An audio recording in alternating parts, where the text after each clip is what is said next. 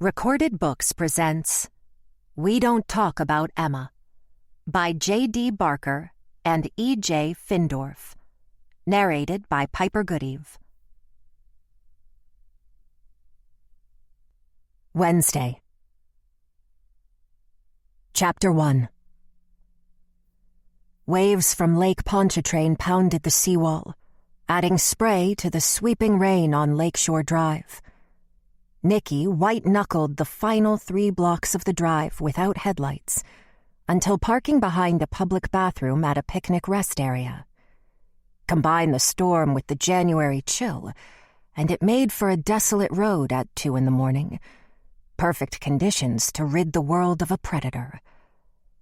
February in New Orleans could get bone cold. Nikki turned off the engine, letting the heavy downpour invade her ears.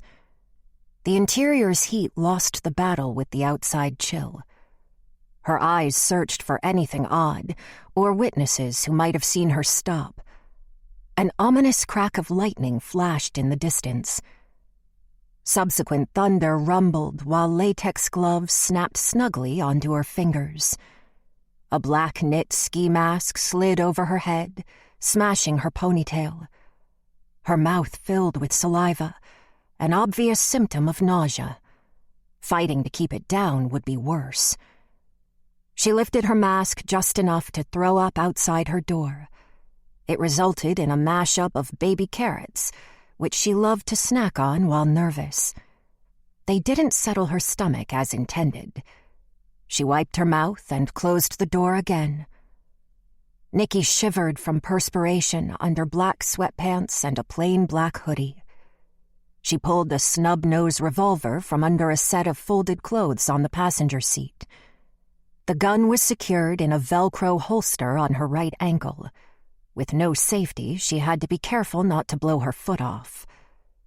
She straightened, looking around again. To the left, the black lake extended to a blacker horizon. To her right, the grassy levee that hid the Lakeview neighborhood just beyond. Fingers tickled her spine as headlights crept by on the road. Its rear red glow soon faded. Random cars passing are normal, she told herself. Nikki's heartbeat filled her ears, drowning out the rain. The more she thought about taking a life, the less likely she'd open the door, the less likely she'd climb that levee, exposed to the weather and possible witnesses. Another sip of water wet her dry lips. She took in air, filling her lungs. Go home, Nick. She placed a black umbrella across her thighs, gripping it tight. The object grounded her, like something real in an abstract painting, like a foot on the floor while lying drunk in bed, like holding your little sister's hand as she takes her last breath. 3 years had passed since Morgan's death, and the sensation was still there on her fingertips. The car door opened enough for the umbrella to expand while stepping out. Amplified rain on the plastic sounded like sizzling steak or an electric chair. The carrot vomit had created a tiny island in the watery slush, but her discount tennis shoes avoided it, splashing in the ice-cold water. With one step, her left ankle rolled on a bottle, but she caught herself. 6 more inches, the tire would have crushed the glass and caused a flat, and that evil man would get to live. Outside the claustrophobic car, the surroundings became clear. Her heartbeat eased when she reminded herself of the girls that would be saved by this act. She headed for the levee, unbalanced on her right side due to the gun's weight on her ankle. She leaned forward while ascending the slick levee. The umbrella hovered close to her head while her feet squished in the spotty, weeded grass. The levee protected the Lakeview neighborhood from storm surge, as well as kept anyone enjoying the lakefront from wandering into the neighborhood. At the top of the incline lay a muddy trail from joggers, with remnants of overlapping footprints. Nikki took in the beautiful houses along the secluded curved street while at the summit. Both her and the homes were protected and exposed at the same time. Short gusts of wind encouraged her to keep going. Herman Napleton's majestic home stood dead center on the street. At the forefront of the affluent Lakeview area, Nikki imagined Napleton had never taken advantage of being a stone's throw from the lakefront. It was all about prestige. His porch light wasn't a criminal deterrent. However, with frequent patrol, not much traffic made it to this street. Along the right side of Herman Napleton's house, the driveway led to a 2-car garage in the back.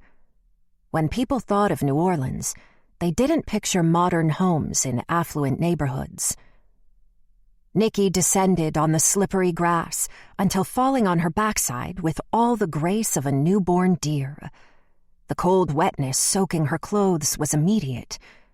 Great. At least she didn't slide all the way down.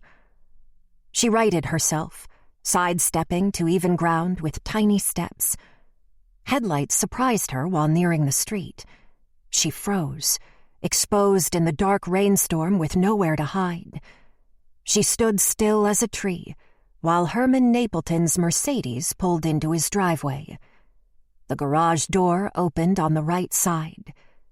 This was perfect. Chapter 2.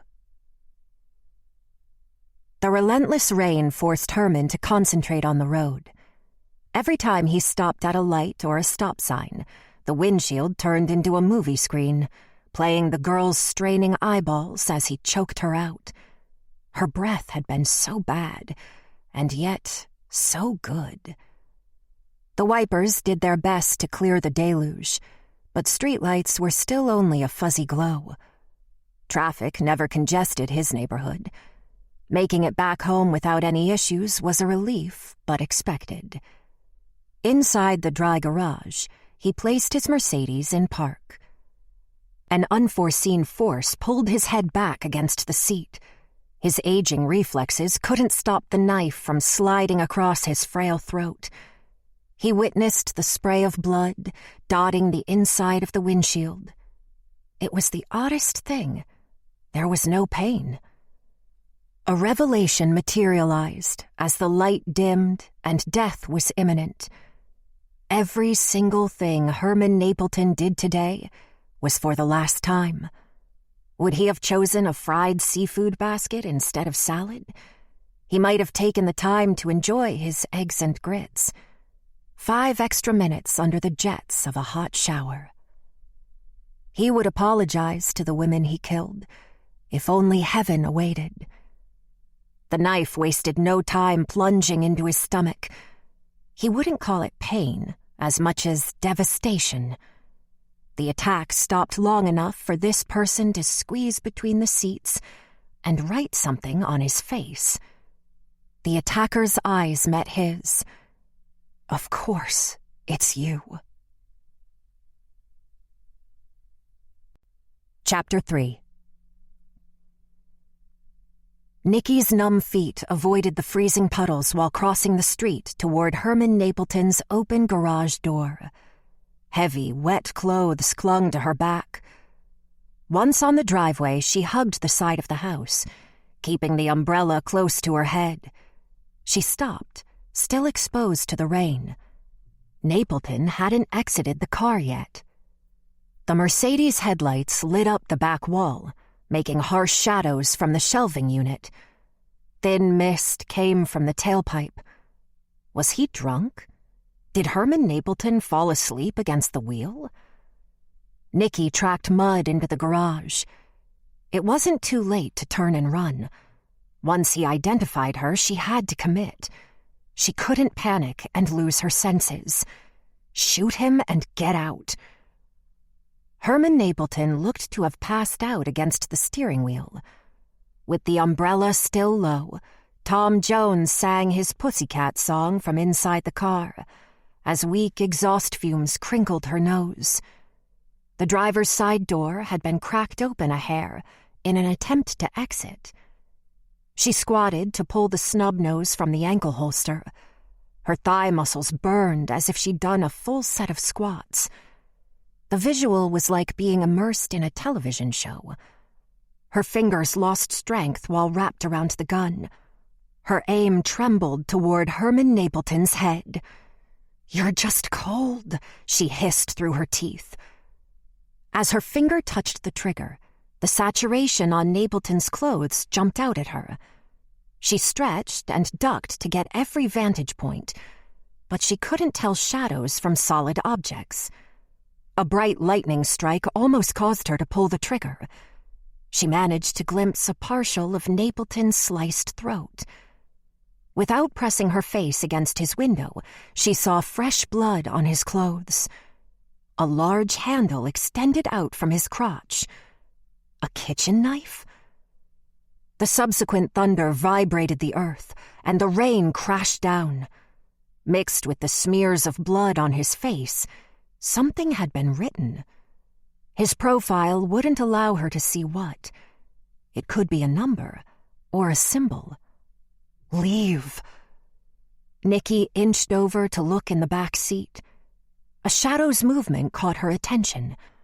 The rear door opened so fast it knocked her over, like being tackled.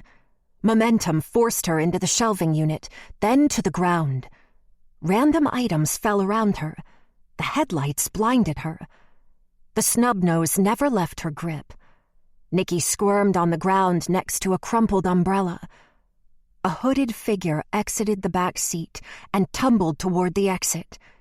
Nikki couldn't shoot and risk exposing herself. "Emma?" The figure halted, still facing away at the edge of the garage. This person's long shadow stretched out into the rain. The frame in the baggy clothes appeared to be Emma's size. Her hands were gloved. She aimed her gun at the killer, who wouldn't turn around. This person stood like Emma Cortland. "I'll shoot!" The person bolted into the soaking rain without a shot fired. "Emma!" Nikki attempted to stand. The Tom Jones song mocked her. "Don't panic," Nikki told herself. She couldn't leave the scene without taking inventory. The snub nose went back into the holster. Check. Nikki patted the key fob in her zippered pocket. Check. She collected the mangled umbrella. Check. Nikki used the umbrella to hide from the video cameras while leaving the property under the relentless rain. Why was she moving so slow? Adrenaline alone carried her across the street to the levee. She collapsed the bent umbrella best she could, this time climbing on all fours like a monkey, nearly stumbling again down to the other side. She stopped just yards from her car to catch her breath, stemming an imminent heart attack. Her hand rubbed over the rapid beating. The rain lightened. Her feet carried her past her parked car to Lakeshore Drive, still absent of travelers. She crossed over the road until reaching the edge of the seawall facing the agitated waves. The mangled umbrella went in first, hitting the water's edge before being swept back. That wasn't the main concern. She pulled off her ankle holster with the snub nose, performing her best underhanded softball pitch. It flew 20 yards out into the lake. Even though the snub was innocent, it had to go. Nikki's clothes weighed on her frame while walking back to the car. No activity came from across the levee. She was the only person on the planet. The passenger door unlocked with the touch of the handle. She pulled out her key fob, tossing it across to the driver's seat. Every stitch of clothing came off except underwear, shoving the items in the plastic garbage bag. Last were cheap gym shoes that left mud prints in the garage. She fell into the passenger seat to dry her cold feet. A giant shiver rendered her useless for a moment. With a huge groan, she forced her body to slide from the passenger side feet first into the driver's seat. The heater went on full blast. Dry clothes on the passenger seat were welcomed as they slipped on, but they didn't stop her tremors. The Tom Jones song had imprinted in her brain. Chapter 4. Keith Teague reclined in the bathtub. He slid the gun into his mouth, aiming at his brainstem. There was a chance of survival when pointing at the side of the head. People jerked or twitched. A deflection was likely. He could find himself hooked up to a machine or blow out his optic nerves to be left blind with no pension. Clamping his mouth down on the barrel didn't cause the same visceral reaction like the first time he attempted suicide several years ago. That initial desperate act had offered an adrenaline rush he never attained again. At this point, it was more like an exercise. He embraced the ceremony. A gun in his mouth relaxed him enough to think, which made no sense. Perhaps being that close to death put life in perspective. It made suffering through the hard parts easier, knowing a pull of the trigger would end it all. What was one more day, if this was all it took? Apologies to Nick swam in his head. She had forgiven him, but those words were hollow. His tongue buckled under the gun barrel as he swallowed. Deep within his subconscious, if he didn't leave a letter explaining things, he wouldn't pull the trigger. That's enough now. He placed the weapon on his chest, flat, pressing down with his hand. The metallic residue of gun oil lingered. He sat forward with his mouth over the drain, letting saliva drool from his mouth. The gun oil coated his tongue.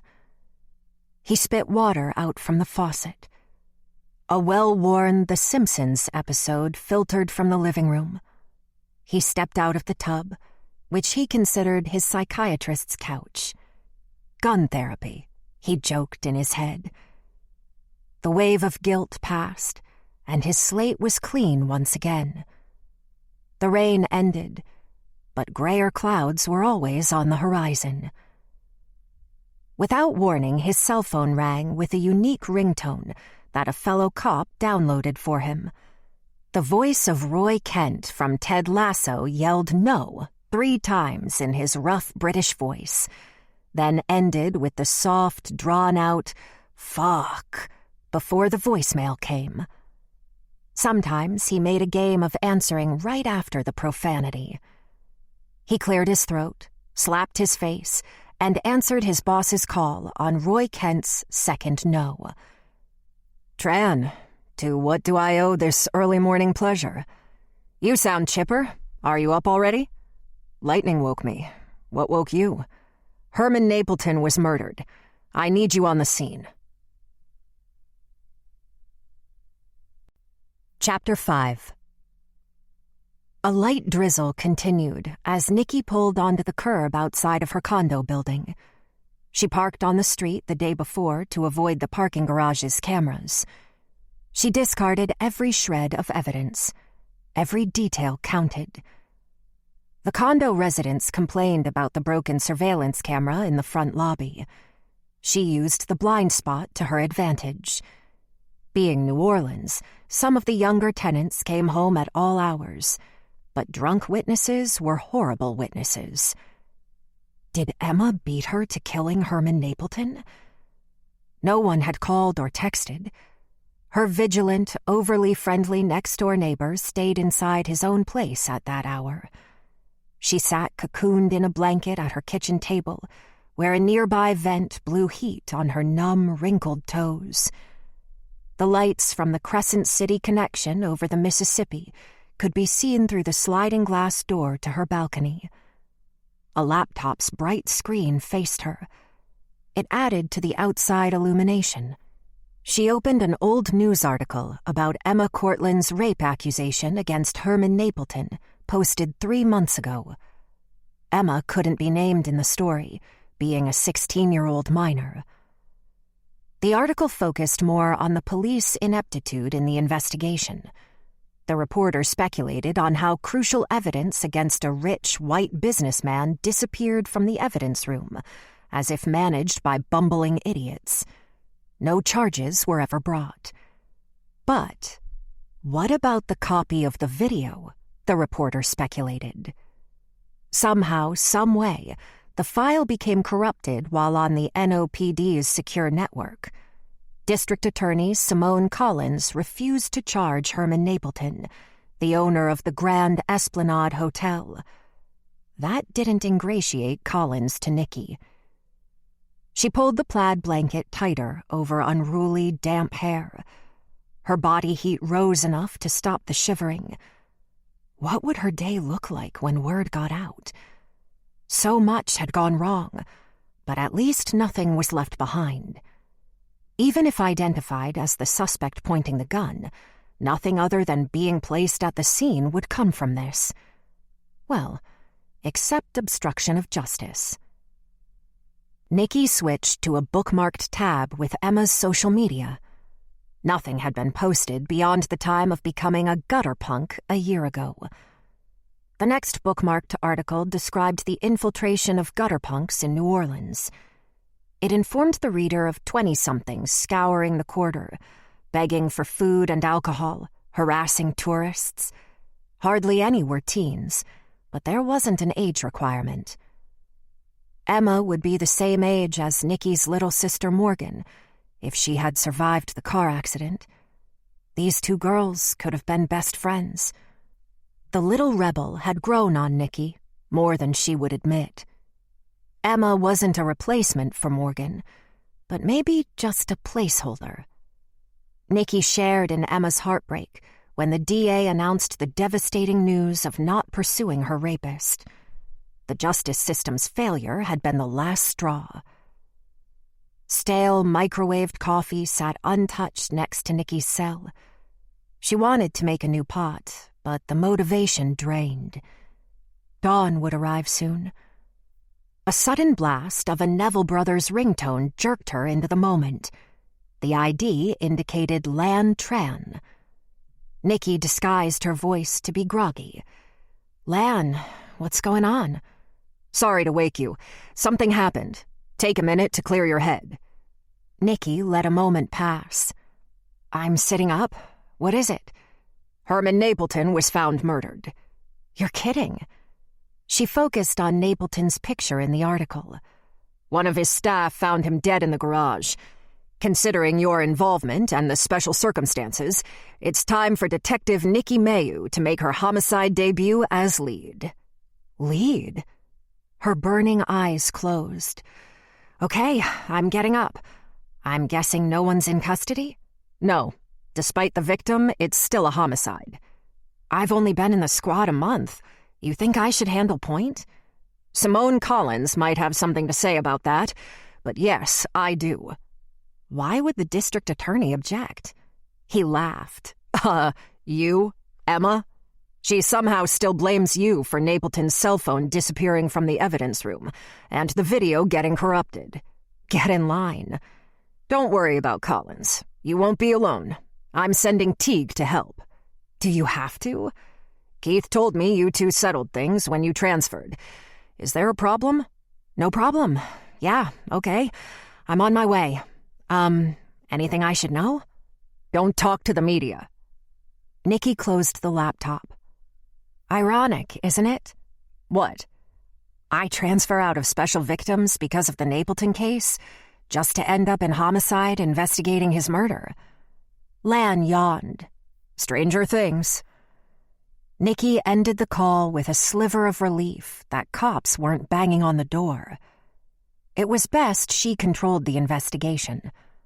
At worst, she might have to arrest Emma Cortland, a girl she fought hard for a few months ago. Her blanket fell onto the chair as she stood on weak knees. Warmed toes led her into the bathroom. A brush helped calm her hair into a ponytail. Then she applied a light touch of makeup and concealer over the irritation from the ski mask. Good enough. It was going to be a long day. Chapter 6. Nikki arrived on the Napleton murder scene about 30 minutes after receiving Lieutenant Tran's call. The 3rd District cops had blocked off the street. Some early morning gawkers collected atop the levee in the nosebleeds, mushing her earlier tracks. Red and blues flashed in a disco rhythm from atop the squad cars. The caution tape hung from anything usable, encompassing the Napleton property. Nikki bypassed the uniforms with her shield hanging from her neck. One pointed her to the first responder in the driveway. Nikki read the name tag. "Morning, Officer Perez. What we got?" Perez appeared to be in his late 30s, with a mature look. "The maid. Housekeeper is fine. Go on." "Housekeeper. She was dropped off at 5:30 this morning. She discovered the victim in his car in the garage, but she found him after entering the house. She says the house was locked up, but the right garage door was open. Left garage door was closed. She called 911. Nothing was touched? She said no. My partner and I secured the scene. Hang tight. I will need you later." Nikki moved past him, glancing at the video cameras mounted on the front and back corners of the house. This was her 4th official visit to the house since the rape investigation. She pulled out latex gloves.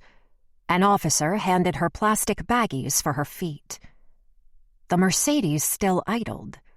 This time, an annoying radio host voiced some stupid morning show instead of the song that shall never be named again. Nikki opened the passenger side door first. She reached in to shut down the engine.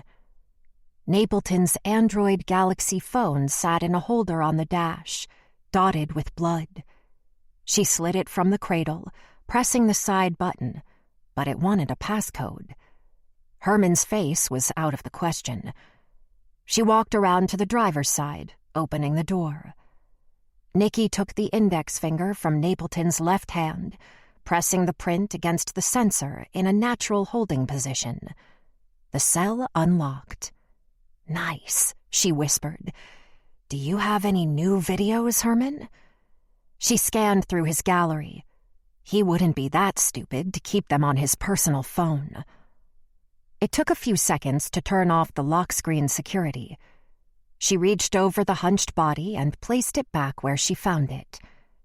Next, Nikki needed a better view of Napleton's face. Her fingers attempted to pull his head back, but rigor mortis prevented easy access. She used extra force and managed to make out the number 5, stretching from the top of his forehead down to his chin. "Are you touching the body?" a voice said from behind. Detective Keith Teague folded his arms, wearing slacks and a jacket, dark bags under his eyes, and blue bags over his shoes. His bedhead looked styled with product. Stubble grew on his face like dark algae. "I'm sure CSU won't mind that I got a look." "You must be happy." "Happy? That he's dead. Not about who did it." She shifted her weight. "Oh, and who did it?" Keith tapped his gloved finger on his temple. If we wrote down all the possible suspects on playing cards..." "It's too early for this." She freed her unruly ponytail to tighten it up again. "You have your cards with the suspects. I have mine." He pretended to hold them like a poker hand. "Do you have any Emma Cortlands? I can't do this with you.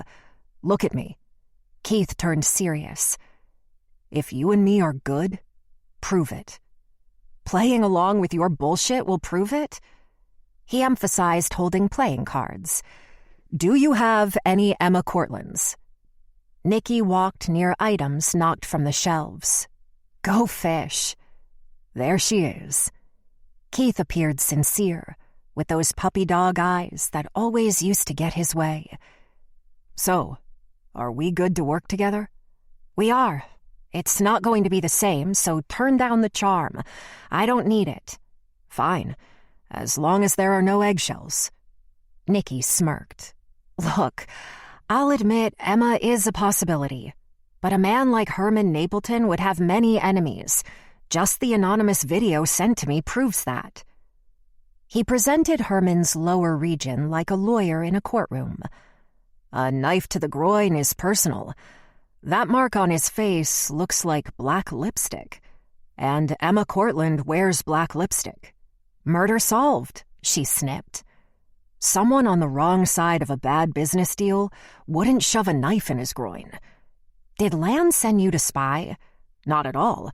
He just wants me to second chair. Nikki offered the open rear door in rebuttal. The back seat rest is down. The killer hid in the trunk, then released the mechanism to climb out as he parked. He or she grabbed Napleton's head from behind, drawing the blade across his throat, then stabbed his torso. Then he or she ended with one in the man-bits. And they took the time to write the number 5 on his face. You can tell it's a 5? Well, look how it starts.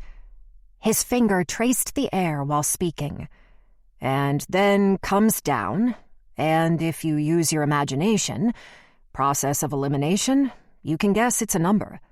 It looks like the top of a 5. She blinked a few times. Aren't you wonderful? That's my daily affirmation, he continued. Does the number 5 have meaning to Emma? Nikki leaned in close to him. Do not say her name in public until it's confirmed. You're right. So what do you make of the items that came off the shelf there? The killer lost their balance? 3 CSU members stepped into the garage carrying gear. Troy Oswald led the team, referred throughout headquarters as Oz. He was middle-aged and came off as chill, thanks to a tween daughter. Nikki appreciated that his team was on the job. He combed his thin, blonde California hair back with his fingers. Morning, detectives. Whose lead this fine morning? I am. Can someone make a coffee run? Let me know if you find a sucker. Oz moved away to instruct the other forensics techs and photographer on where to start. He turned back to Nikki. Anything out of the ordinary? Where do I start? Can you process his phone first? Also, I want to keep the black 5 on his face out of the media. Tell your people. Keith added. Nikki touched his head. Tattletale. You got beat up a lot in school, didn't you? She fell into their old routine without even realizing it. Play nice. Oz offered a fatherly expression. You see those gloves she is wearing, Keith? I'm sure it's fine. I also turned off the engine. Not a problem. As Nikki and Keith started for the house, the responding officer, Miguel Perez, chipperly approached in a pressed uniform. What can I do, detectives? Nikki swept her arm around. Find some helpers and question the neighbors about anything they heard or saw. Perez backed away, diligent with his duties. Hold on, Nikki, Oz called out. You need to see this. What is it? Oz held up a small, bloody gym shoe accented with yellow trim. It was tucked under the front passenger seat. Maybe it came off as the suspect ran? Is there another shoe? Keith asked. Haven't found one yet. Oz held it at the shoestring. Imaginary tingles returned to Nikki's feet. No one would leave barefoot in that cold rainstorm if they didn't have to. Chapter 7. The housekeeper was questioned while she sat on a stool in a spectacular white and black trimmed kitchen. The refrigerator seamlessly blended into the modules. Nikki set her HGTV wonder aside, giving the young housekeeper, Crystal Dominguez, her warmest smile. A tepid cup from a fancy espresso machine waited on the marble counter. Nikki faced her from the opposite side of the island. So, Miss Crystal, did you make this coffee before or after you found Mr. Napleton? Crystal spoke with a Hispanic accent Nikki couldn't place. I make before. When did you realize Mr. Napleton wasn't home? Her pursed lips indicated she was trying to hold it together. He is always up when I make coffee. He make no sound, so I go check. He's not in bedroom. I look outside and garage door open. She stopped before crying. His death is shocking, Miss Crystal, but I need to know if anything was disturbed in here this morning. Anything odd stick out to you? Everything normal. Who did this to such a nice man? Crystal asked. Nikki swallowed down her reaction to nice man. So, I take it Mr. Napleton is good to you? Muy bien. I hate to be this direct. Has he ever forced you to have sex? Her deep brown eyes widened. Oh, no. Why would you ask such a thing? He helped me send money back to El Salvador. A kitchen like this must have a nice set of culinary knives. Where does Mr. Napleton keep them? There. Just give a push. Crystal pointed at a large drawer between the stainless steel sink and the Viking stove. Nikki used her knuckle to push it in a tad. It glided open on its own with a soft click. Inside, a wood display case had been custom built, with narrow slots for each knife. None were missing. The handles didn't match the one used in the murder. These are beautiful. He was killed with a knife? Crystal clutched her chest. Has anyone threatened Mr. Napleton? Crystal's eyes wandered. Ever since the trouble, he tried to be private. Trouble? The, false truth. The lie. Her cheeks blushed. Such a shame. It hurt him. Mrs. Napleton move out. That girl just shows up. What girl? That liar girl. She came several times. She stand out on lawn. She stare at the house. I tell Mr. Napleton about this. He says, don't worry about it. I tell him I worry. Nikki presented a photo of Emma on her cell. This girl? See, but she was, much makeup. Her hand swirls around her face. Dark makeup. Scary. When was the last time you saw her? Saturday, yes. Her head swiveled, looking up at the ceiling. What do I do now? Is Mrs. Napleton coming back here to live? She liked me. I don't know. Nikki sympathized with her. Keith entered the kitchen, putting his cell away. I updated Tran. You mind if I ask Miss Crystal, the housekeeper said. Miss Crystal, Mr. Napleton had an extra key fob for the Mercedes? She pointed to a corner drawer. All keys are kept there. Push and it opens, Nikki explained. You think the suspect had it? Oz found a second one. Still gloved, Keith used his thumb to press against the drawer. He knocked a few junk items around. We'll get prints for the drawers. No key? Nikki didn't answer.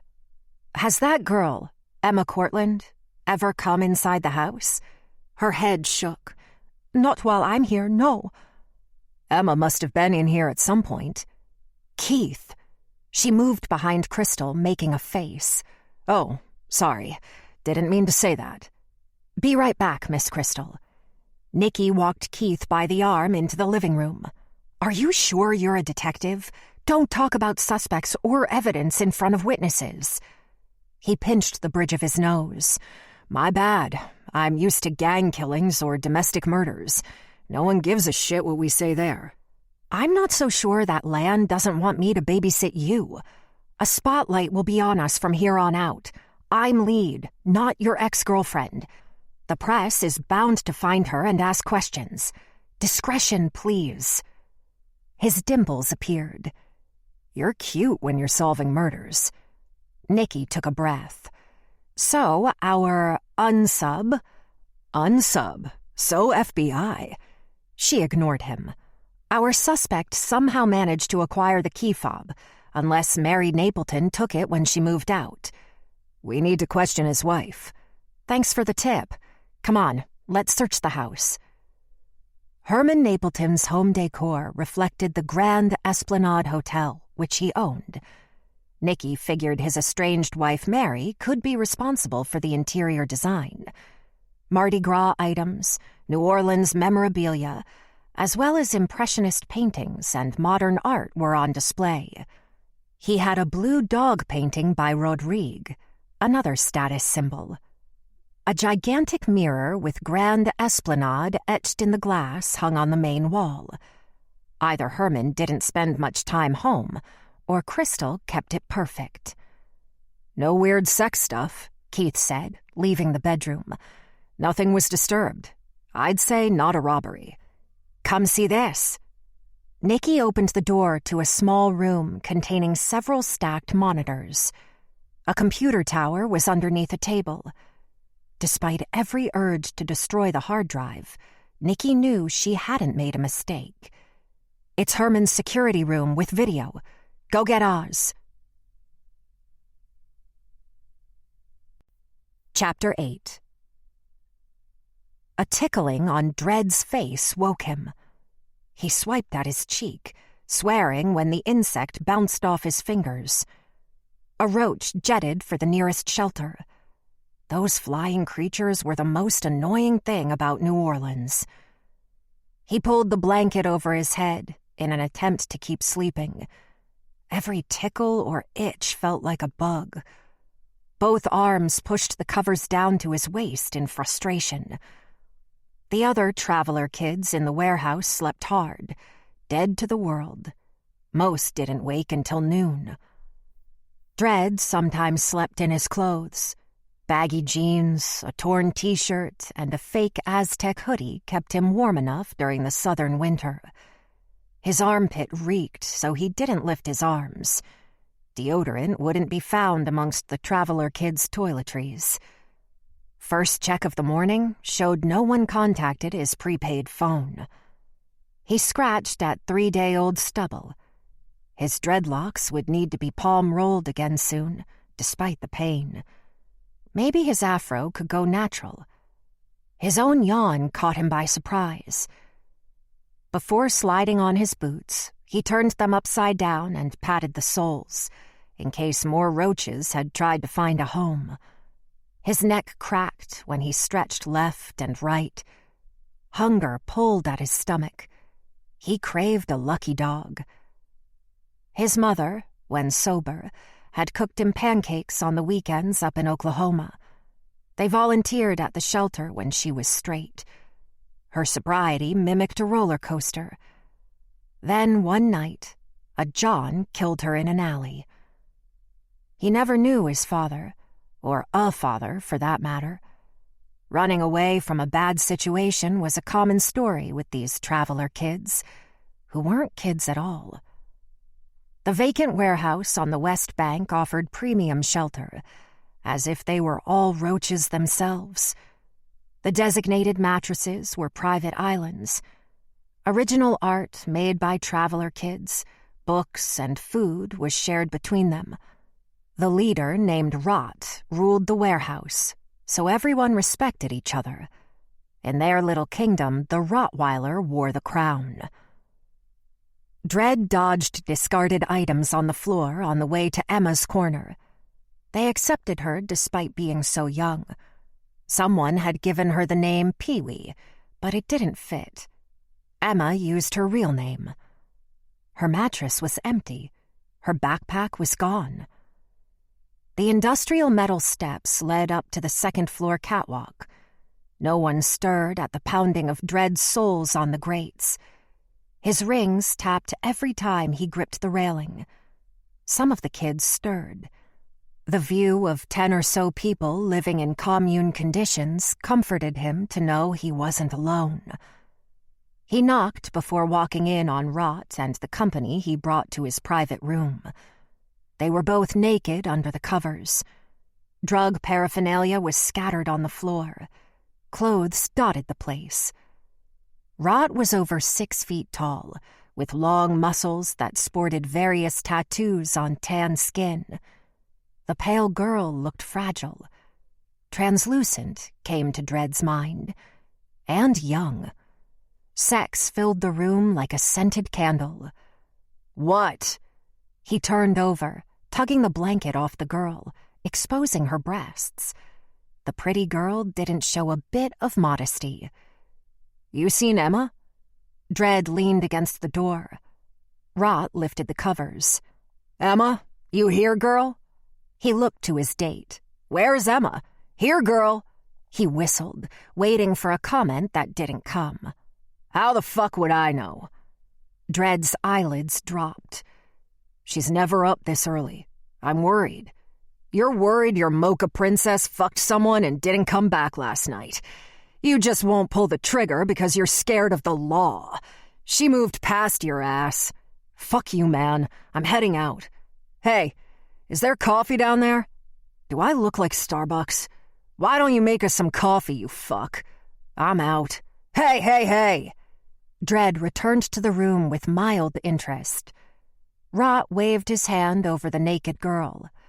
What do you think of Flower? She's a year younger than Emma, and cops haven't slapped cuffs on me. That's not something to be proud of. You have pride? I'm bringing her by the crush for Percy to check out. Beautiful tits, right? Don't ask me that. Dred conveyed sympathy. You're 15? And 4 months. She lit up a cigarette. Jesus.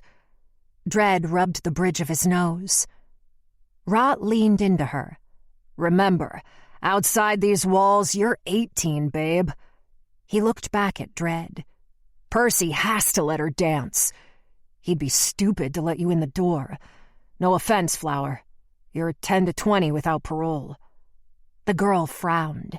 I've been with older men. I found Flower outside Tipitina's. When I saw this face, this body, we are going to make some money. Dred pushed off the door jamb. Careful with this guy. He's a heartbreaker. And not in a romantic way. You're right. He's uptight. She giggled. Go! Get! Rot threw an empty plastic cup at Dred that fell way short. Dred exited the West Bank warehouse, conveniently located near the river opposite the quarter. He could see the Crescent City connection if he stood on the warehouse roof. No immediate ride was available. He needed to walk several blocks to take the ferry across the Mississippi. He stuck his hands in his pockets and started the journey. Exploring the streets gave Dred time to clear his head. He inhaled and sighed, releasing a breath of fog. Emma stayed out last night. A pit grew in his stomach with each passing hour. A 16-year-old girl needed protection in their world. Emma needed someone to make sure a guy like Rot didn't sink their teeth in them, like with Flower. Funny, he'd left Oklahoma so he wouldn't have to give a shit anymore. Chapter 9. Herman Napleton's surveillance video would reveal mistakes Nikki made. Emma's as well. Nikki and Keith waited in Napleton's spy hub for Oz to change gloves and booties. The housekeeper spoke in a one-sided Spanish conversation in the kitchen. When it became evident that Oz wasn't coming right away, Nikki sat to settle her butterflies. Keith looked out the window. Dating anyone? You don't have to fill the silence. Just curious. Oz entered the room with an excited face. Video. Perfect. Yeah, nothing bad ever happens to video. You won't let that go, will you? Oz eyed her. The malware that destroyed the video came from the phone that recorded it. And the phone disappeared. The tech resigned, and we installed new virus protection. It won't happen again. Nikki asked, Do you have to take the system back to your office to crack the encryption? Oz spun the tower around, locating a list of crossed-off passwords taped to the side of the tower. He wasn't worried about hackers. I'll run a gauntlet of tests to make sure nothing harmful is on it. Lovely. With 3 clicks of the mouse, a video played from earlier that morning. The outside recorder's lenses had awnings, offering a clear view of Herman's Mercedes pulling onto the property in the drenching rain. The back camera continued to pick up footage. Most of the garage's back wall was out of view. This is a nice Lorex setup. It's continuous, which most people don't do. Oz glanced at both of them. He's recording on a 48-hour loop. Keith asked, Why record no activity?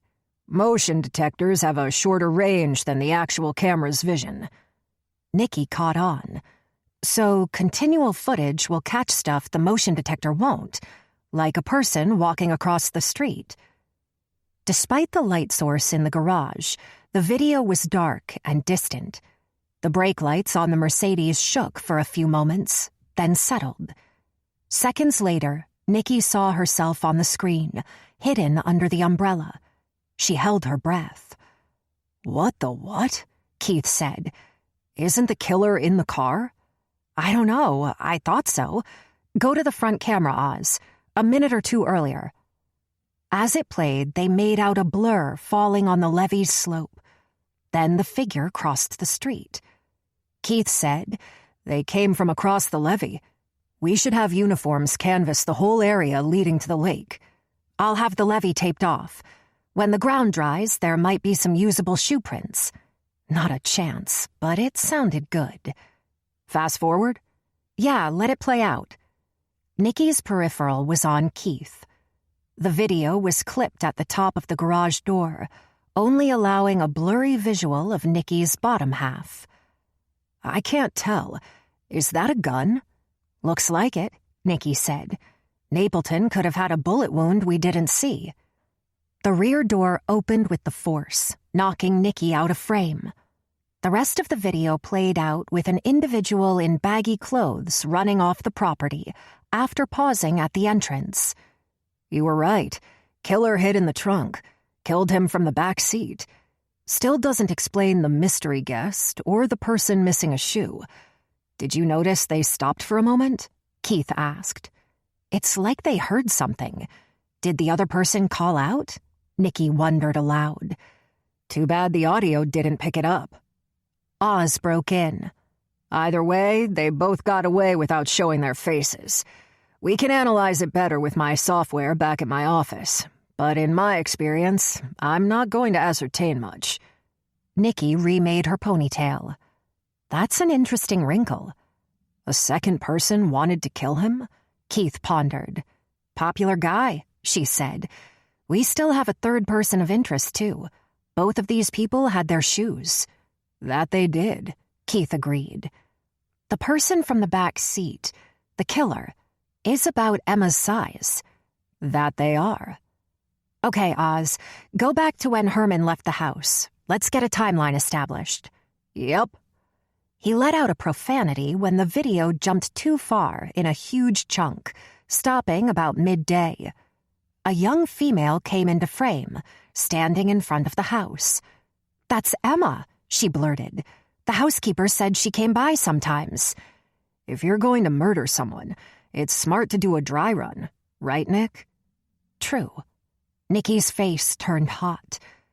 "We'll have to examine this whole thing back at the station." "I'll make a copy." Oz spun around in the chair to face them. "We'll take the recorder with us." "Why hide in the back?" Keith asked. "When you could just wait for him on the property. Kill him when he gets out of the car like this second person planned. It ensures no one tracks you to the scene. That's premeditated." "I would agree." Oz pulled the computer cables. "What if she wasn't hiding? What if Napleton knew she was back there, but didn't figure she'd release the back seat rest?" Nikki's brow furrowed. Odds are, he wouldn't bring her into his home. Also, he wouldn't leave her with a knife. No, he wouldn't. Nikki stopped to answer her cell as Aaron Neville sung the ringtone. "Hey, Lan, did you dial the wrong number? Keith is right here reading his Detecting for Dummies book." "Sounds like you two are getting along." "We're watching surveillance. I'll put all this in my report." "I'm not calling for an update. A deceased female was reported under the I-10 overpass on Claiborne." "We're a bit busy here." "I understand, Nick, but you'll want to get over there. Keith told me what Oz found in the car. This victim is missing a shoe." Chapter 10. Located on the border of the quarter, the stretch of Claiborne Avenue that ran alongside the raised I-10 was depressing by day, sketchy by night. A wide concrete expanse sat under the interstate, interrupted only by massive columns. City vehicles and construction equipment were parked there, but the large area had been used for anything from a tent city to a car show. Nikki arrived at the scene first, having suggested Keith stop at PJ's for coffee. He volunteered without argument. The horns and revving engines of morning traffic echoed from every direction under the interstate. A female cop stepped away from her conversation with 3 other officers to meet Nikki halfway.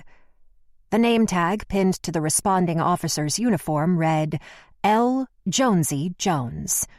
She was close to 6 feet tall, with great facial symmetry. Her brunette hair was pulled back into a bun. She'd be cute after a salon day. Jonesy escorted Nikki to the dead girl's location. She was called in a half hour ago. The cop blew hot breath into her hands, stopping before a long row of Jersey barriers, which were concrete dividers used to divert traffic. Nikki picked up her apprehension. "What's wrong, Jones?" "Everyone calls me Jonesy." Her hand waved toward the body. "She has rat bites. I don't need that visual stuck in my head."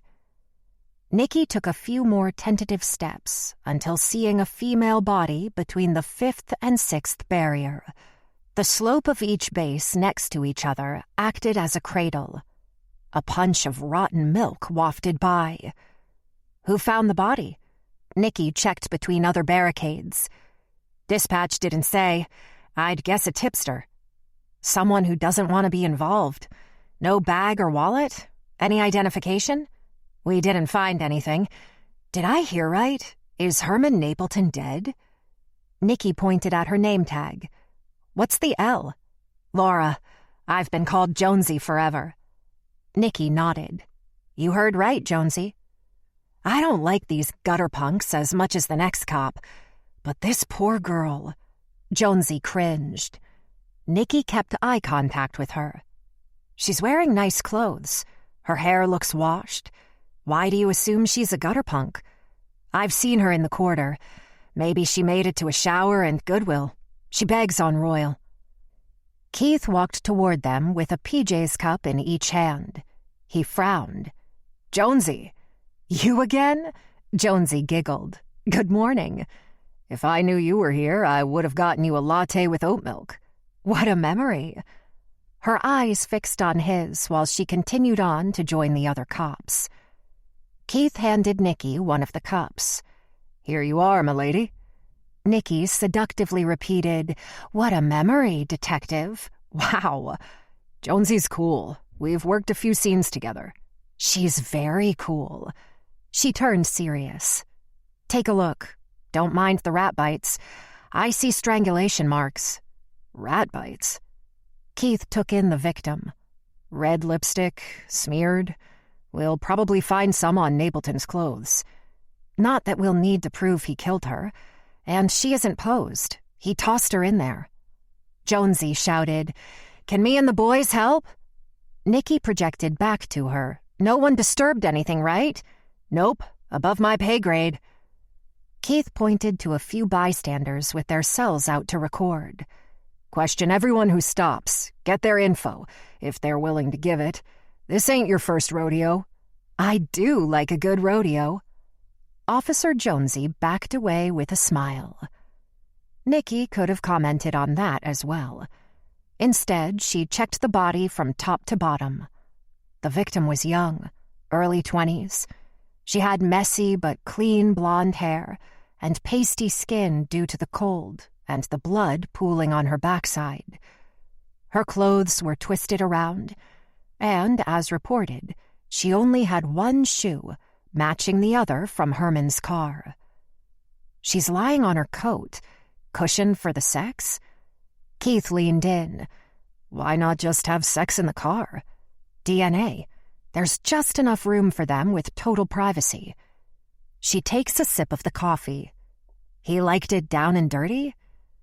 Keith scanned the whole area with a cringe.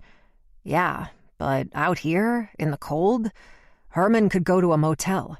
I'm willing to bet no sex. Not our job to psychoanalyze them. 2 dead bodies, and it's not even 8 yet. At what point did the killer enter the trunk? That's the question. You agree it's Emma? Nikki put her free hand in her coat pocket. Look, Emma is first on my list, but I don't have to like it. How about we wait until Oz comes back with solid evidence before we name her for everything? I can do that. Anything else you want to tell me? Yeah, thank you for the coffee. Sugar and cream. What a memory. Stop it. He winked. Don't do that. Walking past, she nudged his arm with her shoulder. Let's look around all this crap for something that might have been discarded. They each walked around the tow trucks, sprint vehicles, and bobcats, meeting back at the body. Keith spoke over the distant sirens. Oz is going to have a busy morning. There's nothing to do here. Go back to the Lakeview scene and get into the GPS on Napleton's phone. Oz should let you. I'll see if Lan can send another forensics team. His cell has to be locked. We'll need a warrant. It'll take a week at least. But you know that. What did you do? It's not locked. Keith squinted at her. You know it's not locked? I do. He smiled. Facial recognition would have been difficult. You used his prints? Some people don't lock their phones. Bullshit. You've been watching Law and Order. I'm going to try Emma. Nikki pulled out her cell. That's right. You have her number. I doubt she'll answer. She put the phone to her ear. No, I get that stupid automated recording.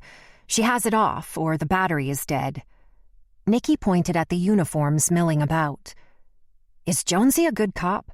Great cop. She's good people. Good with people, too. Why?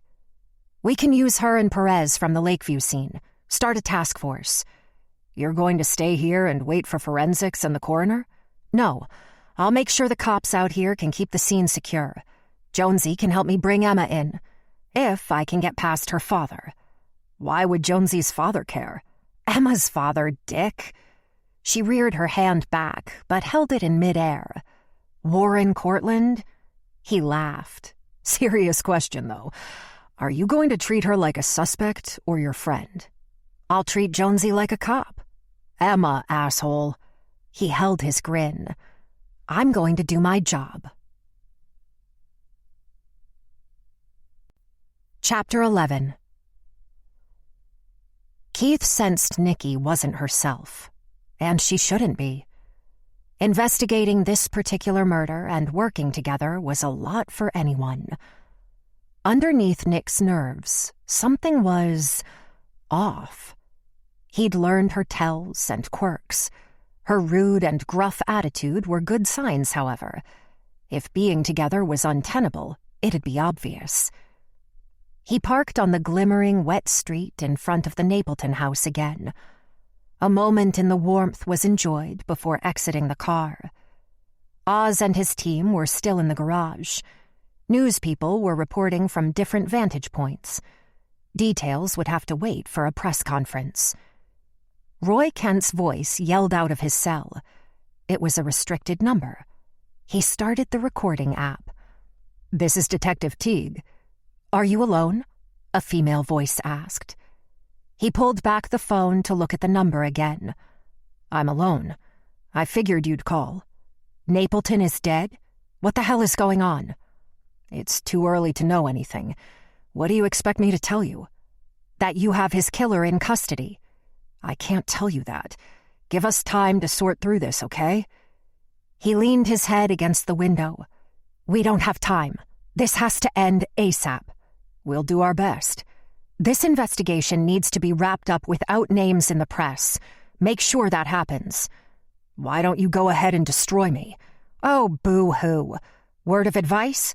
Focus on the killer, not the victim. I get it. Keith ended the call and wiped his face. He yelled out like a madman. He finished the tepid coffee and prepared himself with a calming breath. After slamming the wheel with his palms, he exited his car, facing the levee. Should he walk over? His shoes would sink in the mud without wading boots.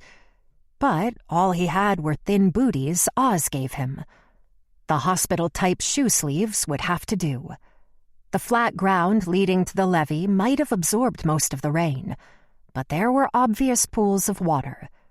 He headed toward the incline, keeping to the left side of the tape. Nikki had to know the storm would turn any footprints to slush.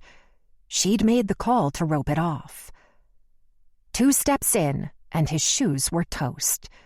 The cold hit his feet, but he couldn't tell if it was a false sensation or if they had gotten wet. Still, Keith climbed until reaching the top. His booties were like wet diapers, heavy with mud and slipping off his feet. They weren't meant to protect shoes. Screw it. He kicked them off, then descended the other side facing the lake. The yellow tape stopped containment just before the top of the levee. This person of interest most likely parked right behind the rest area to avoid a visual from Lakeshore Drive. The rain and umbrella were extra cover. They had patience, waiting for this storm. He walked the small parking area, stopping at a discolored mess. Vomit? Maybe. It was orange, like baby food. Or mushed carrots. Nikki? A moment of resignation passed. He checked over his shoulder, then stepped in it and spread it around. If this was indeed Nikki, she had been nervous, never having murdered before. The video showed someone handling a weapon with skill and knew the location of Napleton's cameras. This person said something that gave the killer pause in the garage. Who else could? Keith continued to track for a possible footpath, not to collect evidence, but to cover Nikki's tracks. The bathrooms of the rest area were locked, and there was nothing obvious left around the building. Where is the best place to toss evidence? Do you take it with you to another location? If he had fled the scene of a murder and had to nix something, where would... His eyes found Lake Pontchartrain. Keith waited for a break in traffic before crossing Lakeshore Drive, stopping at the top step of the seawall. He scanned the length of concrete steps left and right. One dark object caught his attention on the last step, taking mild waves. He walked toward it, first thinking it looked like a stingray in trouble, but the skinny metal spokes sticking out made it easy to identify. It was the umbrella. A generic, cheap, common umbrella. He straightened, looking around at the morning activity, which paid him no mind. No one else was ever going to identify that as evidence. He turned and headed back toward the Napleton scene. Nikki covered her tracks well, but cops were good at that. His blackmailer would probably appreciate pinning Herman's murder on Nikki. No, he'd give his own life to make sure Nikki stayed in the clear. Chapter 12. The Cortland address was uptown off St. Charles Avenue, near Tulane University. Nikki loved the area, brimming with majestic oaks. The Cortlands owned one of many historic homes in the uptown area, handed down from generation to generation. Living in such a place should have made Emma a little princess socialite, not a gutter punk. The 8,000-square-foot mansion was built on raised earth, with a solid, decorative iron gate set in a 3-foot-tall wall of concrete around the property. The house had a white exterior with impressive columns and a lovely porch with rocking chairs. Nikki pulled next to the keypad mounted on the driveway, with Jonesy's squad behind her. She announced herself on the intercom. Without an answer, the gates hummed to life, opening inward, allowing the 2 cars access on a slight incline until parking next to a shiny new Audi. Jonesy and her partner, DeAndre Williams, a bald black man with muscles filling his uniform, caught up with Nikki on the way to the front door. Jonesy whistled. Nice pad. Nikki turned to face them. The family is comfortable with me, so I do all the talking. No commentary or opinions. Think before you act, because this guy will pull the superintendent card. Rich white people. Got it. Williams made a face at the large fountain with a cherub dispensing water from his baby penis. One of the large double doors opened. Instead of a housekeeper, Warren Cortland answered the door in a suit. Nikki, if you're here about Herman, I've heard. What did you hear? He's dead. He looked at the two officers. You don't think I had something to do with it? We don't, Warren. Is Emma home by chance? Emma. Figures. My stepdaughter hasn't been here for days. Still won't say daughter? Mind if we talk inside? I'm on my way out to meet with Mary. Give me a few minutes, please. Are you certain it's Emma, or is it a guess? Sharon Cortland appeared at Warren's side, wearing Lululemon sweatpants and a Tulane sweatshirt. Despite Emma being half black on her biological father's side, she resembled Sharon in every aspect except shade of skin. Warren, this is Nikki, Sharon emphasized. Of course she can come in. Fine, but they wait outside. Warren pointed at the uniformed officers. I got this, she told Jonesy. Knock on the neighbor's door. Maybe they've seen Emma coming or going. Nikki was led to the parlor, where she chose the same leather-studded chair used during the rape investigation. A white Roman bust hovered over her shoulder. Nothing had changed in the way of decor. Sharon took a seat on the eggshell sofa. Warren remained standing with his arms folded. Word travels fast. Who informed you? Nikki said. You know I'm connected. And you think it's Emma? It can't be Emma, Sharon stated. So you haven't seen Emma for days. Is someone out looking for her? She's not missing. Warren lets his arms drop, exasperated. She comes back. Can you contact her? The cell Sharon gave her is turned off. She probably threw it in the river. Or one of those gutter punks stole it. I use every favor I can to keep her out of the system. No one ever called social services? No need to involve them. She comes back. Warren hesitated. As manager of Herman's Hotel, I have calls to make. In a minute, Warren, please. The press will contact you soon. Herman was just discovered hours ago. Did either of you engage with him last night? Warren checked his watch.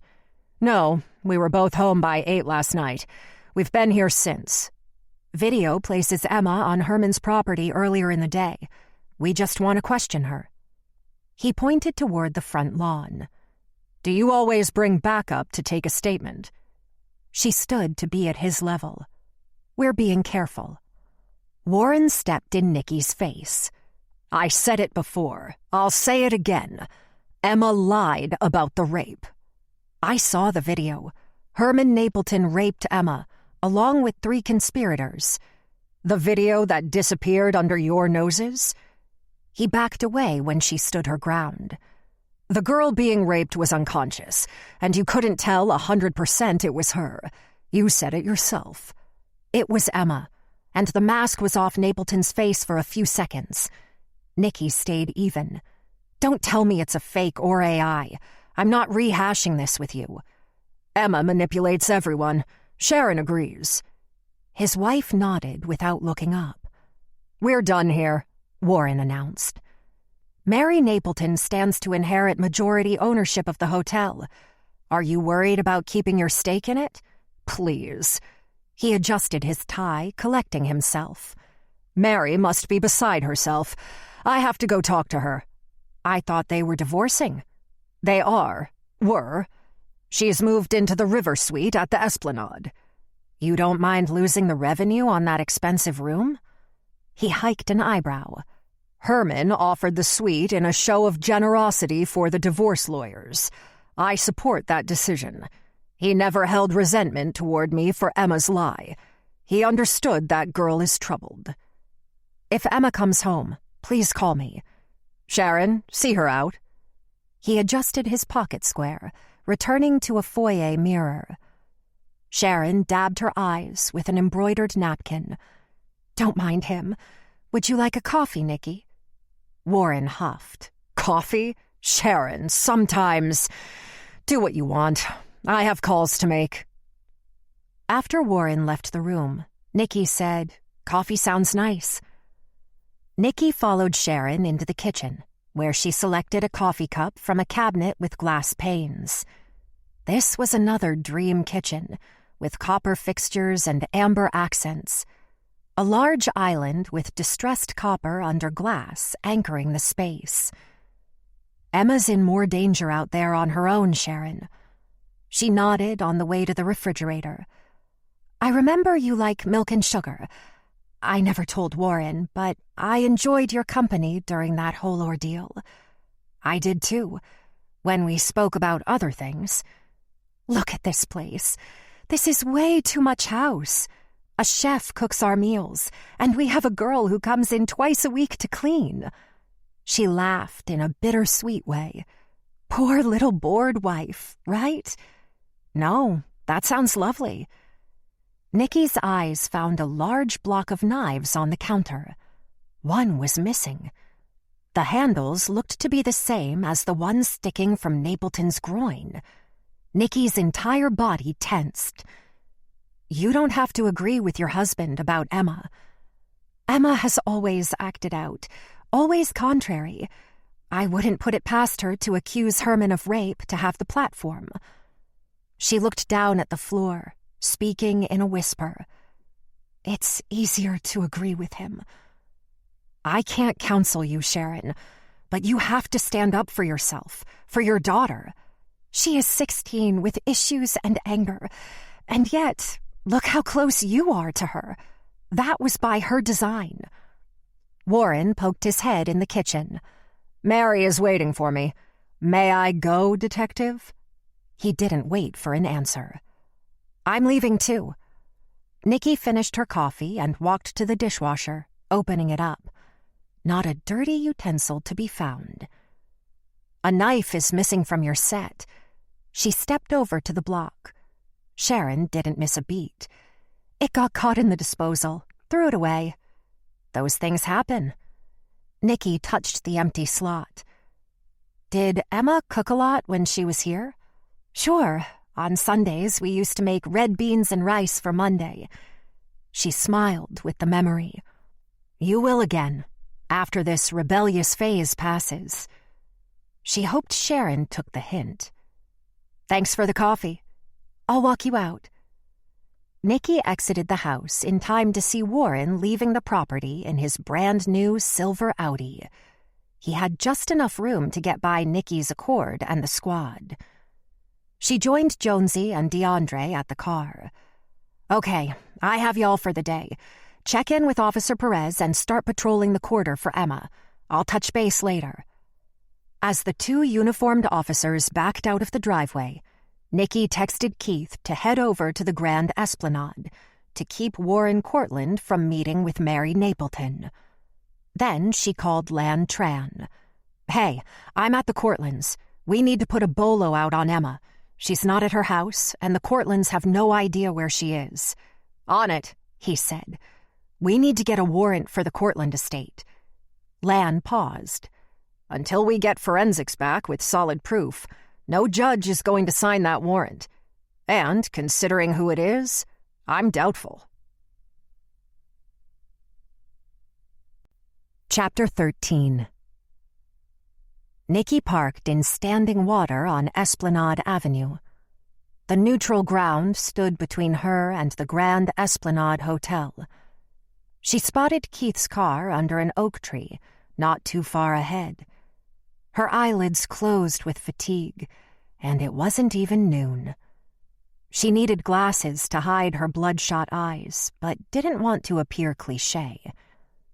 The 5-story building had tiny balconies meant for 2 people max, which was fine, as the street view on the eastern border of the quarter was less than postcard-worthy.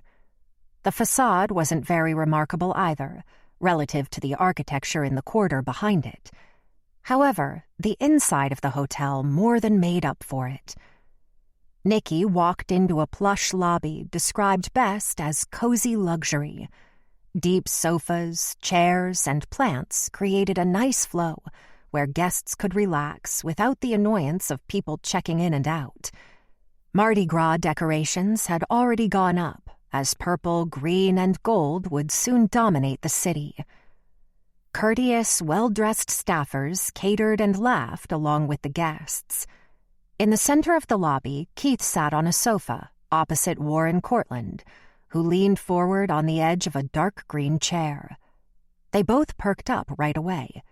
Keith showed instant relief, like the bomb squad had arrived. They each stood. "Tell your watchdog I need to speak to Mary." "I told Detective Teague to delay you." "What law says I can't?" "You got me. No legal reason.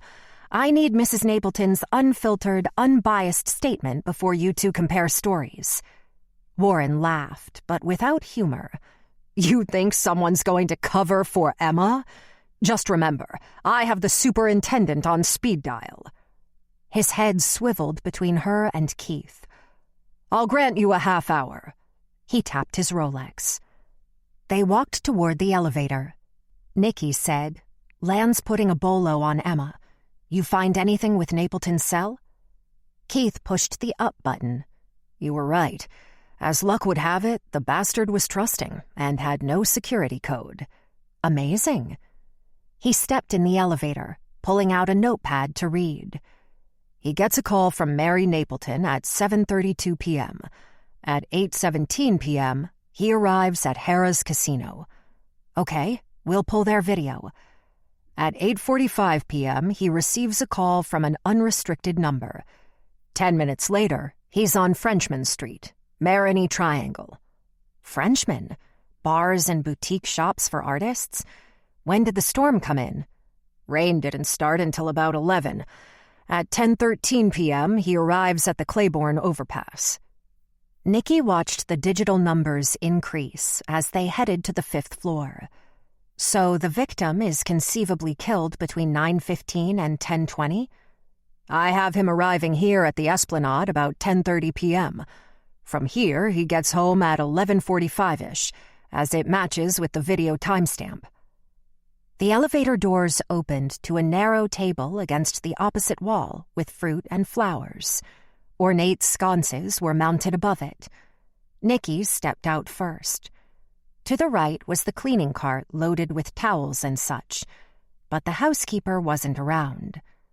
Nikki turned left to head to the river suite, meaning the one closest to the Mississippi. We'll get the hotel security video before we leave, in case he spoke to someone. What's Mary Napleton like? Started as a trophy wife, but turned out she was smart. 20 years younger than Herman, but she learned the business under him. No pun intended. She either likes you or she doesn't. Turns out we liked each other. I do believe she's going to like you too. Why's that? You'll see. Just don't get a big head. Okay. Keith straightened his clothes. The Mercedes was unattended while Napleton was up here. The valet wasn't paying attention. Right. Emma slipped into Herman's car with the fob after it was parked. The door to the suite was already open before they had a chance to knock. Keith announced their arrival. "Mrs. Napleton, it's Detectives Teagues and Mayu." "Come in," a richly feminine voice commanded, as if she was in a 1950s film. "I was expecting housekeeping. They're late." Mary Napleton sat with elegance, with one leg crossed over the other in the den of the suite. Her Irish red hair swept behind one shoulder. A hot pink pantsuit came off as stylish instead of gaudy, like a picture out of Vanity Fair. She sipped from a crystal glass. "Nikki, good to see you." "How are you, Mary?" Nikki walked closer. "Considering my pervert husband is dead, I'm dandy. This was a better outcome than a conviction." "I don't know," Nikki said. "I kind of wanted him to suffer." Mary smiled with a light clapping of her hands. "Bravo!" "You're not upset," Keith said. After you've entertained dozens of scenarios where the outcome is his death, you don't really shed tears when it happens. On that note, Keith pulled out his pad again. You wouldn't mind telling us where you were last night? She answered with charisma. Oh, I was at Harrah's early in the evening, where I talked with Herman. Nikki glanced at Keith. You planned to meet there? Oh, no. I called to tell him about a piece of jewelry I left behind at the house. I had no idea he'd show at Harrah's. He brought me the earrings. The back of her hand displayed one on her earlobe. Can you believe this man? Why do you suppose he did that? He wanted to butter me up to talk about the divorce. We both got heated, and thankfully someone called him. He sapped my gambling mojo, so I came back here. About 9-ish. Nikki moved around the spacious suite. When you moved out of the Lakeview house, did you happen to take the spare key fob for the Mercedes? She groaned. No, I hated that car. Did you see Herman again here at the hotel last night, after Harrah's? I did. He wanted to apologize for accosting me at the blackjack table. Didn't have a lick of jewelry to barter with that time. How'd he look? Nikki asked. Calm? Agitated? It looked like he'd ran a mile. She flipped her hand. You let him in your suite? Yes. He teased me with bigger settlements and then reneged. I won't get lanyap from that man, but I always reach for the carrot. Good thing you're still married, Nikki said. No disputes. Tell me about it. She put her hand over a silver cross on a necklace. God answers prayers. But without his demise in sight, why live in the hotel? Motivation, detective. Otherwise, I wouldn't piss on his grave. You understand he was killed after leaving here. Most dead people were probably leaving from somewhere. If you want to hear me say, I didn't do it, I didn't do it. Will you be handling his services? Keith asked. He made his own arrangements. There won't be a wake. He didn't want his body on display. The arrogant bastard arranged a jazz funeral. Not surprising. Nikki paused. May I freshen up, Mary? Of course. You look like you haven't slept in ages. She pointed at the bathroom, then looked Keith up and down. Detective Teague and I will be just fine.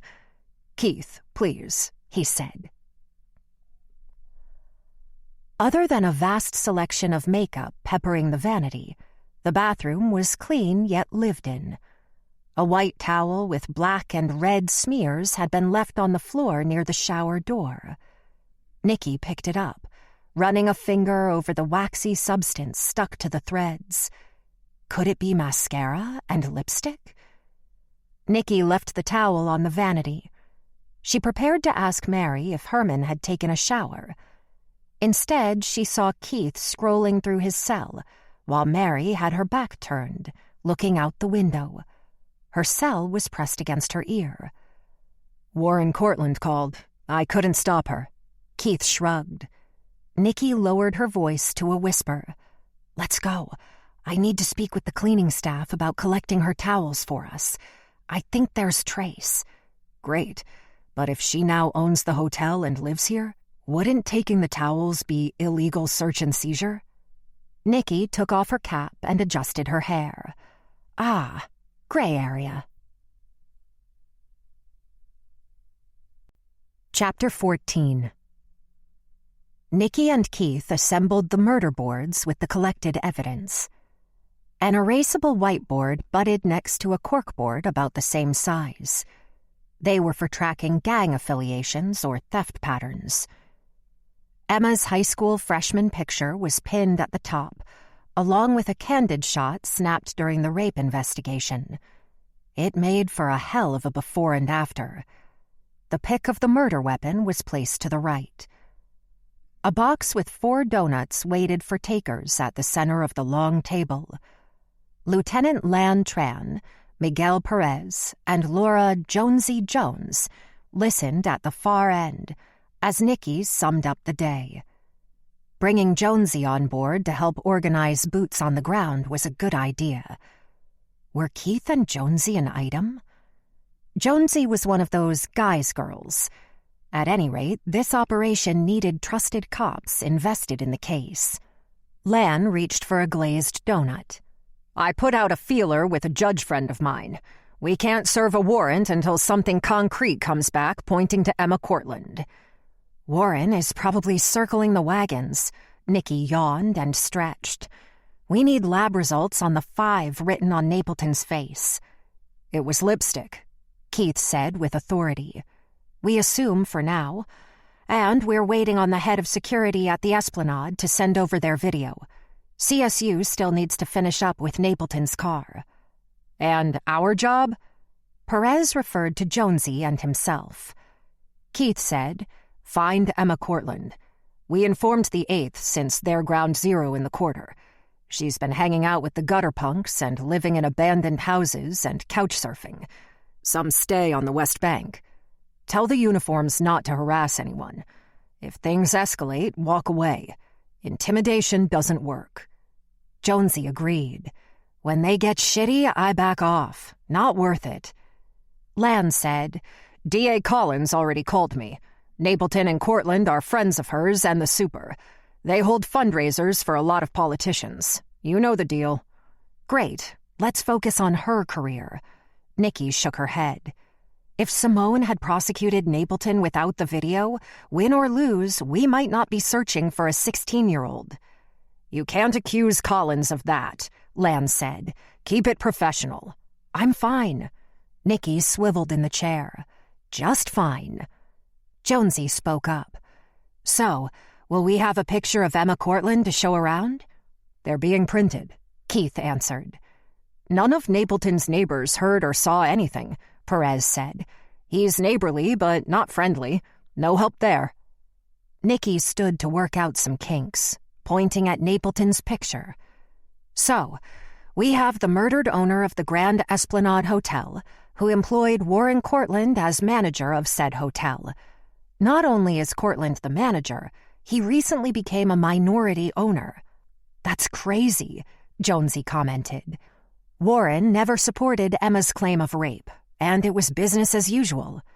Is that a Dateline episode? Keith asked. Those family dynamics suck, Jonesy continued. Is Cortland a douche because of the money, or because she's not his real daughter? Both? Nikki stepped back to view the board. Warren takes out his wife's infidelity on Emma, and Emma's rebellious behavior doesn't ingratiate her to Warren. Would Emma being half-black be an issue? Keith asked. Nikki shrugged. I never had any reason to believe he's racist. He's just a sack of shit. Jonesy failed to stifle her laugh. Sorry. Why didn't the district attorney press charges against Napleton? The stolen evidence, right? Simone Collins stands by her claim that the video would have been a tough sell to begin with. No video at all? Forget it. Plus, Emma had no memory of the rape. And to Jonesy's point, that stolen evidence was an inside job. Keep in mind, these people are connected, so what we discuss in this room stays in this room. No water cooler talk, guys. Lan added, D.A. Collins wants the easiest target to prosecute, so don't let her pressure you. Not convicting an innocent should be a win either way, Perez added. Nikki put a checkmark by hotel employees on the board. Perez, before end of shift, can you and Jonesy interview the second shift employees at the Esplanade about Herman Napleton's visit? Show Emma's picture, too. Nudge them to send us the security footage. I wouldn't put it past Warren to stonewall us. No problem. Perez nodded at Jonesy. We can canvass Frenchman Street to ask if anyone remembers him. Keith said, good idea. But with all the tourists and pedestrian traffic, he would have had to stick out. Unless he shows up there on routine, Nikki countered. Keith raised his eyebrows and nodded. True. What about Harrah's? Lan asked. Nikki looked at the board. That's me. I'll go with you. I know the head of security there. Nikki nodded at Keith. That's right. We'll get security video to corroborate Mary's story. No reason not to believe they had a public argument on the floor of the casino. Lan gave an approving smile. "Good work, you two. I like it." At that moment, an officer appeared in the doorway. "Warren and Sharon Cortland are downstairs and insist on seeing Detective Mayu." Everyone turned to Nikki. "Interesting. Take them to interview B. See if they want a coffee or a Coke. Tell them I'll be right there." The cop added, "They said to bring your laptop, too." They have something. Nikki glanced around the room. Let the games begin. Chapter 15. Nikki entered Interview B with her laptop as requested by Warren.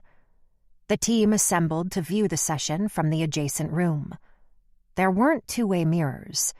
Instead, a casino-style video camera was mounted to the discolored ceiling. On her own turf, she wouldn't let Warren bully her. Still, letting him win certain battles would gain the most returns. Interview B was the nicest of the 4 interrogation rooms the homicide department used, with padded chairs, the newest table, and no whiffs of mold. Stark conditions worked wonders for confessions. Sharon sat in the chair closest to the corner, having changed into jeans and a nice blouse, with a bit more makeup. Warren stood behind the empty chair. "Is this really the best accommodations?" Warren asked. "Do you want sarcasm, or was that a rhetorical question?" Nikki set down the laptop, then took a seat on the opposite side. "These chairs are for criminals." "I would have met you at the hotel." She waited a beat. "You came to poke around and learn some intel." "A decent room is all I asked." "You should have called the superintendent. We could have used his office." "Is that the sarcasm?" Warren frowned. "You're right. I'm sorry. Let's start over. Warren, Sharon, what brings you by?" "When I came home for lunch, Sharon and I had a nice long talk about Emma and what to do with her." "Do with her? She's not a pet." Nikki caught herself. "You don't make it easy." "I'm sorry. You're trying to help." Nikki turned to Sharon. "Can I get you something to drink?" "No, thank you." Sharon checked her face in a compact. "We do want you to find Emma. That's why we came." "Do you know something?"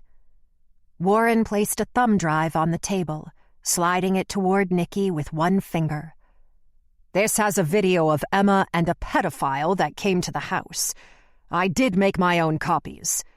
"Don't blame you. Where did this come from?" "My home security." Nikki plugged the USB into the laptop, opening the drive. "So, who's the second person of interest, and when was it recorded?" "Some character she called Dread." He waved his hand around his head. "He's got these dreadlocks like some Jamaican. Emma brought him to my house last month." "Our house," Sharon mumbled. "Yes, our house." Warren rolled his eyes. "You talk like I'm not here." "Then be here, damn it!" Her body jerked like a tiny contained explosion. "I can't when you're being you." Her eyes diverted to the table. "Sorry, Nikki." His jaw clenched. "I apologize, dear." He turned toward Nikki. "We've been on edge." "The video's starting," Nikki announced as a distraction. "It doesn't have sound, but I can tell you what was said." The video showed the Cortland's empty foyer from above the entrance with a fishbowl effect. Emma walked through the front door first, with a second figure following. Warren's pedophile was a black man with long dreadlocks and dark sunglasses. He was built well, but his layered clothes were unwashed. A backpack drooped from his shoulder. "Did he threaten you?"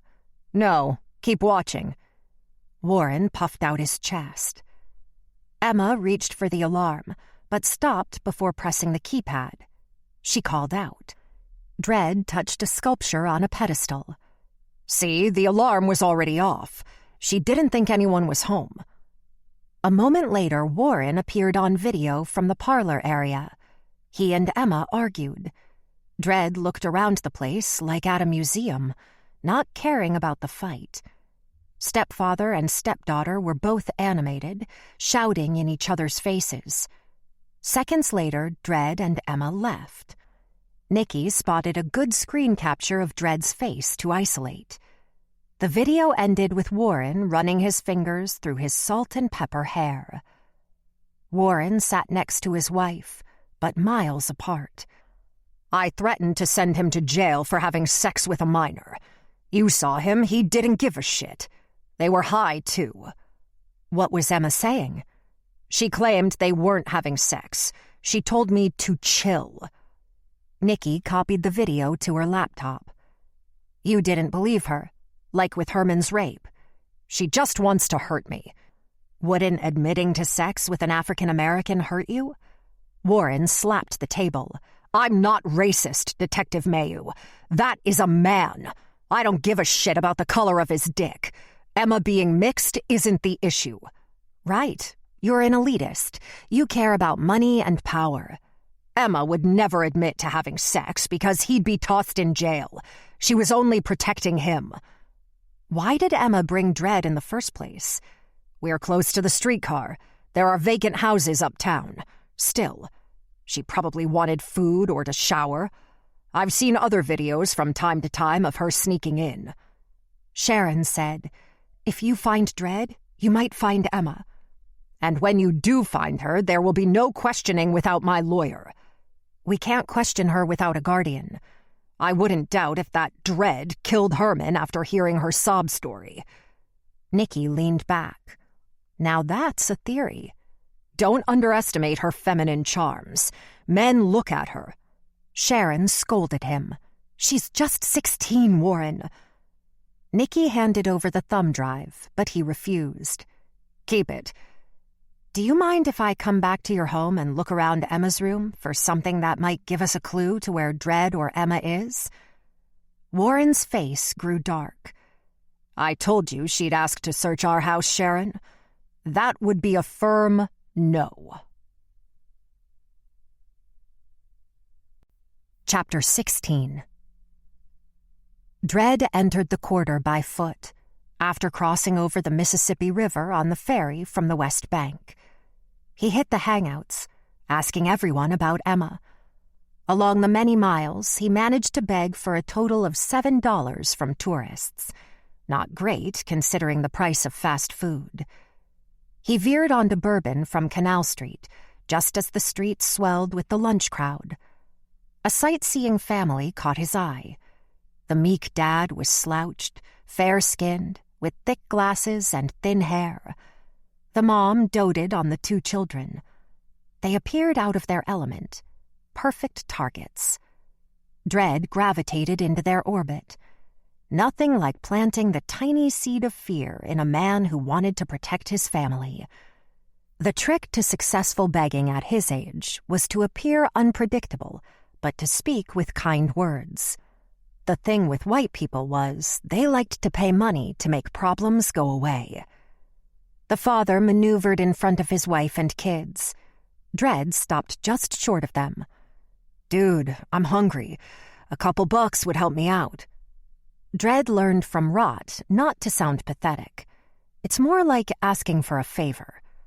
Dredd managed compassion in his eyes while searching the family for understanding. "I don't have cash," the man proclaimed. "No cash is the way to go. People get robbed here. Here's a free tip. Put your wallet in your front pocket. Someone asks you where you got your shoes, it's a trick. You got 'em on your feet, dig? You have a blessed day." Dredd gave the kids a good look.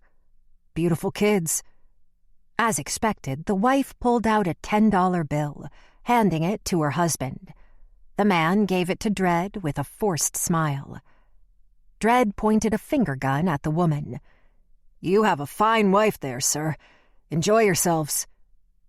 Tourists parted as Dredd meandered into the busiest part of Bourbon. A group of traveler kids had set up camp against a roped-off garage door. A large cardboard sign read, "Need money for booze." He recognized one of the girls. "Hey, Jenks, how's things?" Dredd started. The others scrutinized him as she answered. The cops are looking for you." "What?" One of the guys spoke up. "Yeah, cops are shaking us down, looking for you and that girl." "Emma?" Jinx nodded. "Yeah, I mean, they were pretty cool about it, but they're asking us where Emma is and where you was. Shit, what'd you do?" A punk spoke with his eyes closed against the wall. "That hotel dude was killed this morning." "Hotel dude?" "You know, the rapist. I'll bet she's the one he raped." Dredd made sure no cops were in sight. "Herman Napleton? He was killed this morning? Shit." "They probably think you both did it," Jinx added. "You two are thick. She's a minor, you know. The cops might think you banging her." She gave him that look. "We're friends, that's all. Calm down. We ain't a jury." Dredd couldn't stay in the quarter long if the cops were on his ass. He took the most populated route back to the ferry, and then to the abandoned warehouse on the West Bank. He crossed the barren, cracked parking lot toward the temporary home. Boarded windows and graffiti tagged the walls. No one in the area complained, as long as the traveler kids kept to themselves. He entered the side door. Everyone had left or was close to leaving at this point. Someone was cooking pasta. One girl was painting a poem on a wall. Rot appeared at the top of the catwalk in a long flannel shirt and thick beige work pants. His long, wavy brown hair hung over his face while bending over the railing like a 1970s rock star. "Back so soon?" Dredd looked everywhere except up at him. "Herman Napleton was killed. Emma's missing." "Napleton? Fuck me." He put his hands against his head. "Not good." "I'm surprised you care." "I don't. Not about her." "Napleton? You knew him. Don't worry about it." "I won't. We need to find her." "Right. Yeah, you're right. We'll find her." Dredd continued to her section of the room, which she shared with two other females. He hovered over her mattress. Not much to collect. Emma came from a rich family and still had a home. She didn't need to hoard and protect her things like everyone else. He reached into the slit in her mattress and pulled out the cell her parents still paid for. Location services were off, and she kept it on airplane mode. It was her net. She kept one foot in each world. He punched in her passcode, then scrolled through her gallery until finding a pic of Detective Nikki Mayu that she talked about so much. He found her number. "Got you, Mayu." Chapter 17. "I isolated the video you're looking for," Lyle said. "Mary is a fixture here." It took only minutes for Lyle Robichaux, head of security at Harrah's, to pull up the security footage. They stood in the middle of a futuristic command center, with several agents watching live feeds from different parts of the floor. Nikki and Keith followed the first monitor as Herman valet parked, then walked into the casino. The next monitor showed Mary Napleton at a blackjack table while gambling. The feed was sped up a half hour until Herman Napleton appeared, and they started an animated conversation. "That looks contentious," Nikki commented. "My team didn't intervene because we know who they are. We were ready if it escalated." "What were they fighting about? Divorce stuff? Lawyers? Any threats?" Nikki asked. "Nothing beyond name-calling." Mary excused herself from the table, and they continued to argue face to face. It turned calm for a few moments, but soon, just like Mary said, Herman took a call and stormed off, exiting the casino. "Well, there you go," Keith said. "And Mary leaves too," Nikki pointed. "No more gambling mojo."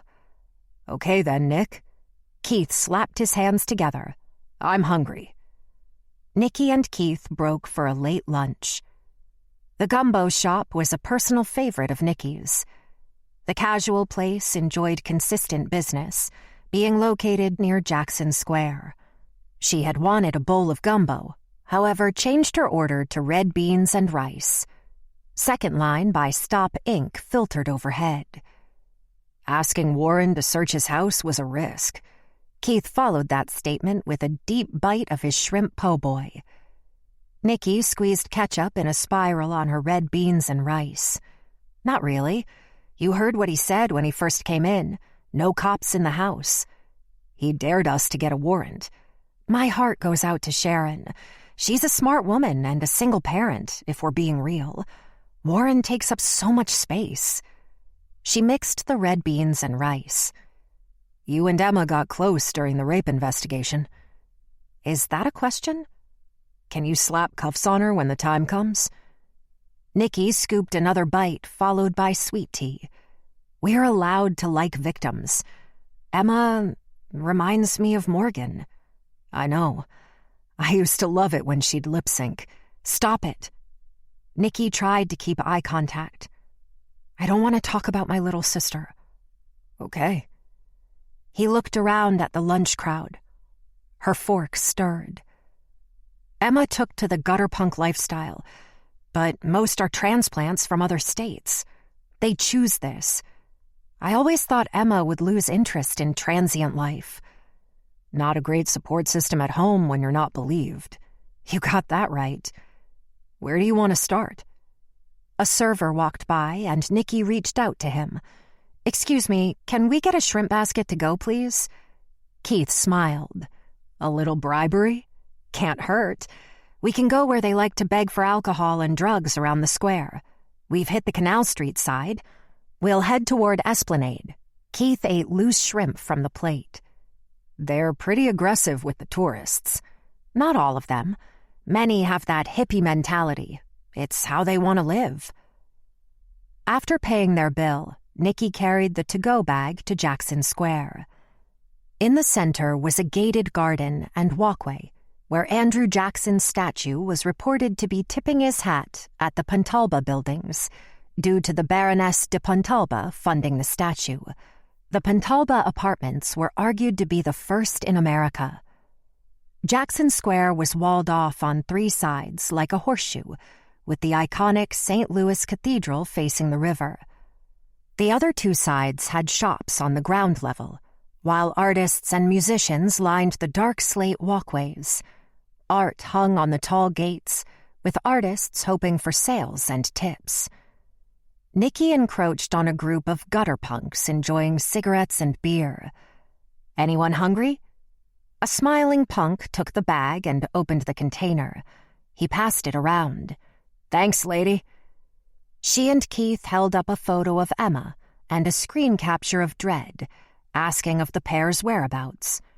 They received the expected negative responses. One skinny, frail girl balanced on a bucket with shrunken eyes and a rat's nest for hair. She held an unattended cigarette as well. I love fried shrimp. You guys have a good day.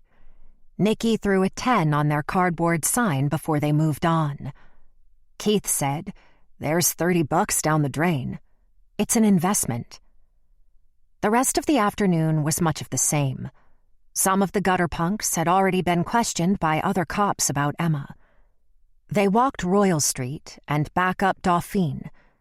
Most of the tourist activity was closer to the river, so they skirted the French Market, which resembled a flea market with cheap jewelry and clothing. It happened to be a few blocks from the Grand Esplanade Hotel. Just before ending their day of futility, Keith checked his cell. Let's wrap it up. I have to run. What's going on? Dinner plans. A friend. Jonesy? He blushed. No. Don't worry about with who. They made a lazy walk back down Decatur, turning before Jackson Square toward their vehicles. They had driven separately, knowing their day would end in the quarter, not at headquarters. Nikki checked her cell in her car after Keith had driven off with a salute. As Nikki started the engine, a text alert startled her. It came from Emma's phone. Meet me at the Absinthe House in 15 minutes. Alone or I walk. Chapter 18. Nikki had her doubts about the validity of the text. Not that it came from Emma, just that she wouldn't risk a meeting in public. Dredd or another punk would most likely be her proxy to find out her options. At this rate, the day would never end. She followed the note's instructions by not informing Keith or the team of this secret meeting at the Absinthe House. Transparency would come later. She arrived first, or so she assumed. Dr. John's In the Right Place was playing at a nice level. The restrooms needed to be checked. It was an opportunity to splash water on her face. The stalls were clear. The end of the bar offered a segmented view of Bourbon through the windows.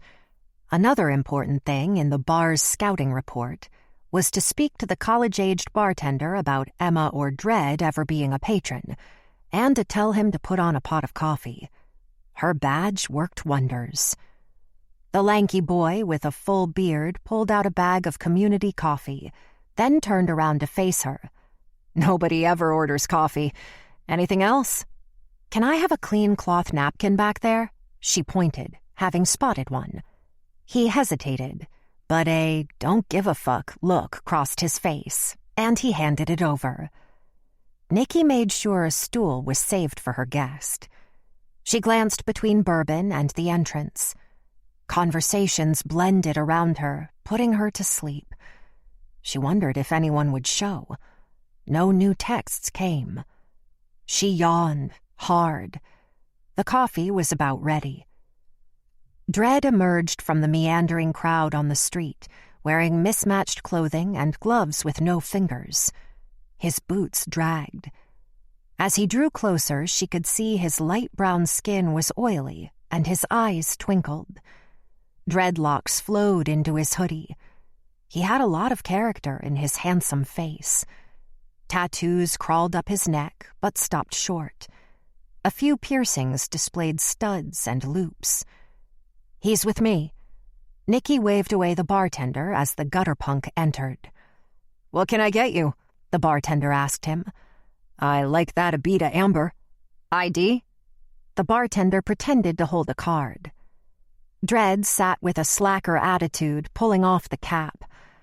"I also like that coffee and chicory." "2 coffees, coming right up." The kid gave Dredd an extra glance. Nikki waited until the 2 sturdy white mugs were delivered. "No charge, officer," the bartender said. "Nice mane," Dredd said to the guy. He touched his beard. "Thanks. Nice locks." "Cool. Appreciate you." The bartender pulled out a small fan from the back and placed it where it blew on Dredd toward the window behind them. "No offense." Dredd chuckled. "I don't blame him.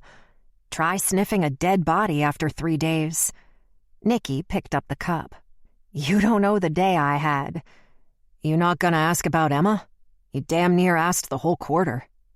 He spun the mug by the handle, looking at it. His manner was lazy, but his speech hinted at an education. "It's your meeting." She tested the coffee. "You're looking for me, so here I am." "I like Emma. Do you like her?" He let a soft laugh escape his lips. "Let's get this out of the way. We are in no way having sex, detective. I know what her bitch-ass father told you." "I'm trying to be open-minded." He waited a beat. "Let me restore your faith." Why be friends with a 16-year-old when most gutter punks are early 20s? "Can you call us traveler kids? That's what we like." "So you guys have a marketing team?" "Traveler kids. Not so gross, sure. Gutter punks are those aggressive ass bags I don't hang with. Emma is not like them. I got her back. It doesn't hurt she has access to a lot of money. I don't give a shit about that. Are you going to help me bring Emma in so we can sort all this out?" She blew on the coffee and took a sip. "Thing is, she doesn't trust you anymore." Her stomach sank. "Did she tell you this?" Before the video disappeared, she'd talk about you all the time. She was angry. I think she blamed you for not preventing it from happening. I blame myself too. All that is between you and Emma. The NOPD is giving the full court press around the quarter for me. I want to put this shit to bed. Interesting choice of words. I didn't kill her rapist. I'm not hiding her. Nikki rested her arm on the chair next to her. We don't think you did. Emma's father showed us video of you at the Cortland house. We was hungry. Any idea where she'd go? None. She got her shit from where we stay and made tracks. If I'm found, she's found. What is that saying you got? Plausible deniability? What's your real name? Jamal. Is it really? Nikki shook out the cloth napkin and used it to reach out for Dred's coffee cup. She poured the remaining liquid into her own cup. You don't mind, right? She rolled it in the napkin. You gonna do that CSI shit? Nikki raised her cell and snapped a pic of his face. I'll figure out who you are. Dred raised his hands to his chest. I said my piece. You can stop looking for me. I'm out of here.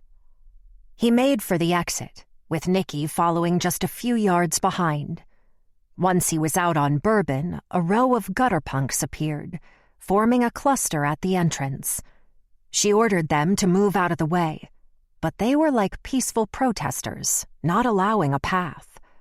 By the time Nikki squeezed through, Dred was long gone. Chapter 19. Detective Keith Teague found it difficult to think when alone. A long day with Nick didn't help. A shot of whiskey was a temporary distraction. He paced his darkened house, not quite ready for sleep. His late parents' dated furniture appeared like a collage in the muted light. He turned on the television to a marathon of The Simpsons. They were always on, but that was fine. He enjoyed them to the point of memorization. The show was the closest thing to having company that didn't have to leave. Keith fell into the recliner, as if into an open grave, not caring if one day the backside would break off and he'd find himself flipping over. No, it held again like a champ. The cell in hand was propped upright at his belly button. He swiped through pictures of happier times with Nikki. The photos didn't lift his spirits. He stopped scrolling when his vision blurred. Nikki's little sister Morgan had started getting into the selfie action as he and Nikki became more serious. A picture of a huge oak tree in Audubon Park ended the string of pictures with Nikki and Morgan. He closed his eyes to release a tear. The cell turned black through his eyelids. Lisa Simpson's voice let him believe he wasn't alone. The cell rang, but it wasn't Nick. The woman on the line spoke first. We need to meet. Pick a place. The Tree of Life was a gigantic, centuries-old, sprawling oak located on the edge of Audubon Park. It was a famous spot for weddings and pictures for graduation or birthdays. The hauntingly beautiful oak required a picture in its presence. Gatherings had to be reserved. Keith visited this spot often. He meandered under the Spanish moss, which was low enough to touch. The sun had set, and deep shadows fell. Moonlight filtered through as sunlight would. Thick branches defied gravity inches from the ground. Keith sat between two roots and rested against the trunk. Why did he pick this spot of all places? Why did you pick this of all places? The voice startled him. Keith waited for a figure to appear from the dark abyss, but she stayed in hiding. He twisted in a futile effort to get a vantage point. You said somewhere private. You agreed. I was curious. The voice remained low. You should have picked a quiet bar or cafe. Too many spy movies, I guess. Keith brushed off an imagined bug. You don't even want me to see you. Not out here, genius. We can explain running into each other at a coffee shop. Under this tree where everyone and their grandmother takes a picture of it, both of us here is not a coincidence. You pick the place next time. Let's plan on not having a next time. We came all the way out here for me to say we have nothing. Keith waited for the hammer to fall. No, we came out here because you need to be reminded of your place. I know my place. We think it's the girl. We're close. You need more incentive. Keith inched his butt closer to the voice, leaning on an elbow. I'm not lead. Everything you say is pessimistic. I need optimism. Rich people, private lives, got it. Do you? Count to 3, then come around to this side. Leaves shuffled and crushed underfoot before fading. 2 joggers on a nearby path ran by. He stood and used the flashlight on his cell to walk around the tree. There was an envelope on the ground. Inside the envelope was a blood work report from the River Bend Medical Institute. The blood alcohol concentration was listed at .216. His name was at the top of the report. Behind that report was a still shot from the police evidence room, time-stamped the day the cell phone went missing. That, too, had mysteriously been erased. It was his face. That he couldn't dispute. Chapter 20. Well past dusk, Nikki arrived at her condo in the warehouse district, which buffered the quarter and uptown. The area was commonly referred to as the Art District after regentrification. The building had housed the Sugarcane Confectionery Company until the doors closed in the 1960s, where it sat abandoned until the 1980s. Tired legs carried her through the 5th-floor hallway on the colorful diamond-patterned rug. She had picked up a burger and caught a third wind. She shoved fries in her mouth as she made a casual game of stepping on the blue diamonds. The design was spaced for her stride. Her neighbor, Major, opened the door of his condo with a bag of trash at the same time. He was a soft-spoken 40-something black man with minimalist furnishings, and yet a great selection of wines. "Evening, Nikki. You look beat." She spoke with a mouthful of fries. "I am. Heading to the garbage chute?" "Can't fool the detective." The trash dropped at his feet.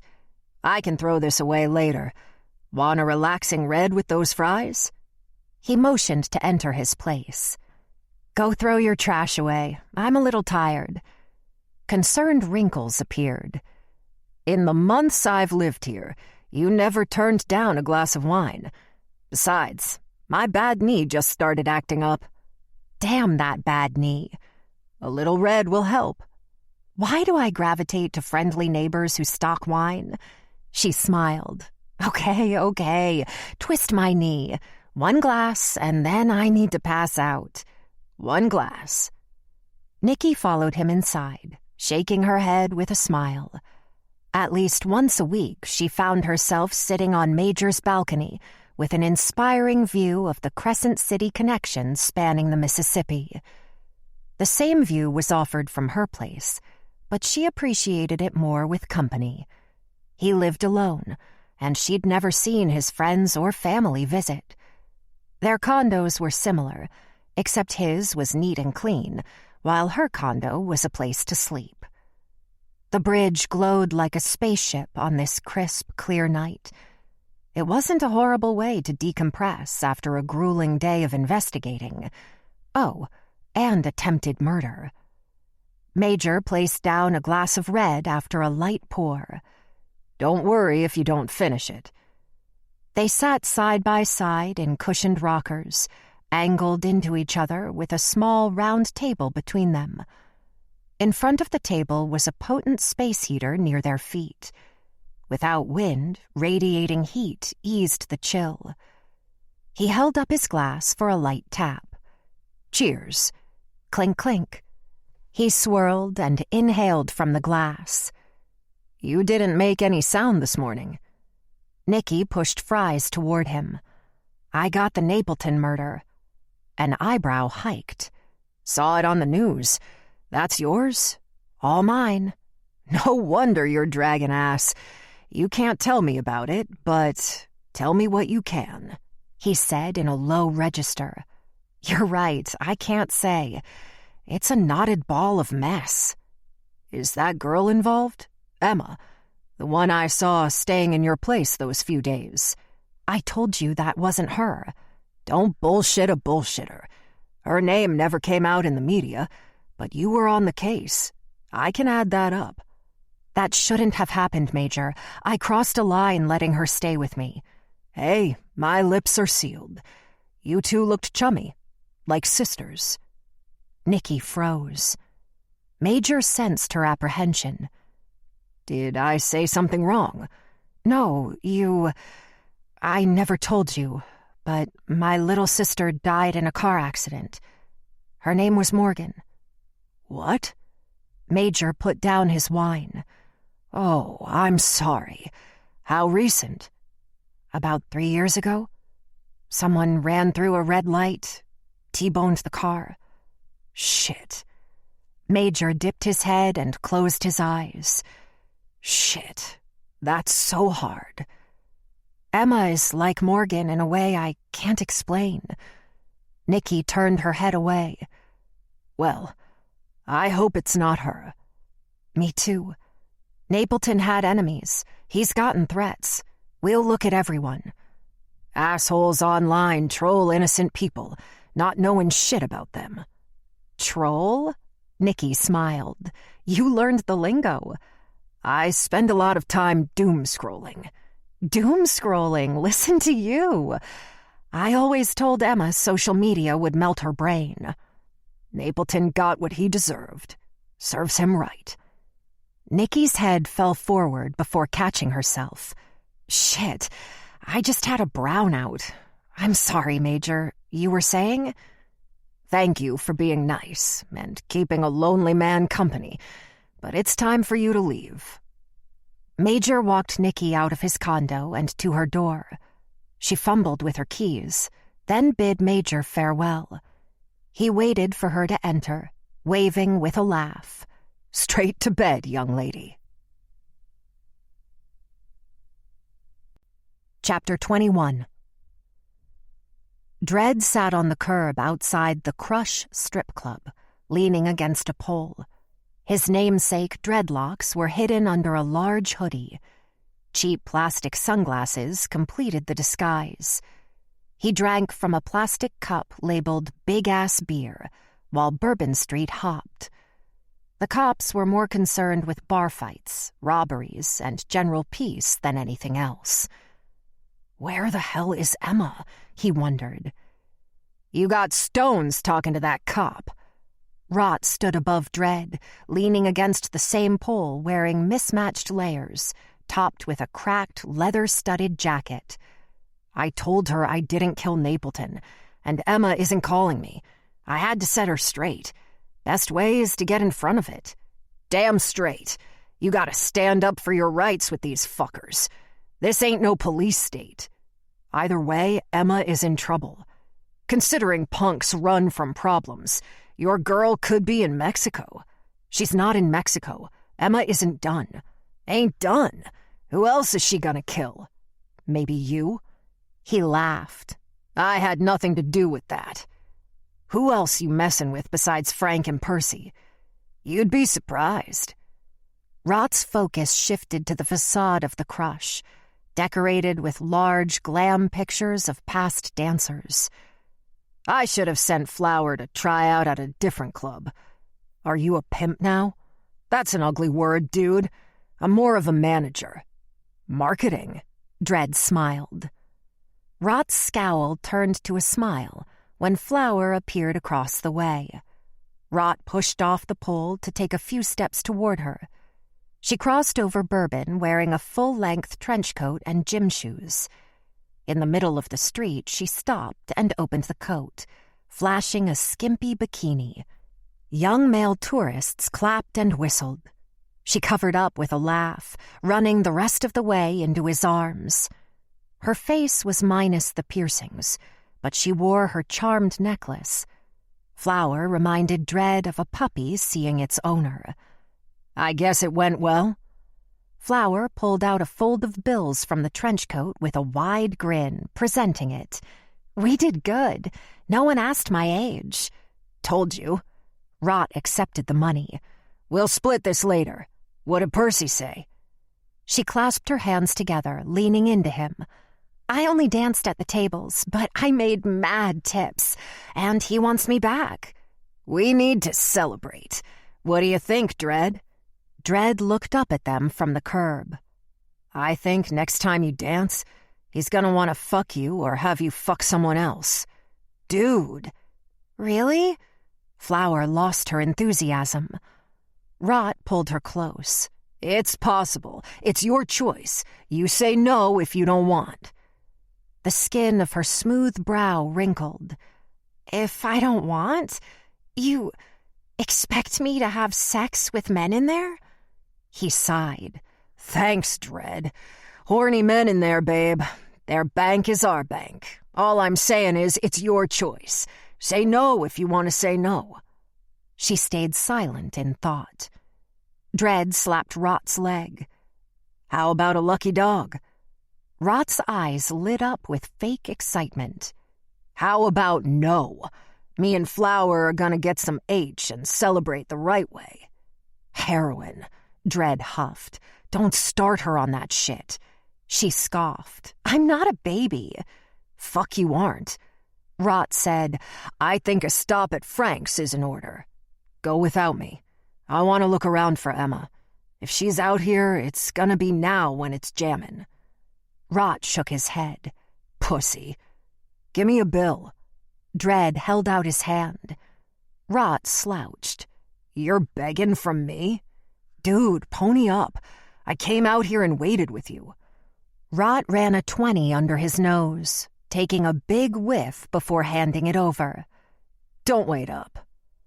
Dredd waited until Rot and Flower disappeared in the Bourbon Street foot traffic before getting up, leaving his empty cup on the curb.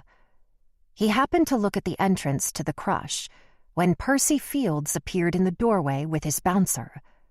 Dredd crossed over where Flower had just come from. "Percy." Dredd stopped about 5 feet from his personal space. The bouncer grew in size. "Jamal."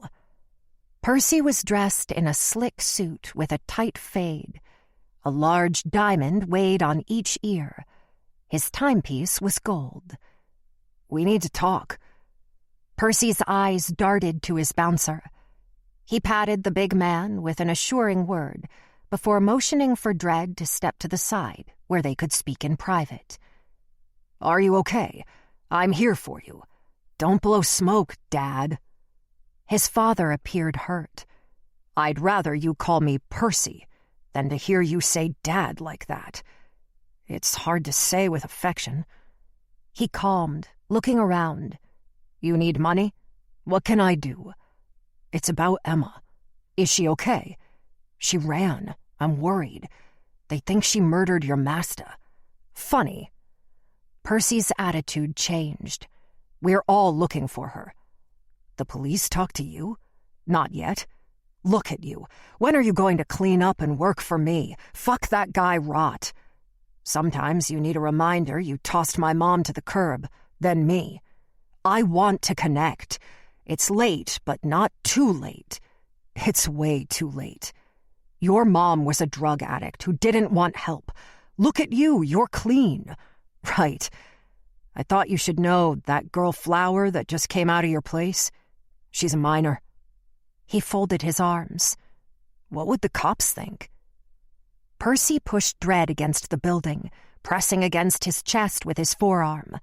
"Now you're threatening me? That white friend of yours raped Emma, and you took his side like a tom. Now you have Rot bringing underage girls to you, and you want me to call you Dad?" Percy shook his head. "We're done here." Dread pulled down on his Aztec hoodie and backed away. His hands shot into his pockets as he walked toward Canal to find a lucky dog vendor. Percy was never a father to him, and he didn't need parenting now. Soon he spotted a big, colorful lucky dog umbrella on a busy corner. The tourists cleared. Then the silhouette of the person he sought appeared. It had to be his imagination. He crept closer from the side so as not to startle her. "Emma," he whispered. "Fighting with dear old Dad again? You saw that? I knew you'd come over here for a dog." Lucky dog, indeed. Thursday. Chapter 22. Lieutenant Lan Tran stood at the head of the table in the war room. His dark hair was slicked back. He wore prescription glasses, choosing to skip his contacts this morning. When Nikki had joined Homicide, Keith had briefed her that Lan was a rule follower, but knew how to play the game within those rules. Lan started. "Okay, Hera's checked out. Nikki dropped off Dread's coffee mug with forensics, as well as the towel collected from the Esplanade. Who wants to share? Perez? Jonesy? Don't be shy." Nikki leaned back in the conference room chair, while Keith stood at the board with an erasable marker. Perez volunteered. "Dead end on Frenchman. Probably a rendezvous spot, but I did end up buying a sculpture made with gears and cogs." "I know that artist," Nikki said. "Bow tie, right?" Jonesy added, "Uniforms hit some punk hangouts, but the freaks won't snitch. I'm proud to report no incidents either." Lan said, "I appreciate that. We don't need any viral videos." Keith held up some printouts. "I reviewed the call logs on Napleton's phone this morning, and nothing stands out. But there are a crap ton of numbers. Spent half of his life on calls. I figure a uniform can catalog them." "Good." Lan opened his laptop. "The hotel surveillance arrived this morning." He grabbed one of the wires coming from a hole in the table and plugged it into a port. Miguel reached for the remote to turn on the large screen hanging from the opposite wall. "I never can get those to connect," Nikki said. Lan adjusted his glasses. "This thing senses fear. All right, there are 3 sets of videos. The front of the hotel, inside the lobby, and the elevator. We'll compare them side by side to track Napleton's movements." The screen came to life, mirroring Lan's laptop. The 3 videos were positioned left to right. Lan scrolled forward to 10:25 p.m. The bird's eye video on the left began with Herman leaving his Mercedes with the valet. Perez said, "The valet is Tim Greer. Napleton didn't talk to him.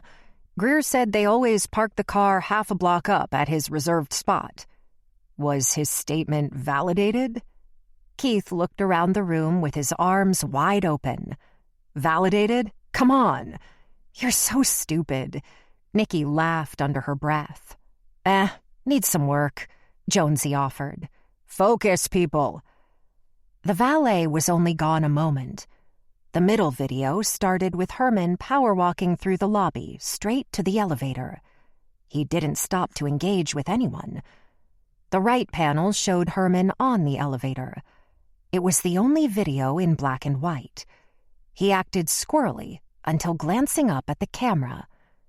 "He's trying to be calm," Nikki said. "He just killed that girl after the argument with Mary, and then he goes back to Mary after. Why? For an alibi? For more arguing?" Keith finished. Lan moved the videos forward to 11 p.m., showing Napleton leaving Mary's room calmer than when he had arrived, with wet, combed hair and a tucked shirt. Outside, Herman waited for the valet to circle back around to the hotel, instead of just walking the half block. Herman passed a tip to the kid before climbing into his car. Emma had to have gotten in his car after the valet parked it. Play the outside video after Herman goes in the hotel. See if Emma walks by. The key fob cabinet stayed in plain view of the camera. 2 valets tag-teamed back and forth, grabbing keys and putting them back. They laughed and chatted between retrieving cars. No one fitting Emma's description appeared in frame. Emma used to visit the hotel. It's common knowledge they park Napleton's car in a reserved spot. She avoided the camera. So we place her in the back seat at 10:35 p.m. Nikki looked at Lan. Keith added, "We need to get forensics in Mary's suite. If Herman took a shower, he could have left trace in the drain." Nikki shook her head. "We know he killed the Claiborne victim. It'd be a waste of resources." "Not that I agree, but too much time has passed, and we can tie Napleton to the victim with the shoes." Lan nodded.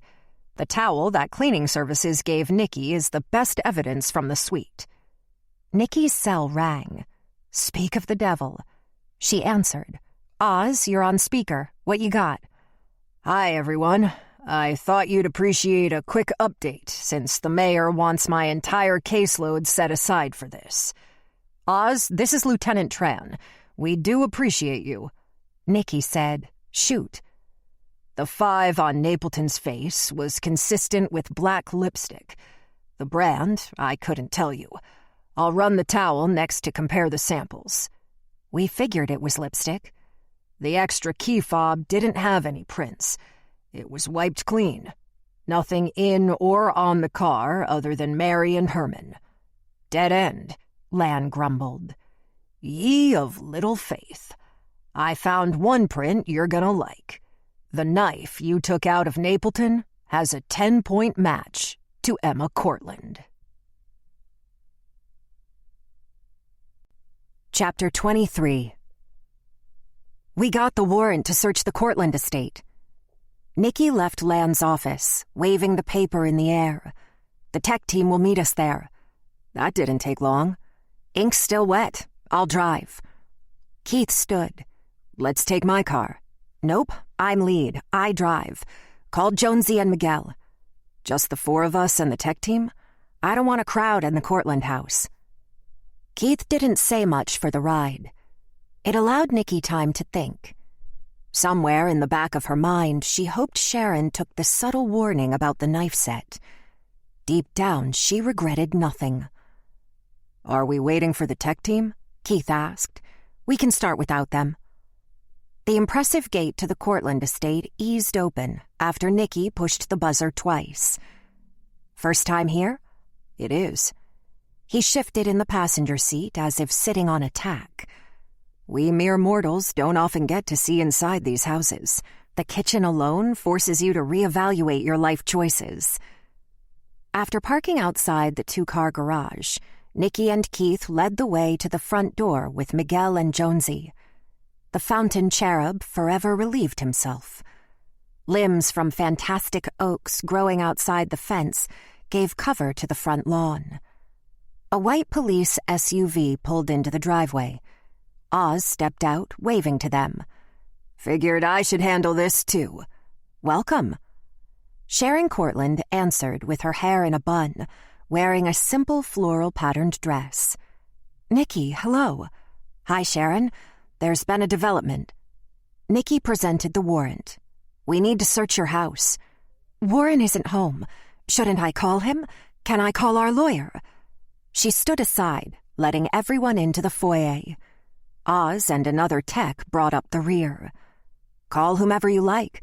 I've instructed everyone to leave your house the way we found it." Sharon waved everyone inside, then turned to get her cell. Nikki huddled with the team to discuss the scope of the warrant, including the knife set and any material that may indicate Emma's whereabouts. Nikki and Oz found Sharon in the kitchen. She focused on the counter, where a different set of knives in a wood block occupied the space. "They're gone," Nikki whispered to Oz. She replaced them. "We'll search the trash bins, just in case." He started opening the cabinets. Sharon slid into a seat at the island, dialing her cell. "What are you looking for, Nikki?" "Anything that will help us find Emma." They shared a moment before Nikki asked, What happened to the other knives? What do you mean? Last time I was here, this block was short a knife. Now you have a brand new set. Nikki pulled out the biggest one.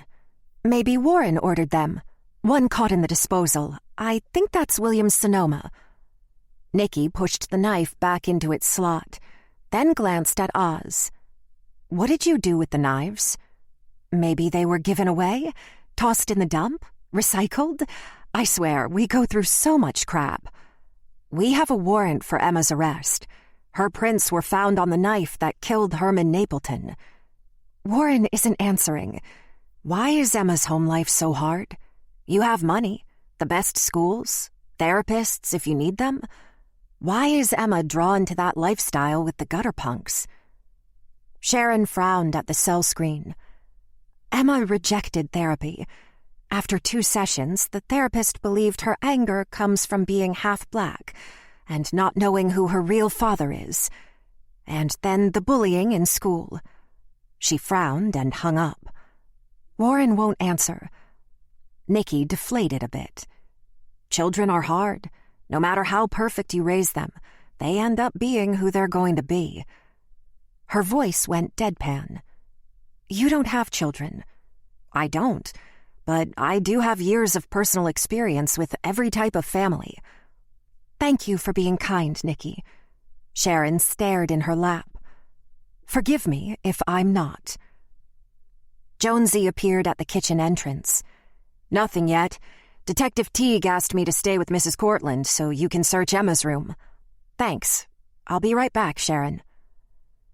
Nikki walked the quiet hallways staged with impersonal furniture and derivative art. Loneliness came with spending day after day in such a large house. Sharon's husband and daughter abandoned her. She had no career and no respect. Emma's room couldn't be called a shrine, but nothing changed since Nikki told her they weren't charging Herman Napleton. She never forgot the shock on Emma's face, and then the hurt. One tear rolled down Emma's cheek. It almost felled her. Her sister Morgan cried like that, seconds before her death. As with the knives, Nikki hoped anything useful wouldn't be there anymore. The wrinkled cover on the bed indicated someone had been lying on it. The desk was clear of the everyday personal things. An easel in the corner held a partial sketch of a grim reaper. A table with a fancy printer for photographs stood ready for use.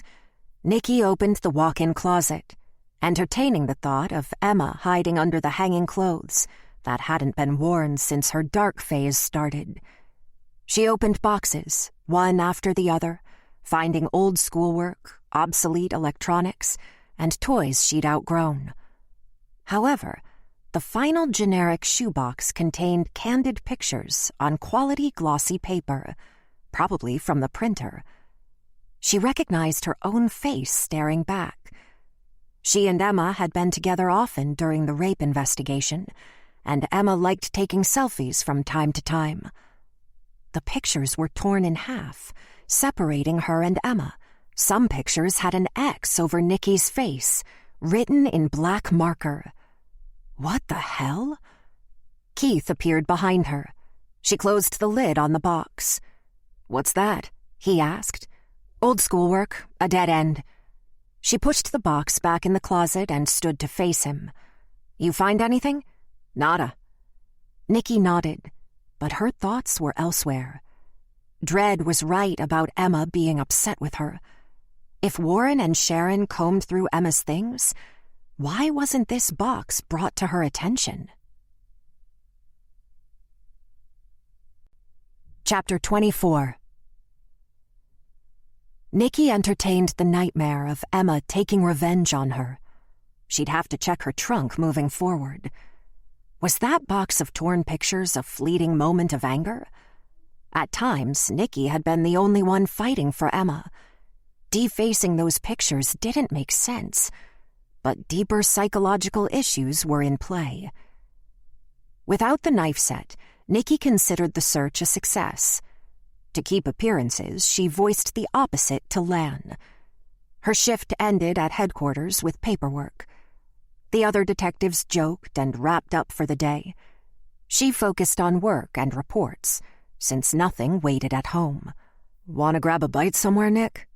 Keith put his jacket on over his shoulder holster. "You don't have plans?" "Yes, important man stuff, but I'll cancel it for you." "Your Scrabble tournament? They'll be pissed." "Pissed is only a 7-point word." "What would shithead get me?" She ended the exchange. "How about we work up our appetite first?" "Bow chicka bow wow." He sounded like a guitar. "Keep dreaming. I want to walk the corridor and look for Emma." "No need for 2 cars. I'll drive." "I'll drive, if you don't mind." Nikki cruised through the one-way quarter streets. Again, Keith was reserved while riding shotgun. She pointed out the window while approaching Rampart. "You ever been to Queen of the South?" Keith looked at the bar on the left as they passed. "No. Worth it? Their cocktails are crazy good. Love a crazy good cocktail." He played along, but with no real enthusiasm. Nikki let out a long sigh. "It doesn't surprise me we didn't find anything useful at Emma's house. They're not stupid enough to leave evidence out. That's good for Emma, right?" "I suppose." Nikki took a right on Rampart Street. She pulled to the side where a few gutter punks were sitting on a stoop. "You think Emma blames me? Are you kidding? You're the only one on her side. That might be how it looks on the outside, but I'm another adult that let her down. I can't even attempt to unpack what Emma went through, but you're the one person I'd want in my corner." Nikki appreciated his answers. They approached 3 slackers on the Rampart stoop outside a vape store. One male was covered with tattoos extending onto his face. The 2 females had heavy eyeliner and piercings. Nikki recognized the woman that she assumed was on heroin. The other female had a squat face and body with protruding ears. "You're the cop that gave us the shrimp," the girl said. "Next time, I want an oyster sandwich." Calling a po' boy a sandwich meant she wasn't local. "You're Sparkle, right?" "Right." She smiled with closed lips. "Have you seen this girl since the last time I asked?" Nikki presented a physical photo. "The Punisher," the heroin girl said with flourish. "Shut up, Sparkle," the male commanded. "Chill. She's cool, man." "The Punisher?" Nikki questioned. "That's what you call her?" "That's her new street name." Sparkle had dark rings under her eyes and a wide grin. "I heard she stabbed 3 frat boys. Badass. Love her." The male threw a bottle top at her. "She makes shit up, officer. If that girl stabbed 3 dudes, you'd know about it." "You've seen her around, Sparkle?" "I've seen her at Tips, on the neutral ground." "Tips?" Keith asked. "Tipitina's. Tips. You got more shrimp?" The male hung his head. "A lot of people hang at Tips. That's no secret." "Yeah, go to Tips." The other female handed Sparkle a bottle of water. "Drink." With no more information coming from Sparkle, Nikki and Keith agreed to abandon the quarter for the new lead. Keith remained quiet while Nikki steered through evening traffic. They made their way across a bustling canal street and cut over to St. Charles Avenue. He glanced at her several times. "We're not going to mention it?" Nikki smiled, exhaling. "Yes, our first date was at Tipitina's, the Rebirth Brass Band." "One of my best first dates." "Come to think of it, I remember there were some people hanging out on the neutral ground then, too, like a big picnic." "It's Thursday, so probably won't have a huge crowd there tonight. I'll check their site." They pulled up to the curb alongside an oak growing from a square of dirt cut out of the sidewalk. The iconic club was a 2-story building with different shades of yellow siding that received repair in sections. An attached awning hung over the entrance next to a large Tipitina's logo bolted into the wall. A bike rack sat by a light pole near the rear. Across the street, the neutral ground was deserted. Opens at 9. Dead end? Keith asked. Get some food and come back later? Nicky spotted a rusted, beat-up white van slowing down. Wait, look at this. The van stopped in the middle of the street, causing 2 cars behind to tap their horns before going around. The side door opened with a painful screech, letting 4 people pour out with a cloud of smoke. They were stoned, drinking alcohol and stumbling onto the neutral ground. Old-school weed smokers. Good. Let's go ask... No, I'm going to follow the van. We'll get the same shit answers from those guys. I'm with you. Nicky crept onto the road and stayed a good distance behind the ancient van that had 1 brake light. Suspicious drivers could tell if they were being followed on the uptown side streets, so Nicky stayed as far back as possible. The driver was too high or drunk to check.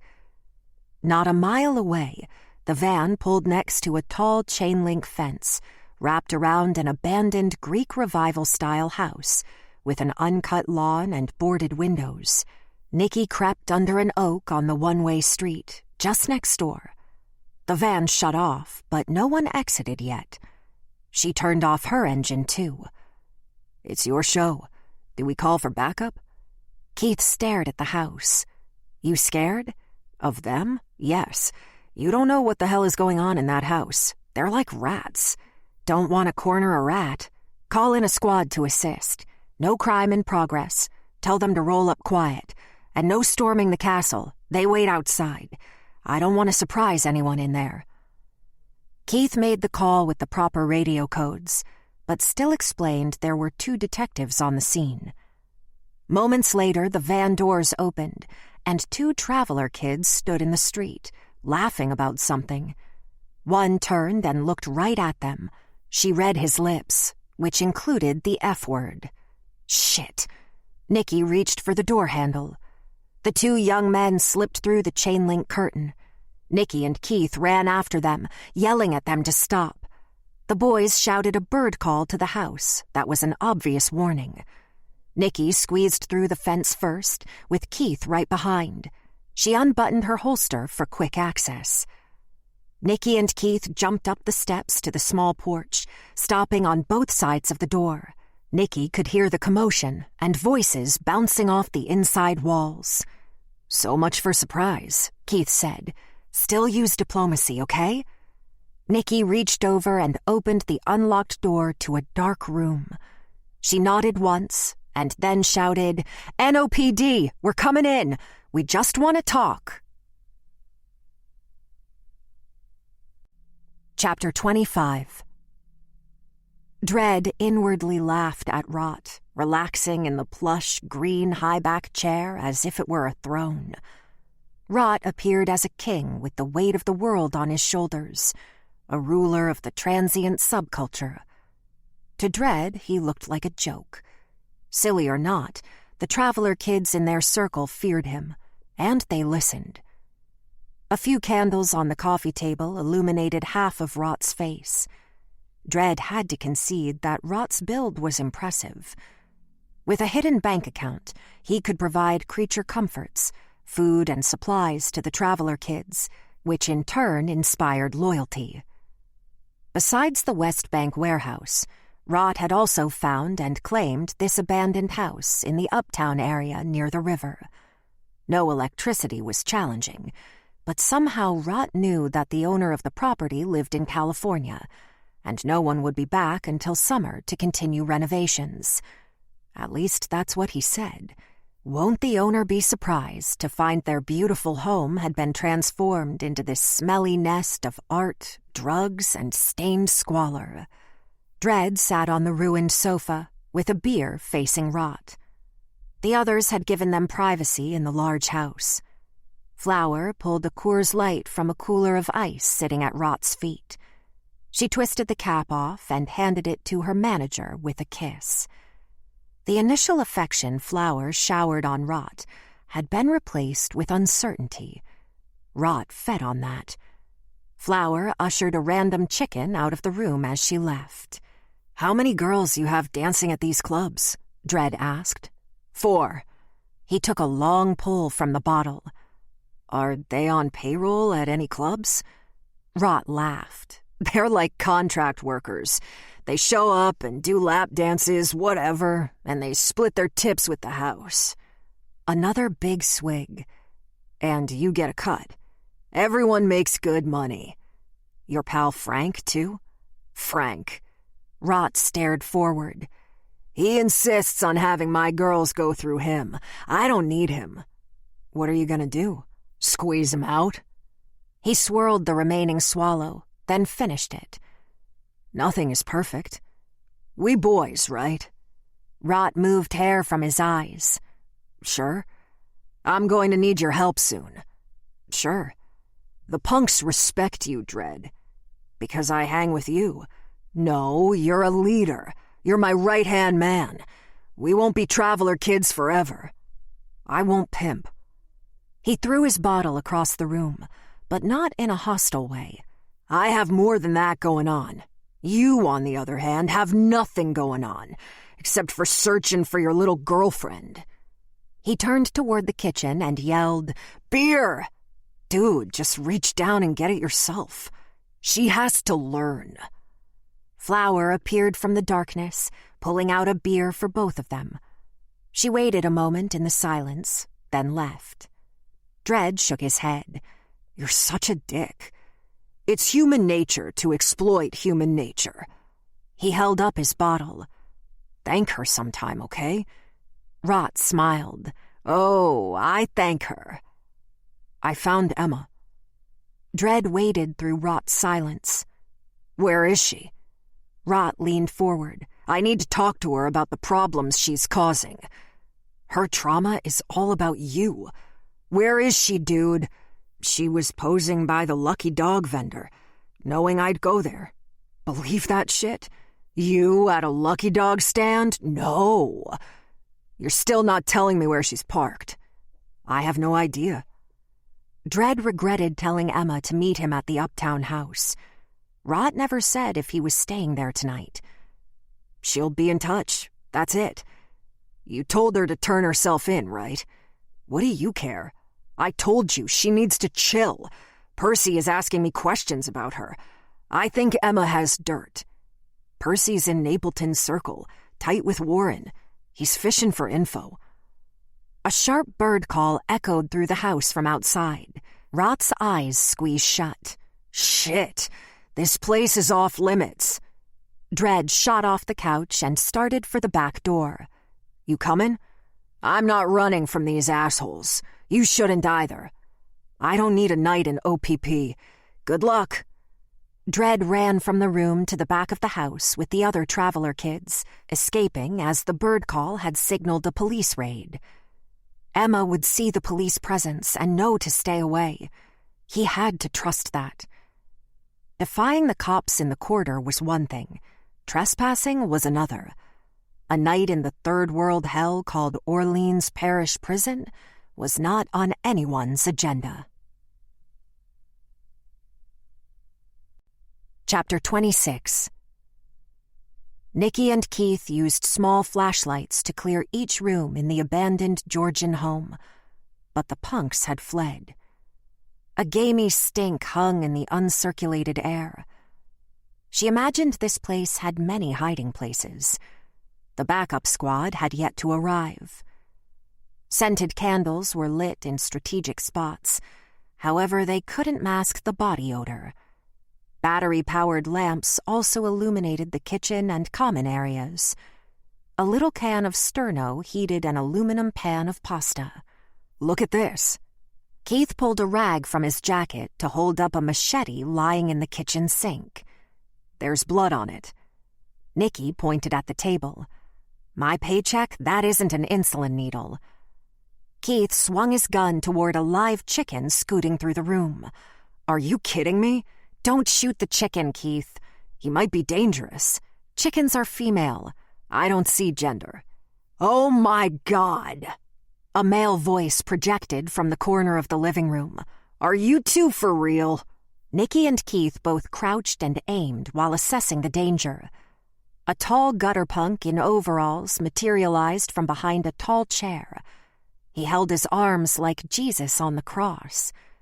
The torches flashed on his long and curly hair. He plopped in the high-back chair. A studded collar adorned his neck. Nikki patted him down, then holstered her weapon. "I'm Detective Mayu, and this is Detective Teague. Are you the vampire Lestat?" One side of his face caught the light. "You can call me Rot." "Because you don't bathe?" He smirked. "Short for Rottweiler." Keith moved closer. "Why didn't you run?" "Simple. I know my rights." Keith stressed, "You're breaking the law just being here." "I'm squatting, not trespassing. Check the law." "Oh, you're one of those. The only rights you have are your Miranda rights." "That heroin isn't mine. The place was like this when I got here." "Those are all good answers," Nikki admitted. "You're looking for Emma." He sat, crossing one leg over the other. "Right," Nikki said. "Punisher." The corners of his lips turned up in a smile. "I gave her that name. She's a legend with the Traveler kids. Even I can't find her." Keith moved about the room. "You underestimate us. You don't understand the Gutterpunk network. The Punisher united everyone." "For what cause?" She stood firm. "Injustice. Us against you." Nikki let a pair of cuffs dangle in his line of sight. "Stop doing that." "What am I doing? Distracting us with Emma so we don't look at you? Classic magic trick." "I'm not hiding from the police. I'm around on any given day." "Are you going to resist arrest?" "No. I've seen what resisting gets." Rot stood again, putting his hands out in front of him. "You have nothing. Any lawyer will eat you alive." "You're under the impression public defenders care." Keith gravitated back to Nikki. "We can hold you for 72 hours. Nikki placed him in cuffs. "We have the heroin, trespassing, and the machete. You're going to be processed and spend the night in jail while we go home and sleep." "The machete is chicken blood. We have coops in the back." "Doesn't matter," Keith said. "Unless you give us something, you're going to OPP. Have you ever been in Orleans Parish Prison?" Keith sucked air through his teeth. "One big human rights violation." Nikki joined in. "You think you're the shit out here? Wait until they throw you in a cell with bangers. New Orleans cops understand bourbon and the Mardi Gras spirit. They will arrest a nice white boy who got too drunk and put him in a cell by themselves or with non-violent offenders. But you add nothing good to the New Orleans experience. Those overworked, underpaid, agitated guards hate gutter punks. So do the bangers. Just wait until they see you." Rot swallowed. "If I give you something, my cred will be shot. I'll have nothing." Nikki circled him. "You might think cops are a lot of things, but we don't give up our sources. In fact, everyone will think you told us to fuck off. Spill it." "It might surprise you, but I want Emma caught." "Then help us." Nikki put her hands on her hips. "I got something that can help you find her." Nikki held up the key to the cuffs. "Go on." "I have info on the phone with the rape video." Chapter 27. "Frank Brem mailed that phone to you." Rot's eyes were wide. He pulled back his hair several times. "You can't say it was me. He'll seriously kill me." "That name is familiar." Nikki glanced at Keith. Rot continued. "Frank was head chef of the Grand Esplanade Hotel. He was fired for having a heroin party with Traveler kids in one of the rooms. I wasn't there." "Of course not." "He owns Elysian Snowballs on Tchoupitoulas for a few years now. He's more hands-on with that place since he's been fired." Nikki cocked her head. "What you're saying doesn't make sense. Having that video would get his job back with Herman." "Those dudes go way back. Frank was betrayed like a little bitch. Pissed him off more than anything. Plus, blackmailing that dude isn't a good life decision, dig? An anonymous video sent to the cops? Sweet revenge." Did he record the video? He didn't say. Frank hated Herman. Turns out Herman took care of that cell like some kind of mob boss. Cell phone, gone. Frank confided in you with all this? Keith asked. The dude vents while on drugs, like a truth serum. Did he say anything about a party? What party? The Midas Ball? He looked between them. Nikki said, "We'll check it out." What's your relationship with Frank, other than consumer of product? Keith asked. We hang. Frank's not uppity like those rich-ass clowns. You ever bring females by? Frank likes the occasional walk on the wild side. Nothing wrong with legal sex. His lip curled like Elvis. Nikki snapped a picture of Rot. You did good, Rot. Don't worry, we won't bust the house or reveal your treason. It's way too much paperwork, and you guys will only find a new spot. Rot reclaimed his arrogance. You won't tell Frank? Lips sealed. We may need to talk again. As Nikki and Keith stepped out of the house and onto the decaying porch, a figure started climbing the steps. This small person wore loose jeans and a huge army jacket, as well as a hoodie with the drawstring pulled tightly over their face. Emma. 2 squad cars pulled up to the curb just as the threesome saw each other. She had one escape path. Emma bolted around the side of the house toward the back. It's Emma! Go through the house! Nikki commanded as she leapt off the porch in pursuit. Large bushes scraped at her while ducking to protect her face. Trash and debris made for unsure footing. A distant rattling of the fence told her to sprint into the unknown darkness, or Emma would be gone. Without seeing it, Nikki's shin connected with something hard, and she stumbled onto stacked cages of chicken wire. The sound of clucking and feathers attacked from all sides. She landed in something wet. Chicken shit. Keith ran up, cringing. Are you okay? Not hurt, but... 4 uniformed officers appeared with their guns drawn and their torches lit. They stopped in a circle, with Nikki dead center in the spotlight. They looked at each other and the chickens scrambling around in the yard. One cop chuckled. Keith said, What the hell are you guys standing around for? Call in for more cars and go canvass the area. Emma Cortland is out there on foot. Set up a perimeter. The cops rushed toward the front of the house, leaving Keith to help Nikki to her feet. She looked at her clothes. I'm never going to live this down. You know how cops are. We can hose you off. I'm not a 5-year-old that dove in a mud puddle. I need a change of clothes. You sound like a 5-year-old, Keith mumbled. Nikki shot lasers at him. He struggled not to grin. You going to let me drive now? I'm not getting chicken shit in my car. She handed over the key fob. Drive it back to headquarters and park it, please. One of the squads can take me back to my place. I'll have Jonesy pick me up in the morning. I'll come get you. You don't have to. Keith's expression was as serious as she'd ever seen. Damn it, Nick. I'll pick you up. Chapter 28. Keith arrived back at his house, standing inside his open doorway. The quiet was eerie.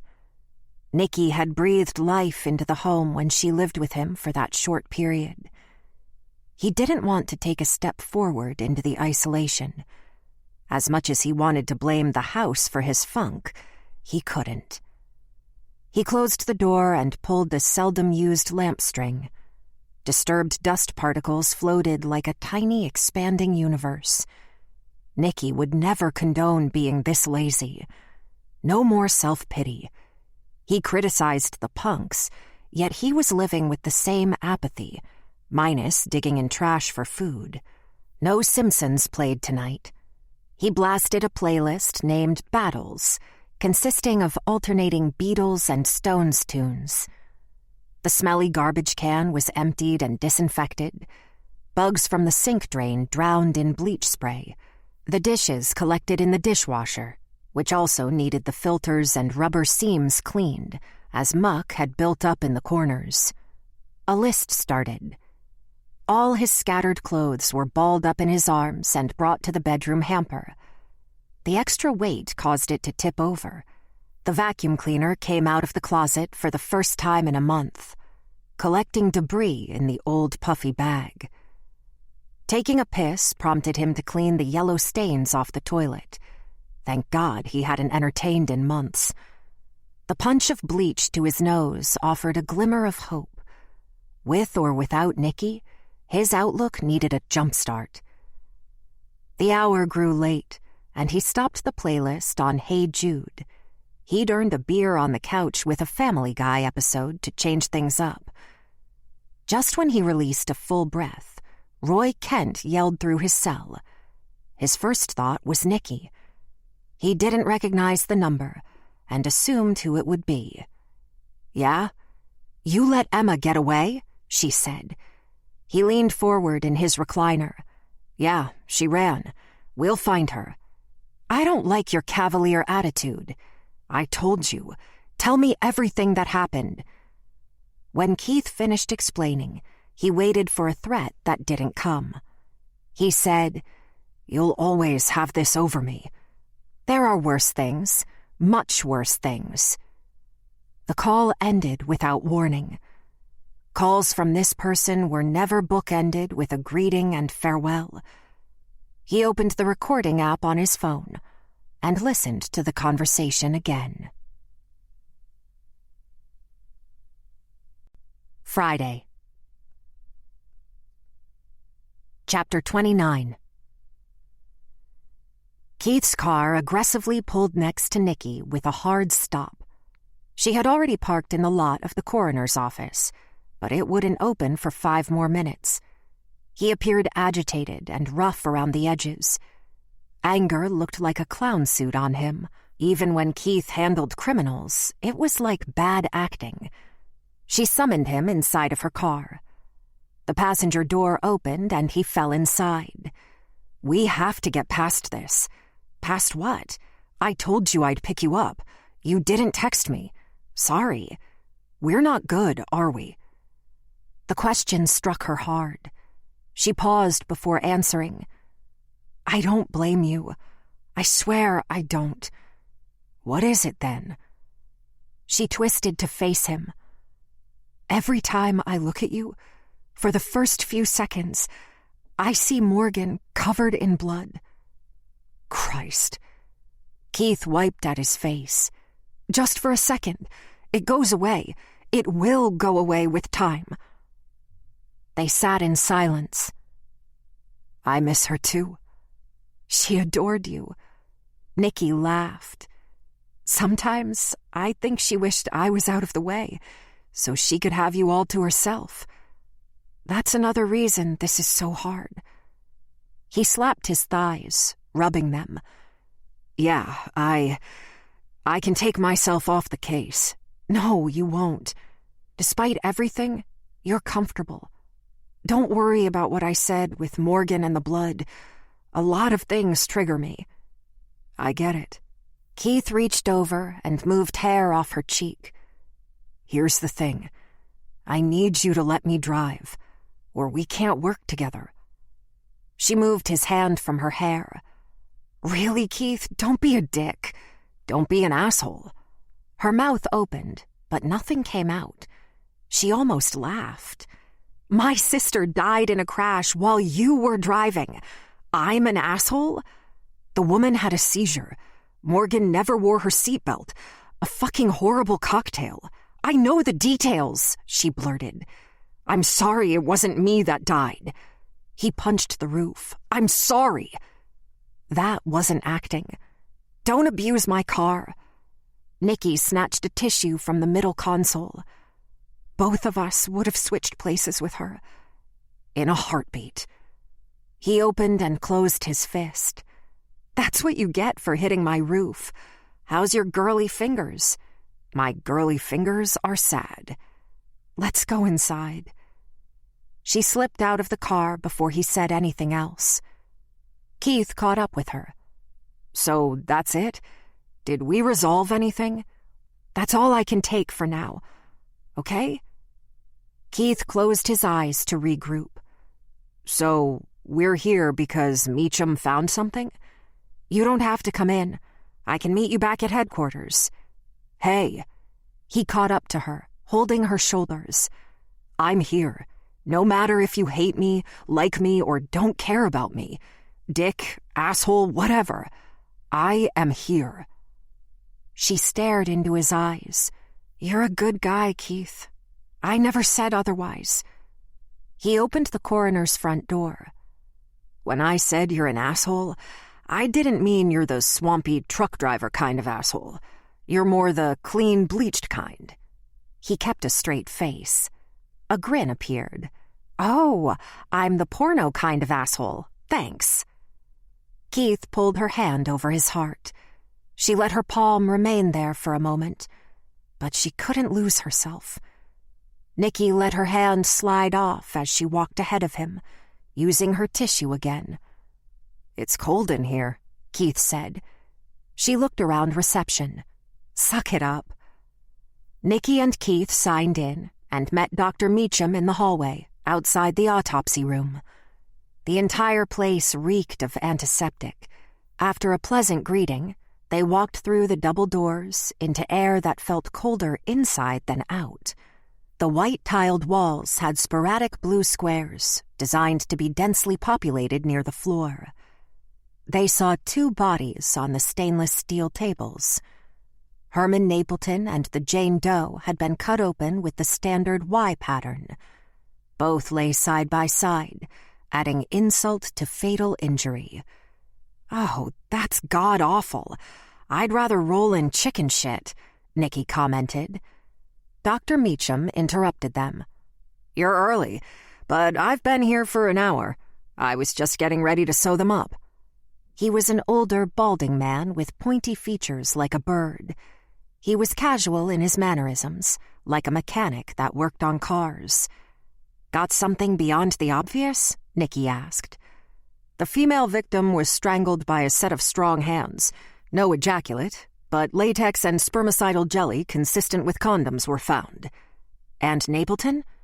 His wounds are consistent with your account, having been attacked from behind. The throat slice wasn't deep, but the jugular was perforated, so it didn't take long for him to exsanguinate, bleed out. That determined the cause of death. Nikki pointed at Napleton's naked pelvic region. The stab to the groin? The penis and right testicle were severed. Oz took lots of pictures of the wound before the knife was removed. Not the typical dick pic. Talks come back? Keith asked. Not yet. I'll send it when it does. What's so special you had us come in then? I found something unusual. Meacham walked to the counter and retrieved a folder, opening it on his return. This made me think of 3 other cases I've come across in the past 5 years, so I dug these up from the archives. Nikki and Keith stood close to look in the folder. Keith commented, You must have a good memory.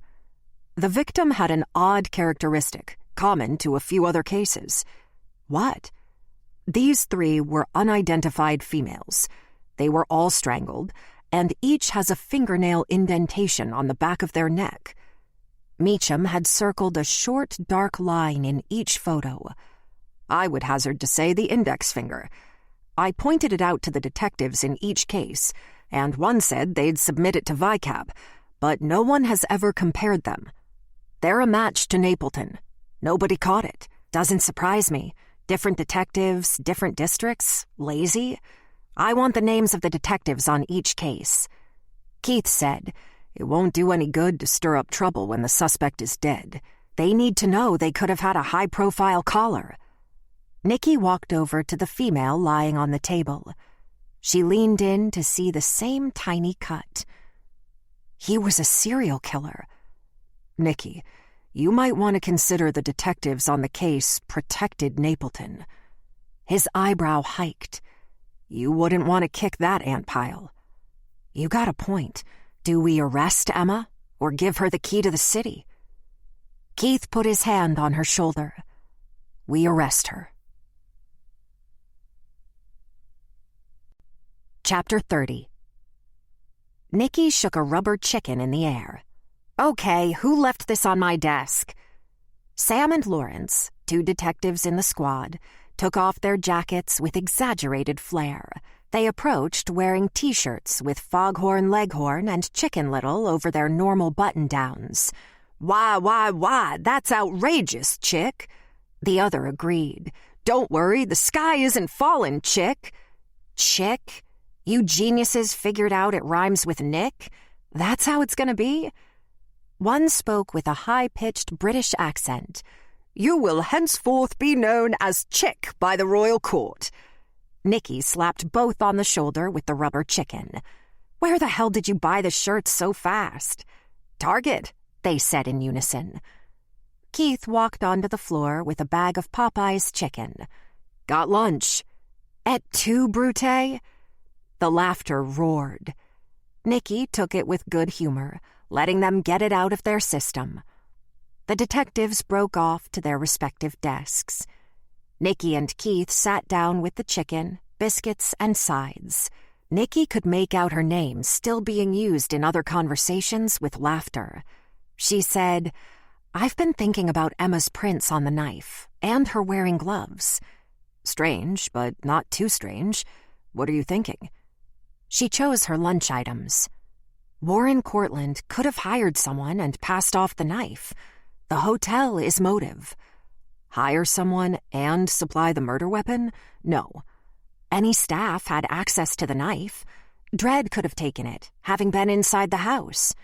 That's true. Not likely. Try again.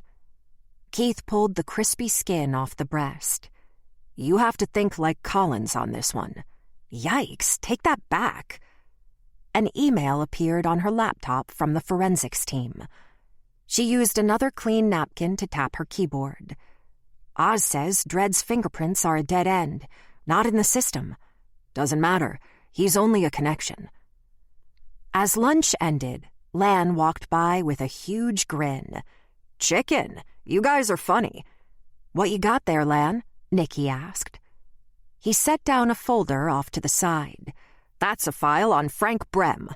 After lunch, go visit his snowball stand on Tchoupitoulas. Keith said, that was next on our list. It's open year-round. Not many stands are. Those things can pull in some serious cash. May I? Lan reached for the extra biscuit. Frank has been clean. I wouldn't be surprised if his house and business will be clean too. Rot, Nicky groaned. Lan pointed his biscuit at her. Frank supplies heroin. Rot wouldn't want him busted. I don't know, Keith said. Rot seemed pretty eager to flip on him.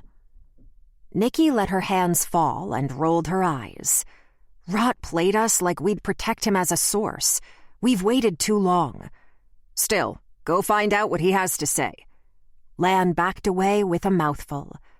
Nicky gave Keith a lingering gaze. What? I got something on my face? He wiped at his lips. Nicky smiled, pulling her hair into a new ponytail. I'd like you to drive. Nicky climbed into Keith's Acura, putting the seatbelt on. She looked in the back seat on reflex. Morgan had been so excited to visit Audubon Park that day. Keith started the engine. You sure, Nick? I'm good.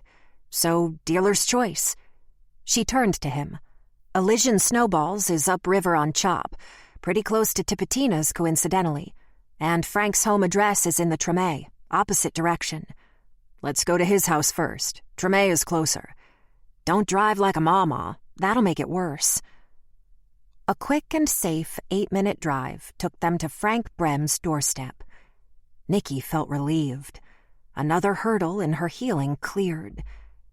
Keith turned off the engine with a slight grin. Frank lived in a light blue shotgun home, raised a couple of feet, as most were. The bricked sidewalk led to 5 steps and a narrow porch. The bright blue door was on the right, with 2 tall windows resembling entrances on the left. Nicky knocked. Frank Brem, police!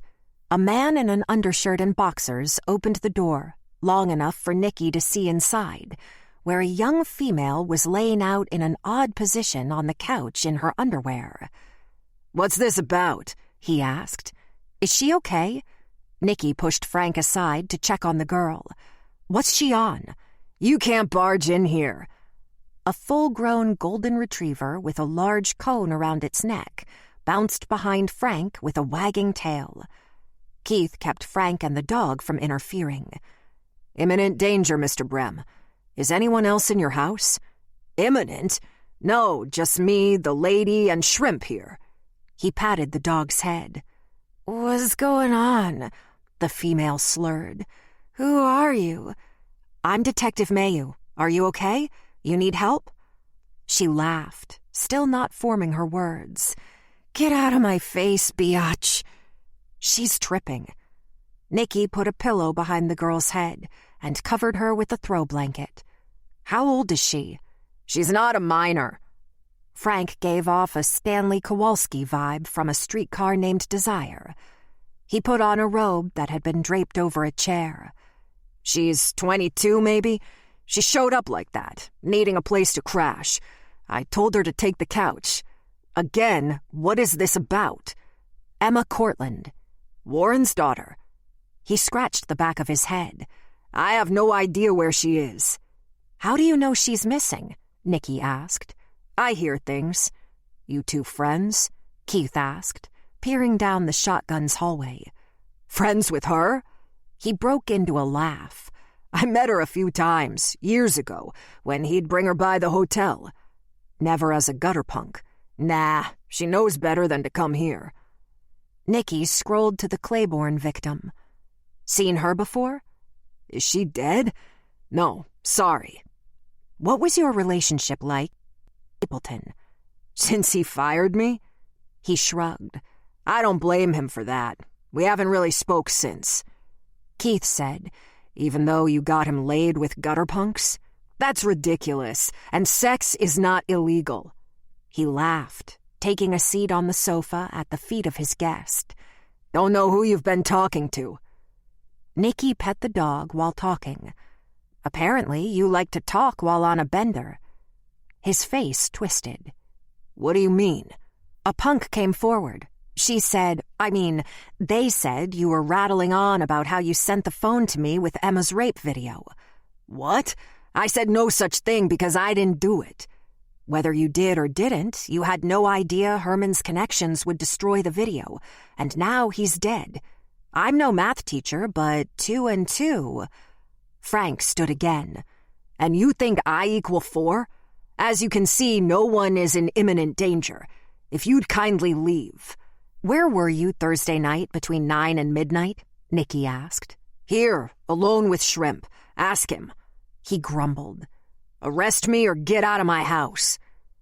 Nicky stepped onto the porch, with Keith following close behind. Frank locked the door. She held the railing on the way down to the bricked sidewalk, stepping on sprouts of weeds trying to grow through the seams. "Do we believe Rott's story?" Nicky frowned. "We have a new suspect either way. His place was clean." Keith glanced at the unassuming house. "I don't think Rott told him." "I don't think so either. Wait for his guest to leave? That might be tomorrow." "So, Frank, Napleton, Warren, and Rott are connected, probably providing a local pipeline of drugs and girls. How does that help us find Emma?" Nicky exhaled, walking in a tight circle. "Not sure. Have we stumbled onto something bigger than just a vigilante murder?" Chapter 31. Nicky walked through the common hallway to her condo with a bag of New Orleans hamburger and seafood. She stopped at Major's door, debating if she wanted to eat alone. Before even facing the peephole, her arm reached out like a phantom limb and knocked. Major answered in a Saints sweatshirt and jeans. "Nicky, how are you?" "Thirsty? Split an oyster po' boy?" She shook the bag. "I have a nice white that will pair beautifully." "I'm a nice white that pairs beautifully." He belly laughed. "True dat. Come on in, crazy." "I promise I'll stay awake this time." Nicky and Major sipped Chardonnay as they relaxed on the balcony with the empty fast food bag crushed into a ball. After the fried chicken at lunch, she was glad Major shared the dinner calories. New Orleans wasn't the best place to maintain a figure. A bite hung in the air, but Major adjusted the space heater to waft up between them. The news reported a young girl found under the Claiborne overpass. Related to Napleton? Shame. Nikki swirled her wine. Ah, I'm learning to read you. Can't talk about it, right? Major smiled. You know what else is a shame? You ever see pictures of Claiborne before they built the I-10? Yeah, in the Louisiana history class I took at UNO. You don't recognize it. Major stared forward. My pawpaw owned a business on Claiborne. Cigars. It was an up-and-coming black neighborhood. Then, like overnight, it was all undone. He turned to her. The white man came. Words said after every country's theft or downfall. I can't say it was a black-white thing, but it was about money and access to the quarter. Anyone would have been screwed in that neighborhood, white, black, or Vietnamese. They never had a say. Or a chance. Remember that sinkhole at the foot of Canal Street? I read about it, caused by the tunnel, part of the same initiative back in the 60s. Those crazy bastards dug a tunnel from Canal to Poydras for traffic. We can't bury people here, and they build a goddamn tunnel. Giant sump pumps and shit. Harrah's still uses it for valet parking, right? I think so. Why wasn't it ever used? The project got pulled after they damn near had it finished. Typical government waste. All that is a shame. Sorry about your pawpaw's business. There's a point somewhere. I just lost my train of thought. Nikki looked at him. Is there a lesson? He dipped his head to look up at her. Not a lesson or moral, but advice. When all else fails, follow the money. Words of wisdom. They tapped glasses. Can I ask you something? Anything. You like snowballs? On a hot day, I love 'em. Can't say I seek 'em out on the regular. Would you buy a snowball in the winter? He laughed. Maybe if it was spiked with a little vodka, but that's a frozen daiquiri, isn't it? Damn, he's not far off. Saturday. Chapter 32. Despite half a bottle of wine with Major, Nikki started fresh on her supposed day off. She called Keith, who had approval from Lan to use his Saturday catching up on his caseload, paperwork and whatnot. Nikki volunteered to help, but Lan denied her overtime. She couldn't sit home alone doing nothing. Nikki waited in her car on the Tchoupitoulas curb in the sunny 55-degree weather. The late morning sun magnifying through the glass had the temperature rising in the car. She cracked the window. Her free afternoon had turned into an unpaid, unofficial stakeout. The line for Elysian snowballs grew to 7 deep. She couldn't believe these people would pay for shaved ice and syrup on a chilly day like this. However, people did crazy things. On her third date with Keith, he had a convertible loaner while his car was in the shop, and they bar-hopped in 40-degree weather with the top down, so she couldn't criticize. The structure was the size of a large shed, built on a quarter-acre lot of ugly, pocked land. It looked solid, constructed with 2x4s, planks, plywood, and siding on a 4-foot-high foundation, with bowing stairs from constant customers. A blue porta-potty stood behind it along with a pallet of plywood and 2x4s. He had electricity, as well as a generator. The signage and menus were hand-painted in fun, colorful letters. 2 of the people in line were traveler kids, as Dredd corrected. Nikki got out of her car after they received their order. Both the kids looked confused and pissed. She met them on their way out. "What flavor you got?" "What?" One guy looked at it. She took it from his hand, turning the cup upside down to empty its contents on the ground. Her foot smashed the red ice into the grass. Huh? Just ice? Come on! Take this for your trouble. She placed a $5 bill in his hand. Both boys glanced back at Frank in the window, then continued walking.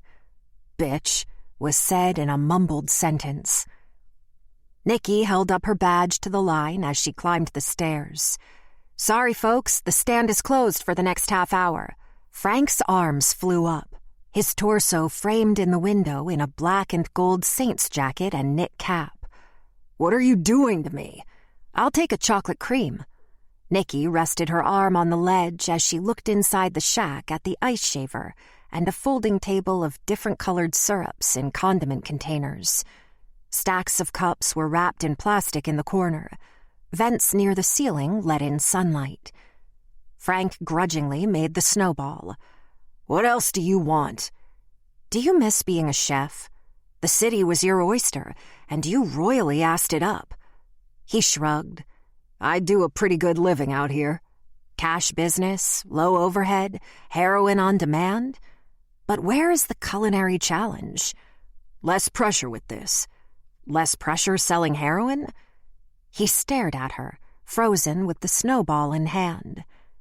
Look, you tried to help Emma in my book. You may have sent the phone to fuck Herman, but there is good in that act.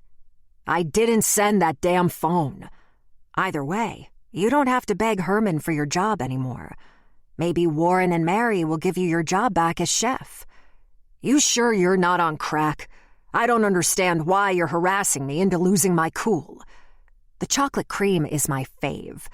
I have to admit, heroin and snowballs, that's a good operation. But if you're not selling your special flavor, why open? You're just pissing off your clientele. He folded his arms, aggravated but silent. Oh, I get it. You can get the new business model out to the others. You found another way to distribute, and this is how you spread the word. Who's your boss? I'm calling to complain. Bottom line, I'm looking for Emma. You tell me where Emma is, and I go away. I don't know. You're tense. Yeah, I'd be pretty anxious about ever keeping drugs here again. I'm filing a complaint. My boss is Lieutenant Lantran, headquarters. He made a show of writing it down.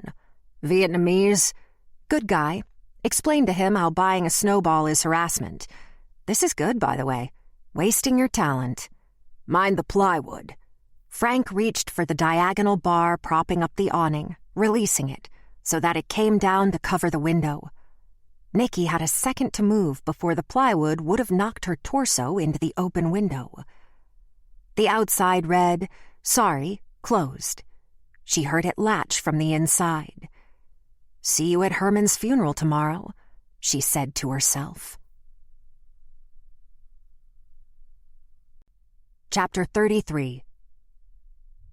Dredd had finished eating a bowl of Frank's cereal when the homeowner himself came through the door with a big box. Rot looked up from porn playing on Frank's flat screen, using the remote to mute the fake moaning. Shrimp ran out of his giant cage with a wagging tail. Frank shook his head, closing the door behind him. He squatted to drop the box and scratch at Shrimp's neck under the cone.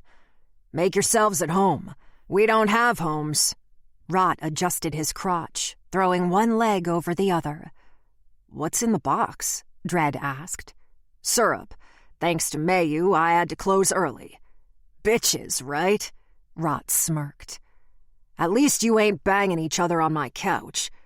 Frank reached in the box for something. His hand came out with a gun. Frank, Dredd started, but then shut up. Frank stepped behind Rot, placing the barrel against his head. Hey, fucker. What the hell is that, Frank? Did you tell those two detectives that I sent the cell phone? Rot's hands rose to head level. No, the hell I did. How would you suppose they know? Frank pulled the weapon back to load the chamber. He pressed it back against his neck. I swear, Frank. You talk, dude. Do you know how much shit you say when you're high? "I've heard you," Dredd said. "Shut it. I don't like you." "Why the fuck would I do that, man? Why?" Frank put the gun in his waistband. "I'm going to kill whoever told them." Rot rubbed his neck, while Frank headed for the box again and picked it up. Dredd asked, "The cops know anything about Emma?"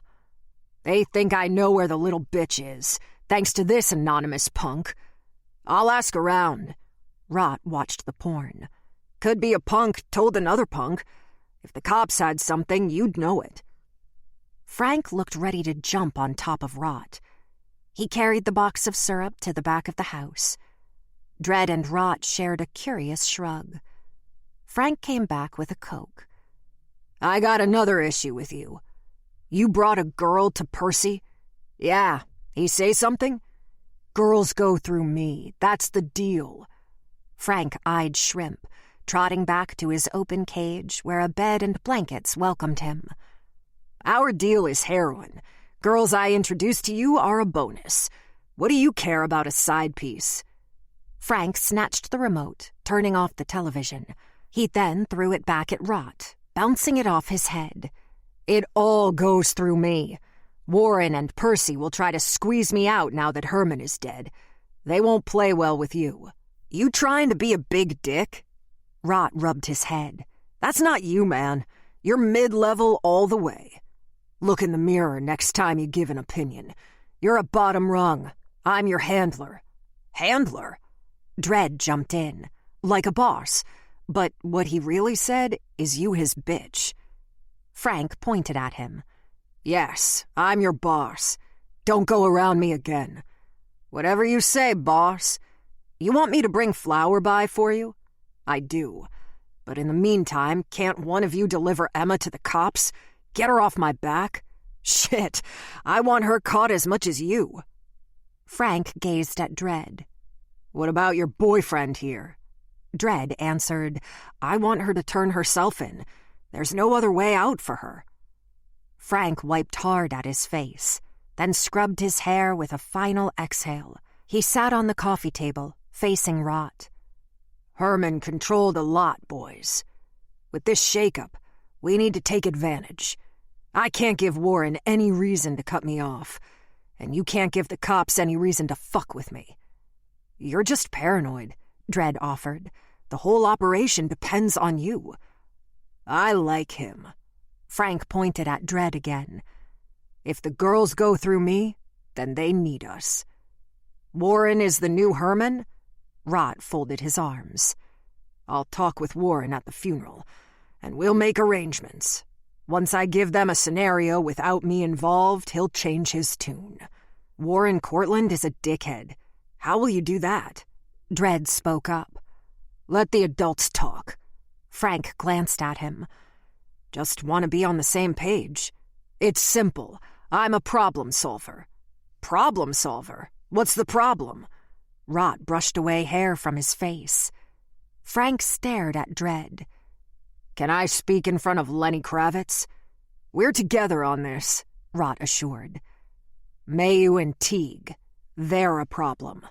Can you handle it if needed?" Rot sat back. "If the price is right. What about the party?" "What about it?" "Herman killed those girls, right? Who's gonna do it now? You volunteering?" Rot lit a joint from his jacket. "You guys wear masks, and these girls will be doped. No cop in their right mind would believe anything they say. Why take it there? You heard of Epstein? That movie guy, Weinstein? One accusation is easy to discredit. But for those of you punks that don't die on the street, you either go home or you go straight. So, after years of having these parties, if multiple women came forward with accusations about rich white men, with these fuckhead lawyers out there, shit. Whatever you need, Dredd and I got it." Rot looked at him. "Dude, I never knew a black dude could go pale like that. What up?" "Nothing. Lactose intolerant. That's what you get for eating my cereal." Frank ignored him. "Talk to any cop in this city. They'll say killing these punks, no offense, is doing the city a service." Chapter 34. A 40% chance of showers appeared on Keith's weather app. How silly that a threat of rain could instill such anxiety. He understood the trauma behind the storms. His father had taken his life during a rainstorm. At 14 years of age, Keith found his body. He never accepted help from his mother in processing his grief. And then she died of an aneurysm the day after he turned 17, while she entered the house with a bag of groceries. It was raining. Instead of staying home to chance a session of gun therapy, he found himself driving without direction in the quarter under gray clouds. Unless you worked there, the quarter was someplace the locals tended to avoid. However, he couldn't deny the sense of pride in being homegrown amongst the tourists. He parked in the lot by the river, stopping to admire the bridge hovering over the expansive current. An umbrella came along just in case he got some of the 40%. Barges and tugs moved slowly, while a riverboat docked nearby. Jackson Square was a short walk across Decatur. A few gutter punks were loitering, but not as many as in years past. They wouldn't rat out Emma, even if they knew where she was. If New Orleans were a garden, Bourbon Street was the fertilizer. The economy relied on the outside dollars. The lax liquor laws laid the foundation for excitement, and so the reputation became legendary. It was America's hall pass. Keith found himself at the Crush, as if he'd happened upon it. Nicky wouldn't mind if he scoped things out before their official visit, if he even told her. The club was high-end, yet came off as seedy on purpose, like a haunted house. It offered safe danger. Keith showed his license to the bouncer, then followed a barrier around a short wall where he paid the cover. Sturdy, wide-seated chairs surrounded little tables. The chairs also butted up against raised islands, meant for a single dancer. Most of the clientele were straight men, but it wasn't uncommon to see all walks of life. Abita Amber. Keith pulled out 10 for the clean-cut bartender. The older man poured the beer into a tall glass. "Enjoy, officer." "What gave me away?" The bartender gave a sly smile. "You're here alone? Haven't been drinking yet. You checked out the customers before the dancers. It's a vibe." "Percy doesn't pay you enough." "True dat. Should I get him for you?"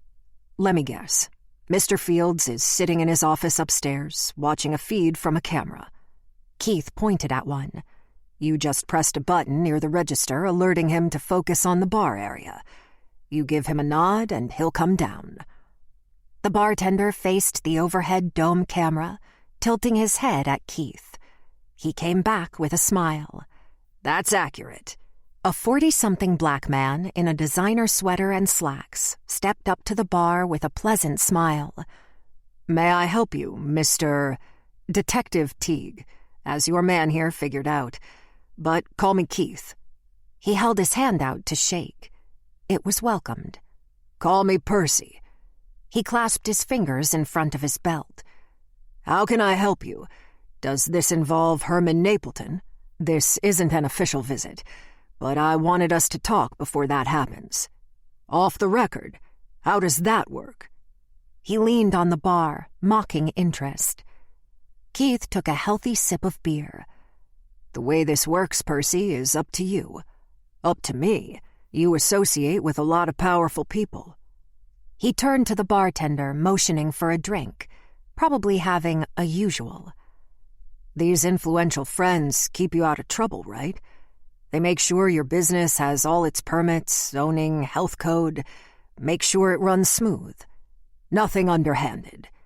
Percy accepted a bottle of Barks root beer. "It's good to have friends. I'm busy, Keith. What's the point here?"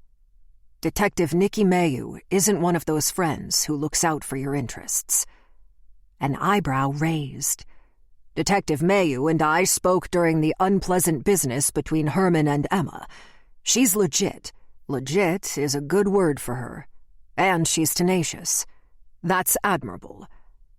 Is there anything you know about Emma that you might hold back under questioning? Why would I lie about Emma Cortland? I'm confused. What are you here for? I'm not so sure anymore. Look, the more time it takes us to find Emma, the more likely something else in this little orbit will come to light. Dirt on people in high places. I'm sure you understand. I understand you have as much to lose as anyone. So, I can put you in that column. I really didn't have to come here. Sucks when you don't know who to trust. Finding Emma could put all that to rest. I have no idea where she is, and the fact that a 16-year-old can elude the police doesn't instill me with confidence. Okay. Keith finished the beer, then threw a 5 on the bar. Good meeting you. I do appreciate your visit. Stay for a dance, on the house. I'd rather spend that money on a nice dinner and conversation. Percy couldn't contain a deep laugh. Have a good night, Detective Teague. When Keith stepped out onto Bourbon, it was pouring. Sunday. Chapter 35. Even though Keith would volunteer to accompany Nikki to Herman Napleton's funeral, she decided not to invite him along, to play the unofficial angle for anyone who'd ask. Lan had officers posted at every street corner of the cemetery, in case Emma made an appearance. In most cases, jazz funerals were reserved for musicians, but local figures and prominent members of society sometimes received such treatment. Anyone with enough money could have one, but it didn't mean they deserved one. Herman thought he did. 6 members of a brass band played Down by the Riverside, as a second line progressed towards St. Louis Cemetery No. 1, New Orleans' oldest cemetery, where Herman Napleton would be interred in his family tomb. About 100 people surrounded the ornate black and gold carriage as it carried the body to its final resting place. Most laughed and danced at the lively trumpeting through puddles from last night's rain. Located near the old red light district called Storyville, the cemetery was beautiful in its decay. Some tombs had been painted white by loved ones as the yearly tradition dictated. The gates weren't open to the public anymore, except for guided tours. Nikki had seen the voodoo queen Marie Laveau's tomb a few years back, and something about it stayed with her like a ghost. Nikki hung back on Conti Street at a respectful distance under a clear sky. The pathways inside the cemetery were too narrow to have everyone file in, so the procession meandered about on the sidewalk. She felt a twinge of guilt for not telling Keith her intentions, but she wanted a clear head. What better place to scrutinize how these people interacted? Frank danced in the second line with a flask and an umbrella. His tailored suit presented a gentleman, not your typical dealer. Not caring about unwanted attention, he moved with white man rhythm. Most avoided him. As the dancing subsided outside the gate, most of the crowd hung back, not allowed to enter. The carriage parked as close as it could for the body to be carried inside, where the caretakers would slide Napleton onto a shelf in the family tomb for a year and a day, after which the bones of the decomposed body would be swept into an opening in the floor, leaving room for the next in line. The music stopped, and the quiet jarred Nikki. As friends and family settled into conversation, she crept closer to Frank. "I'm sorry for your loss." "Shit, I can't get away from you." "Calm down. I'm not here to harass you at a funeral. Just observing. Don't do that near me, okay?" "Come on, Frank, let's be friends." Frank hurried off, weaving his way closer to the crowd, as Sharon Cortland walked up in an elegant lavender dress and pearls. She also had an umbrella decorated with tassels and glitter, used for spinning and joisting. It was an uncomfortable prop in her hands. Any closer to finding my daughter? Officially, we're still tracking leads. Unofficially, no. She nodded. I only took this ridiculous umbrella for shade. A burial at St. Louis No. 1 is a rare occasion. It's not every day someone goes into one of those ovens. Oven? These tombs reach 300 degrees in the summer. That's fitting. Fitting? I thought you agreed with Warren that Herman was innocent. It's easier to agree. Herman was evil. Sharon spoke her mind, as if she was liberated. Mary won't show. She decided Harrah's was the best way to mourn. I don't think she'll ever forgive him. Will she be interred with him? Not anymore.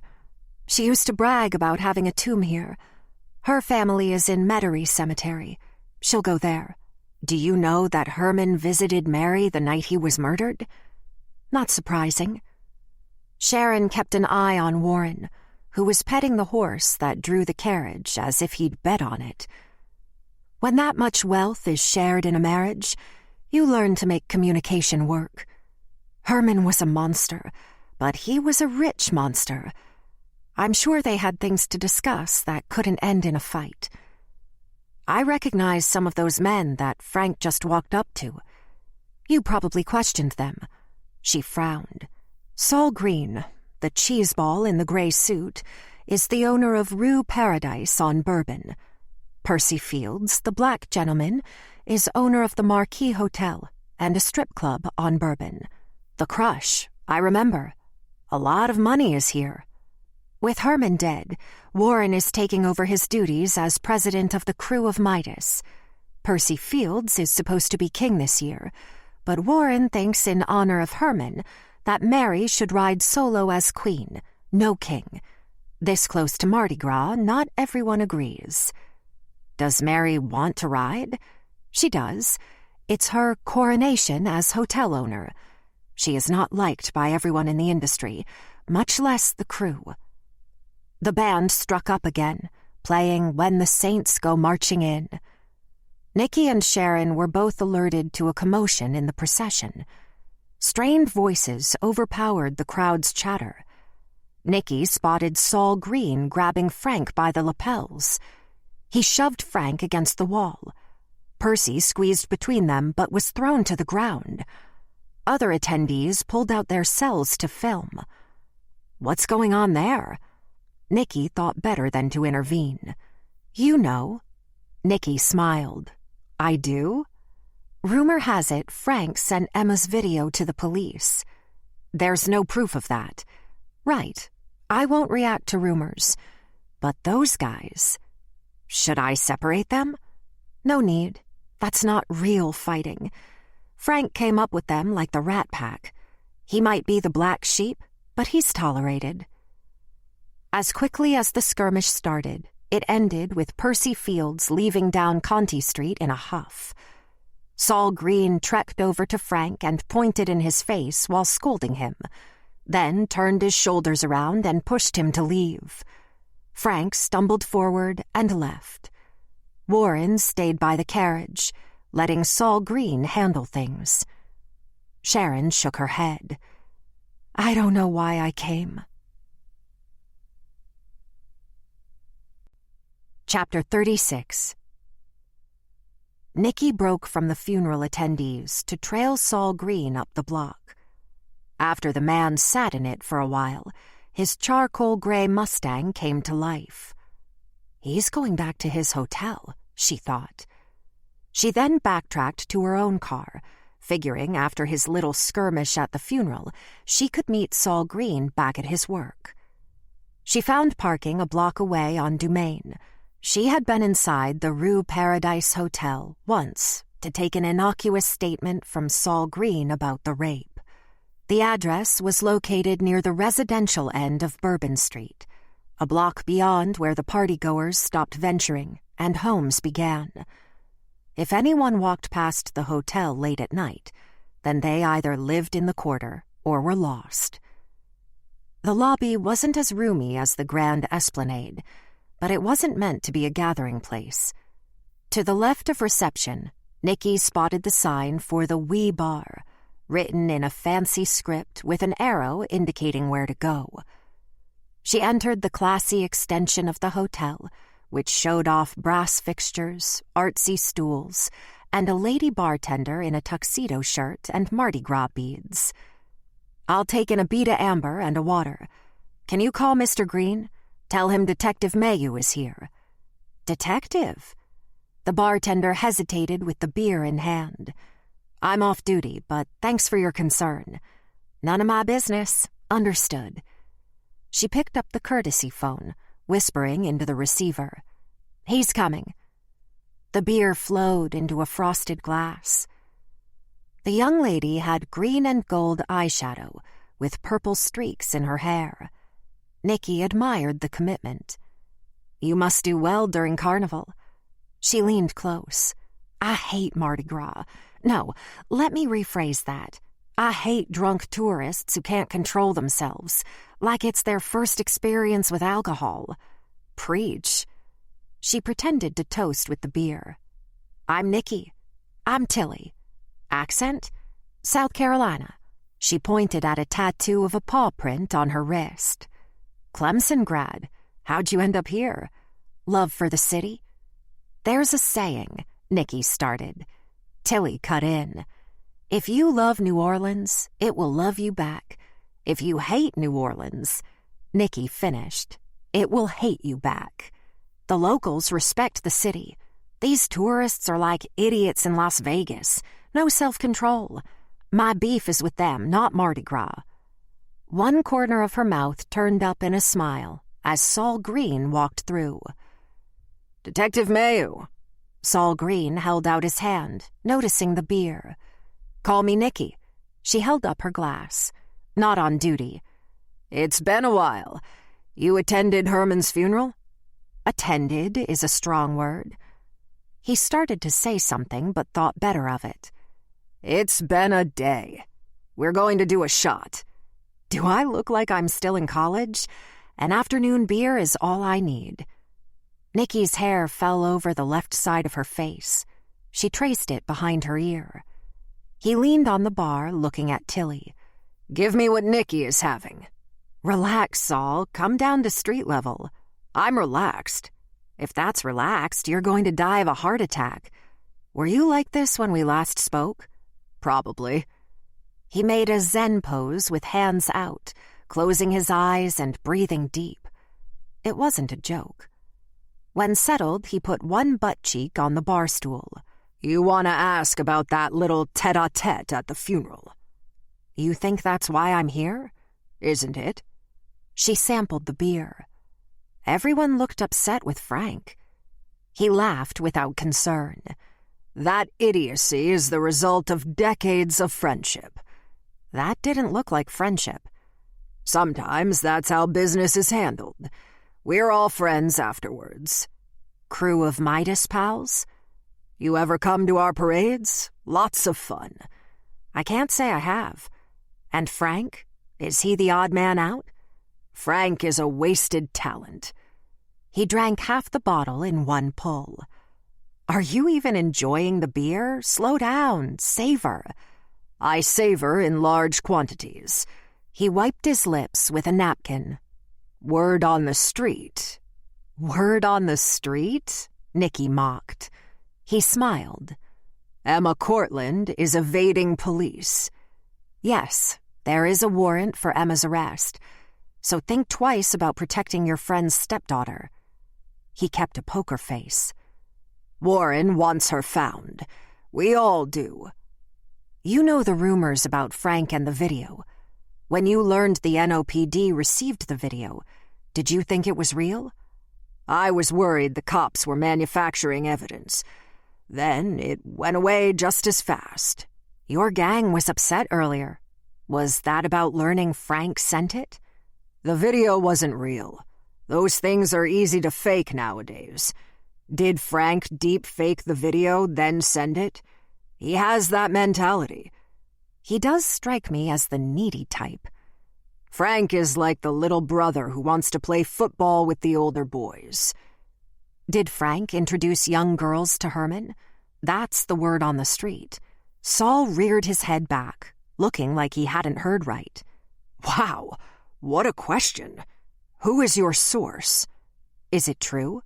I have no idea. I mean, no. How could he have done that under our noses? No. Have you ever seen Frank and Emma together? When he was Warren's chef, maybe. I can't believe the problems she's causing that family. Such a beautiful girl, too. It's like she's making herself unattractive. All things being equal, you'd believe Herman over Emma? I knew Herman well. Warren is like a brother. I didn't know Emma beyond the sneer. You found her attractive, you said. Don't say it like that, Detective. There's nothing unseemly about thinking a young girl will grow to be an attractive woman. It doesn't sound good, Saul. Because you're cynical. It's ingrained in men to see the beauty in young girls throughout evolution, when survival of the human race was imperative. Since the dawn of civilized man, we seek attractive mates. Children were expected early in marriage. Thinking a 16-year-old is pretty is no different than finding beauty in a painting or music or a classic car. Keep digging, Saul. You can't shame me. I'm a student of psychology. No, you're a creep, she said with a smile. It's official. I'm a deep thinker, not a perv. That's what's wrong with today's society. No one can have a discussion anymore. Either you're right or wrong. Let me record you on social media so my generation can cancel you. Individual thinking is lost when someone is part of a larger group with cult-like beliefs. Instead of learning from each other, we want to take a bat to the other person's head. You're something else, Saul, she sipped. You bet your ass. Is your pal Percy Fields upset he's not king of your crew this year? This murder has the whole crew in upheaval. If that's the vote, he'll be fine. Besides the Marquis Hotel, Fields also owns the Crush Strip Club. That's a candy store of young women, drugs, and cash. Nikki finished the last of her beer. You described every strip club everywhere. What's your point? I don't blame you for being defensive. I expect it. Not defensive, annoyed. Saul glanced at Tilly, who stood off to the side, waiting to be needed. His cell went off with an alert. I just remembered I have an engagement to attend. The detective's tab is on me. No thanks, Saul. I'll pay my bill. We'll talk again soon. Tilly inched over to Nikki as Saul left the room to give her a high five. Slay! Chapter 37. Frank Brem climbed backwards off the foot of his bed, stepping on his discarded suit he had worn to Herman's funeral. Flour moaned with the shaking mattress. He put his jockeys back on. Flour was indifferent to his hairy potbelly, but he didn't like his junk to be exposed. The drunk gutter punk posed naked on her stomach, feet in the air. Her thighs had a few small bruises, but were silky smooth. The contour from the small of her back rising up the hills of her ass made him pause with envy. Her head shifted to catch him staring. What? You kill me. He grabbed a pair of beads off his dresser from the crew of Midas. They dangled in front of him. She rolled onto her side, waving one hand. Throw me something, mister. He tossed them. Put them on. She sat upright while placing them over her head, flipping up her hair like a 1950s pinup. They hung over her chest. Her eyes glazed over. How do they look? No words. Flower was a perfect name. At 15 years old, Rot had found another rose in a garden of weeds. You ever ride on a float? Nope. Her torso swayed. We'll have to change that. Pretend the bed's afloat. Frank waved his arms. Throw me something, sister. Flower's hair caught in the beads while struggling to pull them off. She tossed them with a soft touch, missing wide. Frank caught them low before landing on the floor. "Oh, we have to work on your technique." "I'm so drunk." "I need to send a text, but when I come back, I'll show you a whole new use for these."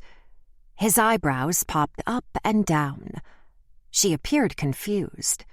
"Oh, God, I'm going to throw up." "Bathroom, go." Flower put her hand over her mouth and stumbled forward.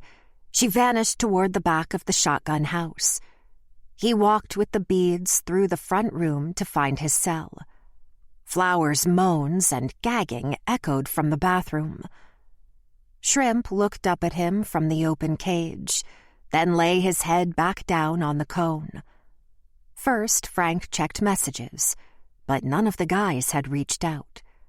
They will be sorry when he trots this show pony in front of them. He had a thriving business and all the pussy he could handle. Maybe they were holding him back. He heard Flower approaching from behind, but didn't turn to acknowledge her. "Feel better, darling? Give me a sec." No response came, but Flower's cold hands rubbed his back. His eyes grew as something stung his neck. He pulled a syringe hanging from his jugular. Before he turned to face the intruder, their weight attached to his back. Legs wrapped around his waist and arms grappled his head, covering his mouth.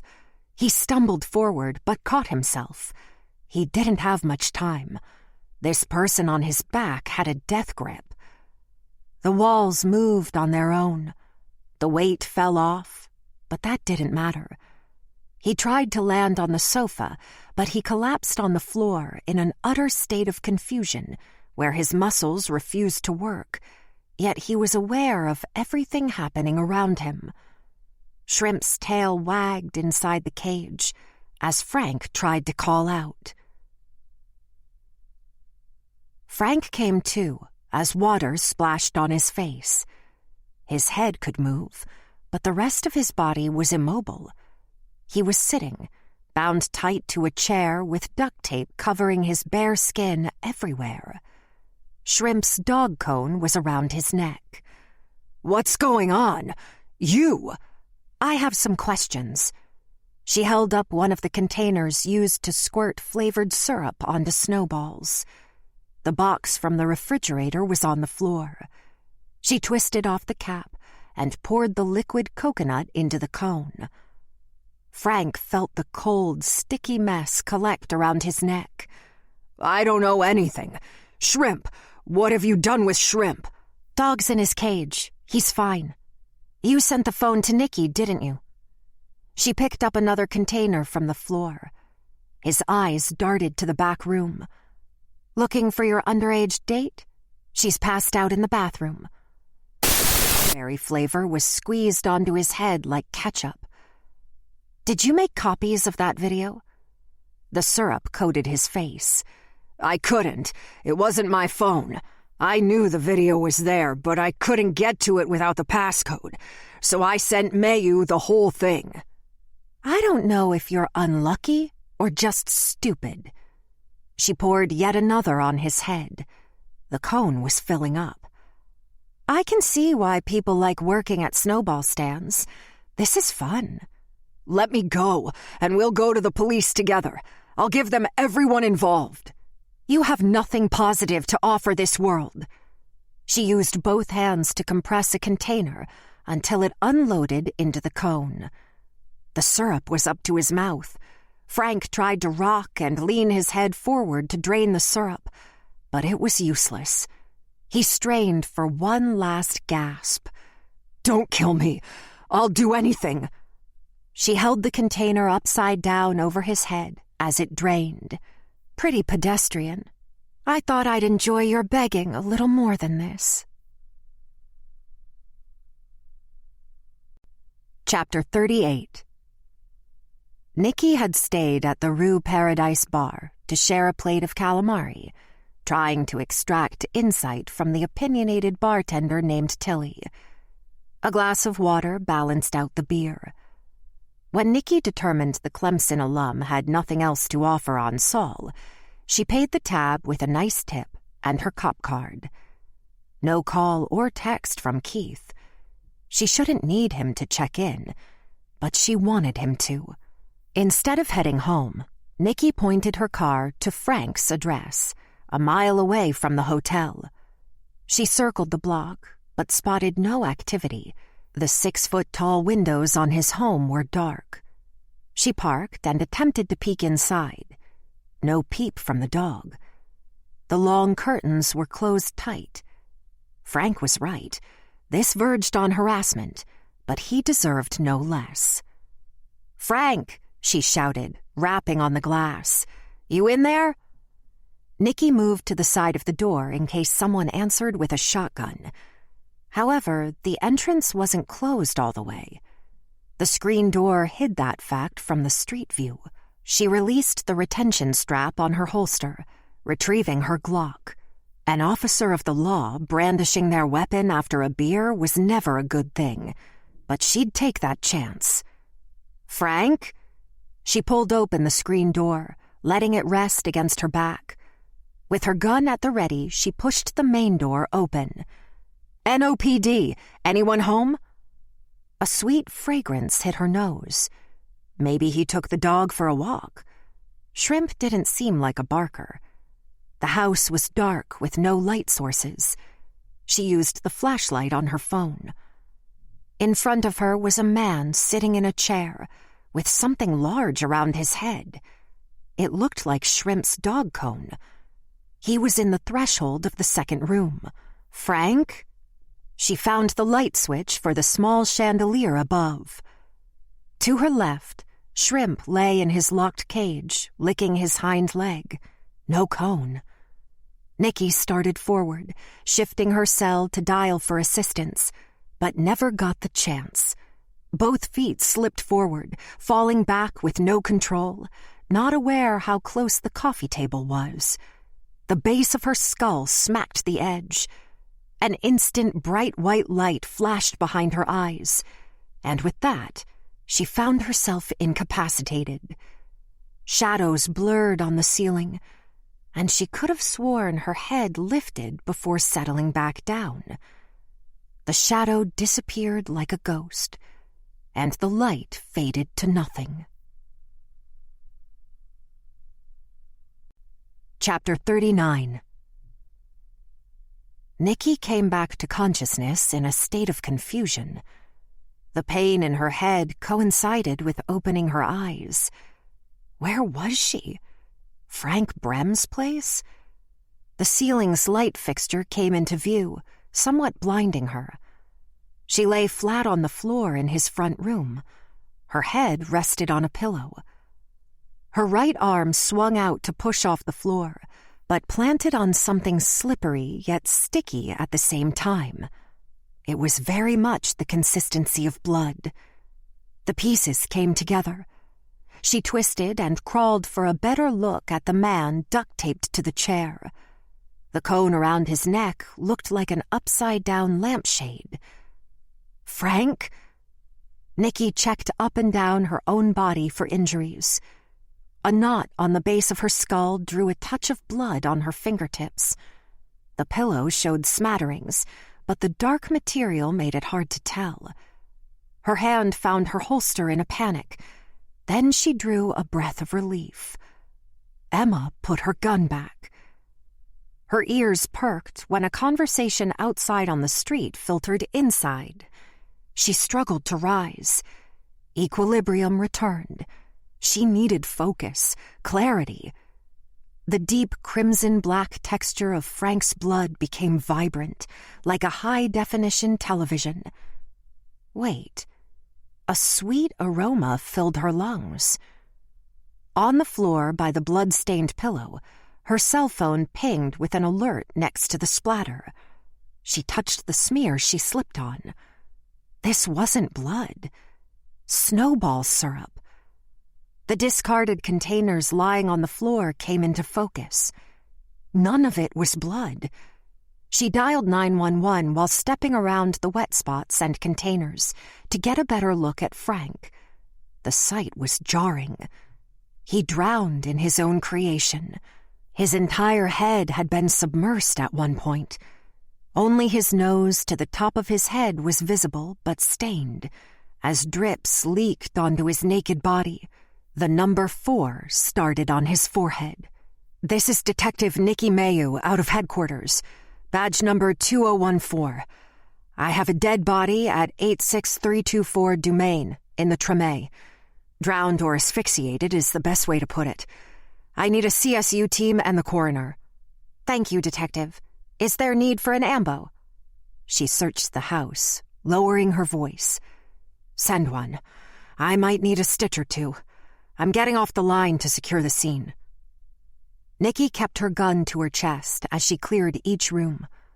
The soles of her shoes stuck to the floor as she walked. Oz will love that.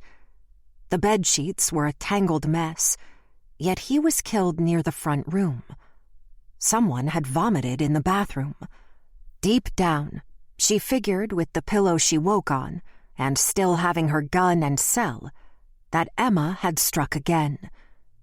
Did Emma throw up like she did herself with Napleton?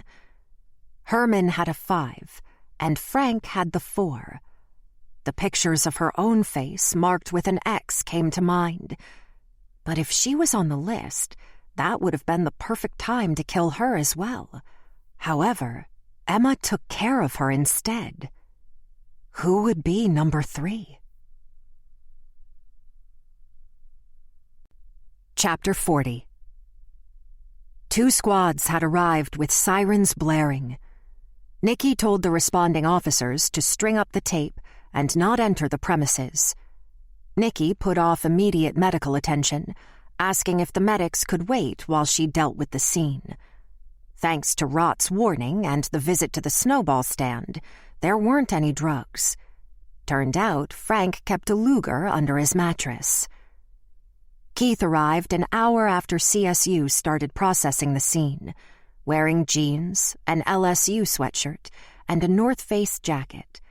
He embraced Nikki feet away from Frank's body. "You okay? What happened?" "I'm fine." She touched the spot on her head. "This has to be the craziest shit I've ever seen. Start from the beginning." "I went to Napleton's funeral," Nikki started. "Figures you would." Keith folded his arms like a parent. "Is this Emma's work?" "Can't say for sure." Nikki briefed Keith on the events leading up to slipping backwards onto her head. She stared at Frank's tinted face as the photographer documented the scene. "So, now we have a countdown on our hands." "All right, let the medics look at you. You really need to stop falling in shit." "Right? While they do that, go through the house again in case I missed something. Oz is back in the kitchen." "Where's Shrimp?" "Animal control took him." Keith left for the back of the house. Nikki walked out the front, making the straightest line she could on the uneven sidewalk to the ambo. She sat on the rear bumper. After the medic inspected the abrasion, he performed a short concussion protocol.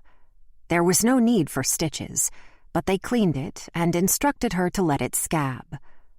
Keith came out of the house as the coroner's vehicle pulled up to collect the body. "There's nothing more to do here. Oz wants your clothes." "Why my clothes?" "You were lying in that mess. Any trace would be in the syrup." "I'm not undressing here." "We'll go back to your place. I already gave Oz that option, and he said to just keep the chain of custody. I have the evidence bags." Keith stayed quiet for the drive, listening to a playlist of Mardi Gras music on low volume. Dr. John's funky, distinct tone calmed her. Keith reached over at some point and had taken her sticky hand, although she didn't remember when. Her eyes closed, and she replayed the whole scene again. Nikki snapped from her fog in front of her condo building. Keith had already opened the door to help her out on the other side. As she started walking beside him, her hand went in her jacket pockets, only to find something odd. She pulled out a folded piece of paper. Keith didn't see she had stopped. In simple block was the phrase, "Justice is coming," on Grand Esplanade Stationery. "What you got there?" he asked. Nicky hesitated, thinking of a quick lie, but instead handed it over at the corner. A note, probably from Emma. He accepted it at the opposite corner. "Hotel stationery. Is it poetic, or is it all she had to write on? I'll call Oz and tell him to collect any writing material he finds. Put it back in the pocket you found it." She has 3 more victims to kill. Weird. She put it in my pocket instead of on Frank's body. By the time they stepped off the elevator, Keith had ended the call. "Okay, Oz said he found an Esplanade notepad they're going to bag." They walked side by side in the hall until stopping at Nicky's door, where she inserted her key. Major stuck his head out of his condo. "Everything good here, Nicky?" "Hey, Major, we're good. This is Keith." His head nodded in recognition. "Ah, this is Keith. You talk about me?" "We talk about our day," Nicky returned. "You come up." "Is that blood on you, Nicky?" She opened her door but didn't step in. "No, had a fight with a snowball. Long story. We'll talk later, okay?" They stepped inside, and Keith brushed past her. "Let's get you out of your clothes." Just like our first date. That's so funny. She walked to her bedroom, pulling out a long nightshirt from a drawer. Keith appeared in the doorway. "Your neighbor looks out for you?" "Major? He's my wine buddy." She slipped off her jacket, placing it in a bag Keith held open. Keith placed the sealed bag on the dresser and marked the necessary information on the label. "That's good, I guess." She unbuttoned her blouse. "Jealous?" "Curious. Seemed he was waiting for you." "Sound travels in that hallway, and he's lonely." She placed the blouse in the second bag. Her shoes came off for the next bag. Keith wrote on each one. His eyes found hers. "Are you really okay?" "I'm good." Her pants slipped off one leg at a time while sitting on the bed, until handing them over for the last bag. "You are trying so hard not to look." "I didn't expect you in your underwear tonight." "Tonight? So you expected to see me in my underwear at some point?" "You know what I mean." "Don't be weird. You've seen me naked." "Different context." He finally took her entire body in. "I'm going to shower. You don't need my underwear, right? For police business, I mean." "You're hilarious. You should knock yourself out more often.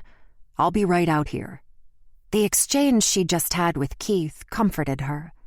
The shower calmed her nerves as well, but the abrasion on her head stung under the hot water. She came out half expecting him in her bed, but no.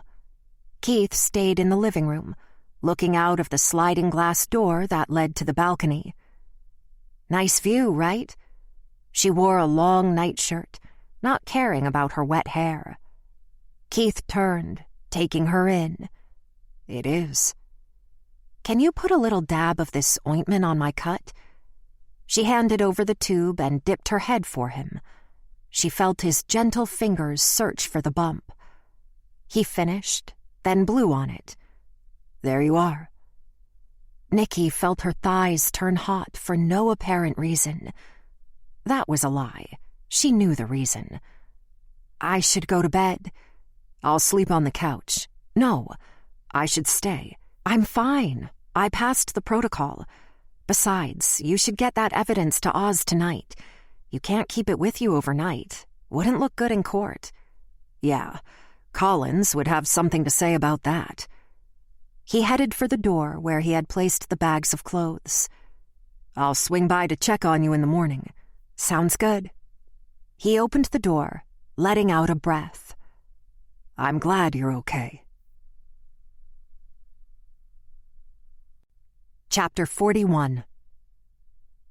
Dredd declined to party on Bourbon. He returned to the West Bank warehouse a little past midnight. Their shelter was due to be raided by the cops, yet Rot was never concerned. Would it be crazy to think Rot was connected? He worked for Frank in that rich white boy circle. A single rat in the empty warehouse scooted into the shadows. He sat with a Checkers burger and a can of beer by candlelight. So much better than discarded food from a trash bin. A noise at the entrance caught his attention, but he didn't stop chewing. This person would reveal themselves in a few seconds. A silhouette formed on the other side of the room. The female sniffled as she got closer. Flour meandered through the common area in a daze. Dredd remained silent for a few seconds. A plastic grocery bag stayed clutched to her chest. She appeared lost. "Rot!" She screeched up at the catwalk like an animal in a trap. "He's not here," Dredd said. Her head snapped to his corner. Her voice quivered. "Where is he?" "In the corridor with everyone else. What's wrong?" "I'm in trouble." She stepped toward him. "Will knowing get me in trouble?" She shrugged. Dredd smiled, trying to calm her. "I'm kidding. What's wrong?" Her mouth opened to speak, but only a light moan escaped. "Frank." "I know you were with Frank. What's the main problem?" He chewed. A tear rolled down her face. She barely got the words out. "Frank was murdered." Dredd froze. "Murdered? Okay, here's where you explain." "I was there." She doubled over, then fell onto a mattress. He threw his food to the side to kneel in front of her. "From the beginning." "I didn't do it." "I know. Start from the beginning." "I drank so much. He gave me pills. I threw up. I passed out." "Who killed him?" She shrugged again. "A woman was there too. Dead, I think." "A woman? What woman?" "She was on the floor. I think she was dead too." Dredd took a beat. "You think they were murdered while you were passed out?" "I woke up in the bathroom. I called for him. He was in the chair." Fingers wrapped around her neck. "He had the dog cone." "You didn't see anyone? He didn't answer the door? Anything?" "No." She wiped at her nose. "The beads." "Beads?" She held up the plastic grocery bag. Her voice rose and fell. "These beads were in his lap after he died." "Why'd you take them? You took evidence." She sobbed harder. "They were on me. My hair might be on them, or my fingerprints, my DNA." "That's good thinking." Dredd scratched his chin in thought. "Frank dealt in some bad shit. A lot of people wanted him dead." He reached for the bag. "I'll toss them for you." "Is Rot going to be mad?" "Fuck Rot. You need out of this situation." She stopped crying. "And go where? My life was hell." "Is this paradise?" Dredd presented the entire warehouse. "Rot is nothing. Just another fucking guy that'll let you down." "He's all I got." Dredd petted her head before taking the beads back to his chair. "Fuck it. I tried. Do what you want. He'll be in late. You might as well try to sleep." "How can I sleep?" "I have a gummy." He handed it to her. "Will you sit with me?" "If you don't mind me finishing my burger, sure." Monday. Chapter 42. The dream of knocking on Keith's bedroom door transitioned to the sound of someone knocking on her condo door in real life. It took a moment for her brain to come back online. Was that going to be a sex dream? Her eyes squinted, adjusting to the morning light. The rush of blood also woke the stinging in the back of her head. She glanced at the clean towel she had lain over her pillow. The knocking continued, not hurried nor excited. What did Major want? She kicked the covers off, then checked her phone, which had been set to vibrate. Keith called twice and had texted that he was out front 5 minutes ago. Who the hell buzzed him in? She crossed her living room floor barefoot, greeting her ex-boyfriend, who held a large bag from PJ's Coffee. "Wakey, wakey, sleepyhead. Coffee's getting cold. I forgot to take my cell off vibrate. I almost called in a well-being check." He walked inside. "I'd destroy everything you hold dear if 20 cops showed up here. How'd you break into the building?" "Showed my badge to someone leaving. I should have a key in case of emergency." Keith placed the bag down, pulling out 2 coffees and 2 large cinnamon rolls. 10-second nuke? Always. She picked up her coffee. "There's a key behind the painting in the hallway, for emergencies." "Behind the Pirates Alley painting? At least mine isn't obvious. You're not worried how easy that is to find?" "First, you need to be buzzed in. Or not." Keith placed both rolls on a plate and put them in the microwave. It started humming. Nikki wiped at her face, clearing hair at the same time. "Strange how Frank is killed right after the funeral, around the time I questioned Saul Green." The microwave dinged. Keith placed the roll in front of her. "Well, we know Green didn't kill Frank. Eat your breakfast. I checked with Lan. You can take the day. He's bringing in an FBI agent to help." "I figured that might happen. He loves the feds." "It has nothing to do with you." "Easy for you to say." Nikki gazed at him in his work attire, while she stood before him in only a nightshirt, showing details a bra might hide. "It's just to assist. These decisions have to be fluid." "Good to be in the loop." She reevaluated the entire dynamic. He had tucked her in last night and came back this morning. Was he still operating on guilt? "You could have just called to check on me." "Your cell needs to ring for that to work. Besides, you'd lie over the phone." She stepped closer, inches away from him. "You know I nuke my pastries. You know I'd lie. You held my hand last night in the car. I undressed in front of you. You liked that I was uncomfortable. Why am I fighting this?" Nikki reached for the back of his neck, pulling his lips down to hers. She kissed him hard. Her other hand gripped his butt, pressing herself against him. But he pulled away. "What the hell are you doing, Nick?" "I'm doing what you want, what we both want." "What do you mean, what am I doing?" "Yeah, this is what I want, but not like this." "I'm throwing myself at you, Keith. I might as well be naked. You've been pushing for this since the night of the murder." "I shouldn't have to push." He sat on the sofa, putting his head in his hands. "We're skipping too many checkpoints. Things we need to get past first." "Did you email me this schedule?"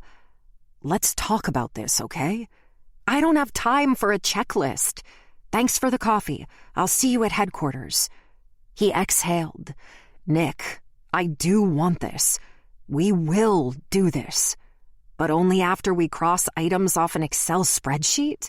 I'm not rejecting you. This isn't how it's supposed to go." "How about you go?" She folded her arms, looking away. "We can't talk while you're pissed. I should go." Nikki's phone chimed with a text message. She swiped at her cell to read it. Unknown number. Says to meet in Championship Square. Has to be Dredd. He wants to meet at the Superdome? Alone. You can't go alone after whacking your head. He won't show otherwise. You said this case is fluid, right? This is as fluid as it gets. I'll stay close, and we'll put some uniforms on Poydras. We're still going to take precautions. Why would he want to risk meeting instead of telling you over the phone? Funny, I asked you the same thing about coming here. I think he needs the face-to-face. Someone to trust. Can we just shelve what just happened? Shelved. He gave a slight nod. Make sure Dredd doesn't shank you. Dredd is harmless. Until he's not. Chapter 43. Lan and Jonesy had texted to check up on Nikki minutes after Dredd's message. As far as they were concerned, she was watching television in bed. The meeting with Dredd would be revealed if something came from it. She returned a thumbs-up emoji. Lan would understand. Nikki had thrown herself at Keith like a psychopath. His rejection made it that much worse. She forced her embarrassment onto the back burner. Keith wasn't one to assert himself unless he felt strongly about it. It infuriated her that he might be right. Dredd would be at the Dome in a few minutes, and she needed a clear head. She drove up Poydras, passing Keith's car parked on a side street. They wouldn't be in communication, but she'd use her cell to call for pursuit if needed. Dredd wasn't dangerous. Still, Keith had a point about not knowing someone. She threw her police placard on the dash after stopping in a no-parking zone. She avoided a good amount of foot traffic on Poydras. Championship Square offered an open-air venue attached to the Superdome for fans to congregate and cheer at a giant screen when the Saints played. Without a concert or event, the Dome was deserted, creating an odd sensation to be alone in a place built for the masses. After several minutes of strolling around the perimeter, Dredd arrived, climbing up the stairs from Poydras Avenue. That Aztec hoodie announced him from any distance. He didn't say anything as they ended up just feet apart. He gave her a slight smile, reaching out with a Rouse's plastic grocery bag. Before taking it, she asked, "What's this?" "Evidence." She took the bag by the handles. "Evidence from where?" "From Frank Brem's house." She hesitated, but looked inside. "Mardi Gras beads? Is that blood or syrup?" "Could be both." He sat on a step. "They were in his lap." "Were you there?" "Hell no. A traveler kid was passed out in Frank's bathroom when it happened." "She's the one that vomited. I need to talk to them. I told her I'd get rid of the beads, not set up a sting with a cop." "Were you the second person she saw on the floor?" Nikki sat on a step. "No offense, Dredd. What the F are you up to?" "I messed up." He pivoted toward her. "I'm all about protecting Emma, but that's the last thing I did." "You wouldn't be betraying her." "Do what you want with the beads. That's all I came here for." "You can still help this one out. Is this traveler kid underage?" She leaned back to rest her elbows on the steps. "She won't be arrested if she's a minor." "This girl and Emma are different. This one is naive and doesn't know the world she's in. She was face down in a toilet. Out cold, dig?" "That's the story she told you." Nikki closed the bag. "She might be lying. She wasn't. She put her trust in me. I won't be like her father. That's not how it works, Dredd." She lifted the bag of beads with a laugh. "A lawyer would have a field day with these. No chain of custody, handled by several people. These might have come off a tourist in the quarter. If DNA came back with a hit, it creates more speculation than fact." He shook his head. "Then throw them away. There's helping and there's interfering. Stop the bullshit." "Bullshit?" Dredd appeared hurt. "Good luck, detective." He got up to leave. "Dredd, don't be a bitch." He stopped cold. His shoulders bounced in a perceived laugh. He turned with a big smile on his face. "No one's ever called me a bitch." "I thought you'd like that. You're connected to 2 female minors now." His eyelids dropped. "I'm not attracted to them. Something in me just wants to protect them." She cocked her head. "Oh, wow. Are you gay?" He didn't react. His Adam's apple bobbed. "What's it matter?" "It doesn't. But it makes your intentions more believable." "Shit. The biggest threat to children are straight white men. That's what I think, anyway." "I believe you're right." "Why did you become a cop? To protect people or make a paycheck?" As a child, I kept a bat by my door. I kept pepper spray in my purse. I avoided plain white vans and stereotypes on the street. We all scared. But it's a small leap to terrified. I became a cop so I wouldn't be. Do me a favor. Talk to this traveler kid about coming forward. She can help prevent more murders. Nothing will happen to her. If she was dancing at Percy Fields' club, what would happen to Fields? Depends on how good his lawyer is. It could range from a fine to jail time. Charges would be brought. A plea would be made. Is that your plan? Hypothetical. What's your relationship with Fields? Next question. Did you know Emma was going to show at that house uptown? The day you rolled in chicken shit, I ran, thinking she'd avoid the place when she saw the cops. But you weren't in a squad. She got there early. She has resources most don't. He indicated the stairs. I gotta go. Nikki started to walk with him.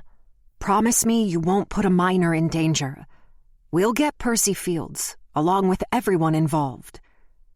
Dredd dropped onto the first step. We'll see, chick. You know, that's kinda growing on me. However, Dredd was already descending the staircase, tapping his rings on the rail along the way. Chapter 44. Back at headquarters, Keith sat pensive next to Nikki while holding his closed laptop. Nikki ignored him, snacking on baby carrots. She searched the internet while using her peripheral on him once in a while. She figured Keith wanted to talk about their last exchange before Dredd's welcomed interruption. Keith said, "Those beads was a message to you from Emma, right? We should dig deeper into the crew of Midas. The victims have that connection. She left me a handwritten note already. Why would beads be a clue for us?" She left an additional clue? She crunched on a carrot. Maybe we call Herman and Frank targets instead of victims. The females are victims. And I'm way ahead of you, Detective Teague. I hope you can appreciate the restraint it takes to not come back with something sarcastically hilarious. Her tone stayed dry. Crew of Midas is a definite connection, which means they have money and power behind them. Being a private organization, we can't demand their membership list. It's like the friggin' Skull and Bones.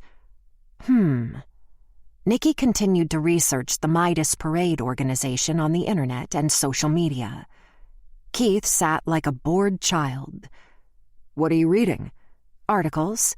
What kind of articles? Tell me. She closed her eyes. Fine. Midas was formed in 2002 as a walking group handing out chocolate coins in gold foil. Love those. They started adding floats after Katrina. Like other popular crews, it had the funding to grow. Must have had a high membership fee. Yeah, most of these pics show people wearing gold outfits and glittery masks, throwing beads and doubloons. What about the ball? You got ball jokes loaded in the chamber? That's beneath me. His smile grew wide. I think I'll sit on those. Somehow she managed a straight face. The ball is held after the parade on Lundigra, Monday night. It looks like most of them are at the convention center. Some hotel ballrooms. She took another carrot. It's there again this year. I looked it up. Mardi Gras looks like one big celebration from the outside, but the whole enchilada is serious business involving big money. Did Oz say anything about the beads? They'll be inadmissible, but may offer information. She stifled a yawn and stretched in her seat. The endless paragraphs about the crew began to blur. Why don't you go home? Keith flipped his laptop over for no reason. You're pretty good at acting like this morning never happened. Dredd? Us. Her mouth worked like a rabbit on the carrot. I have something I need to tell you. Her eyes dropped to his computer. What is it? It was you, Keith whispered. What was me? Nikki's heart pounded.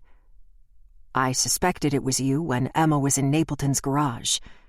In my mind, it always came back to one person. Her voice lowered to a whisper. That person was not me.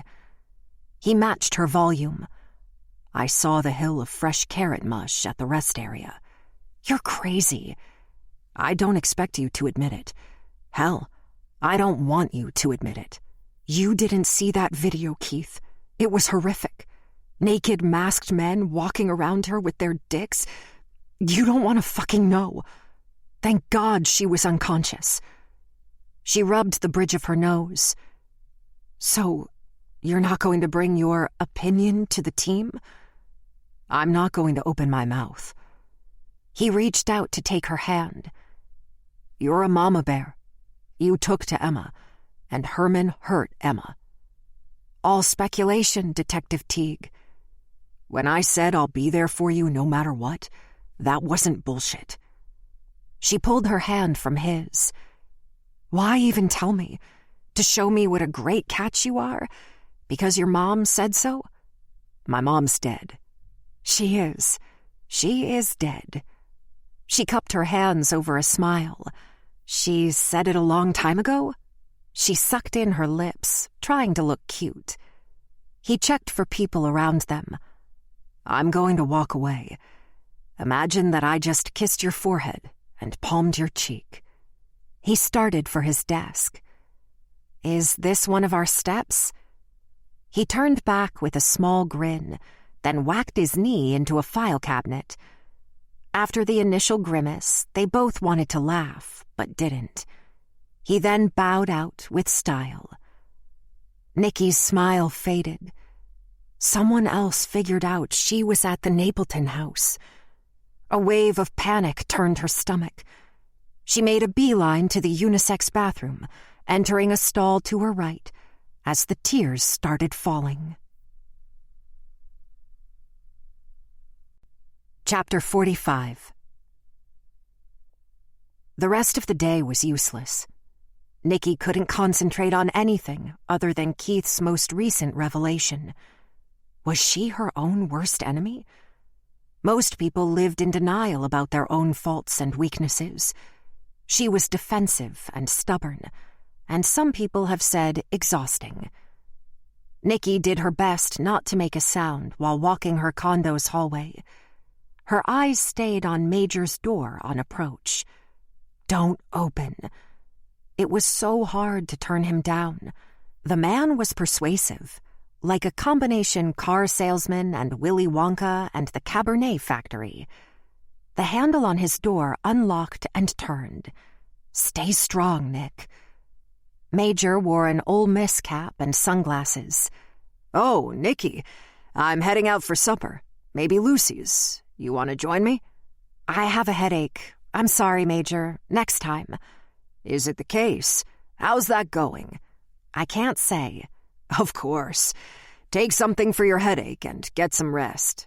Want me to bring back some jambalaya? No, but thanks. She almost shut her mouth. Almost. You're going to eat alone? I eat at the bar. Don't bother me none. How come family never comes by? Friends? He looked confused. I told you, I'm from Pearl River. Managed a convenience store. Right. You think I'm lying? For the first time, an edge crept into his tone. I don't. My job is... I never planned on speaking of this outside of therapy. Then don't. No. Something's under your skin. You're right. It's work. Major stopped her. I came out of deployment with PTSD. Deployment? You were in the military? A major? No, that's an ironic nickname. I was a sergeant.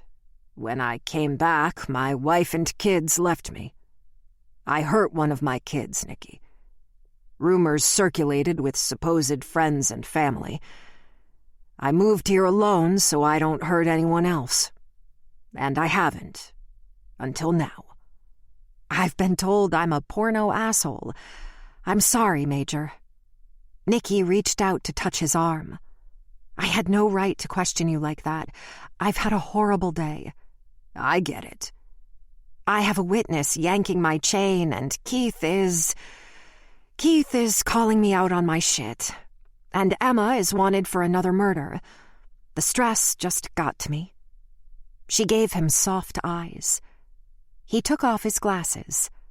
I'm not mad at you, Nicky. We all have our darkness, you know. You're one of the few lights in my life. That's so Hallmark. That's me, a softie.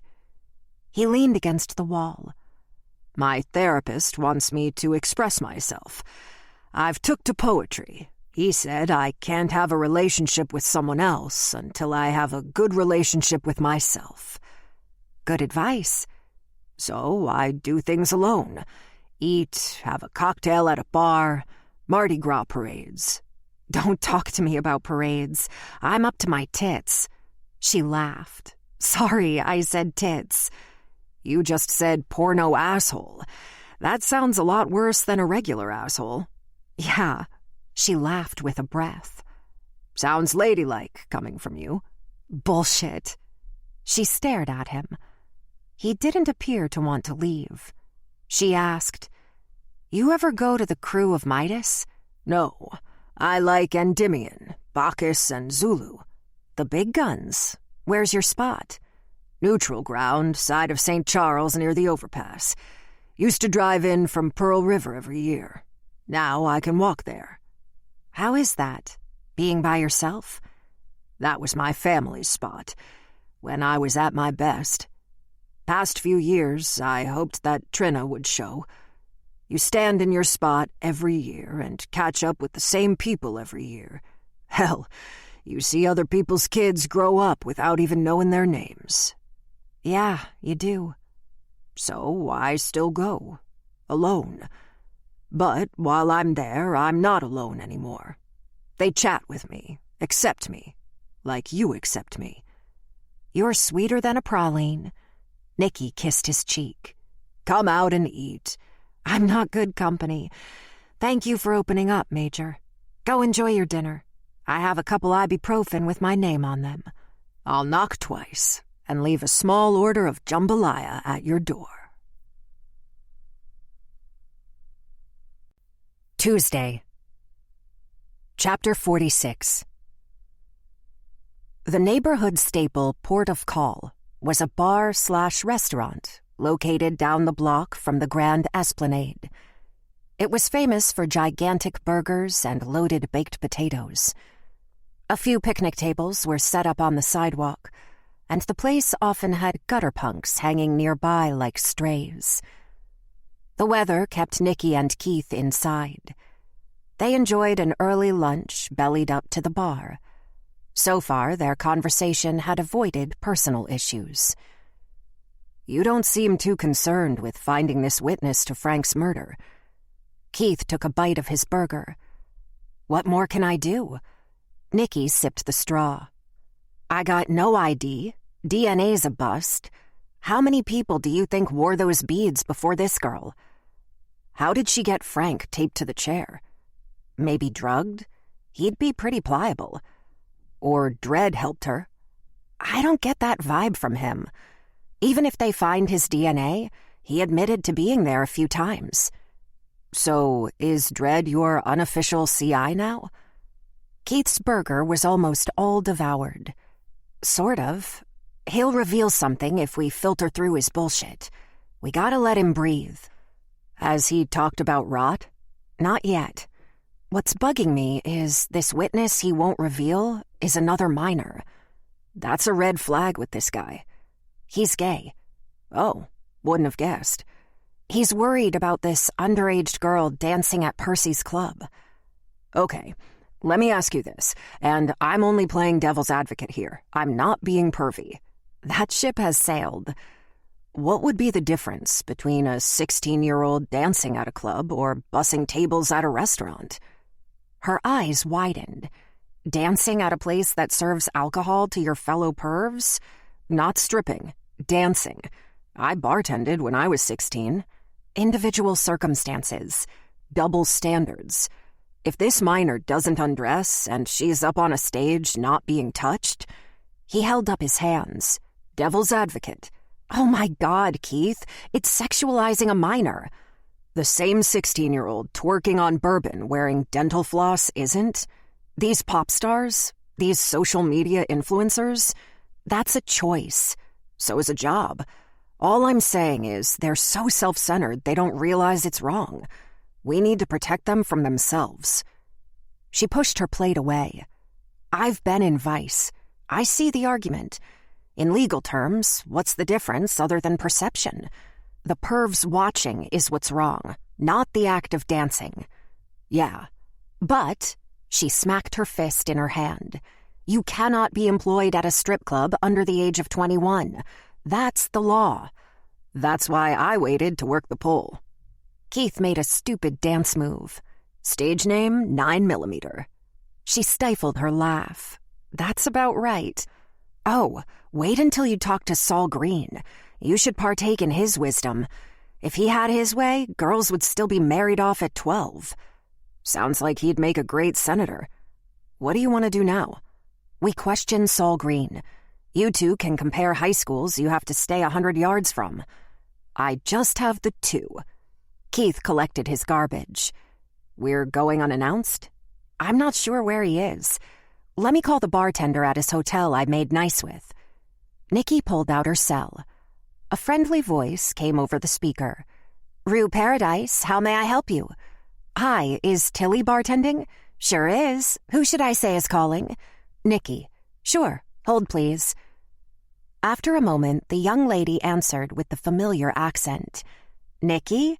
Hey, Clemson, how are you? This is a surprise.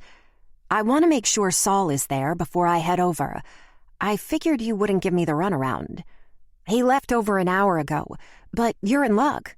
Mr. Green said he was meeting someone at the Crush, the strip club. It's closed now. I wouldn't know. Don't want to know.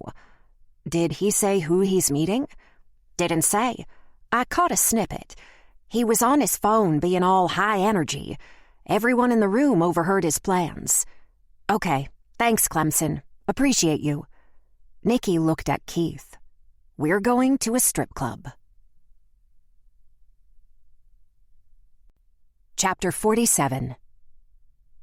Saul paced the floor of the empty strip club. His blood pressure rose whenever someone gave him an ultimatum. How dare that psycho make demands without a leg to stand on? He took deep breaths and counted to 10. How do Buddhists do this shit? The counting didn't help.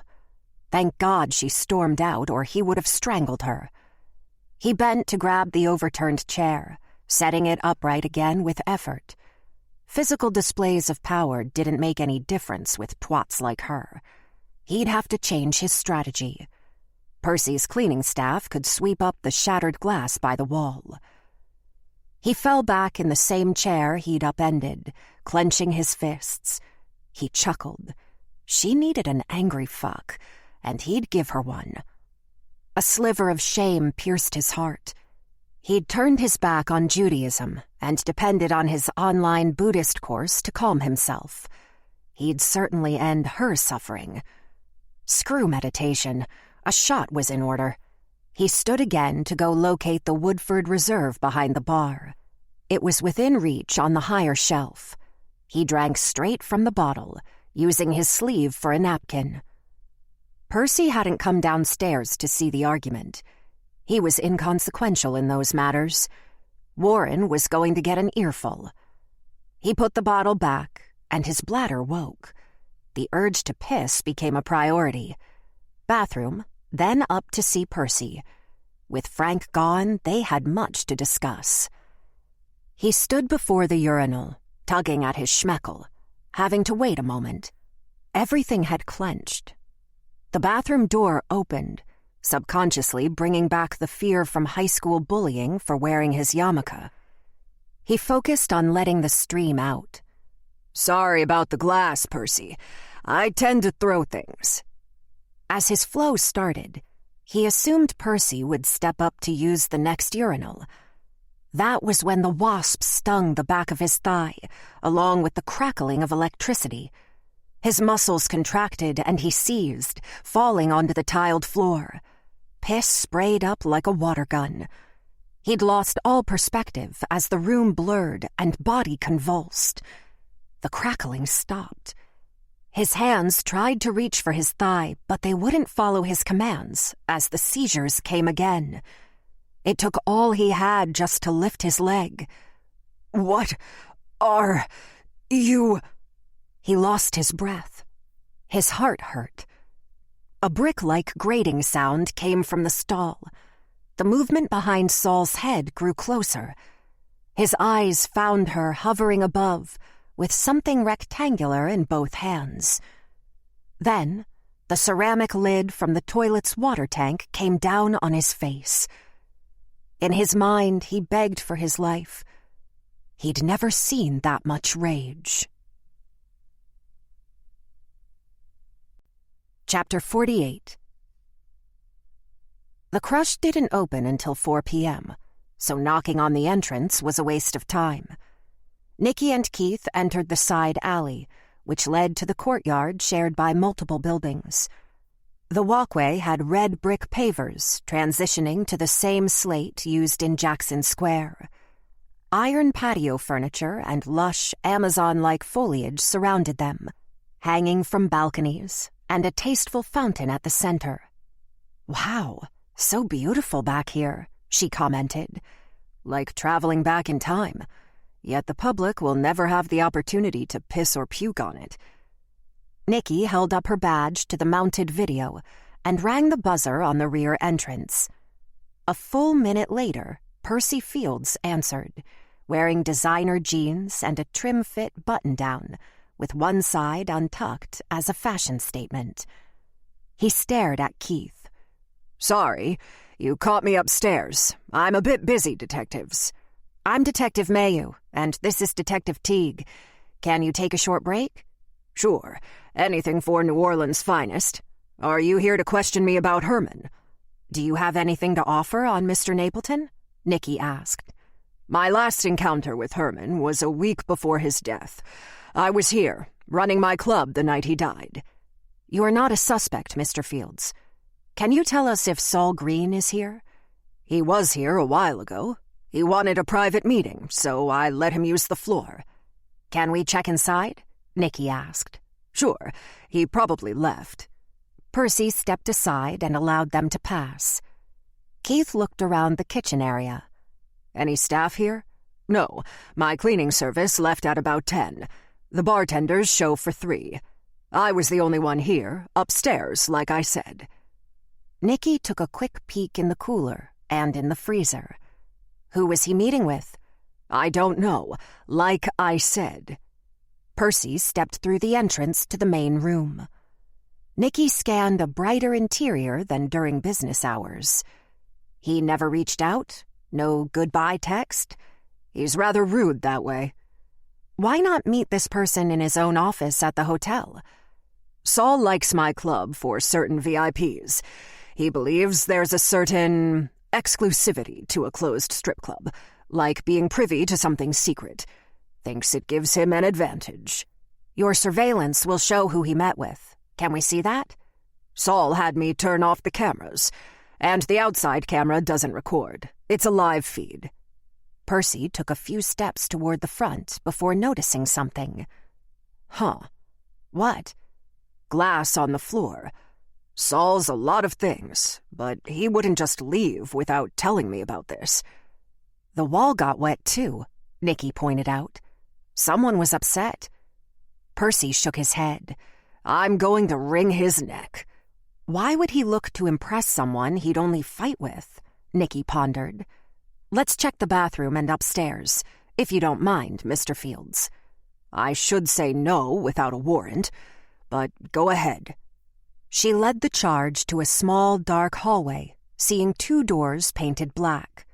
One side read Jane's, and the other read Dick's. Nikki pushed open the one meant for males, to find Saul Green sprawled on the floor, next to a floor drain. His head had been bashed in with a ceramic toilet lid stained red, discarded under the sink. His button-down shirt had been pulled open, exposing the number 3 across his stomach. Nicky jumped to Saul's side to feel for a pulse. "He's gone." "Sweet Jesus," Percy mumbled. He turned away, shaking his head. "Damn." Nicky followed him out while Keith called it in. "You're not too upset, Mr. Fields." "I was raised in the East off Chef Highway. I've seen dead bodies.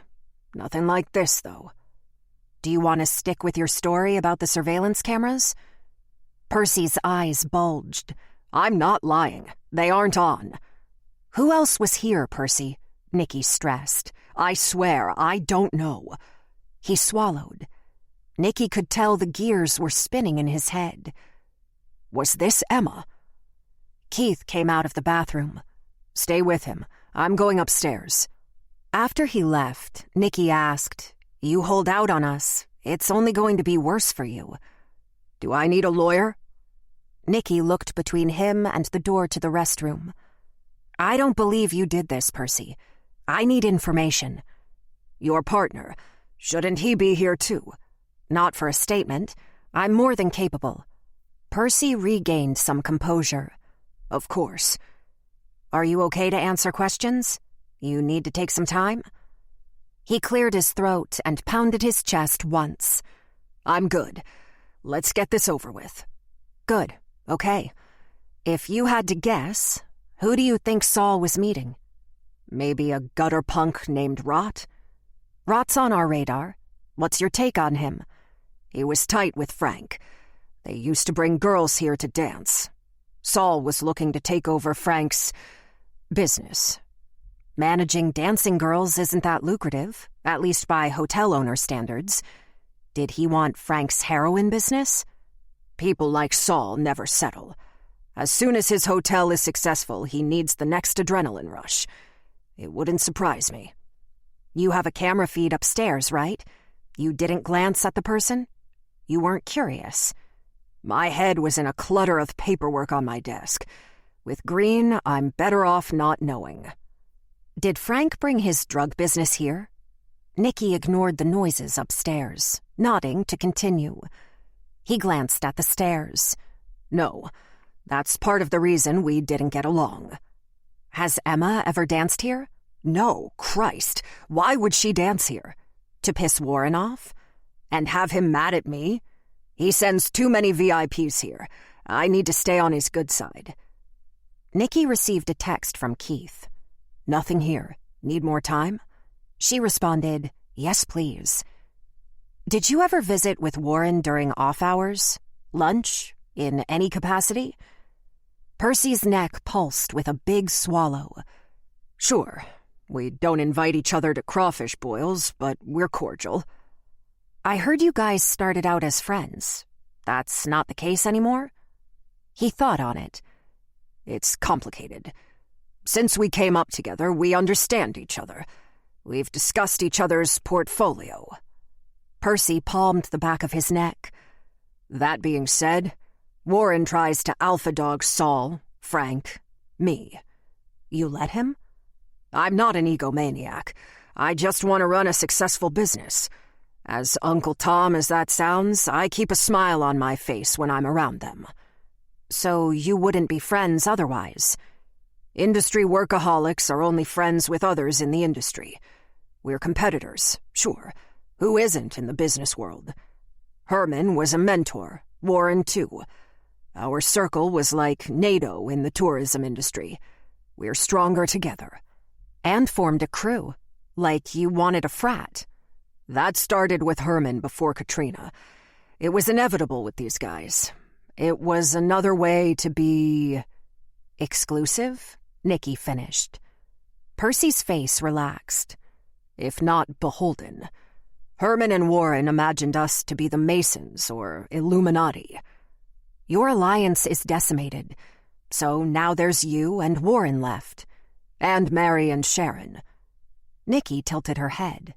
"Sharon?" "Don't discount her. She has more influence with Warren than you'd think. There's the king. Then there's the kingmaker. Sharon made Warren? Sharon was top in her class at Tulane. She was friends with Mary. Mary married Herman. Herman brought Warren aboard. Why does Sharon shrink so much in that marriage?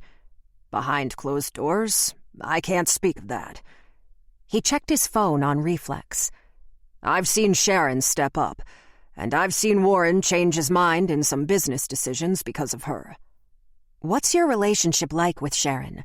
You ever use her to maybe influence Warren? He laughed under his breath.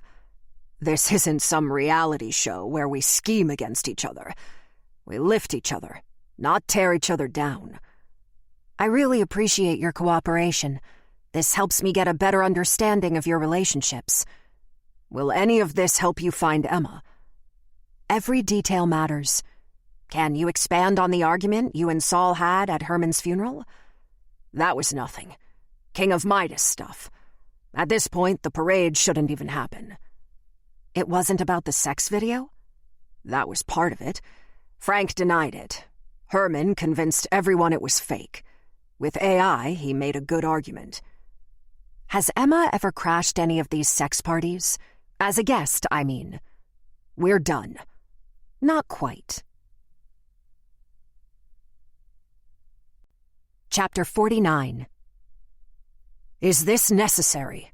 Percy Fields complained at Oz as the CSU tech scraped under his manicured fingernails.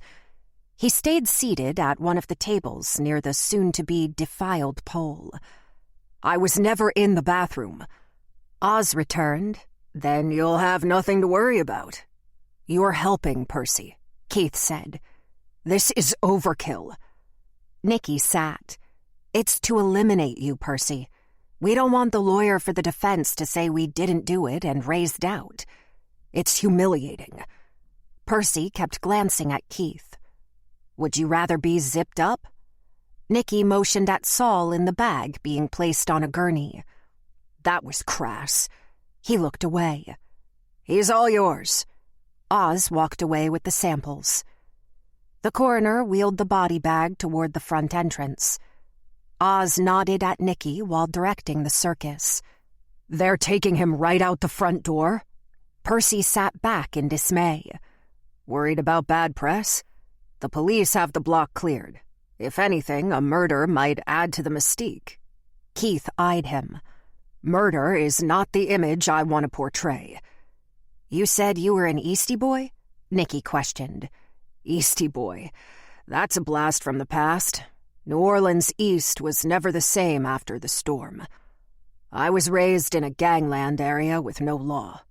I've seen friends and family murdered. I was lucky and got out. That's sad. That's my past. I'm 24/7 thinking about my business, and my business needs to open tomorrow. Needs to? My employees count on their wages. I still have bills, Nicky. Keith jumped in. We'll need to hold the scene indefinitely. Why? Percy perked up. All due respect, the body isn't even cold, Mr. Fields. Keith sat, leaning forward. I had nothing against Saul, but I won't throw myself on his coffin. He'd understand. I understand, too. Nicky nodded. What do you think, Keith? Do we really need to shut the club down? It's a small crime scene. All evidence was collected. Fingerprints are being taken. Keith considered it. I suppose there'd be no reason to come back. I don't see a reason to hold the scene, but I have to run it up the flagpole with my boss. You'll need a professional cleanup crew. I have a certified company on speed dial. They come in once in a while for a deep cleaning. Have them give me a call when they're done, and notify every employee by phone, no texts. And then you can open. Of course. You said Saul might have been meeting Rot. Do you know a punk named Dredd?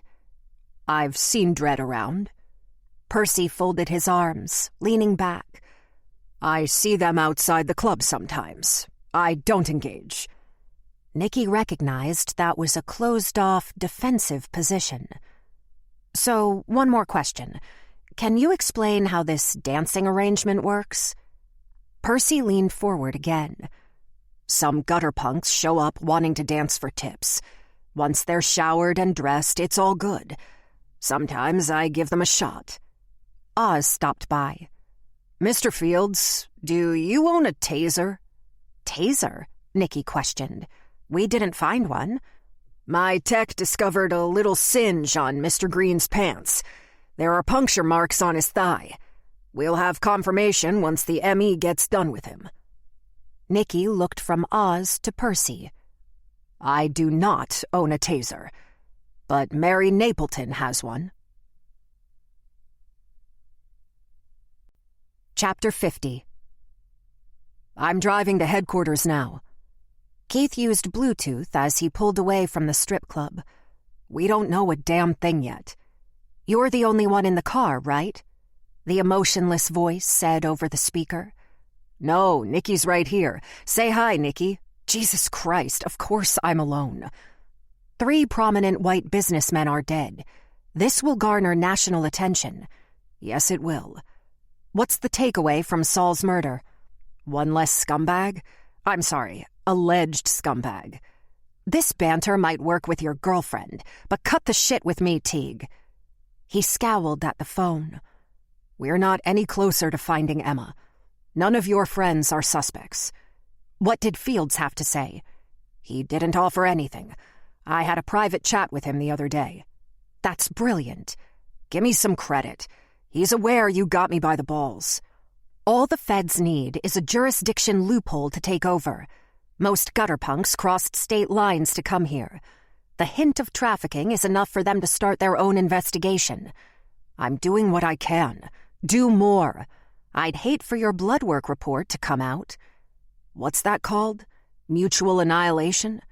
I'm bulletproof, Teague. What's more dangerous, having nothing to lose or everything to lose? Get Nikki to slow her roll with the boys from Midas and focus on the killer, or something may happen to her, too. That would be your biggest mistake. Aw, you love her. Just as Keith started to respond with his own threat, the call dropped. Nikki had been all set to kill someone in the name of justice. So could he. Chapter 51. The task force assembled to discuss Saul's murder. The war room included DA Simone Collins, Perez, and Jonesy. Tran was flipping through news stations on the television when Nikki and Keith entered. The monitor had Herman, Frank, and Saul on the screen. The reporter repeated public knowledge of each murder, minus the countdown numbers. One station says it's a serial killer, Lan started. Another says spree killer. Simone put it on mute. Is it a good idea to let Percy Fields open the day after a murder? Nikki said, we need him open and doing business as usual. Lan sighed. I approved it, Simone. Next complaint? Simone Collins continued. The mayor is on my ass. He's getting calls from news affiliates across the country. I've already had 3 press conferences saying we can't answer questions regarding the investigation. We're going live in an hour. Any monkey can take notes and collect evidence. Is anyone trying to solve this? Nikki studied the board. Your cheerleading leaves something to be desired. So does your investigating. Any closer to proving this sex party is real? Still working that angle, Nikki said. Simone tapped her lips with a manicured finger. That would be huge. Although, what's worse, a serial killer or a trafficking ring? We have both. That's why I called the FBI for assistance. They'll be sending someone from the lakefront office. And that makes this an inch away from becoming a federal case. Simone scowled. You love hating this, Simone. Prosecuting these guys will cement your career. Lan wrote in a pad while speaking. Top priority is finding Emma. We'll prove the trafficking and the collateral damage. Everything else will shake itself out. I need something to tell the mayor. Nikki nudged Keith. We should check out the snowball stand again after this. Simone glared at Nikki. That's been searched and boarded up. Emma isn't at the snowball stand. What the hell are you doing? They're following up on related leads, Simone. Give us a break. I understand, Lan. How is it you can't find a 16-year-old in the quarter? Gutter punks live off the grid, Perez jumped in. Even the West Bank. We're utilizing all our resources. Nikki said, not charging Herman Napleton is a good reason for her to go rogue. That's uncalled for. Simone looked away. Some women's rights advocate you are, Nikki finished. Lan slapped the table. Nikki, you're doing the same thing Simone's doing to us. You don't understand what she goes through at the DA's office. Thank you, Lan. You're the voice of reason.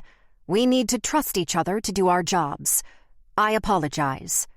Lan explained. Emma made herself a needle in the haystack. A substantial number of gutter punks are helping her stay hidden. Emma's gutter punk friend named Dredd is a source. He's looking for her too. Thing is, we have to wait for contact. Despite my not charging Herman Napleton for a case I couldn't win, Simone paced the room. I have 2 prominent hotel owners murdered. An ex-chef turned snowball stand owner too. Keith said, the public isn't in danger. We'll find her. Simone rubbed each temple.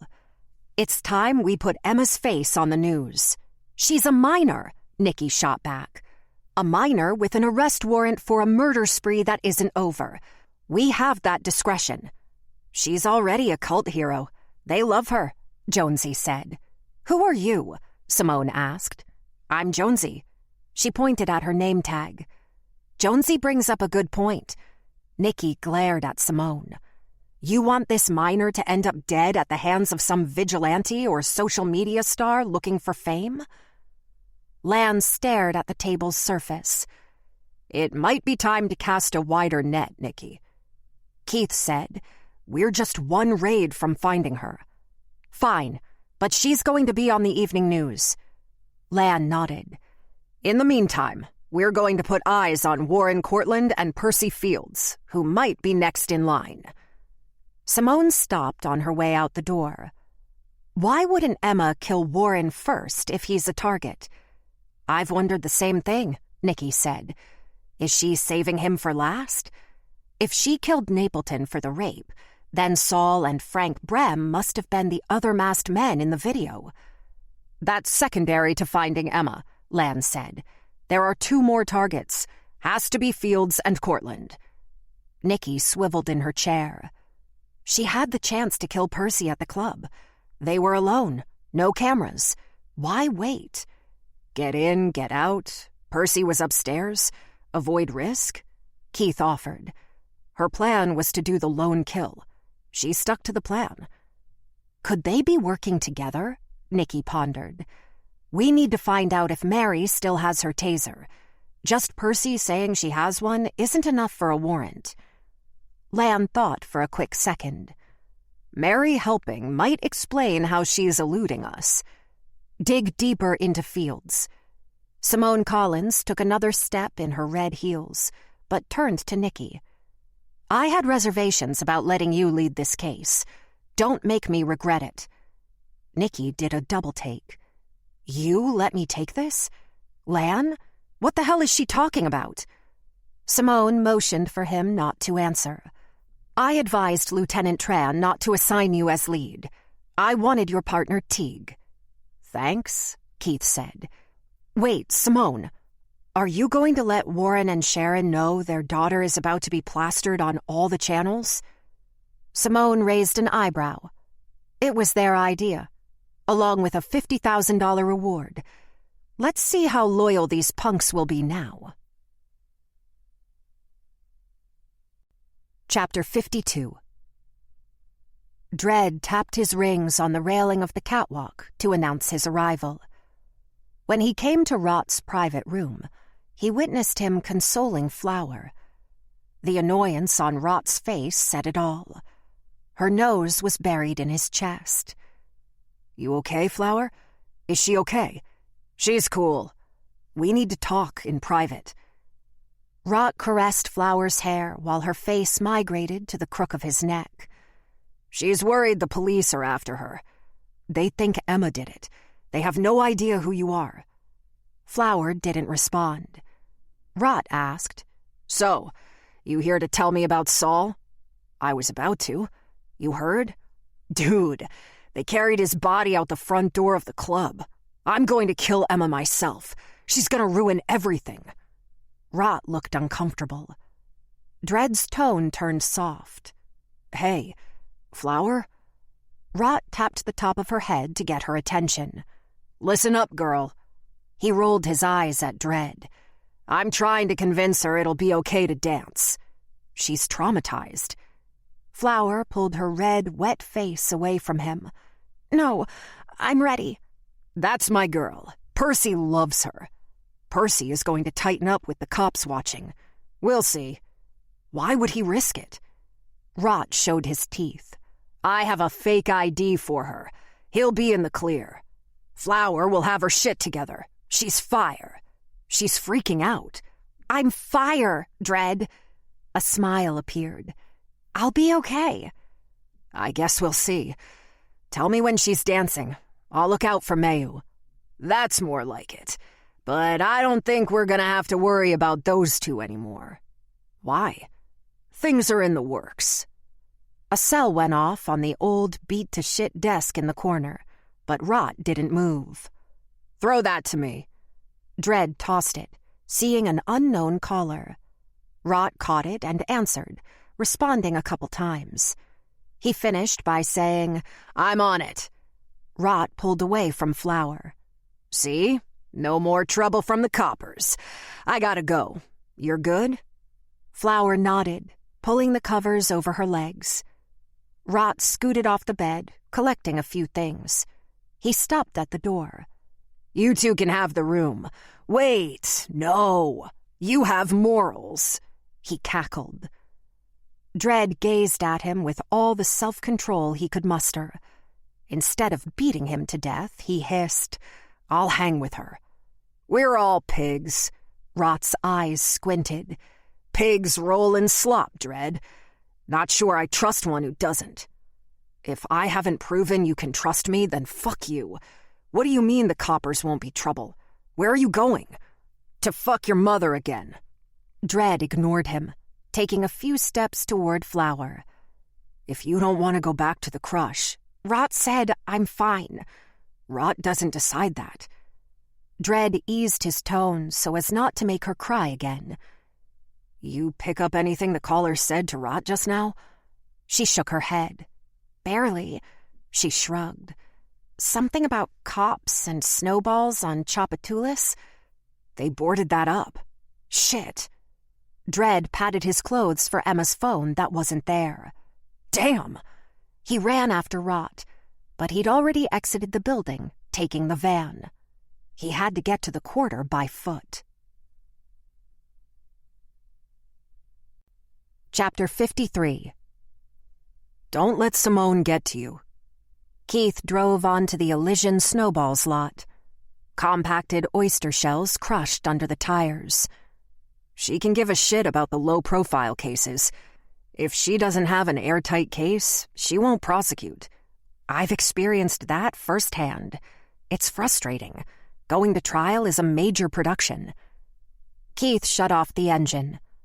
The vacant snowball stand looked like a decaying relic. Some people left candles, cards, and flowers. "So, you think the first team missed something searching this place?" "No, I trust Jonesy and Perez, but they're not detectives. They were only searching for drugs. That's my point. They might have missed something related to the case. It doesn't hurt to look again." The small doorway had plywood nailed over it. Next to it, an official police seal had been taped across the seam with Perez's initials.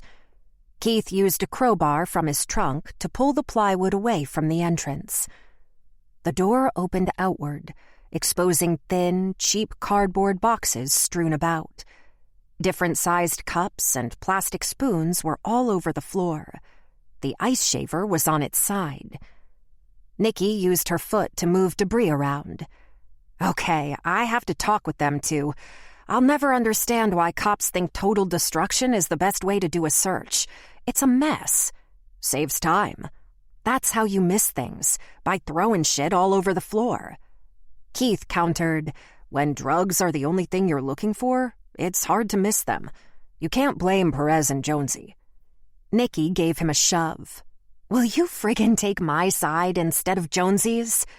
Oh, snap. Are we dating again? Not with that attitude. Jonesy's an ugly bitch. That's sweet. You're lying. They stared into each other's eyes, forced to stand so close. This time, Nikki held back. Is this a checkbox? Check. Now? Keith smiled. Now would be good. Nikki leaned in and selected his bottom lip with hers. The kiss grew passionate. When they eased apart, Nikki closed her eyes and rested her head on his shoulder. I see what you mean about the right time. She spotted an odd seam on the floor. What's that? Just a biological reaction to, no, not that, on the floor. Keith stepped back. Oh, yeah. They covered a break in the flooring. Trapdoor. A crawl space makes sense. I didn't read about this in Perez's report. Nikki cleared the debris blocking a well-hidden trapdoor. A recessed metal loop was used to lift the hatch until it rested against the wall. Activating the flashlight app, she lowered her cell and peered into the opening. Sleeping bag, water, food wrappers. Let's get down there. With care, Keith helped Nikki drop into the 4-foot space first, getting on her hands and knees to move around. Her partner eased down next. The flooring was plywood on the cement foundation. No drugs, Keith said, crouching over. Either Frank used this as his love shack, or he set Emma up here. Nikki's inspection ended as quickly as it started. Nothing proves Emma was here. We need Oz. If this was Frank's secret bang space, I'd rather be in chicken shit. A loud thump rattled the structure, with rapid pounding. Shadows passed the small vents on the wall where sunlight seeped inside. Who's that? Keith asked. Hello? Nikki pounded the wall. Hey, who's there? Noises echoed through the structure. Sounds like a hammer hitting wood. Is that gasoline? Nikki duck-walked in the crawl space until she could stand in the opening. Gray smoke filtered in from the crevices. It's on fire! I'm calling 911. Let's get out of here. They each climbed out and banged against the door. As flimsy as it appeared, it didn't budge. Heat and the crackling fire grew intense. Nikki jumped to the serving window. We're boarded in! She grabbed for the latch, but it was like touching a hot stove. A nearby rag was used to unlock the plywood. When she pushed, a rush of flames knocked her back into Keith's arms. Mother! Shit! Help's coming. This place is a tinderbox. Keith coughed. He rammed the door to no avail. Don't panic. Back into the crawl space, Nikki yelled. As the snowball stand filled with smoke, they dropped into the cool space not yet contaminated with smoke. Small, slatted vents were inches from the ground, proving the flames were higher up on the walls. Fire department better hurry. Nikki kept her shirt over her nose and mouth. There's no exit from down here. They both lay flat on their backs with their noses next to the vent as Nikki pulled the sleeping bag over their bodies. Keith reached out and secured Nikki's hand. She squeezed tightly, inhaling the oxygen coming from the narrow opening while the heat intensified above. Chapter 54. The fire's heat grew unbearable. Most people will never experience the fear of an unnatural, impending death. A rock climber in a free fall has that fear. A driver stuck on the tracks with the unstoppable train bearing down. A shipwreck victim whose muscles are about to give out in the open sea. Nikki squeezed Keith's hand, still hot, as if she'd gotten way too close to a bonfire. It would only be moments before the floor above them caught, and minutes before smoke inhalation. Her closed eyes burned and watered. She couldn't even see Keith lying right next to her. "Nikki, if this is our last moment..." Keith stopped in a coughing fit. "Sirens! Fire department!" she choked. "I need to confess something," he whispered. "Listen!" Nikki stretched her neck to the vent and yelled between coughs. "Hey! We're in here! Help!" Sirens overcame the roaring flames as Nikki and Keith smacked the wall. A deep voice told them to take cover. Seconds later, the slats exploded inward, and more light shone inside. Then the water rushed in, dousing them with a heavy onslaught. The deluge stopped. A hurricane had hit the snowball stand. Chaos and yelling surrounded them. The sleeping bag and everything else was drenched, but they weren't out of harm's way. The water came in from the vent hole again. They heard a massive crack, like a branch breaking from a tree. Despite hiding under the covers, Nikki could tell that they were exposed to a bright light. The fire department had pried open one side of the crawlspace. Hands grabbed under her armpits as forces unseen dragged her backwards into the sunlight. Medics from 2 ambos on the scene had been quick to administer oxygen, while Nikki and Keith each sat on the edge of a gurney with dry blankets and crimson eyes. It reminded Nikki of Napleton's murder. Several squad cars kept traffic moving on Tchoupitoulas, not letting anyone else near. The firefighters put away their equipment, joyous in the outcome. The snowball stand was a charred husk. Nikki pulled the oxygen off when Lieutenant Tran power-walked toward them. "Uh-oh, we're in trouble," Nikki wheezed. Lan stopped short of knocking Keith's gurney over. "Are you two okay?" Nikki pinched her forearm with a finger. "Extra crispy?" "Not funny," Lan shouted. "We're fine, Lan. A little smoke." Keith cleared his throat. "It's like I went through a carton of cigs, but I'm good." "Someone tried to kill us, and I don't believe for a minute it was Emma." "I agree," Keith said. "Several people had to have done this." One of the medics stepped up. "We need to get you to the hospital to get checked out." Nikki shook her head. "I'm refusing treatment. I'm fine." "Me too." Keith stretched and twisted while sitting on the gurney. "No injuries, only cold from the soaking." "That's your choice. Change your wet clothes. Don't do anything strenuous. Any shortness of breath, go to the hospital." The medic nodded, backing away. "What happened?" Lan asked. Nikki and Keith gave him the condensed version, skipping the kiss, explaining they didn't encounter anything strange after entering, except the crawl space. Lan put his hand on Nikki's shoulder. "I can't force you to go to the hospital, but you're done for the day. I'll arrange a ride home for both of you. Fill out your reports in the morning." "We can drive back to headquarters and decompress there. I have gym clothes in my trunk." "So do I," Keith said. "For your walks of shame?" "Are you two always on?" Lan shook his head. "At least you're okay." Nikki tapped her chest. "I just need a little time for my adrenaline to come down." His finger couldn't decide who to point at. "A squad will ride you back. Perez will follow in your car. Give me your key." "You're sexy when you're demanding." Nikki winked. Lan walked away with the keys, shaking his head. Nikki and Keith moved away from the ambulances, with the blankets still around them, almost parallel to the burned structure. A slight breeze felt good after almost dying, despite being cold. They stopped, then turned toward each other. Nikki continued to look past him. "Who tried to kill us, Keith?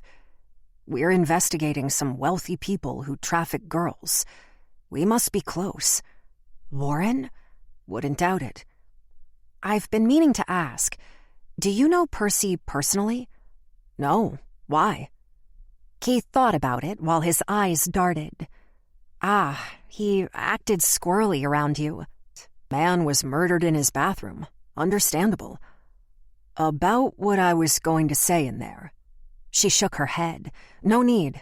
In a moment like that, emotions surface. Our kiss was nice. No need to analyze it. We cared for each other at one time, and those feelings... do they ever go away? I mean... Nicky, he interrupted. Nick. What? I was just going to say, I was the one that put the rubber chicken on your desk. It took a second for a laugh to register, then a sudden cough. She leaned into Keith, putting her head on his damp chest. He held her tight, wrapped in his blanket as well. 2 weeks ago, she could never have imagined being in this position. Chapter 55. Horrid images of being trapped in the fire dominated Nicky's thoughts. She was thankful to have the other detectives at headquarters for support. The dried gym clothes were fortuitous, although they had been in her trunk for a month. The other cops wanted to talk about their near-death experience, but Nicky did her best to keep it light. At one point, Nicky warned, "If a barbecued chicken turns up on my desk, I'm going to punch everyone in the dick, including the women." Nicky and Keith ended up with no ill side effects, except fatigue and soreness. Refusing medical treatment wasn't always the smartest thing. They remained at headquarters until sure there wouldn't be complications. Despite washing her face in the restroom, she still stunk of smoke. When they deemed it safe to leave, Keith walked Nicky to her car. They stayed silent the entire way, until a few yards from her vehicle. He used those last few moments to hook his pinky with hers. It brought a smile and a little bit of guilt. How about we go out for a real dinner soon? A real date. Not tonight. Sometime. A real date, Nicky repeated. Step 2 in your devious plan? Dating for Dummies has some good info. I have some things to tell you. Things? Now I'm curious. Spill it, Teague. Not here, Crispy. She slapped his arm. Don't you dare call me that in front of anyone. Never. We'll talk. Over dinner. Soon. Did this have to do with Percy? She nodded with a tilted smile. Work-related? I think we can speak beyond our job. He let go of her pinky, then leaned in to kiss her cheek. You know something? You're smoking hot. That's the last one. I hope it's out of your system. She pushed him away. We'll have Bananas Foster. That's the last one. Boo! She gave him a thumbs down. You love it. He backed away with a charming glare. Nicky smiled like a schoolgirl all the way home. The drive passed in seconds with Keith on her mind. The garage elevator opened, as if waiting for her. As the metal box glided up, her body grew heavy, knowing she was about to lie down. Maybe a hot bath would be a nice treat.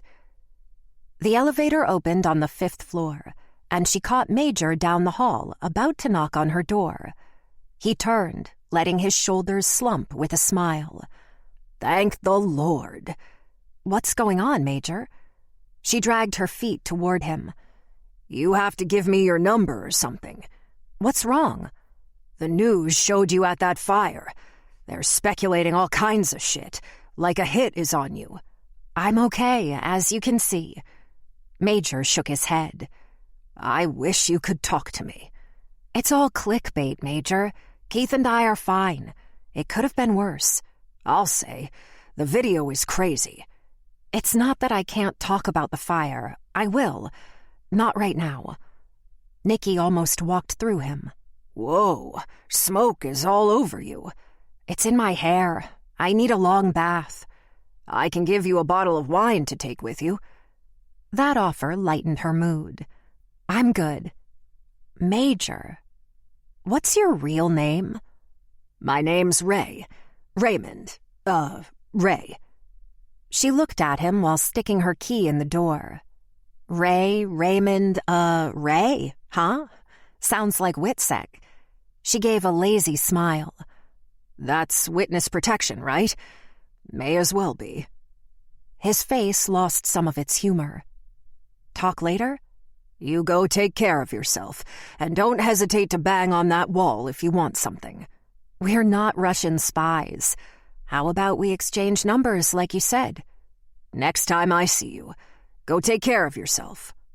He pretended to tip an imaginary cap and entered his condo. Chapter 56. Forget butterflies. Keith had piranhas eating away at his stomach. He had made a tentative date with Nikki to tell her everything, no matter the consequences. He entered his apartment and went straight for the refrigerator. A cold beer soothed his throat as he put away his badge and gun. "I warned you." The voice came from the living room. Keith's heart nearly stopped, but he wasn't surprised. He knew the intruder. An outline formed on his couch in the dark. "How did you get in?" "Your key. You told me where you keep it." "No, I didn't. I wouldn't." His legs froze. "You told me in the hospital, after the accident when you killed Nikki's sister. You were a little out of it at the time." "That's bullshit." He stepped forward. "That car hit us." "I couldn't tell if you were still drunk or if it was the morphine."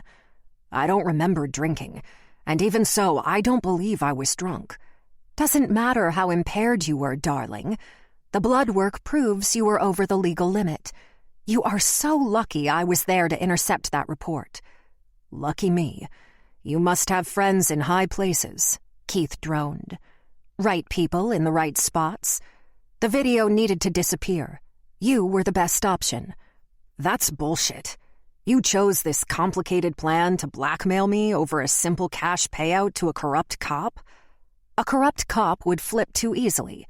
We needed someone motivated to protect himself. We'd blame you for the cover-up if it came to light. You would be done.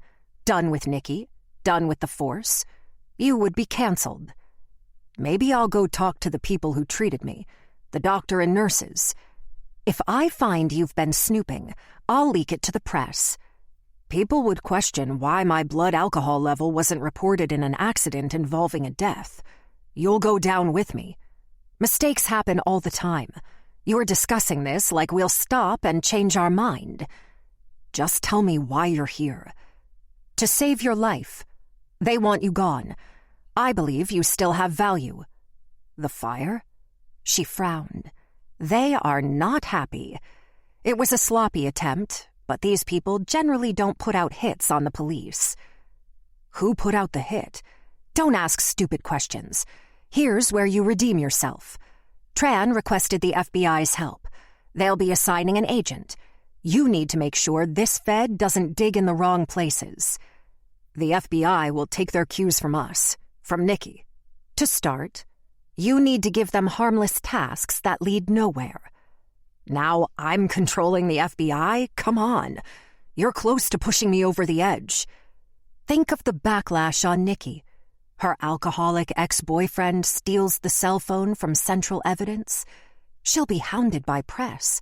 The NOPD will never see her the same way again." "I will steer Nikki. Call it off." He closed his eyes, hanging his head. "I'll handle it." She stood and walked toward the door. "And I'll hold you to it." Keith followed her out, taking the key from her hand. He shut the door and fell against it, sliding down to the floor. The back of his head banged against it a few times.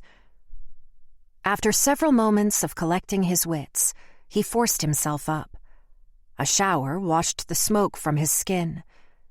He entered his living room in basketball shorts and a tee, gravitating to the window to watch raindrops hitting the glass. Memories of his father's suicide blinded him like a freight train in a tunnel. It knocked him backwards. This wasn't pity or guilt this time. A guttural yell scratched at his raw vocal cords. "Not today, Dad," he thought. Morgan's death replaced that memory, coming at him from the opposite direction. He remembered nothing about the crash or subsequent events leading to the ambulance ride and hospital. What he lamented was what didn't happen that day. He had gone from the highest high to the lowest low in one fatal moment. The blinds came down. Keith walked to the kitchen where he opened the safe and pulled out his special gun. The magazine dropped into his hand. He took a long look at the only bullet at the top of the mechanism.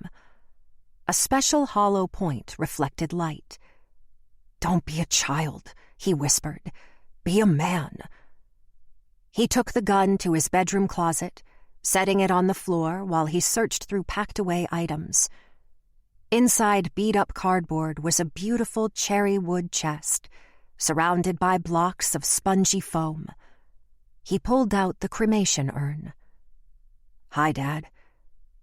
Keith placed the gun, the magazine, and the bullet inside the urn. He closed the lid, running his fingers over the wood. His father had been troubled when he took his own life with that gun.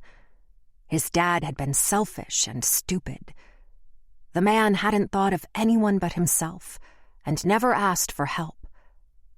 "I wanted to be like you in so many ways. Not anymore." Wednesday. Chapter 57. Nikki had slept like a stone. The morning started slow, but her mind had focused. The coroner was first on her agenda. She left her condo's garage, careful for pedestrians as always.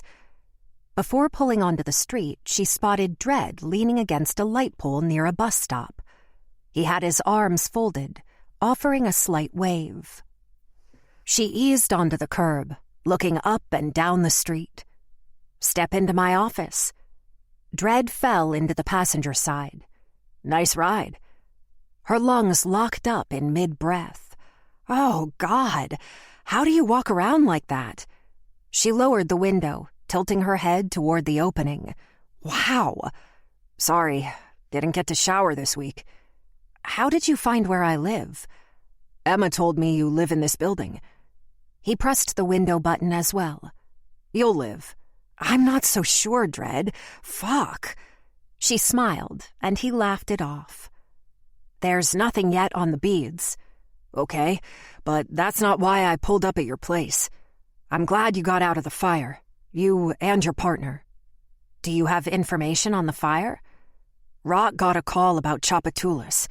My spidey sense tingled." "You think Rot set the fire?" "You don't?" "It's like the beads, Dredd. You overheard a partial conversation mentioning a busy street? I lost Emma's cell, so I couldn't warn you. I did my best to follow him. When I got to the snowball stand, the fire was already put out." "So you didn't witness it, and it's hearsay." She welcomed the fresh air. "He did it. Somebody called and gave him the green light while I was in the room." "Still hearsay. Still no contact with Emma?" "Damn if I can find her." "What about my witness you're protecting?" "She doesn't want to talk to you." "Cut the bullshit. She'd talk to me if you wanted her to. You're seeking me out for a reason. What's your motivation?" His eyes widened. "All right, just don't call me a bitch." "All my favorite people are bitches. It's obvious to me there's more going on than just Emma. Dredd, either you trust me or you don't." He stared out the window, giving serious thought to something. He turned to Nikki twice before settling in. "All right, yeah. I shouldn't say this shit, but okay. Percy Fields? He's my father." Nikki blinked at him. "What the F?" He never broke eye contact. "It's the truth. My mom was a stripper, an addict. He fucked her and left her. She told me in Oklahoma he was my pops, right before she overdosed." "I'm sorry, Dredd." "Percy don't give a shit either." "Have you tried to mend things?" "No." "Do you think he's in danger? You wouldn't be waiting for Emma to kill him?" "No. but anything he gets, he deserves. Anything you do to him now would be considered a vendetta. I would have to come after you." She leaned toward the window for air. "I can take a hint. I gotta make tracks." He opened the door and got out. "There's no vendetta, chick. He's nothing to me." She called out through the window. "Can I drop you off somewhere? You can ride on the hood, air out." "Nah." He backed away. "Where are you off to?" "I got a place to shower over by the War Museum." "Keep in touch." He knocked on the window as it rose. "Hey, don't let Percy know you know, dig? Use that info while you can." Chapter 58. Nikki's muscles tired from standing rigid in the middle of the autopsy room at the coroner's office. She thought about Dredd, Percy Field's bastard son. If given the choice between the dead bodies laying out before her and Dredd's aroma, she'd pick the dead bodies. Chicken shit third. Her life had become about rating smells. The medical examiner had excused himself for another matter, so she was alone with company that couldn't talk back. There were cameras covering the entire room, so that anyone attempting to contaminate evidence would be caught. The door behind her opened. She looked over her shoulder at Keith with relief. She refused to face him, yet her body grew warmer. Seconds later, he collected her hair from behind, moving it to the side of her neck. Her head tilted enough so he'd have room to press his lips below her ear. She went from warm to hot. "We're at the coroner's, sicko," she said seductively. "There's monitors." "So?"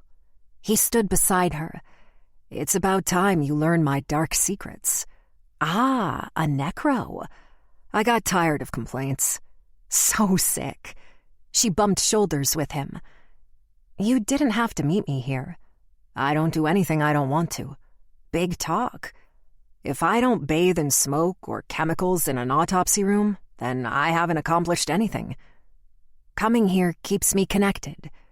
Talk to me in a few months when you have a full caseload. This is all emailed in a report. I look forward to it." She stared at Saul Green's body lying on the gurney. "This reminds me we're still alive and kicking." Keith was showered, wearing extra nice pants and a blue button-down.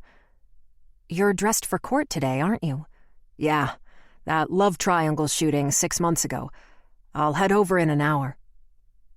Dr. Meacham returned to the room. "We can meet in my office or one of the family rooms. It's rare to get cops here to talk about corpses." "My mom always used to tell me, why stare at a screen when you can go in person?" "Smart woman. Technology is killing social interaction." "Is murder social interaction?" Meacham belted out a laugh, pointing at her. Nikki turned her attention to Saul Green. "The murders are connected, right?" "Not so much. Herman Napleton was a frenzied attack. With Frank Brem, the killer was more thoughtful, drugged and tortured with the snowball syrup. Saul Green was similar, with incapacitating him and murdering him with a blunt object. Different methods, but still signs of the same killer." "No more panic," Keith mumbled. "You almost sound proud of her." A new voice to their right said. Troy Oswald entered the autopsy room. "I thought I'd save you a trip upstairs." Keith said, "Must be so convenient to have the labs, EMS services, and coroner all in one building. The city did us right after Katrina." "You mean you didn't like storing dead bodies in refrigerated trucks?" "I came on after that. The stuff of nightmares." Oz pulled his lab coat back with his hands on his hips and seemed to notice Nikki for the first time. "Hi, Nikki. Haven't seen you here since your sister passed." "I've come in, just not upstairs. I know I thanked you at the services, but I've been meaning to say thank you again, Dr. Meacham, for handling my sister with respect." "Of course." "I'm so stupid." Keith rubbed the back of his neck. "That's why you're coming here." Nikki closed her eyes, then looked at him. I had to get over this hurdle, too. Oz looked inside the thick folder. Well, the towel matches the lipstick. Is that some kind of euphemism? Nikki smiled, waiting for Keith to join in, but he didn't. Not sure how that'd apply. Oz paused to think about it. Stupid joke. Nikki waved it off. He continued. No prints were on the stationery from your pocket, or on Frank Brem's syrup bottles. Smears, yes. Good prints, no. Same with the toilet lid. Keith still looked upset about not putting two and two together, about her last seeing Morgan on the autopsy table. Go to court. I'll confront Mary Napleton about the towel. She might give us a few more answers. You want to question her alone? I'm a big girl. She likes me. He took her hand. I'll call you when I'm done. Be careful. Remember that someone tried to kill us. Someone tried to kill you. People love me. Chapter 59. It only took 2 calls for Nikki to track down Mary Napleton at Harrah's Casino. Nikki parked illegally near the front entrance, where a stretch of palm trees looked to be as out of place as a skyscraper would. The bells and whistles of slot machines assaulted her upon entering, despite the sparse crowd early in the day. Servers dressed in identical, tasteful outfits toured the floor. Nikki took the long, expansive, carpeted pathway leading to the table games. Mary Napleton sat alone at a table opposite a spiffy, seasoned dealer. Nikki eased up to Mary's left side. The sign on the green felt table indicated Caribbean Stud Poker with $100 minimum. A digital board listed progressive cash payouts for different hands. Nikki sat. This your game? Any table game relaxes me. She placed a bet for a new hand, looking at the dealer, knowing the unasked question. She answered his silent inquiry. It's fine. She can sit. That's a steep bet. I request this minimum, so I'm not bothered. Where is your adorable partner? Keith, is it? He's testifying in court. I'll let him know you asked about him. Are you two... It's complicated. If you want easy, you don't want him. The dealer flipped over a pair of 3s. Mary only had an ace-king high. He took Mary's bet. I thought I understood these old men who went after young women. But it's more than sex. It's not about the youth. It's the lack of baggage. Why would healthy, vivacious women at my age want the problems and issues with someone else's life? Yeah, but how do you relate to each other? Different experiences? The immaturity? She spoke to the dealer. Can you give us a moment? The man gave a single nod and backed away. You must lose a boatload for that kind of respect. I also win a boatload. I'm considered a whale. Okay, let's lay our cards on the table. You're not here to analyze my love life. Well, sort of. You two had sex the night Herman died. Sounds horrible, doesn't it? Why? I've been conditioned to give in. Years of manipulation. I think I understand. Herman had a thing for young girls he could control. But then, he also liked powerful women who controlled him. Fucking Gemini. I see. I never caught him in the act, just clues. Pictures on his social media, where his eyes roamed in public, who he gravitated to at the hotel and in the quarter. No complaints were filed before Emma, right? None. He said his sex life was none of my business. Can you imagine a husband telling this to his wife? Tell me about the black lipstick. Mine. He asked me to wear it. She gazed to Nikki's lips. He wanted me to pretend I was a gutter punk. You agreed? You've heard of detachment, right? Herman was into kink. It was better for the divorce if I just went along. Something tells me your relationship wasn't based on love and mutual respect. Mary's face aged before Nikki's eyes. Once I resigned to the fact that cheating isn't personal. How can it not be personal? You said it yourself. Our marriage wasn't based on love. Don't get me wrong, I found my happiness elsewhere as well. I had no idea he killed those girls, Nikki. Was he rough with you? Sometimes. She thought on it. He had his fantasies.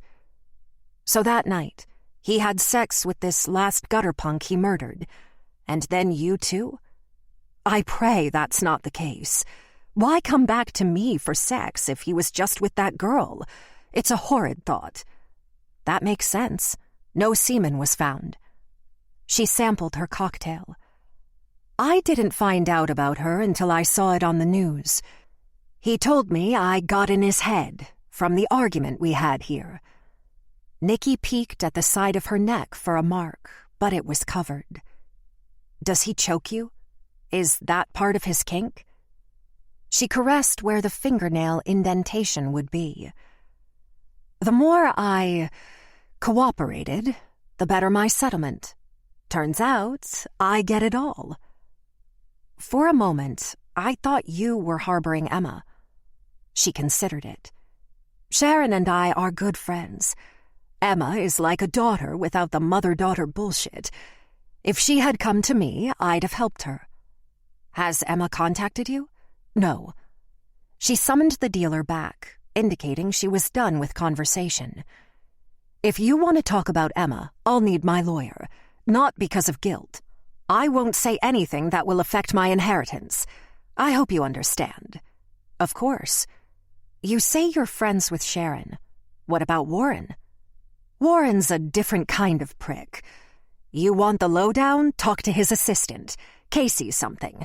You met her as a new hire during the rape investigation. She's involved in the day-to-day now. She's not the type to hold back. Like you. Mary welcomed it as a compliment and placed a new bet. Chapter 60. Nikki weaved through the happy drinkers in the Grand Esplanade lobby to find Warren laughing with a few guests. A moment later, manager and guests parted, and Warren approached the reception desk. She imagined destination hotels must be like that White Lotus show. He stopped mid-stride in front of Nikki. Chick. I don't know why, but it seems your calling me Chick is beneath you. Honestly, it didn't feel right coming out of my mouth. Any leads on the arsonist? I'm fine, thanks. I can see that. Did Emma set the fire? It wasn't Emma. She's not trying to kill me and Keith. She's really got you wrapped around her finger. I'm not here to talk to you. Where can I find your assistant? Casey. He lost patience like a switch had been flipped. So you don't have news? Only that I spoke with Mary Napleton. She illuminated me on Herman's outside interests. His face relaxed, relieving many of his wrinkles. What do you want me to say? That's between them. He started to walk again, but slower. I have a hotel to run. Can we talk a second in your office before I speak to Casey? If you insist. Nikki followed him into a small reception area, where Casey Waters typed at a keyboard. She remembered when his assistant first started. Most days she ran errands for Warren like a servant. How are you, Casey? I'm good. I'm so glad you're okay. The attractive, athletic blonde straightened in the chair. Last time they talked, Casey touched on her time as an ex-Army Ranger. They smiled at each other as she and Warren entered his office. He sat in a large leather chair behind his desk. You'd be wasting your time with her. Did you? She hiked an eyebrow. Waste your time? His lips squeezed into a grin. You and me have a special type of relationship, don't we? Oh? I don't suppose you treat other victims' families like this? Now Emma's a victim? Of sorts. You aren't curious about the details of Frank's and Saul's murders? Of course I am. The press is calling constantly. Sharon and I give them the anxious parent sound bites, and that's it. I can't believe no one has bit on the reward yet. You aren't too broken up over your friends' deaths. We're releasing a statement later in the day. The Crew of Midas parade is cancelled, and the ball that would follow. Wow, that's huge. I think that's only right, in their memory. And you can't have a party while your daughter is missing. And there's that. She looked around at the Crew of Midas memorabilia. You're losing a boatload of cash by canceling, right? It happens. I'm a friend first, businessman second. Family man third? Warren appeared to shut down, unblinking. A man like him would only say something by mistake due to arrogance, not fear. Is that all? When I searched Emma's room, I found a box of pictures where my face had been crossed out. Emma would never do that. I noticed you didn't take them. They're manufactured. You're so blind, Detective. Look at the change she went through, the lies, the unpredictability. He got up and poured a small whiskey from a crystal bottle. Emma didn't do that to those pictures. But it would be easy to say Emma killed me at trial with those in evidence. He spoke into the glass while swirling it. You're crazy. I'm not going to be a distraction in this investigation. Just a hindrance? Nikki tried another tactic. Have you and Mary been getting along? How does that concern you? You wanted Mary to reign as queen in your parade. She'll be disappointed. She understands. There's next year. Did you know Emma wrote something on the victims' faces? He stared at her. I did. No reason to lie to you. It's nice the gag order is holding up. 5, 4, 3, written with black lipstick. That sounds like a countdown to me. He took a moment. Emma always had a flair for the dramatic. I've been considering who's 1 and 2. That's part of the reason we canceled. The members are worried. You should all stay vigilant. Whoever was in the video, I mean. It's Mardi Gras. Easy to disappear in the chaos. His cell rang. I need to take this. Don't tie up Casey for too long, please. Chapter 61. Keith left the courtroom, satisfied with his testimony. When he checked his cell, he saw 3 missed calls from an unknown number. Enough was enough. He had to do something. He drove to the hospital where he had recovered from the accident that killed Morgan. Before going in, he checked himself in the mirror. His hair was perfect. He had the right amount of stubble and a touch of cologne. His badge hung from his neck. His shoulder holster hid under his jacket. He entered Riverbend Medical, following the signs that pointed him toward the laboratory. It was on the 3rd floor, lost in a maze of halls. The reception area had a few people waiting, but he stepped right up to the man behind the window. Keith showed his badge. Hi, I'm Detective Keith Teague. I was hoping to speak with your data entry specialist or administrator. The man scooted back a little in his chair to think. Ah, you'd want Leslie. Let me check him back. Can you take me to her? He looked at his tag. John? I suppose. He stood and pointed to a security door. Keith waited for it to open. John nodded. This way. They walked down a long hallway, passing offices and rooms with lab equipment. At the far end, they came to a door John opened by swiping a keycard. Keith entered a rather large room with several cubicles. Keith followed John to a woman sitting at a computer in a lab coat. She had curly hair and bright blue glasses. This is Leslie. Hi, Leslie. I'm Detective Teague, but you can call me Keith. Do you have a moment? Her green eyes lit up. What did I do, Detective? Nothing. He smiled, looking at the receptionist. I'm good. Thank you. I'll escort him out, John. The man backed away. Can we sit? Keith pointed at her computer. Of course. Leslie found an empty chair in the next cubicle and brought it over. I'm curious what this is about. After they settled, and Leslie clasped her hands in her lap with a pleasant grin, he began. I have my own personal lab results that were entered into your system about 3 years ago. I was wondering if we could look those up. Her head twitched. You could get those results by going online to your account, or requesting them with a form. I have my reasons for coming here. You have access to your server? Administrative rights to do a deep dive? I have certain rights to the laboratory information system, but not administrative. Can you look me up? Humor me. She swiveled to her keyboard. It's encrypted, and there will be an audit trail. It's better to request your electronic medical record through our site. He gave her his driver's license. Please. She sighed. I suppose this isn't illegal. Just need your name and birthday. Forgive me if I don't trust you to tell me just anyone's name and date of birth. This is irregular. I understand.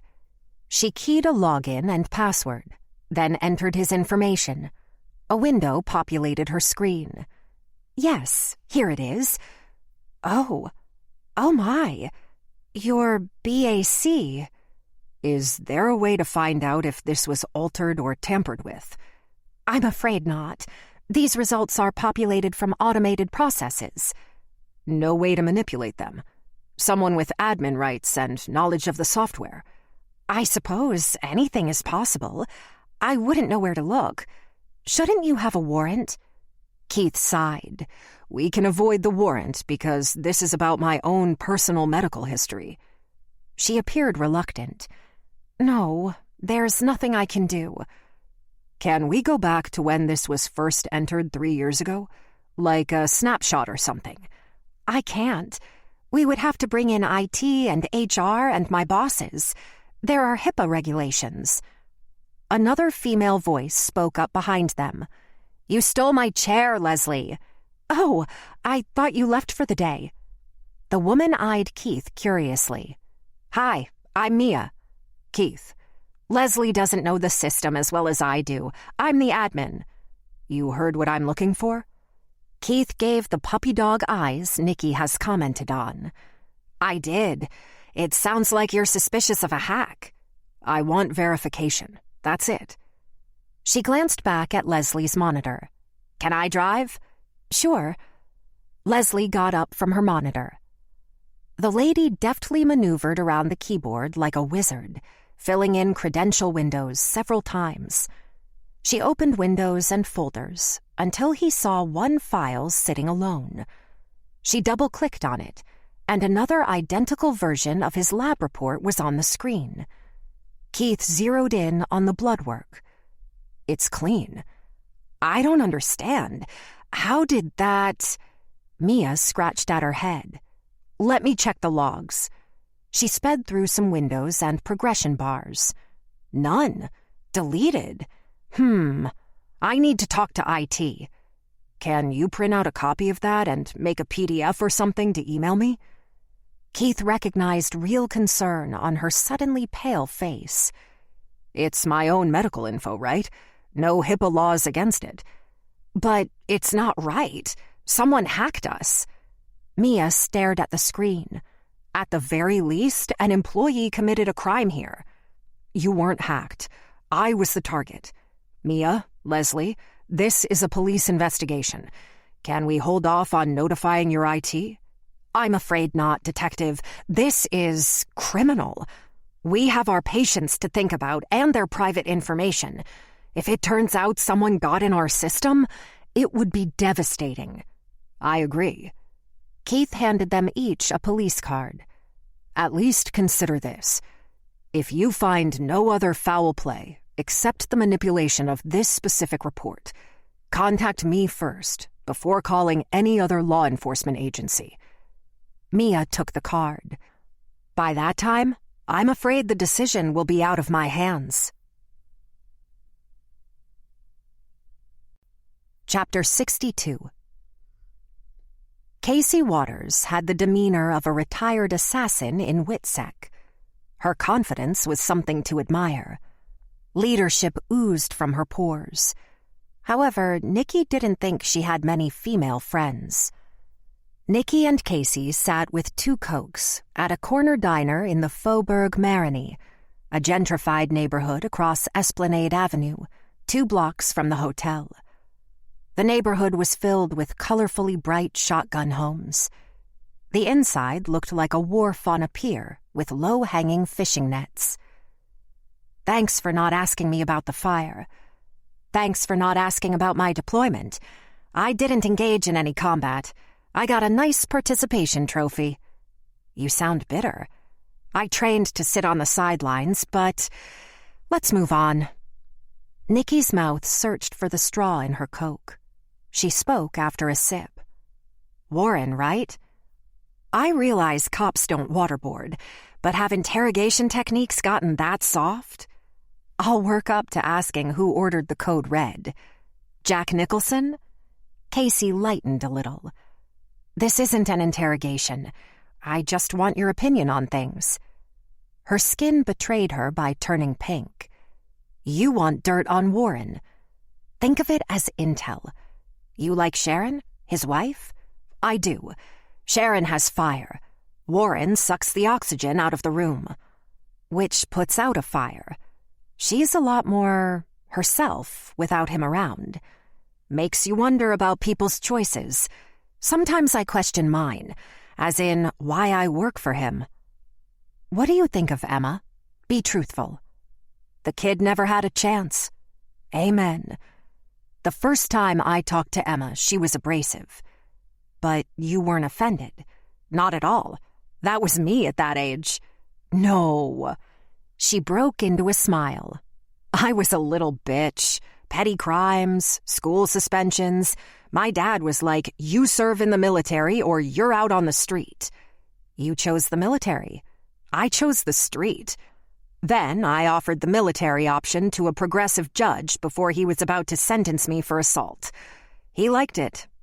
Not sure I like a military full of criminals. Gives us thugs a purpose." She had some Coke. "Yeah, so Emma was like looking in a mirror. Her attitude was genuine, even if misguided. I'm guessing the military prepared you for abrasive. No one will ever offend me. Emma's sense of humor was dark and sarcastic. She just didn't care. She has that freedom. Has Warren ever hit on you, between us girls? He tested his boundaries when he first hired me. Even in this climate, he said, she said, sometimes that's enough. I'm not the litigious type. I take care of my own problems. Old school. He's old school. Pat the secretary on the ass type. I had his arm twisted behind his back, telling him he'd lose it if he ever tried it again. Thought I'd be escorted out on the spot. You kept your job. He liked it. What? Not in a fetish way. He showed me respect after that. Makes sense. Predators select their victims. You didn't present as one he could groom, so he left you alone. Is Warren a predator? Jury's out. He takes advantage of people, exploits weaknesses. He bullies. Yeah, he bullies people every day. Warren's soft. He compensates. What do you think of the Crew of Midas cancellation? Less work for me. Have you come across any insider info on the secret party? She leaned forward. I've only started hearing of this. Is this some eyes wide shut bullshit? Could be. Do me a favor. Keep your ears perked. She gave an incredulous look. I'm the last one he'll talk to about that. Any other questions? Nikki folded her arms, looking at the alligator head on the wall. Any thoughts on his clique, the Rat Pack, either dead or alive? Casey squinted her eyes. The creep factor was incredible when Saul or Frank would come by. Herman never looked twice at me. Percy Fields he's a fish out of water. He's uncomfortable. Yeah, I'd bet his dancers would spill the deets. Our team interviewed most of his dancers. They don't know anything. I wonder if they asked the right questions. I'll bet you're right. One last thing. Has there ever been any kind of paper trail that came across your desk that was fishy? He may be ruthless, but the business is on the up and up. He'd never include me in underhanded stuff after I alpha-dogged him. Alpha-dogged? That's the second time I've heard that. Why do you stay there? My salary trumps my disgust. Is this investigation still about finding Emma? There are many branches to this rotten tree. Will you help me out? Affirmative. I'm on the side of the law. Then you should be in law enforcement. Casey paused in thought. I should get back. She stood and collected her jacket. Nikki put on her own coat. Thanks for this. No problem. Don't worry about a ride. I'm going to walk back. In the cold? I like it. Casey walked down the block. Nikki thought she would be a great female friend, if the soldier chose to reach out. She crossed the street to her car, then called Keith after getting the heat going. How'd court go? I was very handsome. You sound light, chipper. How'd Mary go? Oh, I learned some things. So did I, Nick. Great.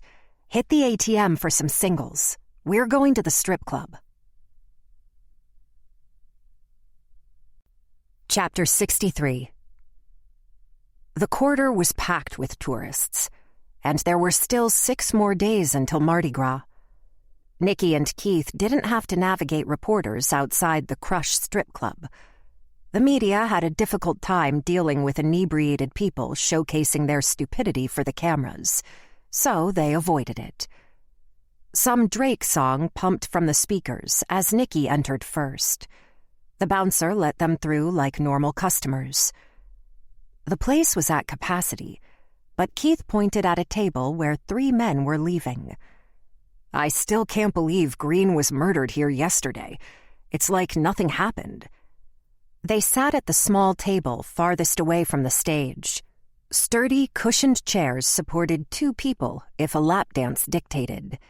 They had beads around their necks in an effort to blend in.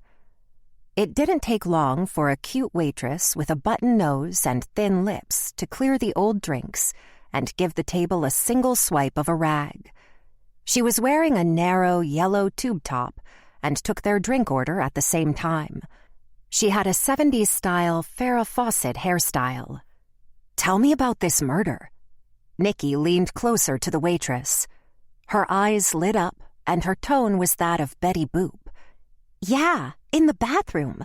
Don't worry, a cleaning crew disinfected everything. They disinfected it, Keith repeated. Yeah, they disinfected it. She giggled and rolled her eyes like a doll. Go take a selfie if you want. Any juicy details? Keith asked. Are y'all from here? Florida, Nikki blurted. A 16-year-old girl did it, and she's in hiding. They think she killed 2 hotel owners and a chef, but not all of them here. Just the one guy. Crazy. What's your name? Nikki asked. Brandy. That wasn't her name. My friend needs a dance. No. Keith waved his hands. I can be your type. Nikki answered for him. Can you be gentle with beginners? You're shy? Brandy twirled fingers in his hair. This isn't my thing, Keith added. I like a nice girl-next-door type. You are far too advanced for me. Brandy stayed playful. Aw, not into aggressive women? That's my guy. Nikki shook his shoulders with both hands. I have just the girl for you. Let me get your drinks, and I'll send her over. After the waitress rushed off, Keith tilted his head. This should be fun. So, you said we'd have dinner so you could tell me something. This is sorta like dinner. Here? Why not? It's personal. It's sensitive. Keith shifted on his butt. This is the next best thing to a dinner date. He ran his palm across his entire face. I have some good news, and I have some bad news. It's just that I can't tell you yet. Yeah, you can. Nikki slid forward so they were inches apart. How bad can it be? Chapter 64. Nikki hesitated, speaking over the AC/DC song pounding out of the speakers. You can't tease me with that and then pull the plug. Spit it out. I shouldn't have opened my mouth when I didn't have all the info. Turns out I would have been wrong. Some things have to be sorted first. Whatever. Nikki flipped her hand at him. He leaned forward and kissed her cheek. I am happy, though. Happy you're here. What an odd thing to say at a strip club. This place oozes romance. She looked up. Here's our guy. Percy Fields stepped to the table. Detectives, are you undercover? Nikki said, We're here to unwind. Unwind my ass. You want to make sure the place was cleaned. Keith shook his head. No, we trust you on that. You are here to question my staff again. We could have done that outside the club. Brandy appeared at the table, placing down 2 Abita Ambers on napkins, deciding not to interrupt her boss's conversation. We ordered beer. We're off the clock. You're never off the clock. We're trying to find a murderer, Mr. Fields. You might show some appreciation for the people who let you open tonight. I do, but not so you can... His arms waved around the place. Be all in my shit. Your feelings aren't our concern. My customers don't need drama. Percy took the 3rd chair and sat. You can question my employees, again, I might add, with an official visit while they're off the clock. Doing this during business hours is bullshit. How many gutter punks are working tonight? Nikki asked. None. Here's the deal, Detective Mayu. Any woman off the street can come in here and score a 10-minute slot on stage, or give a lap dance out here on the floor. Sorority girls, housewives, some dancers from other clubs freelance. Any tips they make, they split with the house. So you don't check ages?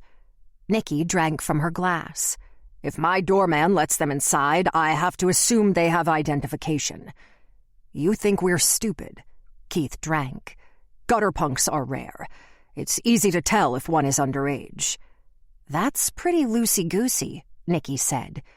Did you have any gutter punks dancing in the past week? He frowned. No, it's Mardi Gras. I'm staffed with regular dancers. Stay. Enjoy yourself. But if I find out you're hassling my girls, I'll ask you to leave. One more question, Nikki said as Percy stood. Is the crew of Midas still having its party? Warren told you the parade and ball is canceled. No, the party. Have a good time, detectives. He walked away, straightening his suit. After several minutes, Brandy approached again, eyeing Nikki. Mr. Fields told me who you really are. He said not to talk to you while I'm working. Nikki smiled. Sorry we lied. Ask me for a dance. Brandy stared at Nikki. What? Show me some money. Point to the back room. Make it obvious. Brandy glanced at Keith with a wink, then sidled up to Nikki. I'm not his type, but maybe I'm yours? Nikki followed instructions with a $100 bill in her hand. Okay. Keith smiled. Go get 'em, chick. Brandy led Nikki up a couple of stairs to a black velvet curtain as Percy glared from the bar. They entered a dark chamber draped in dark curtains and a muted red glow. One large bouncer stood at the far end, overlooking the 6 love seats used for the dancers. 2 were occupied. The music was loud enough for their conversation not to be overheard. Nikki eased onto a sofa, hoping it was clean. Percy won't punish you for this? Brandy straddled her, speaking with a normal voice. Percy's bark is bigger than his bite. He doesn't want you guys to scare off customers. Besides, I'm just a stupid girl. You act dumb on purpose. Men need to be smarter than us, so my IQ drops when I walk through the door. I'm impressed. I'm assuming you have something to tell me? Brandy put Nikki's hands on her hips. That depends on your questions and how long we dance. It's $30 a song plus tip. How long have you worked here? About a year. Have you ever seen Emma Cortland in here?" She whispered in Nikki's ear while grinding against her. "I've seen her outside the club, but never inside." "Outside? Like watching?" "Yeah, around Bourbon. You see the same faces." "Do gutter punks dance here often?" Brandy gyrated, with her arms bracing over Nikki's shoulders. "Sometimes, never for long. They come and go. Percy likes them to try out on Tuesdays and Thursdays." "Do they make good money?" Nikki tried to focus as the woman pulled down her tube top. Brandy bucked like a rodeo star in slow motion. "That's the thing. They make great money for a few days, then just stop showing. Gutter punk lifestyle, I suppose." "Herman Napleton?" "He came in sometimes. He would take girls into the private rooms for VIPs. These are the cheap seats." "Do you go in the private room?" "Nobody turns that down. Mega money. Herman never picked me. I don't look young enough." "Do you know a gutter punk named Rot?" "I know of him. I avoid the punks." Brandy's movement slowed when the bouncer wasn't paying attention. "How do you identify if dancers off the street are gutter punks or not?" "Inexperience, trying too hard. That's how you can tell." "They come in cleaned up?" "There's a house in the Marigny where they take showers and get the right outfit to come dance." "Where?" Brandy slithered up and down Nikki's body like a sexy snake. "I don't have the address memorized, but I think it's on Frenchman." "Frenchman? I need that address." She kissed Nikki on the corner of her lips. "I'll have the address for you before you leave here tonight. Promise." "As tempting as you are, I'm straight. But I'll be honest, you present a good argument." "We're all fluid, but I respect your choices." "Thank you. If this address helps me, I may consider coming back to find you." Flirt. Chapter 65. Keith had delayed telling Nikki he had been drunk the day of the accident. Thankfully, he waited, as that wasn't the case at all. However, he still broke the law by stealing evidence. If he mentioned his blackmailer's name, Nikki would become a dog with a bone. He pulled into the driveway of his darkened home. Still paranoid about having an intruder in his house, he checked up and down the street for the odd car. He shut off the engine, releasing the seatbelt. Strip club aroma wafted off on his clothes. Like a contact high, his skin had absorbed stripper lotion. This would be a prime example of circumstantial evidence. He and Nikki enjoyed the best place they've ever been since the accident. She agreed this wasn't a good night to consummate their reconnection, to check that box. They shared a nice kiss before parting ways. As he climbed the steps to the front door, his cell rang. "You visited the club?" the voice questioned. "Yep." He took another step. "You went snooping at the hospital." "How the hell do you know that?" "I thought we understood each other." "I didn't find anything. They told me I needed a warrant." "You made a very big mistake, Detective. There's no coming back from this." He leaned on his porch railing to look out onto the dark street.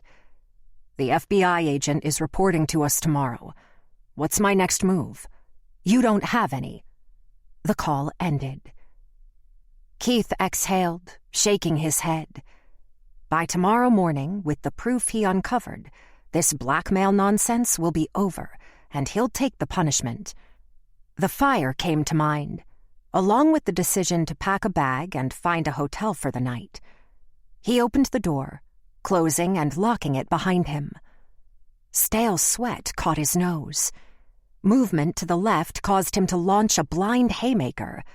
His punch landed. A different set of hands grabbed Keith's jacket, throwing him backward. There were two of them. He struggled on all fours, reaching for his gun. Before he could pull it from the holster, a massive weight landed on his back, and he collapsed to the floor.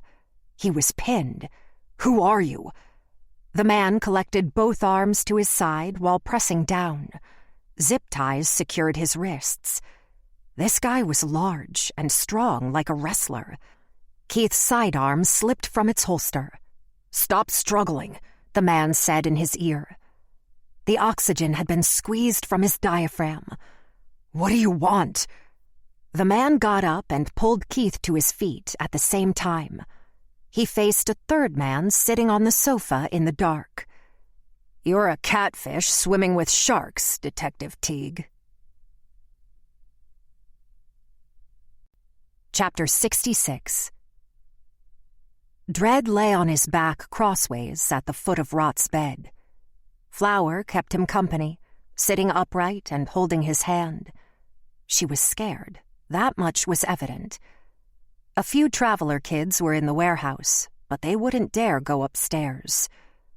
"I'm a good dancer. Let me show you." "No." She let go of his hand. "Is Rot taking me across the river?" "No, I am. We'll meet him at the Frenchman house. I just wanted us to clear up a few things before we go." Dredd sat upright.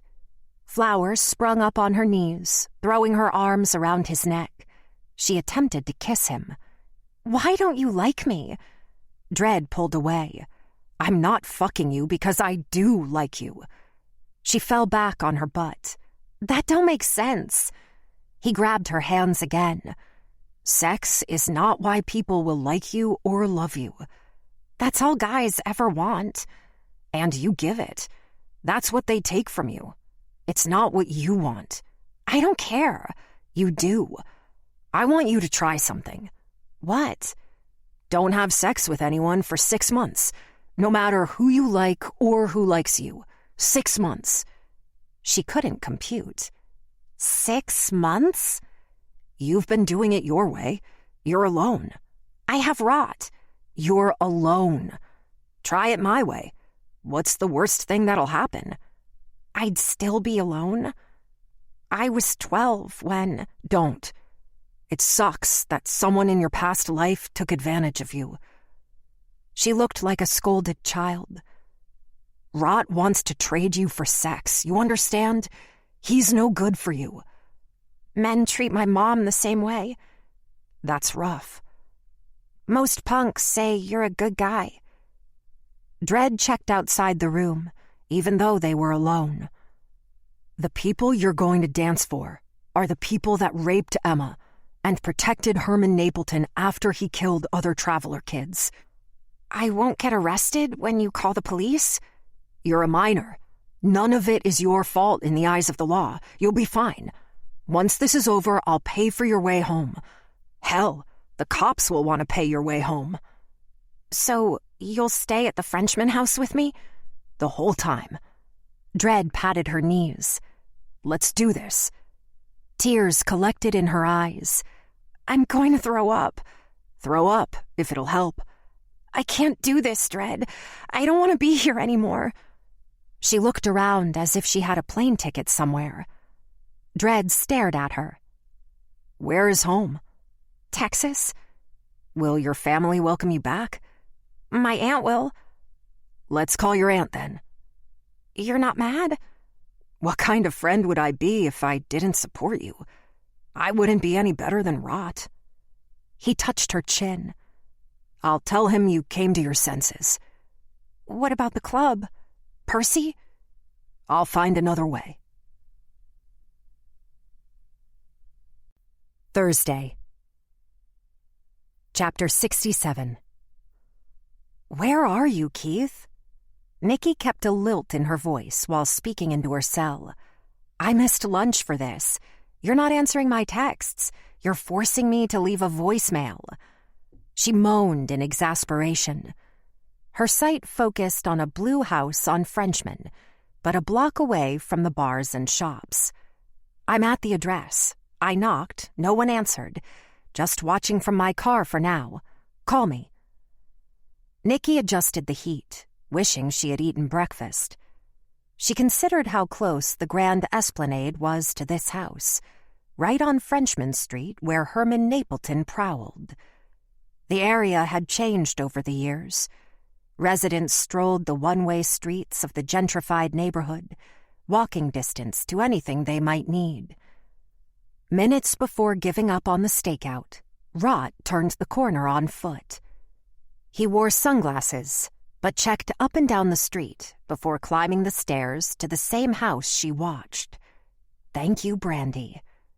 Rot opened the door, but stopped. Nicky scooted low in the car. He took 2 steps to the railing on the small landing, then stared at her. He waved. Nicky berated herself for being made by a gutter punk. She straightened and exited the car, approaching while he shook his head. So obvious. This can't be your house, Nicky said. He turned to the door. Why not, Detective Mustard? Funny, coming from a man named Rot. They call you Chick now. Great street name. What's going on here? You're following the wrong guy, Chick. You're not going to get under my skin with that shit. I like the nickname. She walked up the steps. I want the reward for finding Emma. Shit, I'd turn her in for free, but I'd take the money. You're wasting your time with me. I think you tried to kill me and my partner. Kill you? Are you fucking delusional? I have my sources. Dread? He laughed. Let me tell you a little something about your source. It wasn't Dread. There were loads of witnesses driving by, moron. Whatever. Dread's got his own agenda. I haven't figured it out yet. What's your agenda? To survive the day, and then the next. He leaned against the door jamb. What concerns me is who would give you a key to their house. Is house sitting a crime? Oh, you water the plants, do you? Feed the chickens? Wait, you're not following me. You were watching the house. Fucking Dread. It's not Dread. He won't give up shit on you. We tracked Herman Napleton to this address from his GPS. Emma's face is all over the news, and yet you have no idea where she is.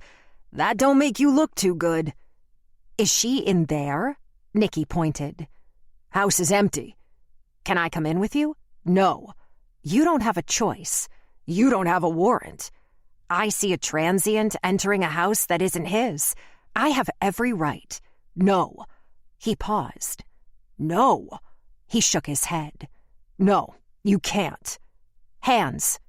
Nicky showed him cuffs, securing him to the railing. This ain't right. She hooked the other cuff to the rail and left him there. Don't move. I have my gun. Nothing's there, he shouted through the open door. Nicky yelled back from the front room, still with a visual on Rot. You might as well tell me who owns it. I'm going to find out. I house sit, that's all I'm saying. Nicky looked around the front room with a similar layout to Frank's place, both being shotgun homes. It was furnished with a few items: hardwood floors, a beautiful mantel to a fake fireplace. One room opened to the next, leading to the rear where the kitchen resided in this style of home. Nicky stopped at the second room, where the bed was exposed to anyone walking through. She approached a dresser with a large mirror. Several items were spread out on the surface, including jewelry. She whispered, You lied, Rot. Emma hid out here. Nicky heard a mechanical humming from the kitchen and reached for her Glock. She had unsnapped her retention strap and gripped the gun. The refrigerator caused the sound. That awful gutter punk stink wafted past her nose. Rot. As the sidearm came out of the holster, a sting on her neck caused her to spin, facing Rot as he held a syringe in his hand. She'd been drugged. His other arm blocked her weapon. How did you get out? After our first meeting, Frank got me a cuff key. He held up the needle. And you know I have experience with this. What an asshole. She faltered backward until finding the bed. The room swayed. A sick grin on Rot's face was the last thing she saw before falling backward on the mattress. She could just make out his voice. It's perfect that you showed up here. Saves me the trouble of finding you. Oh, your partner's not coming, by the way. Rot spun her so that her face pressed into the covers, pulling her arms back. I'm going to kill you, chick. You won't escape twice. Chapter 68. Nikki opened her eyes to something covering her head. A light source filtered through the material. Her arms and legs were spread out, tied up. She was on a mattress, somewhat upright on pillows against a headboard. The air she inhaled was hot. It was disorienting and claustrophobic, like in the crawl space of the snowball stand. Soft material brushed against her face. Best she could tell, it was a pillowcase. The cloth wasn't opaque. Last thing she remembered was showing up at the house. And Rot. Help! Her body rocked to wiggle something loose. Neither arm had enough slack to cause damage. It rubbed like a rope. Her feet couldn't kick out either. Despite being in a brain fog, she was a prisoner. A shadow moved across the room. Help! Her volume came out weak. A blow to her gut released her breath. She gasped for air. Noises in the room confused her more. Body odor mixed with food. Rot? His voice filled the room. Every time you scream, you get hit. I won't scream. Good. You were going to kill me. The only reason you're alive is because of your cell's GPS. Wouldn't be the smartest plan to kill you here and leave evidence. Take the hood off my head, at least. No, you get no advantages. Because you can't look me in the eyes. Rot, listen to me. The police already have you connected with this case. If I turn up dead, you will be arrested. You will go to prison for the rest of your life. Think this through. With no proof, no trial. Detective Teague is coming here. He's not a concern anymore. Why do you think he's not with you? Who told you that? The fire didn't work, so here we are.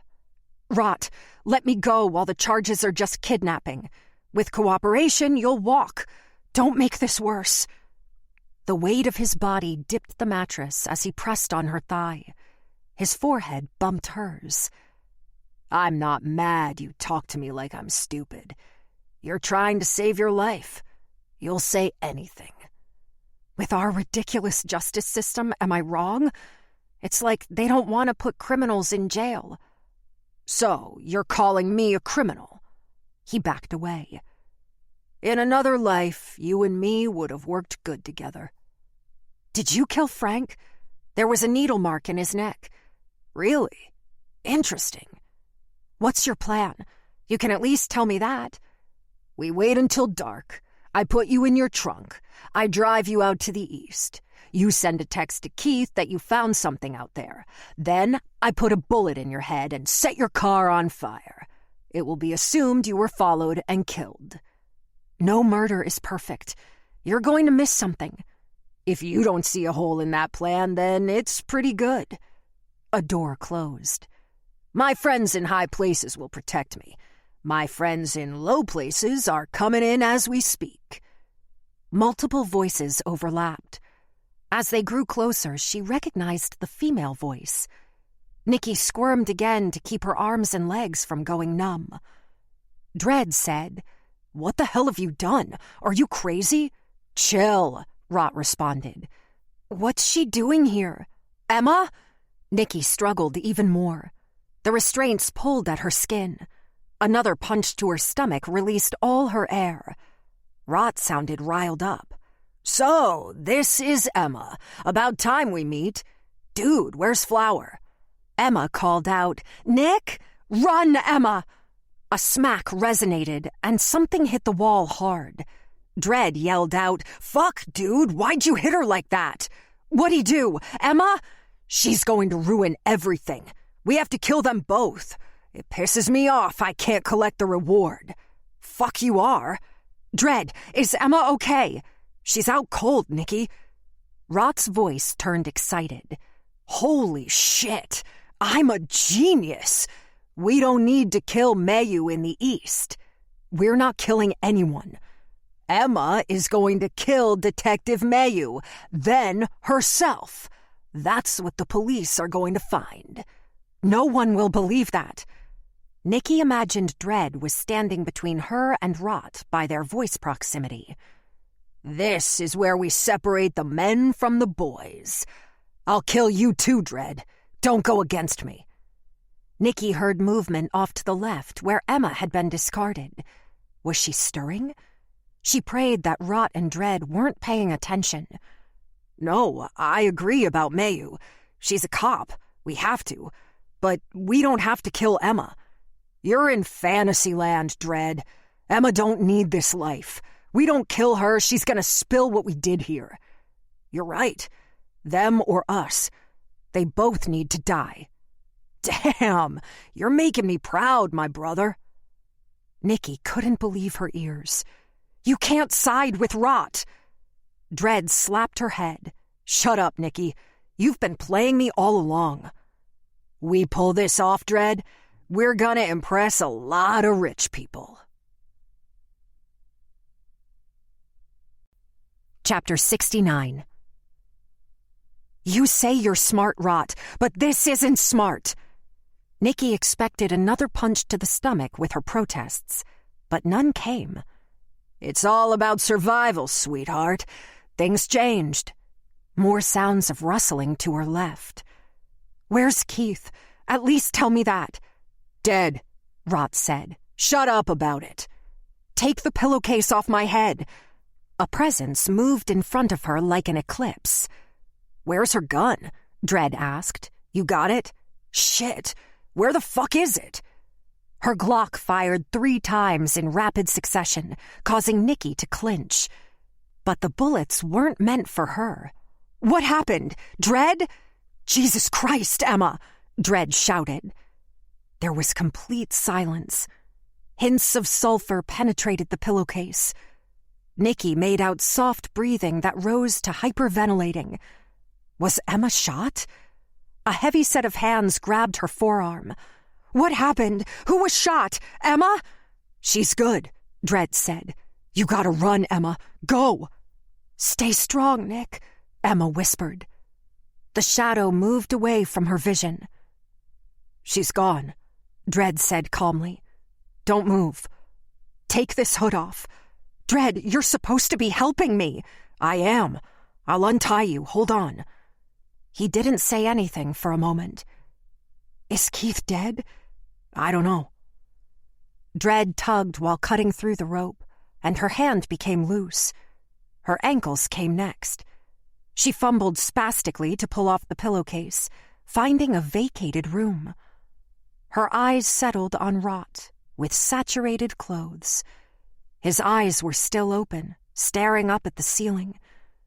With the struggle of trying to rise too soon, she fell to the floor next to Rot's feet, as her muscles weren't ready to obey her commands. Some people could get suspicious of her if she kept ending up next to dead bodies. Her Glock and cell were nowhere to be found. Real panic set in. Hearing the squeal of tires outside forced Nikki to her feet, stumbling forward and falling again onto her arms. When she rushed outside, her Accord was turning the corner toward the quarter. She patted her pocket, knowing they must have found her key fob. Whether that was Emma or Dredd in her car, she had to chase after them. Someone had her gun. Chapter 70. Nikki's feet found purchase, hitting flat but still not in line with her shoulders. She tumbled forward onto her knees. Crap! She held the railing on the stairs of the front porch. Running down the street would be a futile pursuit. After maintaining balance for half a block, she encountered a cyclist on a mountain bike. The front tire swiveled, trying to guess which way the woman would dodge. Nikki stopped her cold. I'm a cop. I need your bike, please. She presented a police card from her back pocket. The young teen climbed off the bike with wide eyes. Yeah, okay. Don't hurt me. I'm not stealing it.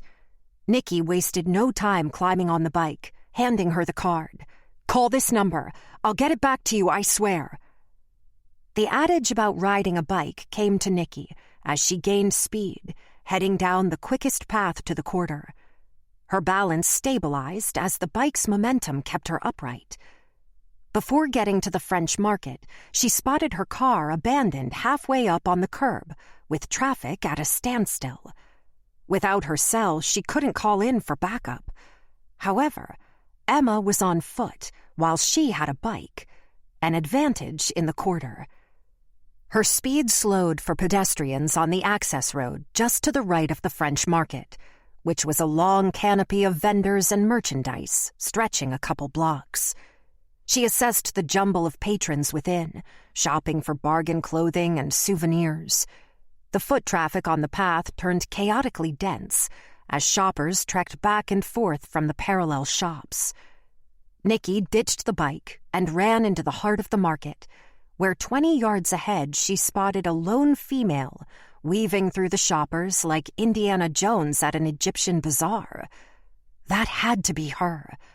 She picked up foot speed and kept pace as the more sprite girl maneuvered a little quicker. Emma performed the oldest trick in the book by pulling down displays of merchandise, causing chaos and blocking the path. Nikki thought she might lose her. However, the team did something stupid and left the cover of the market to shoot across the pathway into a parallel building. Nikki felt the same fatigue as the night of Napleton's murder. She panted while forcing her legs to continue. Emma ducked into an antique store with entrances on each parallel street. Nikki avoided knocking over the oddest objects, from medieval torture devices to ancient kitchen utensils. There were posters, dolls, and wigs as well. The shop owner yelled something about police. Once on the opposite street, she could see Emma with an entire block to make up. Nikki willed her legs to cooperate and closed the gap with renewed vigor. The tourists multiplied the closer they got to Café du Monde. Anyone in a car at this end of the quarter was stuck. The visual of Emma got lost in the swimming heads, but she stayed on a straight line. Nikki passed the outside seating at several establishments, one being the Gazebo Cafe playing live music, but no one paid attention to the two crazed women barreling through. The band sounded like a movie's chase soundtrack. Where was a cop when you needed them? The distant blaring of trumpets grew louder. She couldn't believe with Emma's face posted all over the news no one recognized her. However, those images were before the goth makeover and radical hairstyle. Doubt crept in that Emma had stayed on this path. Her steps slowed, wondering if she lost her in another shop. This was a disaster. Powdered sugar and lattes from Café du Monde filled her lungs. Nikki had to run alongside traffic on the street if she'd have any hope. That proved to be a good decision, as she bypassed the meandering masses in clips. Sirens blared nearby. Once in front of Café du Monde, just the sight of wall-to-wall people in Jackson Square gave her pause. Her legs were noodles. Emma had eluded her. A squad stopped in the middle of Decatur with their flashers, and the window down. The other cars were trying to make room. The driver said, "Detective Mayu, we got a call about a pursuit." Nikki recognized him from headquarters. She got into the back seat. "Head to Canal. Emma Cortland is out here somewhere." They put the call into dispatch that Emma Cortland was spotted in the area and to concentrate their patrol. Even with their siren, the traffic had nowhere to go, and tourists continued to cross the street. "There, they'll let you pass on the left. Go up on the curb if you can." "Left or right at the fork?" the cop asked upon coming to where the Decatur split into two directions. "We're already going left." Emma disappeared again, she convinced herself. Once at Canal Street, a streetcar on her right glided through a turn to head toward Uptown. "There! Get in front of them!" The squad turned onto Canal, the widest street in the world, where the traffic could change lanes to allow the squad to pass. It didn't take long to cross over the tracks and stop the streetcar. With her badge out, Nikki boarded the refurbished relic from the past, taking inventory of the riders. Without a place to hide, she knew Emma hadn't gotten on. A very tiny part of her was glad. She turned to the cops that had followed. "She's gone. I need a ride back to the Marigny, Frenchman Street." Chapter 71. Nikki directed the 2 officers to search for the bike Nikki borrowed. That person would get reimbursed one way or another. She arrived back at the Marigny murder scene. Neighbors on Frenchman had called in the gunfire, and the block had been secured. Perez and Jonesy coordinated efforts. The threesome met up on the sidewalk in front of the house. Nikki asked, "Has anyone heard from Keith?" "We can't reach him. Lan is sending a car to his house." Perez looked her up and down. "Are you okay? What happened?" She drank water Jonesy handed to her. "The victim's alias is Rot. Other than that, no identification. I came here on a tip and thought Keith would meet me. Jonesy, can I try Keith on your phone?" "Sure." She handed over the cell. Nikki dialed. However, no one answered. "Shit. He invited you in?" Nikki lied. "I told him to wait on the porch." "The handcuffs attached to the rail are yours?" Jonesy pointed. "Yeah, I still told him to wait." "Lan's not going to like that. I'm guessing he picked the lock?" She nodded. "He surprised me from behind and drugged me, but Emma intervened. She and Dredd. My gun is missing. It might be in the house. I don't know. I gotta get in there." "We looked around in there. There was no gun." "Who shot him?" Jonesy asked. "I was tied to the bed with a pillowcase covering my head." A black woman with a confident stride approached in an FBI jacket over a sweater and dark pants. "Detective Mayu?" "That's me." "I'm Special Agent Rolanda Woods with CID. Lieutenant Lan Tran requested our assistance." "Lan told me you were coming." Nikki tried not to sound sour. "Your lieutenant caught me up. I tracked down the deed on the address before I came. It's owned by Mary Napleton as part of her husband's estate." Nikki wiped her face. "Won't Mary be surprised?" "Your sidearm is missing." Rolanda pointed at the empty holster. "It might be in the house, but I think Emma Cortland has it." "That's opening a can of worms. Lieutenant Tran said you're starting 3 days leave after we finish here. With a missing sidearm, indefinite suspension if I'm not mistaken. You need to report to headquarters when I'm done with you." "Yeah, I figured. For now, let's make a plan to hand off the baton." "My partner is missing, Agent Woods, so you'll understand my attitude." Nikki's stomach pinched when she said that, fearing what Rot had told her. "Look around the house. Search the backyard with some uniforms. Question the neighbors about daily activity and Emma's sightings." "Sounds good. Everyone can call me Ro. Pick up Mary Napleton?" she asked. "We don't have to." Nikki pointed at the woman as she made her way past the blockade alongside Warren. "Let them through." "What's going on here?" Warren stopped short. "Did you find Emma?" "Who called you?" Nikki asked. Warren stuck his chin out. "A friend in the NOPD." "Emma was here. I lost track of her in the quarter." "It's Mardi Gras. Good luck." Mary patted at her hairdo. "Perez, Jonesy, can you 2 swing by Keith's place? There's a key under the frog in the garden. If it's not there, break in. See what you can find." They nodded and left. Nikki continued. "Mary, did you know Herman owned this house?" She frowned. "No, but it doesn't surprise me." "Warren, what about you?" "I had no idea he owned this property." Nikki stared at him. "Emma knew about it." "If Herman and Emma were carrying on, it makes sense." Mary raised her voice. "When are you going to wake up, Warren? Herman was a monster." "I've known him for decades," Warren stressed. "And you've known Emma since birth." Mary reached out and touched Warren's arm. "You and Sharon are the only ones that share the opinion that Herman was innocent." Nikki rubbed at her pink wrists from the rope. This appears to be a cleanup house for the gutter punks. Emma probably didn't realize Herman owned it. Otherwise, she wouldn't have hidden here. The forensics tech came out of the front door, holding something in her gloved hand. "Found a cell, Detective Mayu. Yours? Bring it down here." Roe turned to Nikki. "Check your messages before we put it in evidence." Nikki broke away from Mary and Warren to examine the phone, with Roe watching. "I have a new message, not from Keith." The text from the unknown number stated to meet at the corner of Bourbon and St. Peter's in an hour. "An asset?" Rolanda asked. She slipped it into an evidence bag. "We'll pick him or her up." "A source. No offense, Roe, but I have to meet him alone or he'll scare, and we'll get nothing. I can't let you leave the scene to work the case.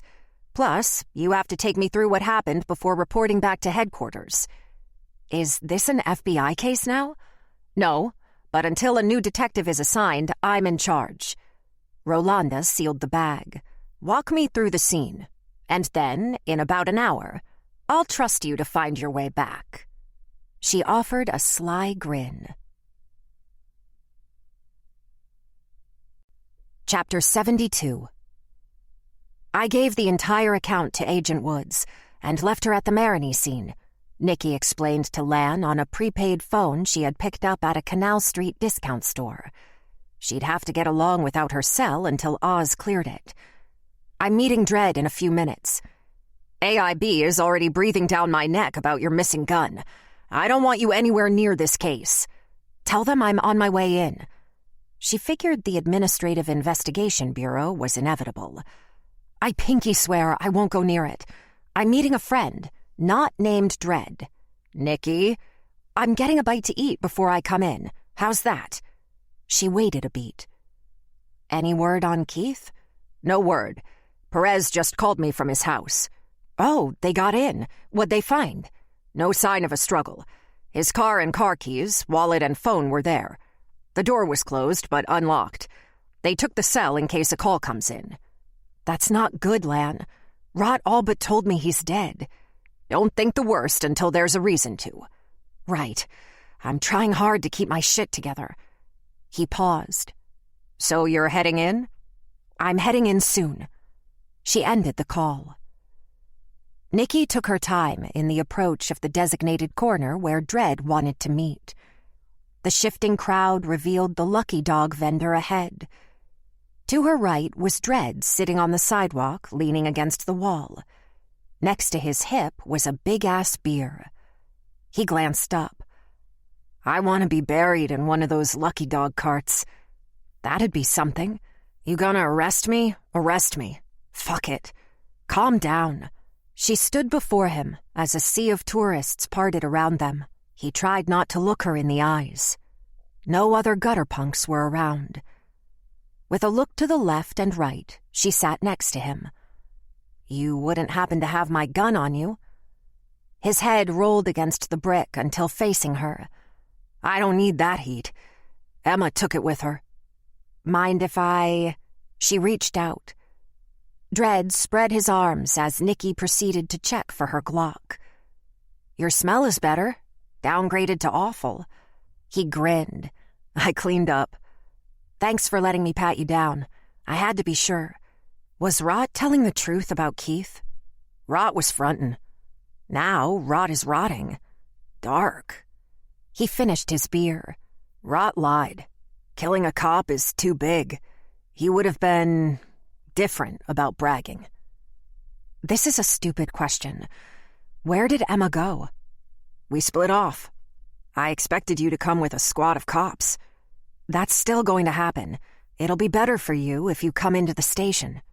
I'm off the case, pending an investigation." "'Cause of the gun?" "They take that very seriously. And they will be looking for you.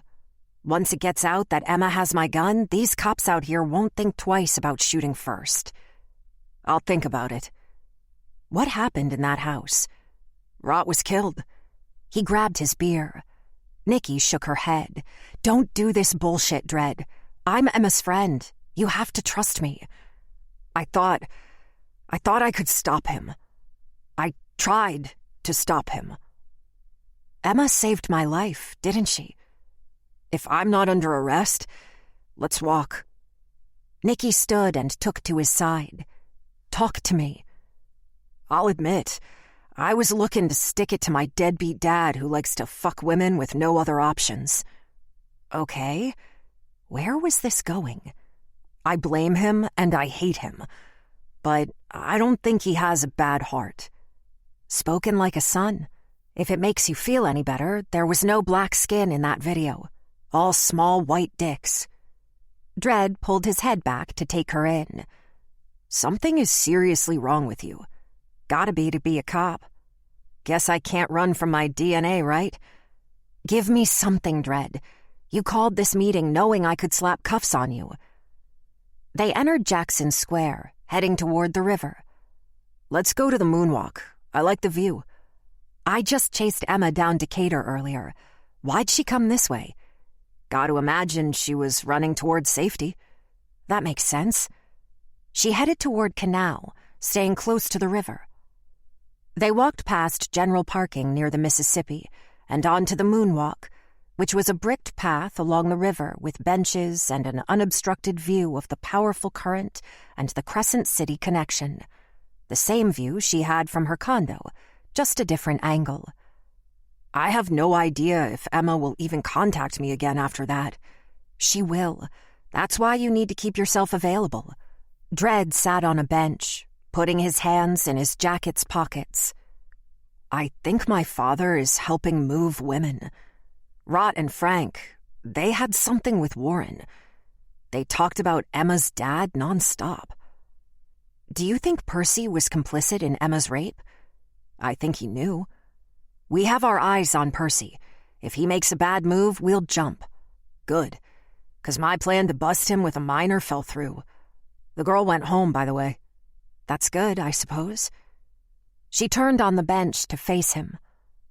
You told me you'd contact me if you saw Emma. You didn't.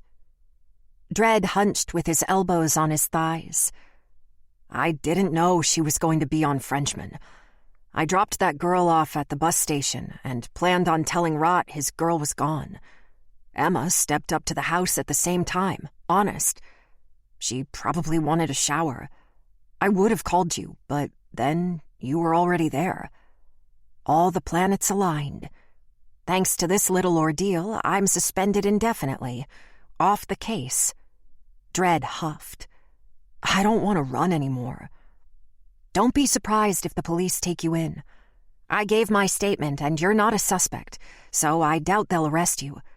Your statement about Emma saving my life will go a long way. Don't make me regret letting you go.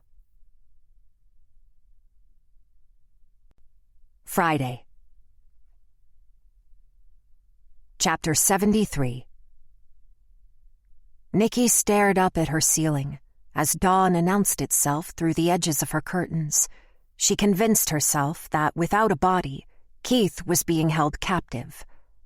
An occasional tear rolled down to the pillow. Anger and sadness wasn't a good mix. Rott's voice didn't have that, dread when he spoke of Keith at the Frenchman house. She believed Dredd when he said Rott lied. As much as she'd love to stay under the covers all day, Keith deserved her full concentration. She forced down a small bowl of cereal with a coffee. The news played as white noise.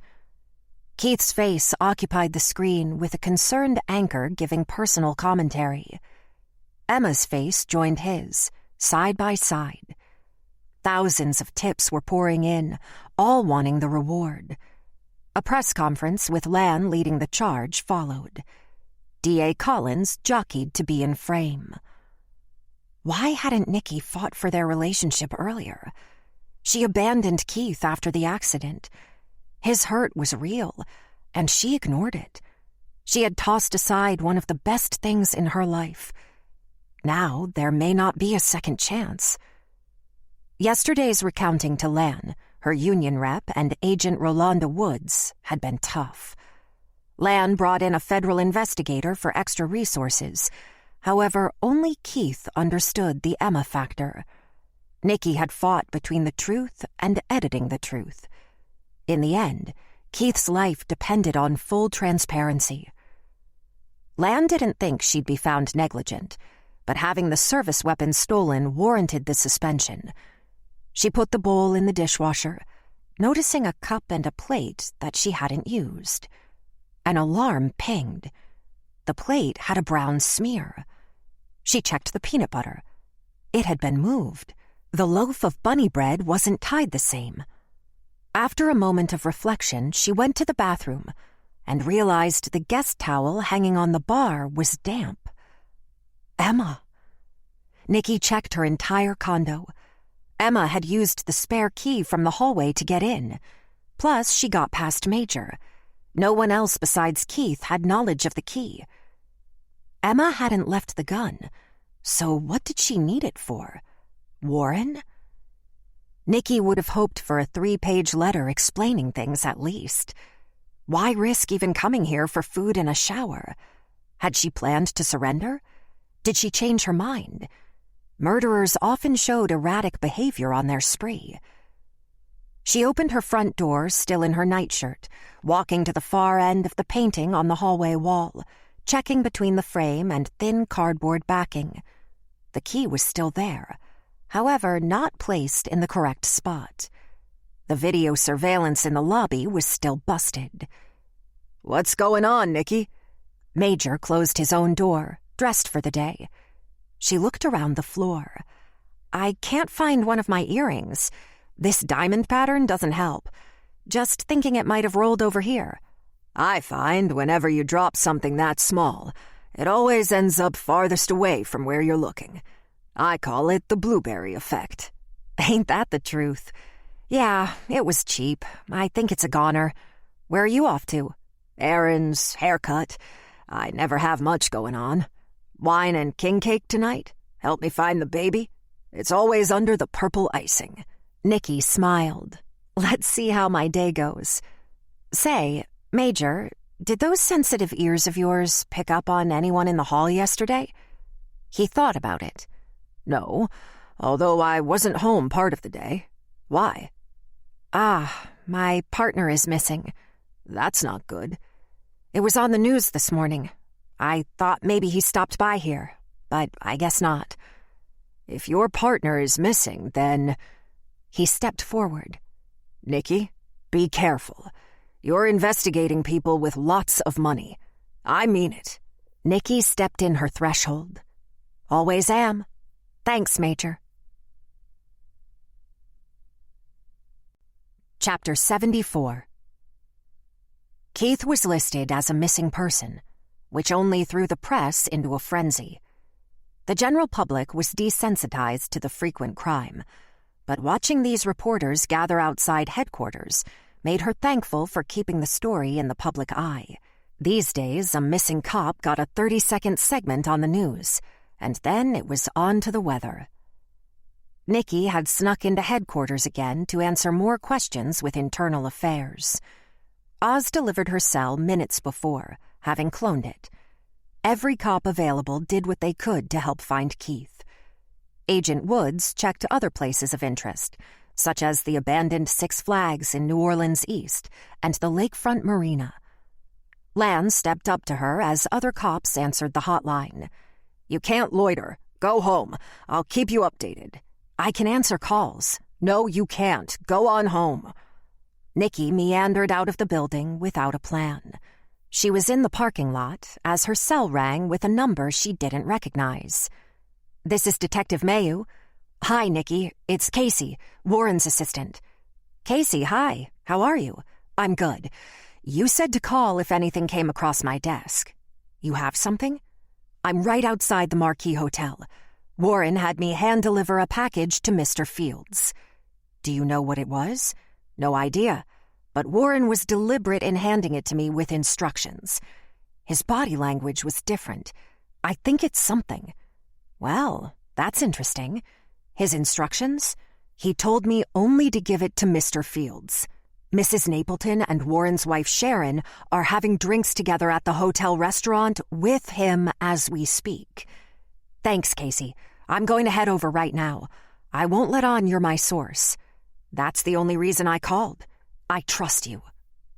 Nikki's little interruption of Percy's gathering at the Marquis Hotel wouldn't be appreciated by either Percy or Lan.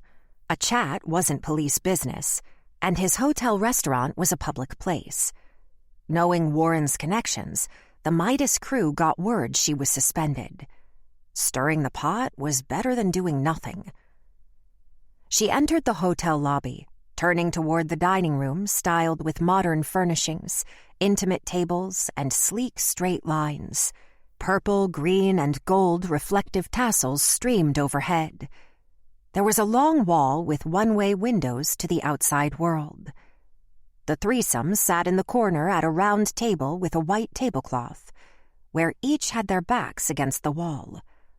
The majority of plates had been cleared, but they still enjoyed cocktails. Percy wore another fitted suit. Sharon and Mary were more casual. "Well, isn't this an unexpected meeting?"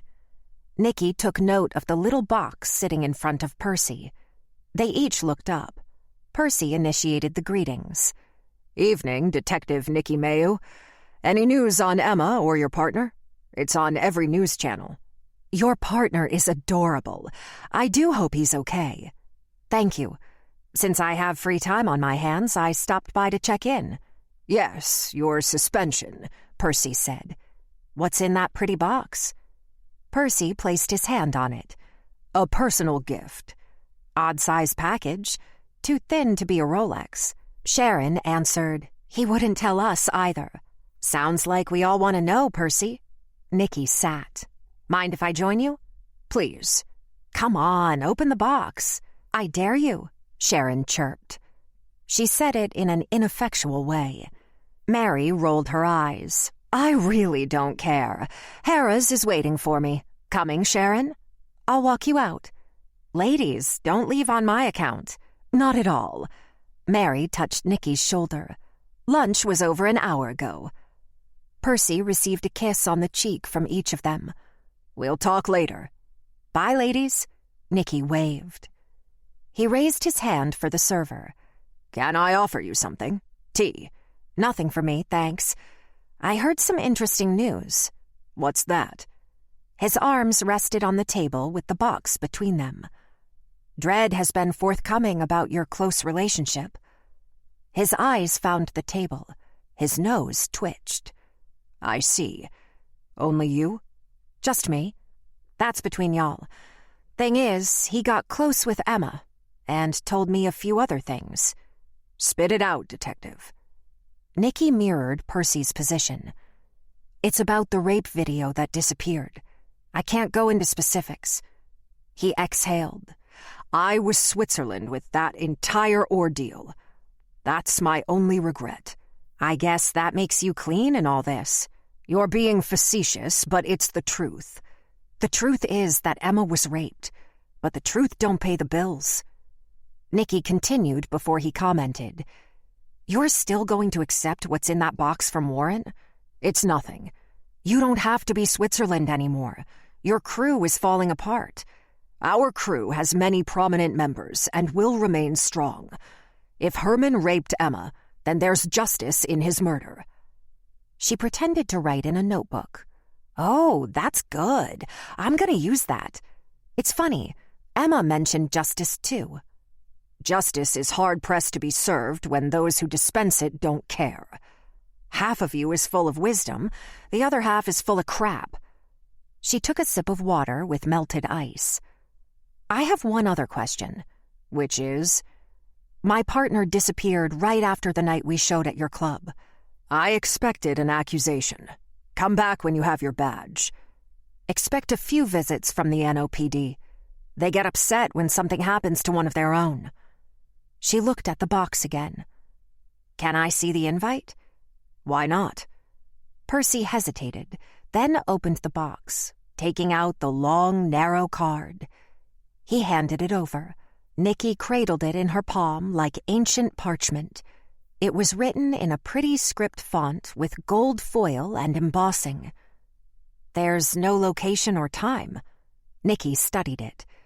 "It doesn't give any information but the name of your crew and the year. Is this like the Da Vinci Code?" Percy reached out to take the card back. Time and place are revealed the morning of the party. However, it's cancelled. Yet Warren still sent this to you, as a memento. The printing is done in Europe way ahead of time. Are you guys a sex cult? Is that the whole deal? Like Masons or Illuminati or something along those lines? Percy hiked an eyebrow. Amazing where the imagination takes you. It's a fact that these organizations exist. Your denial is very telling. What is that saying? Methinks thou doth protest too much? He frowned. The lady doth protest too much, methinks. So intelligent. Pieces are coming together. She stood to leave. Can I just say one more thing? He huffed, folding his arms in weight. Your son is a smart man as well. If I were you, I'd do what I could to include him in your life. Once you break through this initial wall, he'll be more forgiving than you think. Chapter 75. Rott's murder drew varied reactions from the punks at the West Bank warehouse. Dredd ignored the comments and questions while packing his rucksack. No matter the trouble, they looked out for each other while together. Otherwise, out of sight, out of mind. He had just enough money for a bus ride to Tampa, Florida, where a few friends would take him in for a bit. His relationship with Emma was real, but ill-fated. Perhaps he'd visit her in prison. These traveler kids weren't his people. This wasn't walking out on Emma or breaking a promise to Nikki. Each of them had her own agenda, and Emma had her own demons to sort. If he stuck his nose back into the investigation, he'd end up in prison too. Traveler kids were already scavenging through Rott's belongings. He glanced up the catwalk every so often as they took things. There was nothing Rott had of value. His back was turned to the common room when the door by the bay shut, which he paid no mind. However, everyone went silent at once. Goosebumps formed for no reason. He looked over his shoulder to see a man and a woman, Warren and Sharon Cortland. He was in a suit, shaking his head at the living conditions. Sharon was dressed for church. "Emma isn't here. We are looking for you," Warren said. "How did you find me here?" Warren looked at his wife and chuckled. "I like him." Dredd twisted, falling back on the mattress. "I'm packing to leave. Don't worry, I'm never coming back." Emma's stepfather said nothing as several punks circled the wagons. They acted as a pack of wolves, waiting for Dredd to initiate action. "We need to talk. Can you tell your friends to back off, please? They won't do nothing if you don't do nothing." Sharon clasped her hands by her mouth. "This is about Emma." "Partially," Warren added. Dredd stood, motioning the punks to stand down. "There's nothing else I can do for her. Love what you've done with the place. You've been here before? I own the building." He glanced at Sharon. "We own the building." "You?" Warren stepped closer. "You think it's luck that the police never come here? I allow you to squat here. I allow all of you to live here." Rott was in your pocket. A useful piece of shit, that guy was. "So you're here to kick everyone out?" He laughed. "That's why I like you, Dredd. You're not a scammer like Rott. You don't look for the profit in a situation. Sharon thinks since Emma trusts you, we can trust you." "Trust me for what? You tried to accuse me of Napleton's murder and raping Emma, but it was your own friend. A grown man and a 16-year-old girl show up on our doorstep? What am I supposed to think?" "Dredd, may I speak with you? Alone?" "I got this, Sharon." "He's not going to respond to a hard ass. Let me reason with him." Warren's eyes narrowed, his jaw set. "Of course. Have at him, dear." His hand presented the moment. "Walk with me, Dredd." Sharon started for the other end of the warehouse. Dredd's eyes were wide as he walked beside her. "Nice power play. You don't know the half of it. Chapter 76. Calling to check up on me? Nikki drove into Keith's neighborhood while speaking on Bluetooth. I called to inquire how you're doing, Lan explained, and to tell you something I shouldn't. I love you, Lan. A television went mute. She pictured Lan's wife setting down a green tea while he sat in his study. An employee from Riverbend Hospital called into the hotline. She said Keith was at the hospital yesterday, early afternoon. Was he hurt? How is he? No, he isn't a patient. He visited their labs. For what? Who called in? A data entry specialist. He checked on the blood work after the accident with Morgan. I had her come in for a statement. Her car pulled to Keith's curb. Why look into that? He wasn't drunk. The report said otherwise. Bullshit. The hospital would have disclosed it. The administrator, Mia Duong, said they uncovered the original report, which was doctored, no pun intended. After her IT team found no other hack or compromise in data, she reported it. Someone faked his blood work? Why? That's the question. The timing with your video evidence tampering is suspicious. I need to talk to this woman. No, you don't. She's off limits, as are you with this case. Don't make me regret telling you. You told me because you know I won't sit still. I'm getting a warrant for Riverbend Hospital. You'll only contaminate that effort if you show up there. We'll find out whose fingerprints are on this data breach. Speaking of prints, the report came in on Saul Green. No Emma prints in the crushed bathroom. I'm guessing Emma brings gloves with her now. It's easier to dispose of gloves than find a place to scrub her hands clean. That's a good assumption. A plate clacked. Perhaps a teacup? Collins wants to put a detail on Warren, but no one can find him. 2 missing men. The engine stopped. If Warren thought he might die, he'd be shitting himself. He wasn't worried at all. We'll talk more in the morning. Enjoy your tea. A pause. How did you know that? Elementary, dear Tran. Gotta go. I'm at Keith's place. Wait, what? You're breaking up. You said you were going to get some food? Nikki ended the call. Nikki had lived at Keith's mid-city home for nearly 3 months. Like herself, he kept a second spare key outside that only she knew about in the garden. But since she still possessed her old key, it didn't matter. She planned to redecorate the entire house.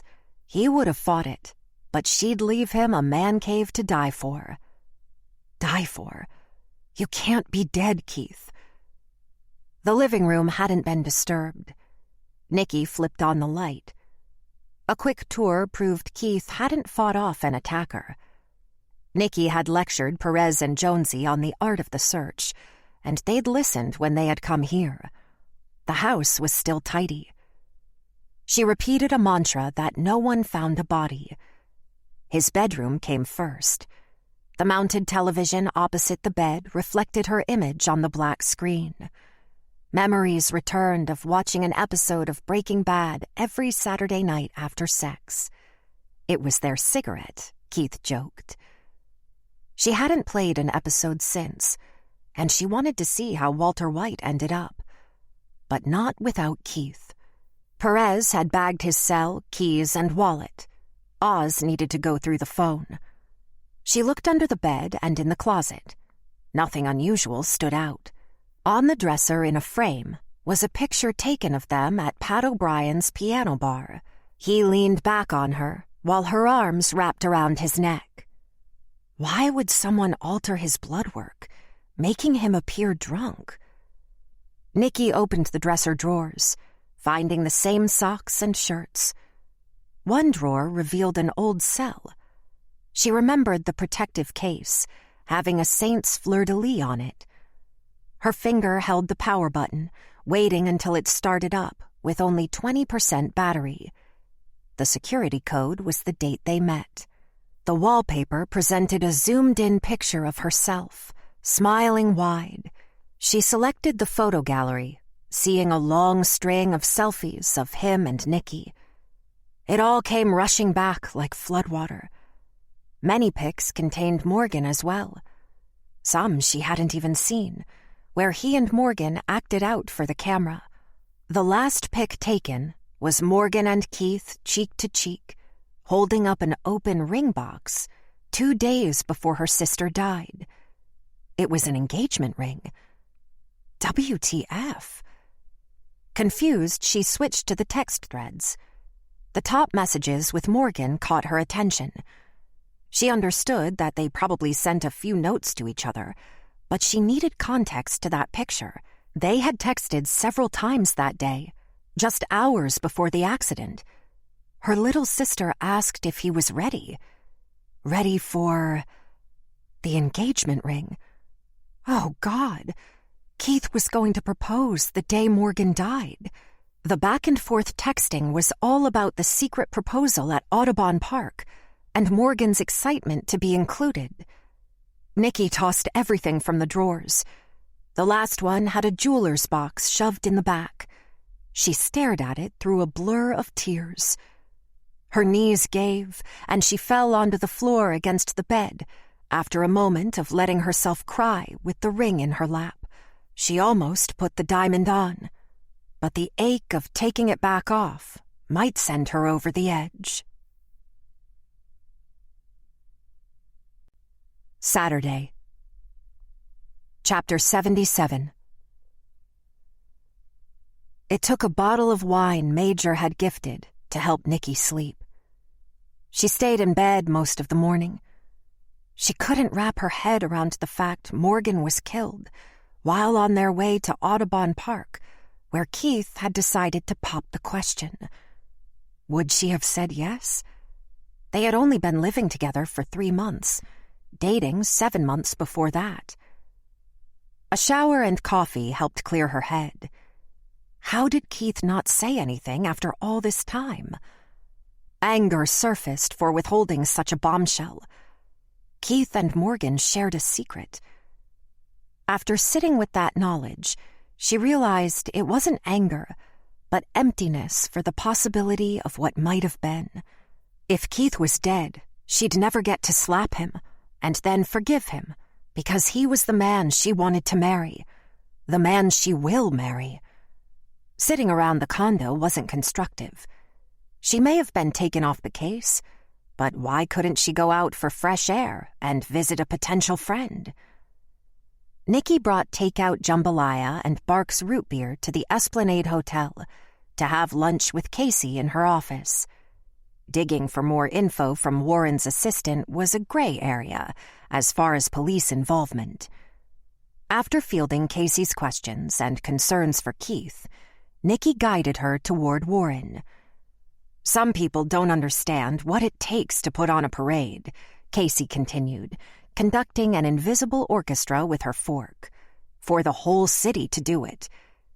Did Warren let you get involved with the crew before it was canceled? Nikki pretended to enjoy a bite. To a point. You have a list of the members? She shook her head. Warren made it clear that's off limits, and I signed an NDA. But most of these guys brag about riding. An NDA? Figures. Where are the floats? She sipped her drink. Warehouse on the West Bank. Why are you even here on a Saturday? Endymion's tonight. Biggest parade of the season. Her eyes rolled. Today is the most hectic for me. The Saturday before Fat Tuesday? A friend is riding in Endymion, and Warren said I'd leave early. Great. Not great. Warren hasn't shown, and he's not answering his cell. Is that typical? Never, unless he's in a meeting that I didn't schedule. Nikki pulled out her cell.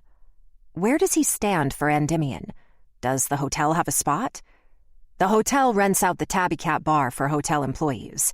We get wristbands to go inside, near the corner of Carrollton and Canal. I talked to several people already there. He hasn't shown. Nikki stared at her cell as it rang. He's not answering for me either. I'm sorry, Casey, I have to go. If Warren contacts you, call me. Do you think... Just being cautious. I'm sure he's fine. She didn't sound convincing. Nikki drove down St. Charles Avenue to the Cortland house. It wasn't a parade route today. She told Lan about Warren not answering her calls. The traffic lightened the closer she got. The gate opened after a buzz, and Sharon invited Nikki inside the house without much of a greeting. Nikki followed her to the sofa, where she was watching a true crime show with a glass of white, which Nikki declined when she offered. "I tried calling first," Nikki started. "Oh?" Sharon curled her legs under her butt. "I might have been in the bathroom." "You don't return calls?" "I didn't want to deal with any distractions, whether you found Emma or not. Either one is not a good outcome. Do you know where Warren is?" "At the hotel or Endymion. Maybe he's with your friend Dredd." "Why would he be with Dredd?" "Warren has some bright idea that Dredd can help him find her. Last I saw them, they were heading into the quarter." "Dredd and your husband? This isn't a joke?" "I wish." Nikki checked her cell for messages from Dredd. "No one can reach Warren.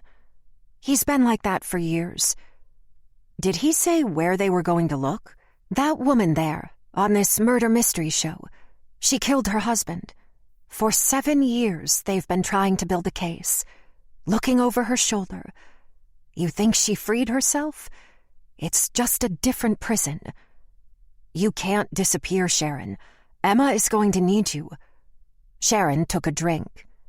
"No one needs me. Sharon, my partner is missing. So is mine, according to you. Maybe Dredd will kill Warren, and then Mary and I can live together in a New York apartment. The odd couple. Have a seat, Nikki. Let's see how this woman explains her DNA being at the scene." "I lived that show. Let's talk instead." "I'm leaving Warren. My bags are packed and in the car. I was waiting for Warren to tell him face to face. Then I got into the show." "That's huge. I'm proud of you." "Thank you, Nikki." Sharon looked away from the television. "I'll let myself out." Before Nikki could reach the front door, she heard Sharon catch up from behind. "Wait." They turned to face each other. "What is it?" Sharon leaned in to give Nikki a nice, if not awkward, embrace. "Thank you for being Emma's friend." Chapter 78. Parking spots along a parade route were like unicorns when arriving late. Residents allowed friends and family to park on their property, but most were forced to walk a long way with ice chests and supplies. Nikki left her credentials on the dash alongside a fire hydrant. Endymion wouldn't arrive for a while. The crowd enjoyed walking the street to different music sources. Nikki dodged kids and families to find every vantage point. She stepped onto a bench in front of the tabby cat for higher elevation. Warren wouldn't be in a suit, and who would he be with? Percy? What other friends in the circle did he have? Attending a parade was an affair where no one was a stranger. Someone offered Nikki a beer, which she took to be polite. Another put beads on her with a kiss on the cheek. Nikki let it happen, as it was all innocent. A kid offered a slice of king cake. People danced. Nikki was allowed into the tabby cat by a hotel employee vouching for her. She made a round inside the small establishment, not seeing Warren. Everyone in the line for the bathroom denied his presence. Several sober people even confirmed he hadn't arrived yet. She left for one more look outside. It was obvious, as she weaved through the masses, that she'd never find Warren, especially if he had teamed with Dredd. Sirens whipped down the route, clearing the street. The flambeau marchers marked the start of the parade. The tradition started with Mardi Gras itself, when parades were at night. The group of black men carried propane torches like picket signs. Coins gathered in the street at their feet, tips for dancing. She started back to her car as the first float appeared. Warren might already have the number 2 on his face. Then a second thought hit her. What if number 2 ended up being Keith? And she was number 1. No, that was ridiculous.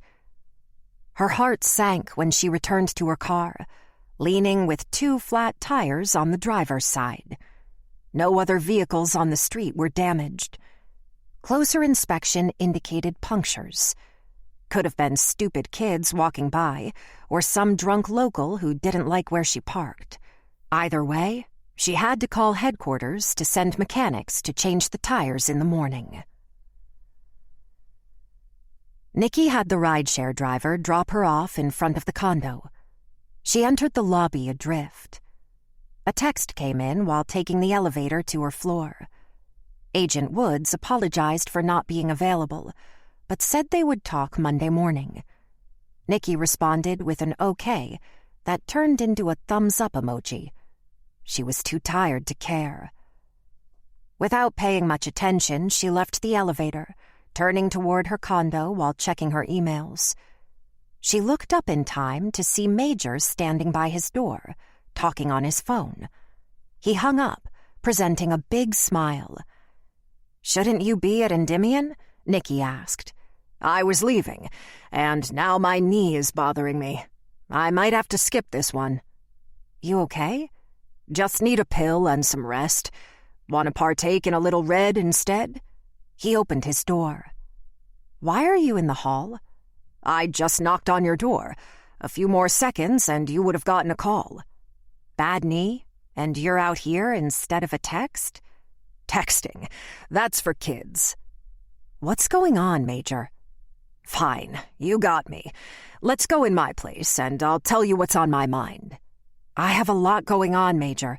I really don't have time for this." Nikki stepped past him to her door. Major took a few steps with her. "Can you at least go in my place and get my cane? I've fallen over before." He reached down, grabbing his leg.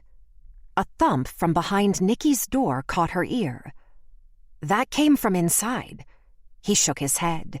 "Sometimes these old buildings, the plumbing makes the place sound haunted." She held her hand out to him. "Stay here. Get ready to call 911. "Nikki, wait." She spun to face him. "What?" "There's an FBI agent in your condo." "What? How do you know that?" "Because I'm FBI." Major reached into his back pocket and held out his credentials. "Wait here." Nikki couldn't process Major shifting his attitude on a dime. Without her sidearm, she had to let this play out. She stared at Major as he opened the door. Nothing was disturbed at first glance. She followed him inside. "York, come on out." She held out her hand. "Stop right there. Show me your creds." The meek-looking man held up his hands. He was balding with soft eyes and didn't appear excited. "I'm Agent Evan York." "Major, what the hell is going on?" Chapter 79. Nikki waited with folded arms as Major spoke to his ASAC on his cell, the assistant special agent in charge. He stared at her with compassion. "Yes, sir." Pause. "Yes, sir." Pause. "Yes, sir, I will." He ended the call. "Well?" Nikki let her arms drop. "Let's all have a seat."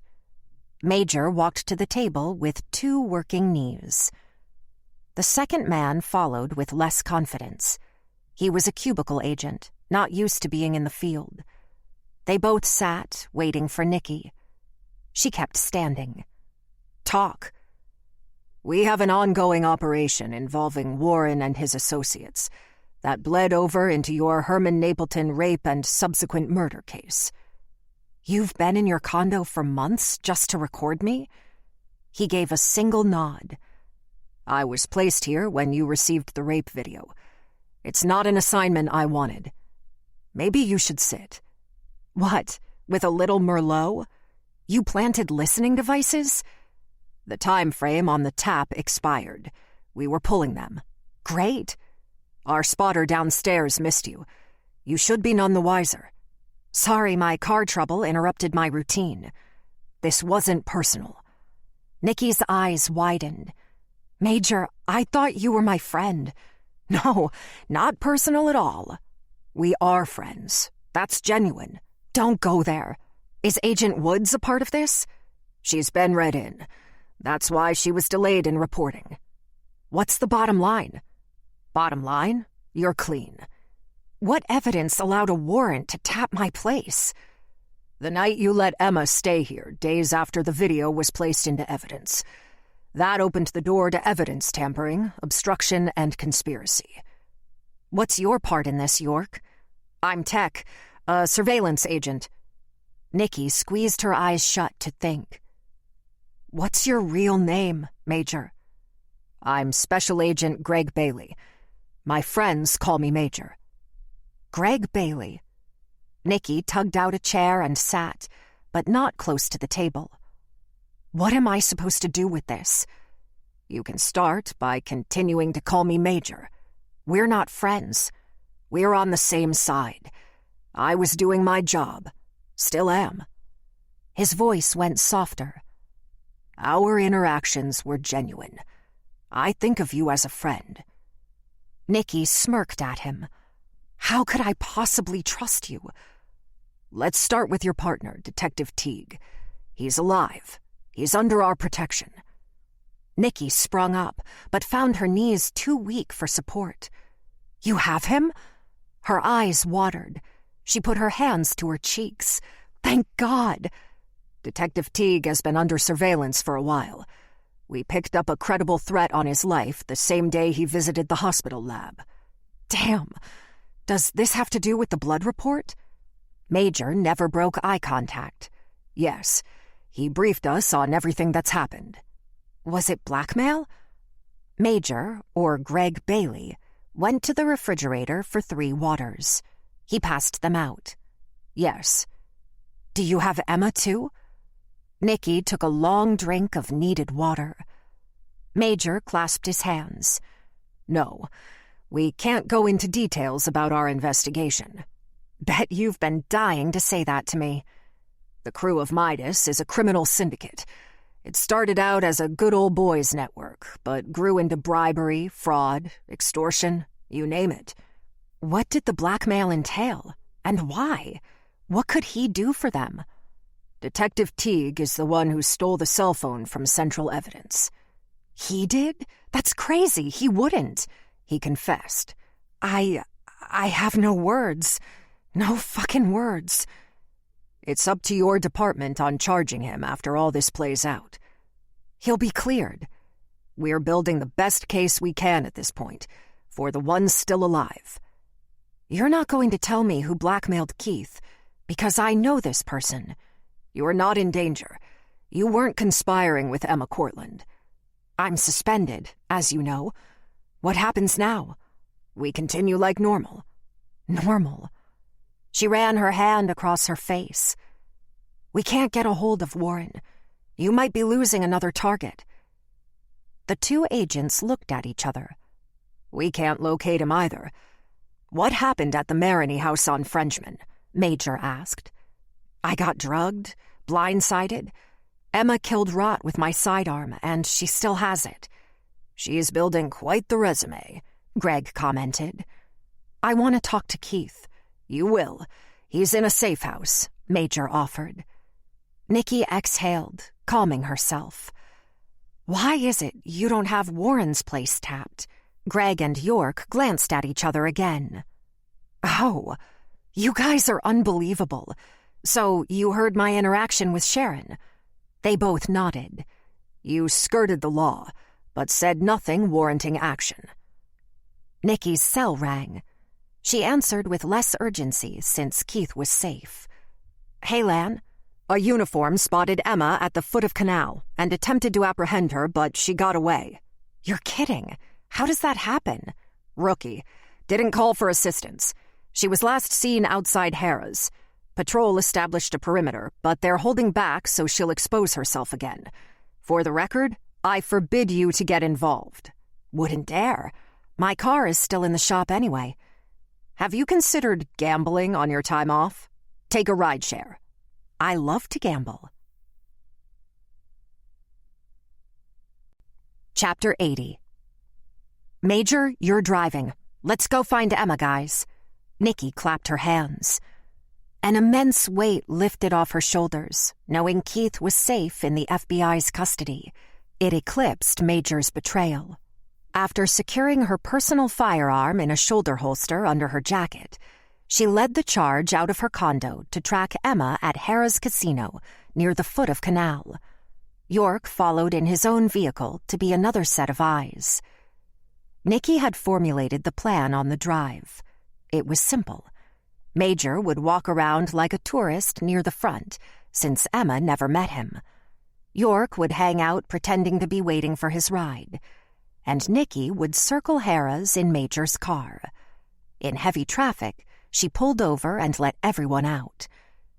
Nikki circled the casino. Orange barriers diverted traffic into and around the valet line. On occasion, Major acted lost. Emma wouldn't go inside the casino because she'd be escorted out just as fast, not to mention the cameras. It brought about the question, why would Emma be at Harrah's in the first place? Was she looking for Mary? On one of her trips around the block, Nikki's cell pinged. She pulled over to read a message from an unknown number. "I see you, Nick. Maybe next time." Nikki needlessly checked the surroundings. She texted back, "Don't run, let's talk." But it was undelivered. After a groan of frustration, she found Major and York, tapping the horn to collect them.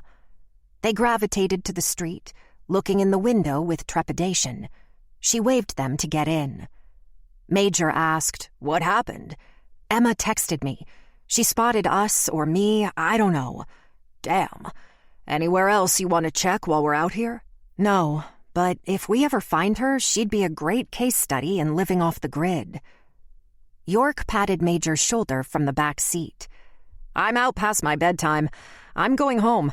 It was nice to meet you, Detective Mayu." "You too, Agent York." "Major? Greg. Major Greg." She rolled her eyes. "I need you to come into headquarters tomorrow and brief my lieutenant and the DA about Keith and your involvement. At the least, we have to stop using resources and manpower to look for him. We need this to be a joint investigation." "We'll help out, but it won't be joint. We can't share everything." "Whatever you say. Since you were embedded, who's the actual lead agent on your investigation?" "Can't say," Nikki and Major said in unison. "I'll give you a ride there." Major flashed a grin. "Great. Heading home?" "Your home?" Nikki hiked an eyebrow. "Are you going to keep living there now that you're burned?" "Business as usual." "You go. I want to run an errand while I'm out here." She opened the door. "An errand this late? You want company?" "No, it's not case-related. I'll catch an Uber." She got out of the car. "You're going to see if Mary Napleton is at a table." "Maybe." Nikki waited with a tight-lipped grin. "Keep me updated." She backed away from the window. "This isn't a joint investigation, Major. We'll talk tomorrow." Major's car disappeared into the mass of taillights on Canal. Nikki looked to the rear of Harrah's, where gamblers turned in to valet. The evening neared 9 p.m. Street parking was so difficult. Either you walked to Harrah's, parked in a garage, or you gave it to the valet. She walked along the hedges and past the palm trees. What had Major said in passing the other day about Harrah's? She mumbled under her breath. No, it can't be that easy. Chapter 81. Nikki strolled up to the busy valet line at Harrah's, where a kid with mutton chops handed a ticket to a Tesla driver. Several employees jetted back and forth as gamblers came and went. The faster they ran, the better the tip. A tall kid with a buzz cut and thick glasses squeezed behind the wheel. She flashed the gun in her holster as the window slid down. "I'm Detective Mayu. What's your name?" "Josh." Both hands were on the wheel as he hunched forward. "Where's your badge?" "I forgot it at the station." "Josh, you recognize her?" She held up a picture of Emma on her cell. "Yeah, from the news. I'm asking if you saw her here." "Oh," he turned pink. "No, I don't think so." "Another question for you, Josh. Y'all park cars in the tunnel under Harrah's, right?" "Yeah." He wasn't sure what to follow with. Nikki held up a $20 bill. "Can you take me down there?" "Why are you giving me money if you're the police?" "Because you can say no, Josh." A second 20 appeared. "I'm basically paying you to take me around the block." He checked the surroundings. "Get in." Josh turned the radio down for the ride. He pulled up to a huge, nondescript beige wall along St. Peter's. Carved out of the expansive side of the building were an entrance and exit to the parking basement. He pulled up to the iron gate and a swing arm. The Tesla descended into the cavern, leveling off to a wide parking area. Other valets were handling cars as well. He parked in a spot with a large number 2 painted on the wall in yellow. "I gotta run." He opened the door. Nikki got out and looked around. "Thanks, Josh. You ever go down to the far end?" "Nah, creepy down there. I think they had offices somewhere down there, too. Dunno." He nodded and ran toward a booth where they secured key fobs. She journeyed to the opposite end, where parking became sparse. Despite the vast width, it grew oppressive and confining. Why build anything so massive underground in New Orleans, in the saturated earth? Numerous columns supported steel beams extending overhead. Gigantic sump pumps still worked to care for water seepage. The 700-foot-long tunnel had sparse lighting the farther she traveled. There were discarded pallets, barrels, and crates. Rats looked at her funny before continuing with their business. The bitten victim under the overpass came to mind. Nikki's cell showed 1 bar. The cold damp gave it a creepy, apocalyptic horror movie vibe. Her heels echoed as she moved forward. Just that fast, her sense of direction jumbled. The distant sound of engines roared closer to Poydras than Canal. When she reached a wall with no exit, a set of stairs leading down presented itself. A simple sign reading "Offices" showed the way. Another floor down? While descending further into the subterranean nightmare, she lost the last bar on her phone. This could be another stupid situation where she didn't call for backup. She regretted sending Major away. The door opened to a damp and musty hallway with no light source. Her cell's flashlight scanned for movement, or, if she had to be honest, more rats. This basement of the basement was meant for a handful of offices. Street names were on the walls, indicating more than 2 hallways. The floor was dated tile, and the drywall had gaping holes and water stains. Within 2 steps, a light came on, triggered by a motion sensor. That helps, she thought. Nikki put the cell away and held her personal gun with both hands next to her thigh while entering the first empty office. A distant clack caused Nikki to freeze. Her hairs stood on end. She looked down the bleak hall where the sound originated. The light source behind her went off as another light above came on. She took cautious steps on dirt-stained tile toward the next open door. Her gun aimed as her body swung into the doorway. The hallway gave just enough light. The large office had a mattress, magazines, and books. "Found you, Emma," she thought. The light switch on the wall still worked. There were several rat traps set up, with one unfortunate creature with a crushed skull. No evidence of Emma or a captive Warren jumped out. Nikki holstered her weapon and checked that she still didn't have reception. The light in the hallway faded to half power, then went dark. The room by flashlight had nothing specific pointing to Emma. This could have been anyone's trash. Was it a coincidence that this became Mary Napleton's favorite spot to hang out? The revelation of Mary giving Emma the Mercedes key fob before she and Herman argued in Harrah's, almost bowled her over. While Herman's car was valet parked down here, Emma was able to get in the trunk undetected. That would mean Emma was in the car when Herman picked up the gutter punk on Frenchman and killed her. That probably fueled her rage.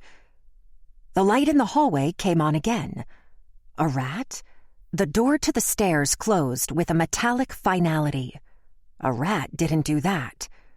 Nikki ran from the room to the exit, triggering more lights. The footsteps grew distant. She couldn't take the stairs fast enough. Once back in the subterranean garage, she scanned left and right, not seeing anything. Noises echoing off the ceiling messed with her radar. Car doors shut and voices bounced off the walls. Nikki rushed toward the valet area, fearing she was too late. "Hey!" Nikki stopped one of the boys getting out of a car. "Did a female run out of here?" "Nope." His brow furrowed. "Who are you?" "Commissioner of Valet Services. You're doing a great job." She ran up the incline of the exit lane and onto the street, to find it empty of foot traffic. Emma just lost a great spot, and she was running out of places to hide. Mary Napleton had some explaining to do. Sunday. Chapter 82. This goes against every regulation, Internal Affairs Officer Jane Ziegler said. Detective Mayu is on suspension. Agent Greg Major Bailey nodded from his seat in the war room. Detective Mayu is instrumental in our investigation, and being a federal case, she was at Harrah's on my instruction. You don't have a say. Nikki stuck her tongue out at Ziegler, immature but worth it. The IA officer ignored her. Does this have anything to do with the Napleton murder or Emma Cortland? It does. Did I mention this is a federal investigation, officer? You did. She pulled out a chair. I'll stay if you don't mind. DA Simone Collins walked in. Well, the gang's all here. I explained the details to Simone before you got here. Lan sipped his coffee, steam rising in his face. Nikki, how late did you stay with CSU under Harrah's? About midnight. From the looks of it, the most they'll get is her fingerprints and rat droppings. It was a place to sleep. Not that I could, in that horror. Lan tapped on the table. How'd no one report a gutter punk in the valet parking basement?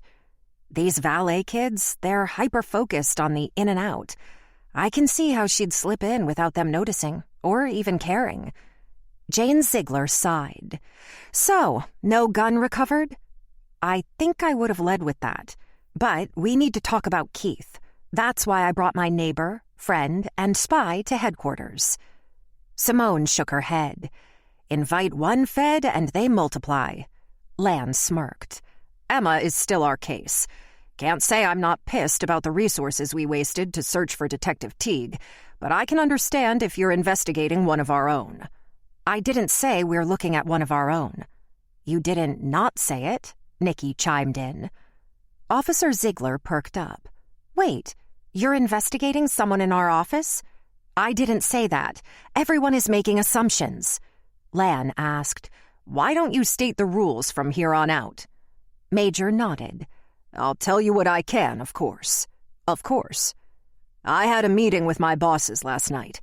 Our case has been diluted. Nikki said, because your targets are being killed. I'm dealing with Swiss cheese here. Herman Napleton was our main target. Tim Donovan, or Rot, is dead. Saul Green had a small part. Heroin supplier Frank Brem. We wanted to flip him. You're casting a wide net, Lan said. Widespread corruption, LT. There is a task force of white-collar crime agents going through a mess of financials on these people. Oh, and this is confidential, Officer Ziegler. Understood. You still have Warren Cortland and Percy Fields, Nikki said. A cloud hung over Major's head. They've kept themselves pretty clean. That's why your murder investigation is on the front burner now. A tapping on the door indicated Perez needed to enter. He poked his head in the doorway. Nikki, Percy Fields is here with his lawyer. I stuck him in A. He said just you or he walks. Speak of the devil. Nikki looked at Lan as she started for the door. He brought a lawyer? He's ready to talk. Lan followed her. Are you good with this, Officer Ziegler? Federal case, right? Nikki delayed long enough for Lan to start recording video. She entered with a curious and friendly expression. 3 bottles of water were placed at the center of the table. How are you, Percy? Nikki, this is Jack Beale. Esquire. The older lawyer in new threads had a strong grip. Good to meet you. Nikki aligned herself opposite Percy as he leaned back in the chair, with one foot thrown up over his knee. Bet you're surprised to see me here. With a lawyer, yes.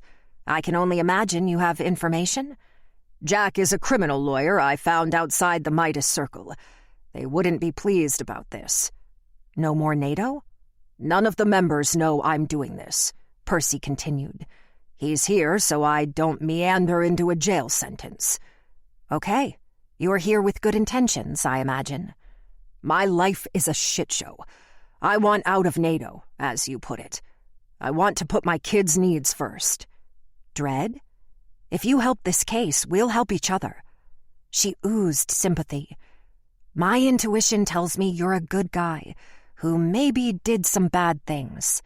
Hold your judgment. His eyes closed. For about 20 years, Herman and the crew of Midas threw their private Mardi Gras party with anonymous women, strippers, and yes, cleaned up gutter punks. Underage? Nikki glanced at the lawyer. His expression fell flat. No one asked.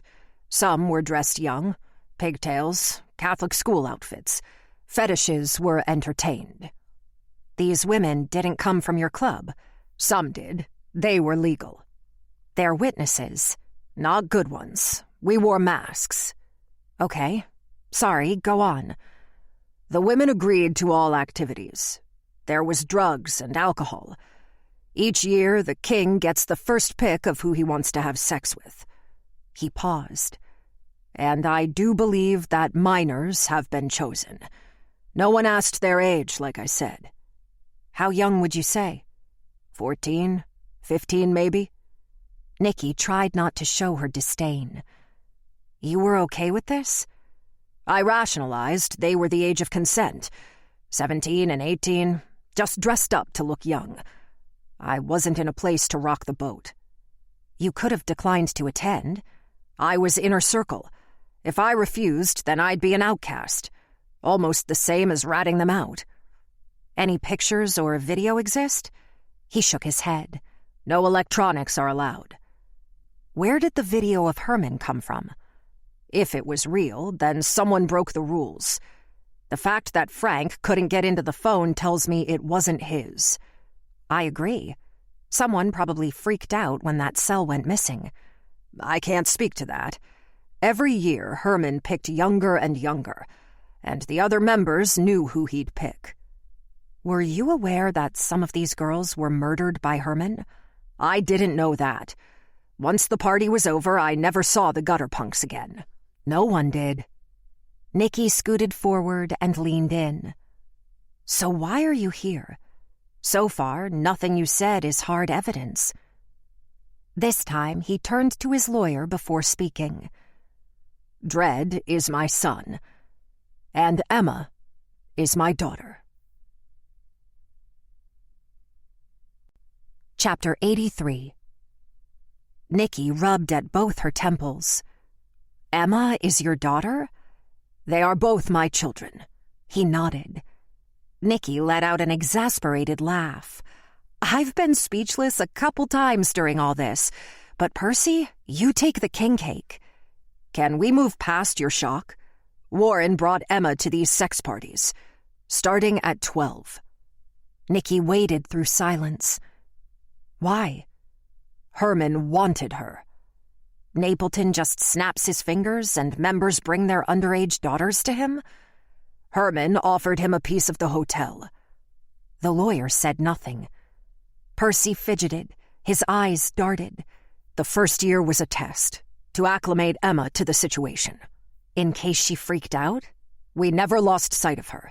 She had some drinks, passed out on a sofa in plain view. The second year Emma attended, they disappeared to a private room. You participated? Never. She was masked like everyone else, taking drugs. And then, at some point, everyone takes a girl to a room. Did anyone care for her afterwards? It doesn't matter if she was unconscious during the act. She would hurt when she woke or sobered up. She was a child. Your child. Yeah. Escaped in a breath. I remember the second year when I suspected it happened. I called Warren.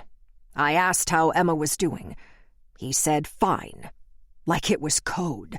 I'm sure Warren either told her to stay quiet, or Sharon assumed she had sex with a young boy or something. Maybe Emma never complained at all. When's the last time you spoke with Warren? Nicky pushed a bottle of water in front of Percy. He succumbed and took a healthy swallow.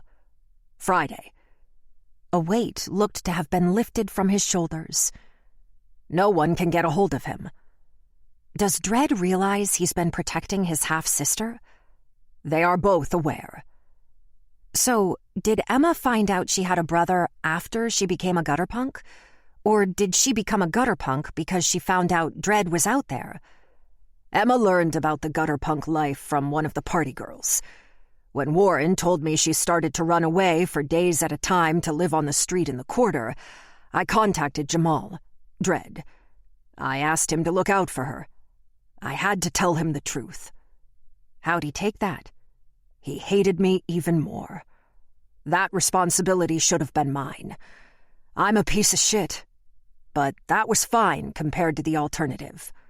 Alternative? Winding up dead of a heroin overdose on the street. Emma's birth must have been a shock to Warren. Can't imagine him seeing that in the hospital. Sharon wouldn't embarrass him at the birth like that. There was no hiding she had the indiscretion, but we were all supportive. In public, they worked it out. It's plain to see that Warren always held it against Sharon, against Emma. He never suspected it was you? He knew it was me. It was a don't ask, don't tell situation. We all pretended. Emma hasn't confronted you about being her father? She never did. We ran across each other in the quarter. Never said a word. She hated me. All of us. And you think you're not on her list? Nicky looked at him with a tilt of her head. I know what you're thinking. I'm her father, and I allowed those men to rape her. That's guilt you're going to have to deal with.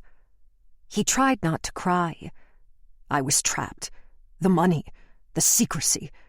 I was surrounded by power, but had none. Never had any. I sold my soul for Mardi Gras beads. He broke down, shedding real tears. Nicky slid a pad and a pen to him. Write down what you told me. Include names, dates, and places. You've done the right thing, Percy. You're helping Emma now. That's what's important. Percy took the pen while his lawyer consoled him. I'll leave you two alone, Nicky told Jack. Chapter 84. Nicky stood outside the interrogation room with Simone, Major, Ziegler, and Lan, as Percy concentrated on writing down his statement. She scrutinized Percy through the long, narrow panel of glass in the door. He wiped at tears and conferred with Jack, who acted more like a friend than a lawyer. Simone said, Mr. Field's statement is great, but everything he said about the party is hearsay. You can't use any of that? He's a witness, Nicky stressed. He's a great witness for laying the foundation, even placing members at the party. The jury will eat it up. But they served minors alcohol and drugs, but he didn't witness the act. These victims are nameless. The people who make up the crew of Midas are judges, politicians, CEOs. They wear masks. I need proof or we have nothing. Back to square one? Simone waited a beat. Are you still even pursuing Emma? Why do you think I was at Harrah's? We're squeezing her out. Major looked at everyone. Percy's confession is great, and Simone is right that his testimony could sway a jury. It's not enough. Do you have any cards to play, Agent Bailey? Collins folded her arms. Can you prove girls were trafficked to these judges and politicians? Can we handcuff Warren with financial fraud, bribes? We have questionable transactions, contributions, but no smoking gun. Not yet. Mary Napleton won't flip, and Sharon doesn't have to testify against her husband. Major turned somber, looking at Nikki. Without Warren, the case goes away. The other Midas members are nervous. Percy will be Warren's proxy at any meetings or interactions. We wire Percy up to talk about the party. Nikki looked for confirmation from everyone. Lan said, Do we risk releasing him? He's Emma's target, whether he thinks so or not. It's important he keeps operating. Nikki ran her fingers through her hair. What about Keith? Using him as bait? Bait? Simone asked. Someone was hired to kill him. And failed, Nikki answered. Mary Napleton is the key. We thought Emma got in Herman's trunk at the Esplanade, but I believe she got in the trunk in the parking lot under Harrah's, while Herman and Mary were arguing. Do Keith and Mary Napleton have a relationship? Simone asked. Mary is sweet on him. She was flirting. You want Keith to seduce her? Simone put her hand over her mouth and laughed, looking at the floor. You just throw anything at the wall to see if it'll stick? Seducing a witness? Lan, what are you teaching these detectives? Agent Bailey interrupted. It's been proven the old cliché of yelling and punching the desk during an interrogation isn't as effective as empathy and sympathy. Not everyone has the stomach to tell a pedophile they understand their desire. Flirting is another form of manipulation. It's a way to display power. It sounds ridiculous. We can't put Keith back into circulation without the press making a fuss. What's our story on finding him? Lan looked to Major. Don't stray far from the truth. You say he was put in protective custody and is being kept out of state. The ongoing investigation prevents us from commenting. Let the press speculate all they want. Major pulled out his cell. That's all contingent on Keith agreeing to be exposed. He'll agree. Make the call, Nikki said. Major nodded. We'll bring him by your condo while we prepare his house. We'll place him with round-the-clock surveillance for anyone looking to complete the hit. Simone said, I'll make a statement to the press about Detective Teague being released from federal protection and that he's staying with friends or family. Lan signaled the end of the meeting. And I'll write up a warrant for Warren's office first thing tomorrow morning, Lan added. If he's a missing person, we have that avenue to explore. Nikki raised her hand. Oh, Lan, what about my car? It's fixed, ready for you in the yard. Get a squad to drop you off. Nikki settled into the driver's seat of her Accord, none the worse for wear. She rushed home to be ready for Keith's arrival. This time, instead of seeing Major outside her condo door, it was another man with sunglasses, a cap, and thick stubble. Keith was sitting against the wall, under the painting that held her spare key. He stood. It's me, Keith Teague. Her smile almost hurt her face. Her hand clutched her chest. Yes, you are. Nikki's pace turned into a run, closing the gap. He caught her in his arms, spinning her several times. Their lips waited while staring in each other's eyes. Then, like magnets, they kissed. I thought you were dead, she said. I couldn't reach out. She let her hands fall to hold his. Why didn't you tell me about the ring? The ring? You searched my house. Shit. I know you wanted to propose. I'm sorry. No, don't. She touched his cheek. Let's go inside. Monday. Chapter 85. Emma enjoyed a Coke and a small bag of Zapp's chips at the end of the pier, staring over Lake Pontchartrain. The crunch filled her ears. The camp had been in her mother's family for generations, and after Hurricane George wiped out all the ones along Hain Boulevard in New Orleans East, her mom rebuilt. It was the only one of 100 camps to come back, adding to the social media Ain't There No More movement that started to remember the places New Orleans lost after Hurricane Katrina.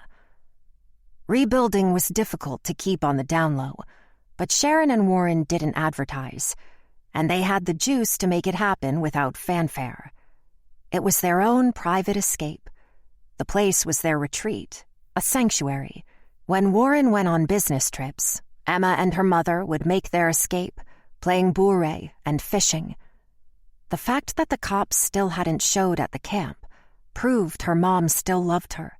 The simple structure appeared rickety and unstable on purpose. It stood on pylons, leaning in places. Mosquito netting made up the walls of the main house, and warped boards added character. To find this secret, one would have to cross over Hain Boulevard, climb the levee, and traverse railroad tracks. By all accounts, it looked condemned and never had trespassers. After all, there was nothing to steal. She preferred this to the Harris Tunnel, but it was so far away from everything. A fish jumped in the calm water. Emma folded the empty bag of chips into a square and put it in her pocket. The distinct squeal of hinges alerted her, about 100 yards out. The boards bent under pressure behind her. She palmed Nick's gun in her lap. The last creak ended behind her back. "It's just me. Not sure if I'd be more relieved if you were the cops." Emma looked at Dredd. "You want to hold on to Nikki's gun? She's in trouble for that." "Don't you think I know that? I almost left it at her condo, but I might need it in an emergency." "Is this coming to an end?" She squinted out to the horizon at a sailboat. The sun had settled on her left, but a shimmer remained on the calm water. "Turn myself in before I go put a bullet between Warren's eyes?" "I found him." Dredd sat on the deck, hanging his legs over the water. "He's waiting. It's up to you. As your brother, we're in this together." "Where is he?" "He came by the warehouse with your mom. I think it's best if I show you." Emma put the gun in her backpack and stood. "Great. Let's go." Chapter 86. Nikki stirred before her alarm clock. Keith's warm body rolled over when he sensed her movements. He proceeded to spoon her with a snug fit. Her hand rested on his forearm, draped over her waist. She soaked in the moment. A gentle peck found her neck. "This is so much better than cuddling with that Fed in the hotel." What was her name? Stanley. She spit a little with a laugh. "Yeah, Stanley sucks. I'd ask what you had planned for the day, but since I'm sidelined, you get to go have fun while I'm stuck here. They'll fire me for stealing that cell." "Who blackmailed you? Do you know?" "I don't." "You're lying, but I do it enough not to hold it against you." "I know you weren't drunk." "We'll figure that out later. I'm due in at headquarters." He propped his head up on his hand. "Major kept me updated. They set up cameras and surveillance on my house." "A statement's being released this morning that you're okay." She smiled. "They should report you're not in town." A text arrived that Major would knock in 5 minutes. Time to go. Keith sighed. "I'd better start moving." He kissed her, then got up. "You don't mind if I head out?" She examined every inch of him from under the covers. "No, tell the gang I say hi. Damn, I want to go in with you." Keith dressed, leaning over for one more lingering kiss, as a light rapping came from her door. He put on his makeshift disguise and left the bedroom. After hearing Major's muffled voice, the front door closed. Nicky inhaled his pillow one more time. She showered, brewed a half pot of community coffee and chicory, and turned on the morning news. After checking for messages on her cell, she opened her laptop and performed another search for Crew of Midas. The same pictures of the floats, masked riders, and parade routes populated. She'd even found an image of Sharon and Mary as the float passed behind them. Nicky scrolled several pages before coming across a picture of a warehouse containing rows of floats in storage. She sat back. The link on the picture led to a tourist's guide to Mardi Gras, offering no new information. A search for the crew's warehouse also came up empty. She called Casey. "It's Nick. Did I wake you? I already ran 2 miles and dressed for work, although I'm not sure why I came in. Warren's still MIA. We have a Fed helping us search. Right. Agent Woods already questioned me. Warren's being listed as a missing person today, but that's not why I'm calling. How can I help? Can you tell me the West Bank address where the Crew of Midas floats are being kept? I can't find anything online. Only a handful of non-members would be privy. Is it a secret? No clearance needed, but most of the public is clueless to where any of the crews keep their floats. Vandalism and trespassing. Hold on, I have the address." Nicky tapped the cell against her lips after hanging up with Casey. A search warrant would be the best way to go, but D.A. Collins's comments about judges being members of the crew came to mind. Not to mention, she's on suspension.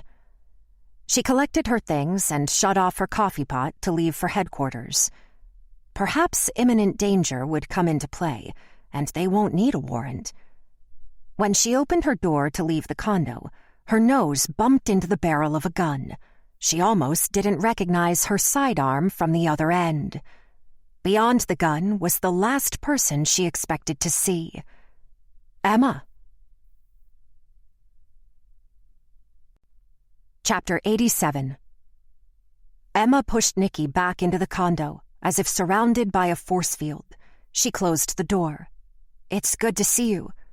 Thank you for saving my life, but I need my gun. Not yet. Give me your other gun." Emma's alert face showed no emotion. Her jet black hair fell into her focused eyes. Worth a shot. Nicky reached for the butt of her Sig Sauer and handed it over. "I'm not on your list, am I? Don't ask dumb questions. Right. I'd be dead right now, several times over. So, you didn't cross out my face in those pictures? I have no idea what you're talking about. Just your stepfather covering all the bases." Her exterior broke a little. "We need to end this. A little hard to do while you're pointing my own gun at me. Let's go. You're driving. You're lucky I just got my car back, or we'd be ride-sharing. Thanks for not freaking out." Nicky walked into the hallway, not expecting Major to pop his head out the door. "The West Bank?" "Yes, the West Bank." Nicky let Emma keep the gun aimed at her. The danger was minimal, discounting an accidental discharge. Emma thought she had control. They got in the car in the garage and left without incident. Emma instructed her to turn onto the Crescent City connection heading over the Mississippi River to the West Bank. She gave the directions without extra remarks. After Nicky's first 5 questions weren't answered, Nicky also kept quiet. The morning rush prolonged the trip. When it became clear that Emma didn't need to talk, Nicky tried a new tactic. "No comment about the night Herman died? What about it? I was there to kill him too. If you had waited one more day..." She sat twisted in the seat, facing her. "Did you plan to kill asshole Saul and dickhead Frank? If their faces had been on the video..." Nicky looked at her for a moment. "Maybe. I don't blame you for the cell phone or the video. Warren has friends in high places. The FBI is investigating those guys, you know. Put that thing away before I hit one of our famous potholes and it goes off. It won't. Why are you smiling? Because we're going to that warehouse, whether you have that gun or not.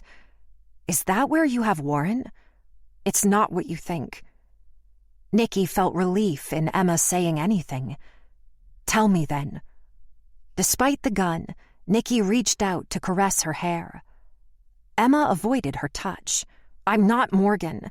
I never said you were. You never had to. When you let me stay at your place, I could tell there was something behind it. The way you talked about her and shared the pizza like we were besties. You weren't a cop with me. Is that so bad? You remind me of someone I loved. The bond we share is real. Who cares if you remind me of Morgan, or if I fill a void your mother created? Don't go there. What's going to happen at the warehouse? Why don't you Scooby-Doo this plan for me? Scooby-Doo the plan? Explain. Before your time. It's a joke. I know Scooby-Doo is a dog. Whatever. No more talking. Emma relaxed the gun. Minutes later, Nikki pulled up to the address and parked in an empty lot. They stepped out of the car and into the chill near a large, bland warehouse. Emma waved the gun at a service door. Upon entering the unsecure entrance, the aroma of spray paint and cleaning products wafted by. Rows of huge floats were positioned end to end, about 20 in all. Gigantic heads made of papier-mâché stared off in the distance. The door closed behind her. Go that way and take a left after the crawfish float. Nikki let Emma direct her to an open area in the middle of the warehouse. Not seeing anything on the ground, she heard muffled noises from above. Nikki spun while looking up, until she saw Warren taped to the king's throne on top of the colorful float. A large number 2 marked his face. Emma, Nikki turned, but she had vanished and still with her sidearm. She looked back up at Warren, fighting against his restraints. He'd spotted her and struggled even more. Nikki climbed on board the multicolored float with a huge King Midas head at the mast. A bird's-eye view revealed nothing. Was Emma going to let Warren go?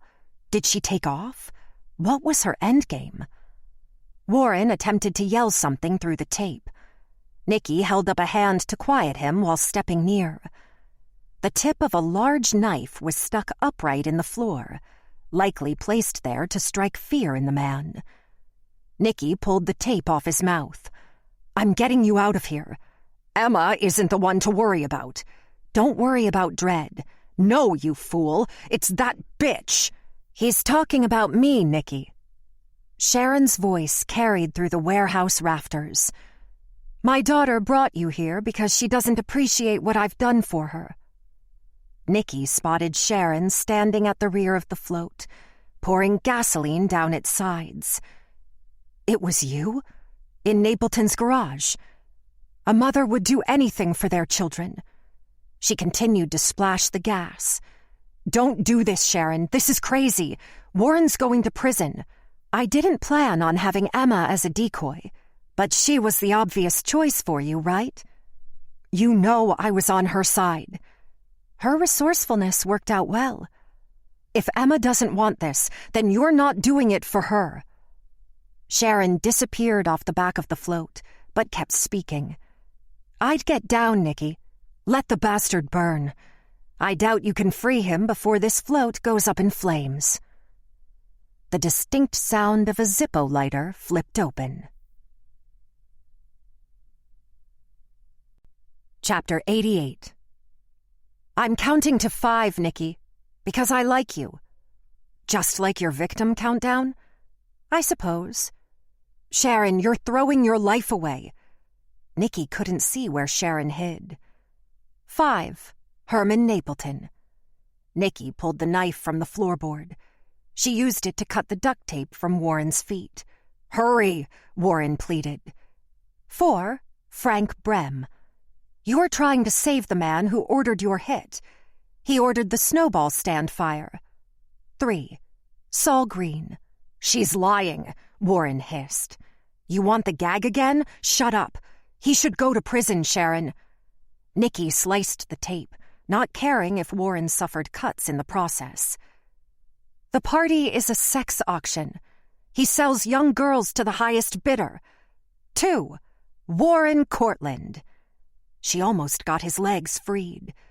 The FBI is onto him, Sharon. They have a case, a federal case. He's not bulletproof. He arranged the rape of my daughter for ownership in the hotel. Warren answered back. It was never violent. It was ceremonial. You cocksucker!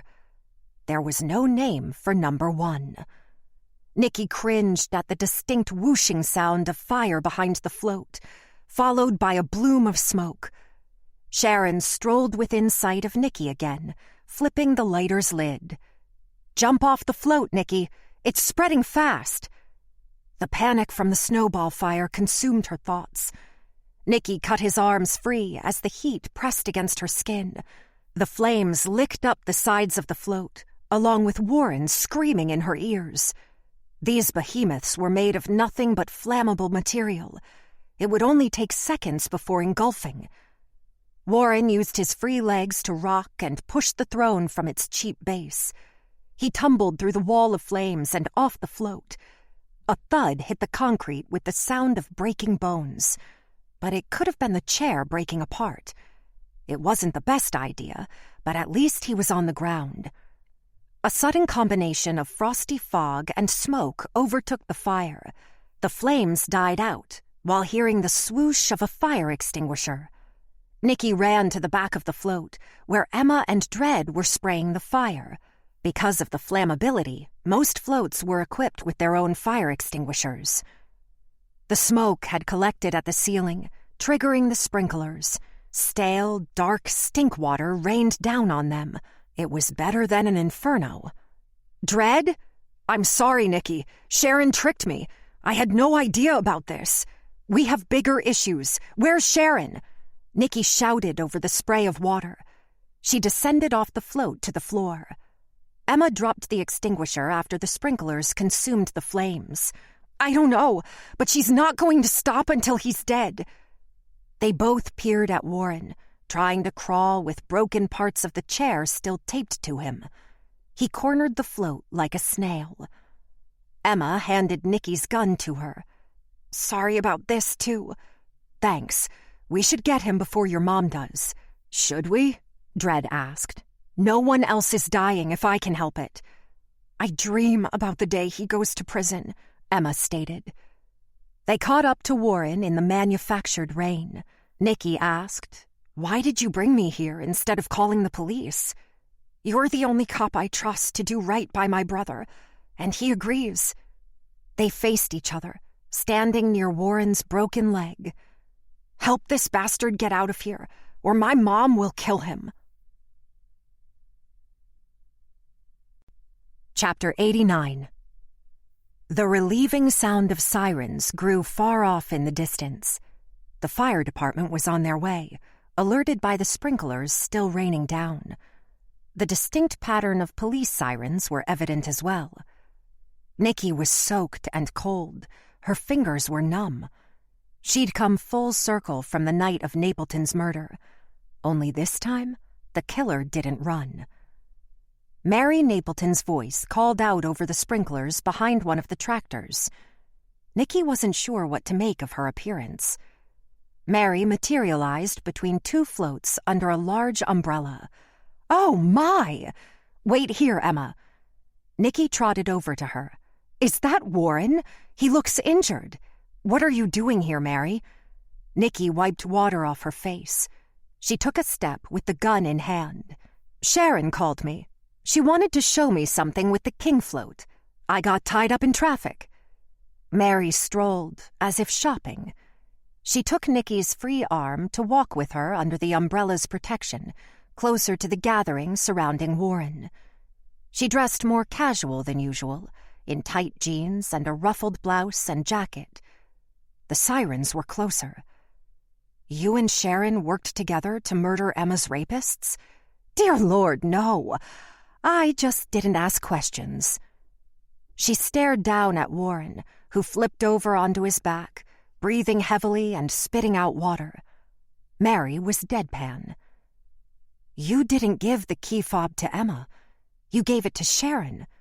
That was Sharon in the Harris garage. I didn't ask for what. That makes you complicit. The members voted me queen of next year's parade. I came by to check on the floats to find this chaos. She side-eyed Nicky. Perhaps Warren should be attended to. It's a broken ankle. He'll be fine. That's not what I meant. Her eyes were shark-like under the shade of the umbrella. The police will be here in seconds. It's all over. The sprinklers stopped. Only the sound of water dripping surrounded them. Mary collapsed the umbrella. A familiar metallic sound clicked behind Nicky. Sharon's voice projected. "Drop your gun." "I thought you ran." Nicky held the gun up first, before lowering it to the wet ground. "Don't kill him, Sharon." "Oh, no, don't kill him." Mary's sarcastic voice mocked while shaking the umbrella of drops. Sharon had crazed eyes. "Love you, Mary. Stand aside. I want Emma to do this one. Emma!"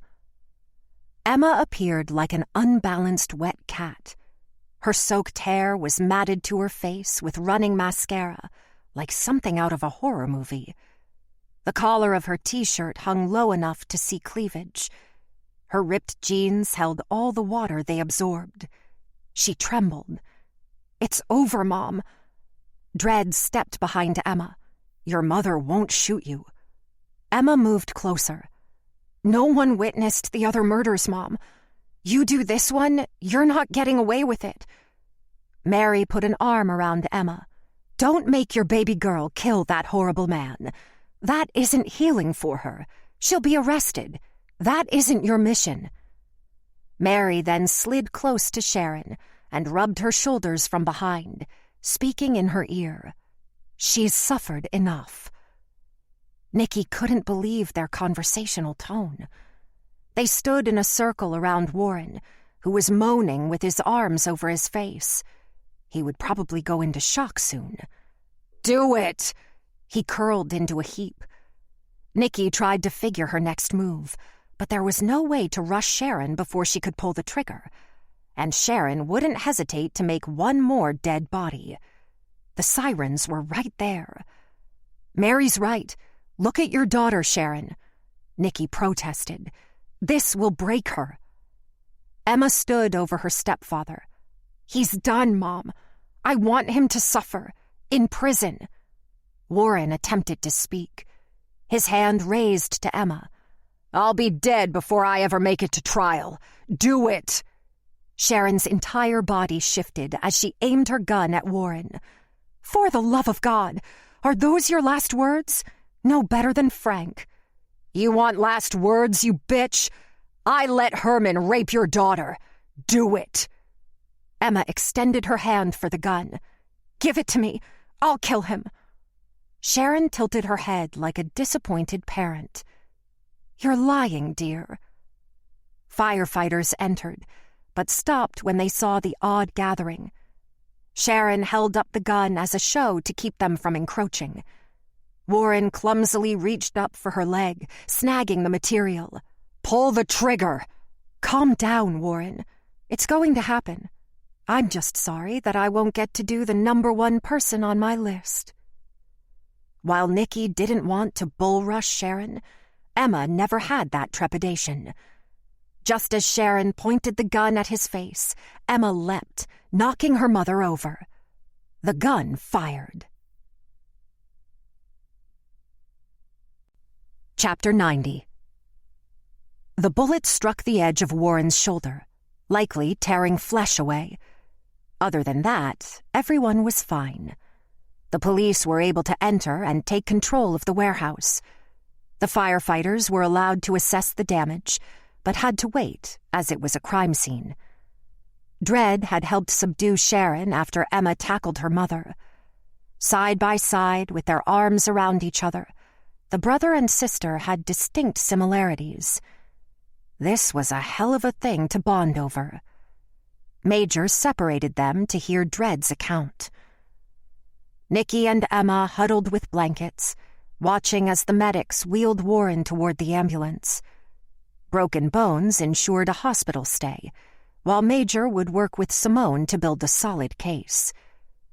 Lan and Simone questioned Mary off to the side, while Sharon waited in a squad car in cuffs. Unless Percy or Sharon conjured hard evidence against her, Mary would probably walk away unscathed. Nikki would be okay with that. In Mary's twisted mind, she was being a good friend. Charges against Dredd depended on the DA. He helped Sharon kidnap Warren to put him on display. Instead of just killing her husband while he slept at home, she wanted him to watch his friends die in a spectacle. Whatever Dredd's intentions to help Emma, kidnapping was still a crime. The medics loaded Warren into the ambulance with his wrist cuffed to the gurney. Emma said, "He's going to go free." Nikki put her arm around her. Not this time. The ambulance doors slammed shut. Nikki looked over at Sharon, who just stared forward in the squad car. "I didn't ask your mom. Who was going to be number one?" Chapter 91. Simone Collins had prayed to find Warren dead when she arrived on the West Bank scene. First, Emma hadn't killed anyone. Second, it had been Sharon under their noses the entire time. This could have been nipped in the bud from the very beginning if Warren could control his wife. While questioning Sharon with Lan, it was clear that she would keep her mouth shut. But the way Sharon peered at her, the woman had something planned, an ace up her sleeve. It would be Simone's job to offer Sharon a deal for her testimony. Surely the feds would be in on it. Simone couldn't operate by her own rulebook with this one. The Midas boys were worried about exposing their network. They had to be mounting evidence for a scapegoat. Would it be me? She thought. There was no way in hell to squash testimony in a trial. Bribes would come to light. Sweat beaded on her forehead. Nikki and Emma stayed huddled together in a curious manner. What were they planning? Simone couldn't shake the paranoia. Emma pulled something out of her pocket, like a cell phone. It was a recording device. Simone acted casual, stepping closer to listen. Their voices traveled in the large, open space. "What is this?" Nikki asked. Emma handed the device over. "It's a recorder. Just press play." Nikki found the button. Emma: "You have the video. What happens now?" Collins: "We examined the video. It may not be legitimate." Emma: "Legitimate? What does that mean?" Sharon: "Yes, Simone. What does that mean? I want them arrested. I will testify." Everyone in the immediate area of the warehouse had stopped whatever they were doing. They listened to voices coming from the speaker. Simone's feet froze in place. Everyone stared at her. Collins: "Deep fakes are all the rage. The video is dark. You can't make it out." Emma: "That's me. It's easy to see that bastard when he took off his mask." Collins: "The defense will tear the video apart in a trial. They'll call you a liar, a slut. Are you prepared for this?" Emma: "Why are you trying to talk me out of this?" Collins: "Sharon, we don't want this to go to trial." Sharon: "We? Besides me, Percy Fields is a witness. We have Emma. Hearsay can be allowed." Collins: "Yes, hearsay laws can be allowed in some conspiracy cases." Hesitates. "Consider who you're naming, Emma. These are men with deep pockets who will drag out every unsavory detail of anything your family has ever done in court." Emma: "So?" Sharon: "Yes, I agree. So?"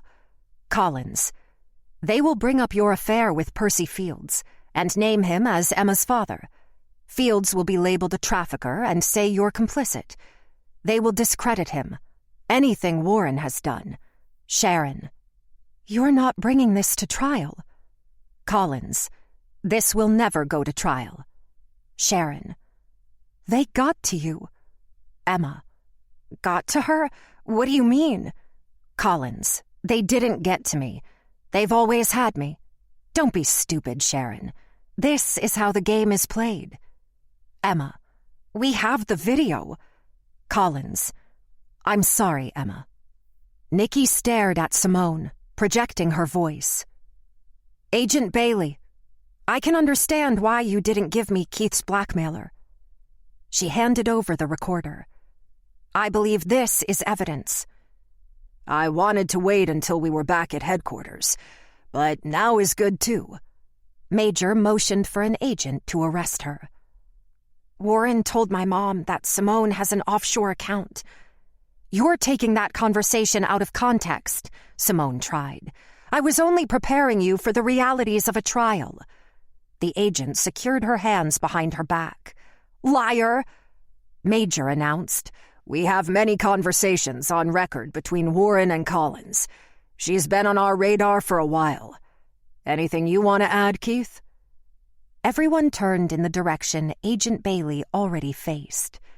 Detective Teague walked onto the scene, making a path to Emma and Nikki. He, too, never took his eyes off Simone. I already gave a statement to Agent Bailey about your blackmailing me. I also recorded each conversation. I want a lawyer, Simone managed with weak volume. I hope you get one as good as yourself, Nikki returned. It ends with you. Emma wiped a tear. Emma pulled a cylinder-shaped object from her pocket and walked up to Simone. Nikki followed a few steps behind, but not yet attempting to stop her. Simone backed up, but had nowhere else to go with the agent behind her. Emma twisted the base of the lipstick. What are you doing with that? Simone asked, leaning in with all the confidence she could muster. Emma reached up with her empty hand, cupping her at the back of the neck. The lipstick rose to her forehead, and in one quick stroke fell right down the slope of her nose and to her chin, ending the countdown. She placed the lipstick into Simone's jacket pocket. 1 year later. Chapter 92. Fat Tuesday fell on a sunny day, with temperatures in the lower 60s. The streetcar on St. Charles sat idle for the festivities. Nikki and Keith's picnic setup near the tracks avoided trampling by parade-goers closer to the street. The Zulu parade approached with a lazy attitude. Their thick blanket was spread between two large groups of college kids from Tulane. Nikki wore a Breeze jersey and leggings, while Keith had sported a long-sleeve purple, green, and gold-striped shirt and sweatpants. Keith selected a beer from the cooler. Emma is a different girl. Woman, if truth be told. Emma threw a frisbee with a Tulane boy who had started flirting with her in the most innocent way. Emma was in a layered plain tee, looking more grunge than anything, with her hair in a ponytail. She wore no makeup, resembling nothing of the girl named Punisher. She ran and laughed like a kid. It was heartwarming. Nikki said, therapy is good for her. She's excited that Jamal pled down to a 2-year sentence for his testimony against Sharon. Given partial visitation to Percy helped, I'd imagine. So glad she found a cousin for a foster family. Percy did some evil things, but he's trying to step up. It's hard to imagine everyone in your life letting you down. You didn't let her down. Keith reached to secure her hand. Mr. Teague, I do declare. She scooted a couple inches closer. Keith's face opened. He almost laughed. This wouldn't be a bad proposal site, right? Asking to gauge a proposal reaction is not how that works. Nikki leaned forward and kissed Keith as he rested back on his elbows. I read the texts between you and Morgan. You two had your secrets, didn't you? I love that you had that kind of relationship. He turned red. Yeah. If that day had turned out different, we'd be married right now. If I'd said yes. I'm a catch. Your dead mom told you? Yes. He pushed her. I was going to propose at the Tree of Life. The Tree of Life? How cliché. How beautifully, wonderfully cliché. It's an amazing spot. But not original. It's not us. How about next to a dumpster fire behind a Burger King? He smiled. Make it Popeyes and I'm in. She gave him another soft kiss. If you caught me a year ago, you'd think my house was a dumpster. You need a woman in your life. I could call Crystal from El Salvador. Asshole. The word was a laugh. I guess I have to plan a proposal worthy of us then.